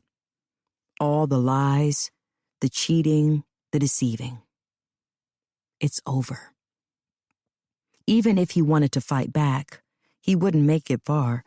Truthfully, after all those punches to the face, I don't think he can. A hand touches my shoulder and I look up at a blurry version of Samuel. "You ready?" he asks, offering a hand to me. I nod, taking it so he can help me to my feet. He moves several steps away from Dominic, and I lay on the middle of the floor while Sam kneels down next to me. "This is it," Sam says, smiling. "The police will walk through that door, take him away, and you'll be a free woman. No lying, abusive husband to hold you back anymore." I cup one of Sam's cheeks with a sigh. Then I close my eyes and do my best to fight a satisfied smile, just as the police pound on the cabin's door. Part 4. A year and 4 months later. 67. Bryn.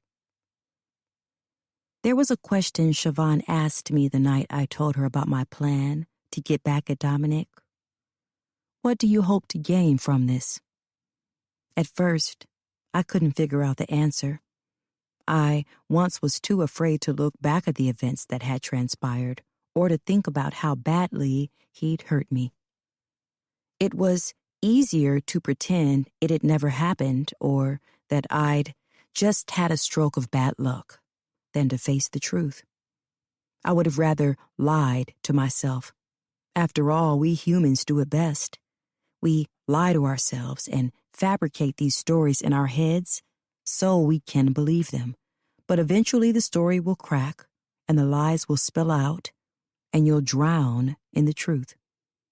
There was something about seeing Dominic as a state governor, knowing he was this crooked man overseeing all those innocent lives and making decisions for others when his decisions were downright evil, did not sit right with me.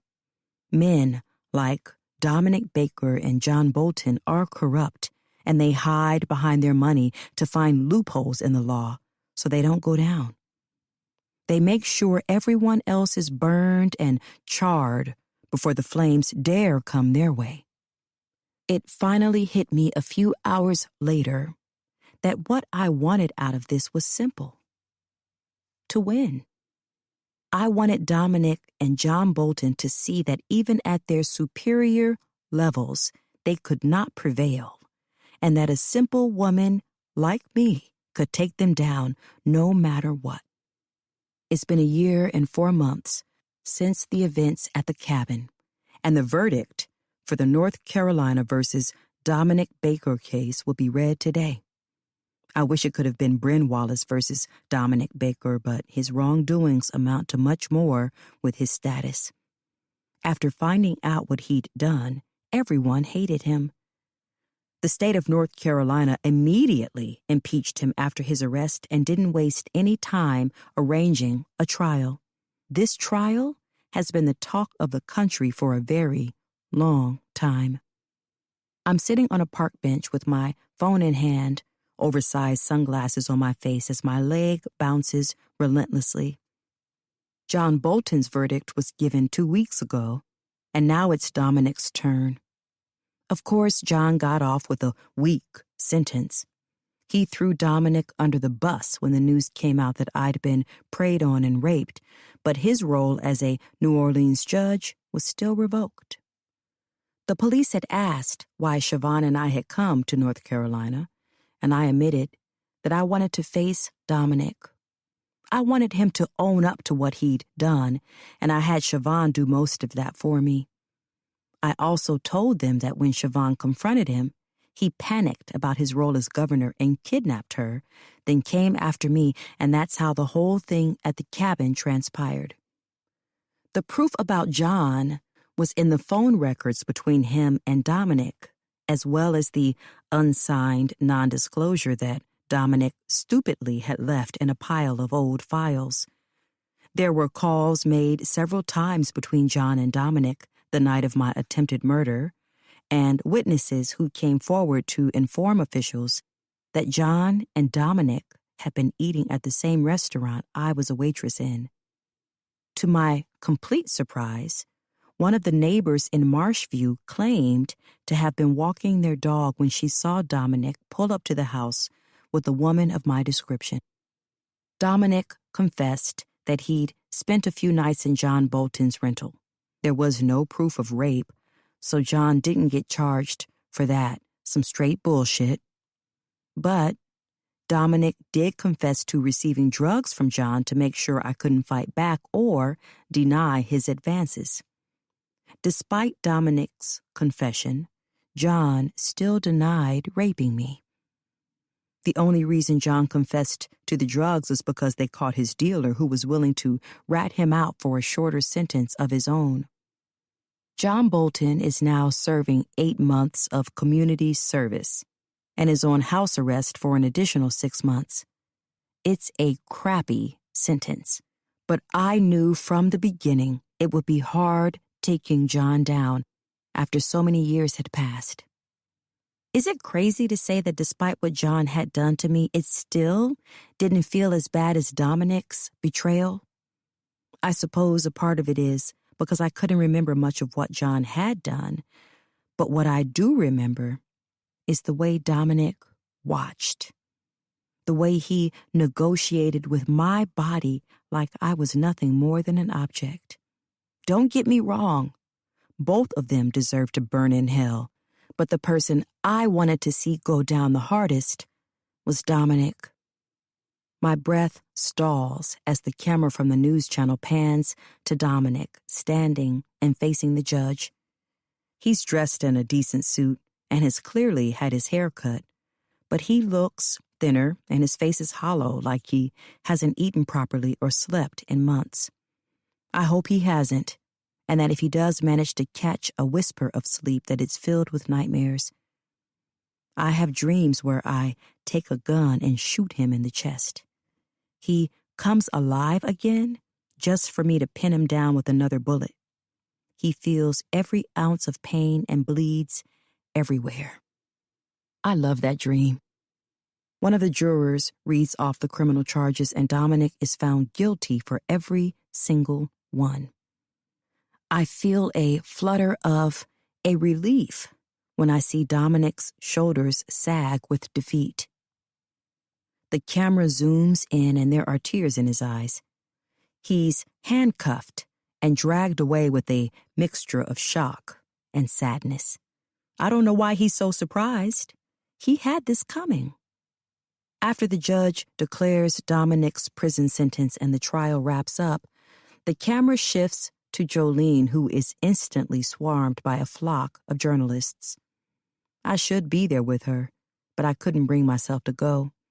I had a feeling if he was not guilty of any of the charges brought against him, I would have thrown a fit of rage or at least fled the courtroom to vomit. Siobhan and I figured it was best to avoid the court today, but that didn't mean I couldn't watch from somewhere else. Jolene is wearing a white blouse with a black pencil skirt. I'm not sure if it's the belt with her outfit that makes her appear thinner. Samuel approaches Jolene with his security detail and pushes through the crowd with her until they disappear out of the courthouse and into a tinted SUV. I haven't spoken much to Jolene in between the trials. When we were rescued by the police, we were taken to the police station in the back of cruisers. We all had our story about Dominic, and we stuck to it just as we'd planned in the hotel the week we met. Dominic was now going to prison with no insanity plea, despite his shark of a lawyer fighting like hell for it. And sure, Dominic's lawyer was a good one, but mine and Jolene's was better. The hardest part about the night when we set Dominic up was going back to the motel after spending hours at the police station. As soon as Siobhan and I were inside the room, I sat on the edge of the thin, lumpy mattress, dropped my face into my hands, and sobbed. It was finally over. We could have died, or Jolene could have killed us if she wanted to, just to cover for her husband, but she didn't. We'd risked everything, shoveled our money together just to get across the country and fulfill my crazy plan. I figured I'd end up in jail or worse, killed, but I was willing to go to jail if it meant Dominic was dead. I admit I was upset with Jolene for changing the plans at the last minute, but after having time to think about it, it made sense. She didn't do it only to protect herself, because she'd have been fine either way. But she did it to protect me and Siobhan, too. She must have seen how vengeful I was, and I admit that I wasn't thinking clearly. Siobhan even had moments where she wanted to back out and fly back to New Orleans because I simply wanted to go to Dominic's house, sneak in through a window, and shoot him point blank. I admit, I was a little unhinged. But Jolene spared me any heartache in the process, I suppose. I guess she figured I deserved better than going to jail, and because she thought ahead, we've all come out on the winning side. It felt surreal to finally be able to confess it all to the police, in the courthouse during the trials, and to hear the confession Jolene milked out of Dominic through the recording on her phone. I also never felt more alive. Prior to this plan, I was numb for months. I was lost and confused and afraid. But getting to this point, despite the hiccups, had given me a strength I never knew I had. And now we wait, Siobhan had said when I'd finished, sobbing like a baby in the motel. We both laughed. Then we went to Cookout and bought ourselves burgers and shakes. It was the best burger and shake I'd ever had. A victory meal we both deserved. I turn off the screen of my phone and stare ahead at the lake. It's early spring. Butterflies flutter by, and the emerald water ripples beneath the sun. The sun feels good on my skin, giving me a sheer reminder that I'm here, that I made it. No longer do I have to carry that massive weight on my shoulders. No longer do I have to hide. I won. I finally won. 68. Jolene. It's been a month since Dominic's sentence, and I feel like an entirely different person. There is no fear inside me or worries over what I eat. In fact, I'm eating an oversized chocolate chip cookie right now as I sit in a cafe called Monet's and wait for the person I've agreed to meet. It's astounding what comes from having a husband, well, ex-husband, like mine. You think your life will be worse without them, but ever since Dominic was found in that cabin, I received way more attention for his horrible acts, and my stress has dwindled. Publishers wanted me to write books for them for millions of dollars. Talk show hosts wanted me to come on for interviews. Is it bad to say I took them all? I did, and it felt amazing getting so much of what Dominic had done off my chest. But I didn't do it without crediting Bryn and Siobhan. They should have been the people receiving all the praise, not me, but I will get to that as soon as the person I'm seeing arrives. As I sip my chai, the door of the cafe opens and a lean woman in jeans and a lavender t-shirt walks into the shop with a young boy's hand in hers.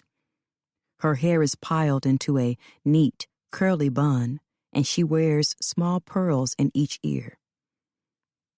She stops when the door closes and scans the restaurant, and I wave a hand for her to see me. When she does, she presses her lips, then grips the boy's hand as she weaves through the tables with a slight limp. As they approach, I can't help seeing the resemblance of Dominic in the boy. He has his eyes and nose. Even his ears are like Dominic's, but he has his mom's mouth and almond skin tone. Michelle Dawson stops at my table and pulls one of the chairs back for the boy to sit on. When he does, he grins at me and rests his forearms on the tabletop. "Hi," he says meekly. My heart snags a beat and I can't help smiling at the sweet sound of his voice. "Hi." Michelle claims the seat beside him and wedges her hands between her thighs. "Thank you for meeting me, and I'm so sorry we're late," she murmurs. "It's no problem," I wave a hand. "You're a mom. You have your hands full." She smiles, then glances at her son. "He loves this cafe." "What's your name?" I ask the little boy.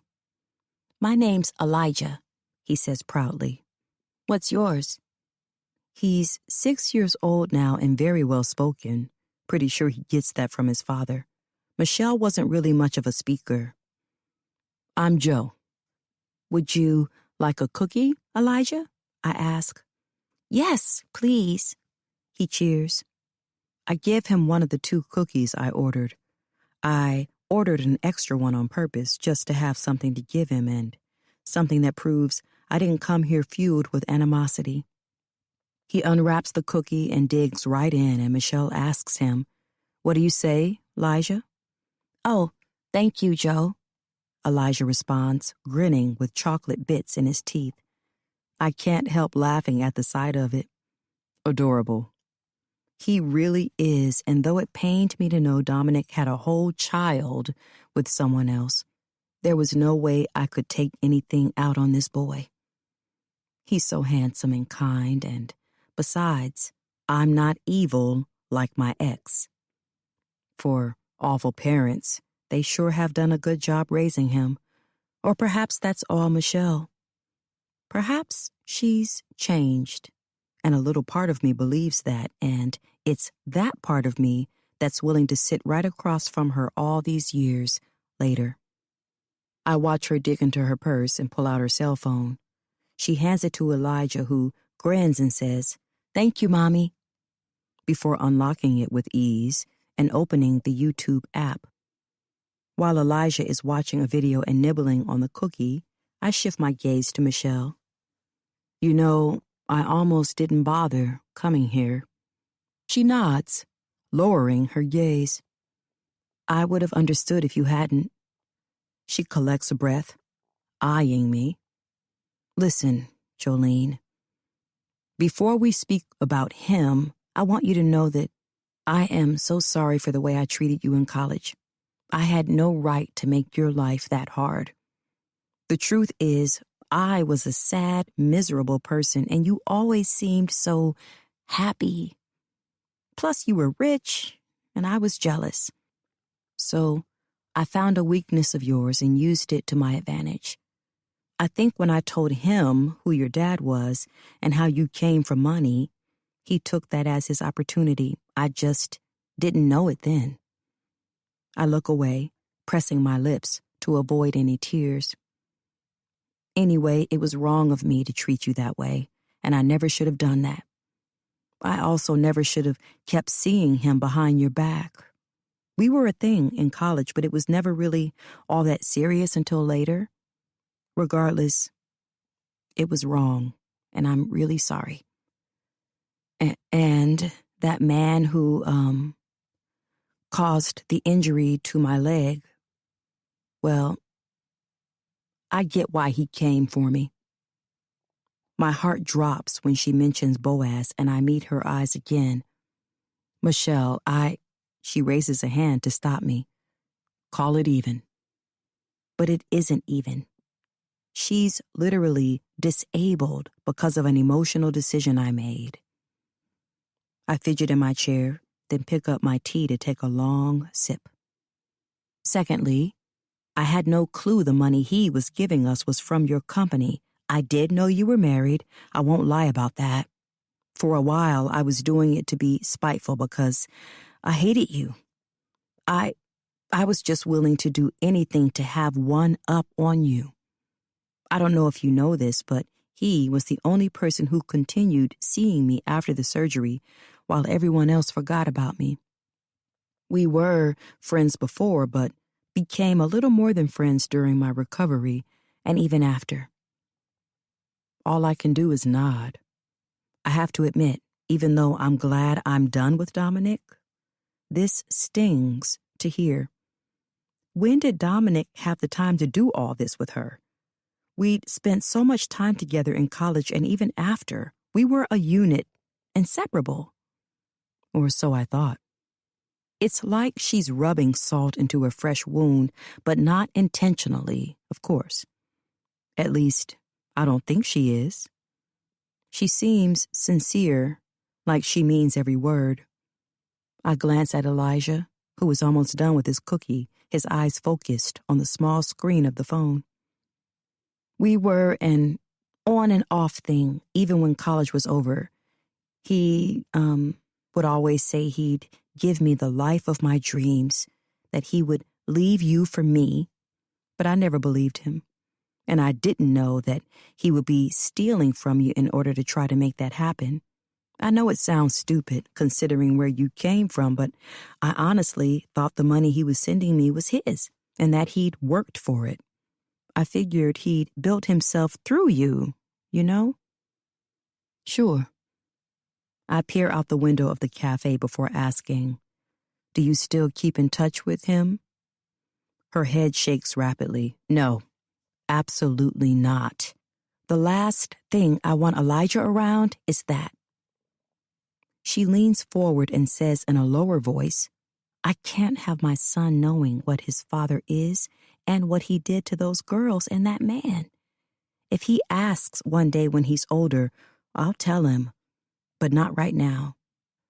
I nod, and she relaxes in her chair again. It's best that I stay away and out of contact, she goes on. He's tried calling me a few times, but I don't answer. I nod. That was good to hear, at least. But how long will it last before she caves? Dominic has a way of making people lower their guard for him. Anyway, Michelle says, shifting forward and digging into her back pocket. She drops a folded sheet of paper on the table and slides it toward me. Elijah glances at it but returns his attention to the more interesting view on the phone screen. I really wanted you to meet me here so I could give you this. It's a check that I hope covers some of what he took from you.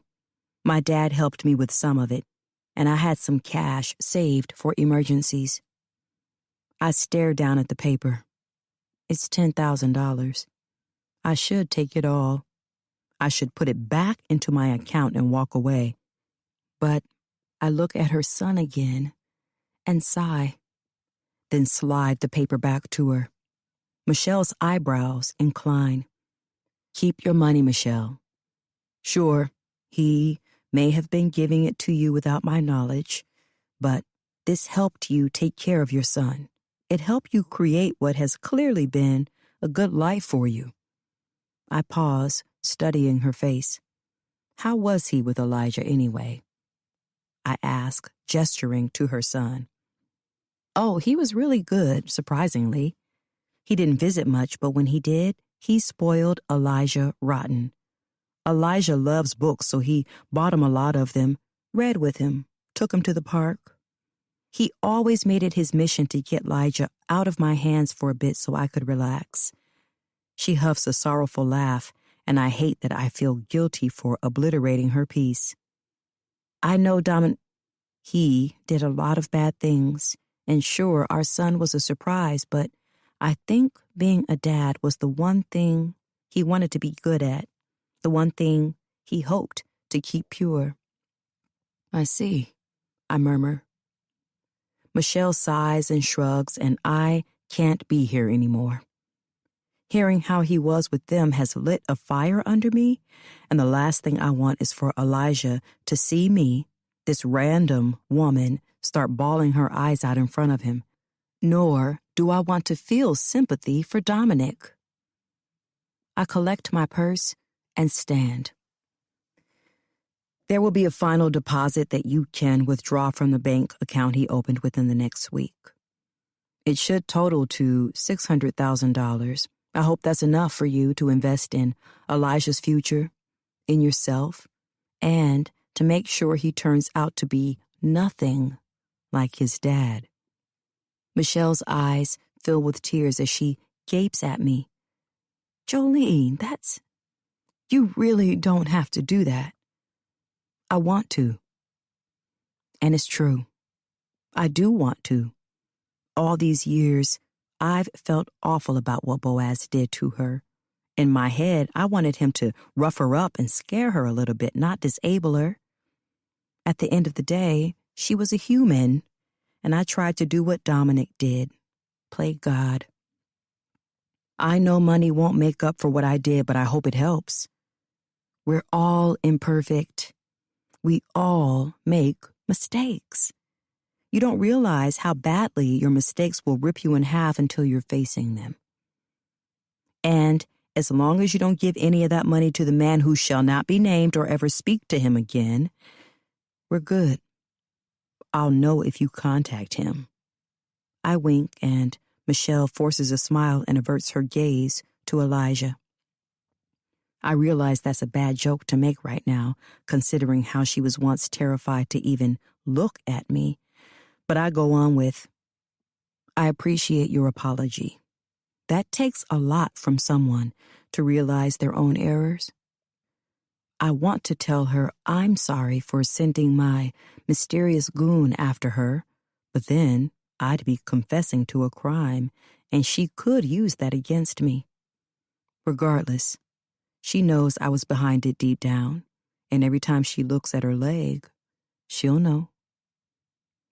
I bid her and Elijah farewell and leave the cafe. When I'm inside my car, I check my phone and there's a text from Sam. Hotel room is ready. I start the vehicle so I can make the 2-hour drive back to Raleigh, emotional, but also hopeful. 69.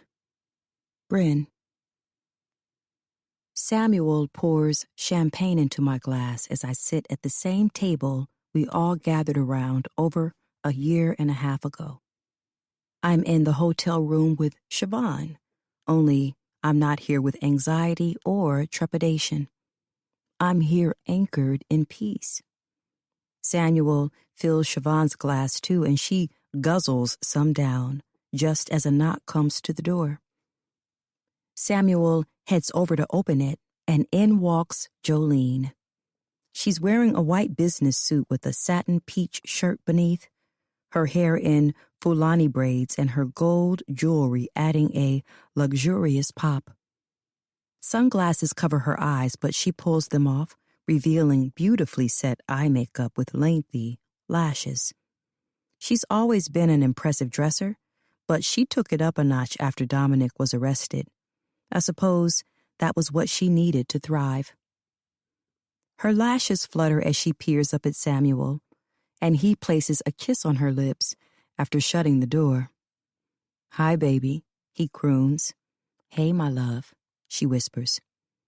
I sip my wine, still unsure how they've gotten so deep into a relationship. Oddly enough, no one has questioned why Jolene and Samuel are together. No one has even leaned toward the idea of them conspiring to take Dominic down so Samuel could become the new state governor. Jolene and Samuel were smart. In public, they were very open without being too touchy. When Dominic had campaigns, Samuel would appear for her, he'd have conversations, and he often bragged about how he supported her tea shop to their colleagues. When Jolene finalized her divorce in between the trials, it only took 2 weeks for Samuel and Jolene to be seen together in public. To everyone looking in from the outside, they were simply friends supporting one another from the beginning, and that relationship blossomed to more the night of the cabin. It only makes sense that they grew closer after everything. Many people bond through trauma. Siobhan and I did, and look at us now, closer than ever. The public takes one look at Jolene and Samuel, and they have stars in their eyes. They're survivors. Samuel is strong and wonderful for taking initiative and trusting his gut, as a governor should do. And Jolene is a powerhouse for facing her husband, despite possibly being hurt or even killed in the process. Sure, the story makes us look like saplings, but Dominic is in jail, and everyone hates him, and that's all I ever wanted. Well, that and to shoot him. Yes, I know it's over with, but still, just one little bullet would have satisfied me. You must have another interview lined up, I say as Jolene approaches the table. You look really nice. She sets her purse down in front of one of the chairs, then rests a hand on her hip. Actually, no, I had one this morning, but haven't gotten the chance to change. I had things to do before coming here. She and Samuel pass a knowing glance. I sit up straighter in my chair. Anyway, Jolene says, there's a reason I wanted all of us to gather in this room again. The last time we were here, we were all a bit down, right? We felt hopeless or useless, but I promised that was going to change. Siobhan sips her drink, eyeing Jolene, who digs into her purse and pulls out 2 white envelopes. She slides them across the table to me and Siobhan. Both are labeled in her cursive handwriting, with our names on them. What is this? Siobhan asks, hesitant to pick it up. I swallow, setting my champagne glass down and grabbing the envelope with my name on it. Open it, Jolene says with a warm smile. I blink at her before sighing and opening the top flap. Then I gasp when I pull out the check inside. It's made out to me, Bryn Wallace, and it's $20,000. Siobhan sees hers and squeals so loudly it hurts my ears. What? Jolene, what is this? Siobhan shrieks. She places the check down on the table in front of her, smoothing it out despite there being no creases on it. I'm almost positive Siobhan has never seen a number this big made out to her.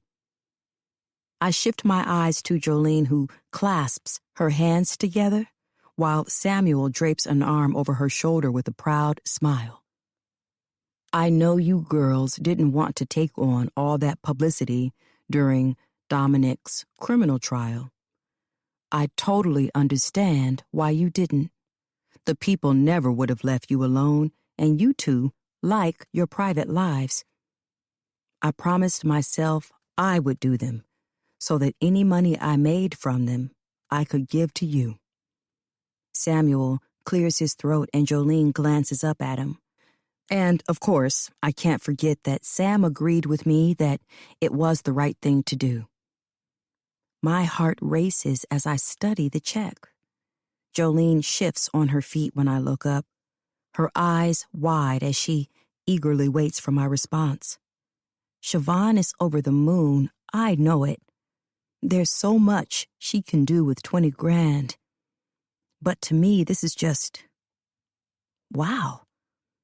Jolene gives Samuel a wary glance before saying, "Also, this is only one of many checks to come. The total amount of money you'll receive from me is $1 million. Each? Siobhan gasps. Jolene smiles and nods. Each. I can only give so much before the IRS comes to bite me in the butt. She laughs. All I can do is stare at her because I can't figure out if this is real.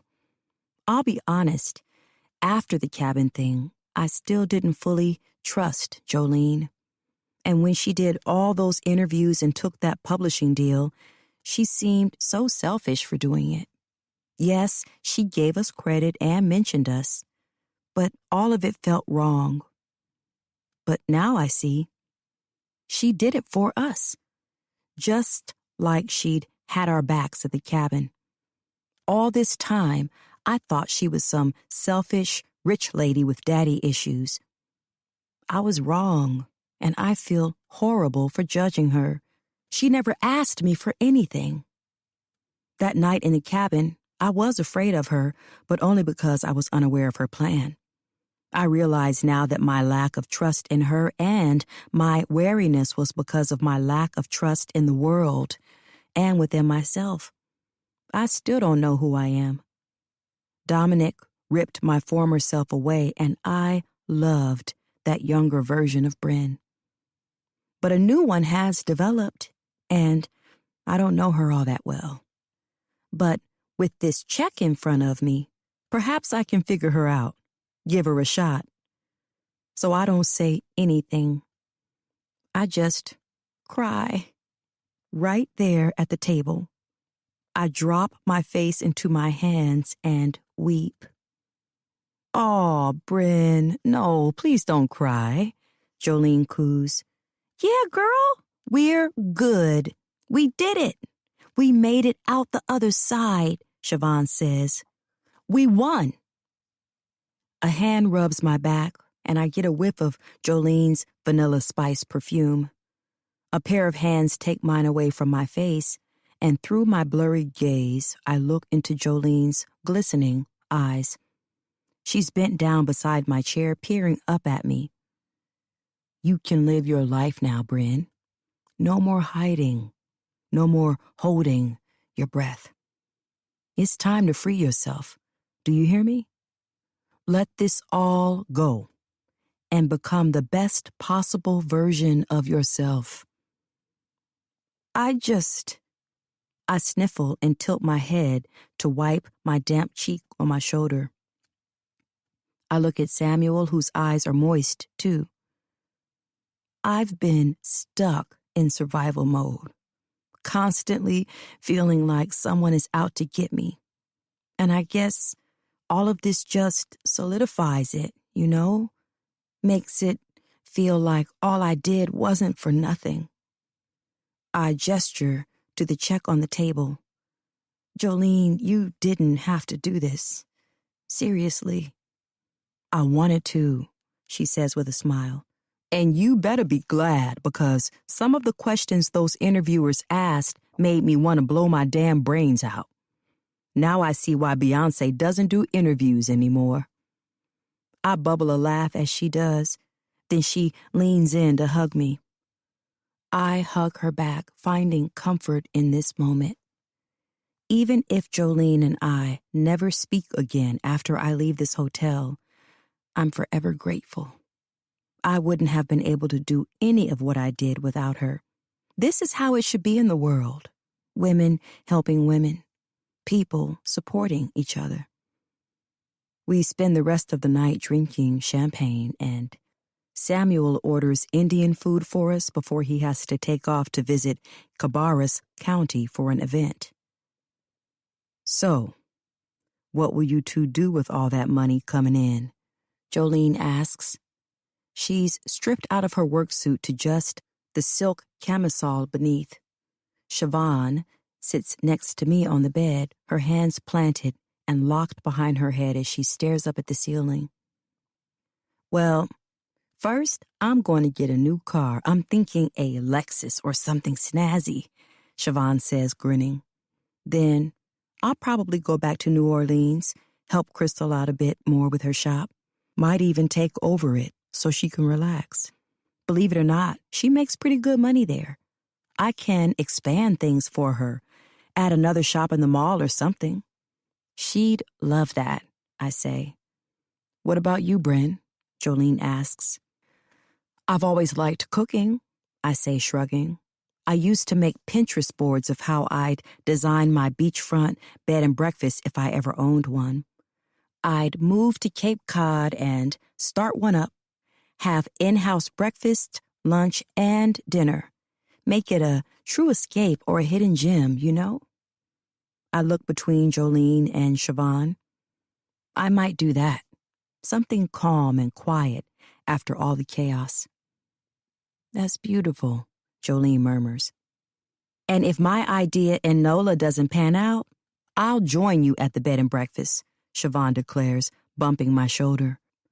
I wrap my arm around her, resting my head on her shoulder. I'm not sure what it is about this moment, but what I do know is that I've never felt safer than I do now.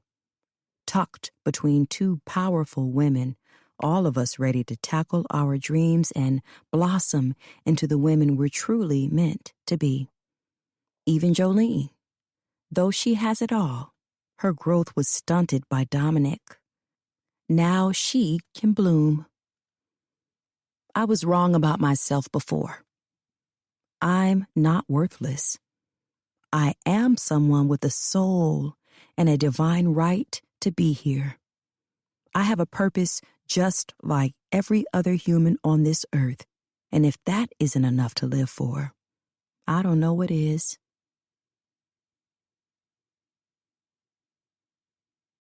The end. We hope you have enjoyed this production of The Bitter Truth by Shanora Williams, narrated by Sable Lynn and Roderick Ross. Recorded books are available wherever audiobooks are sold. Thank you for listening to Recorded Books.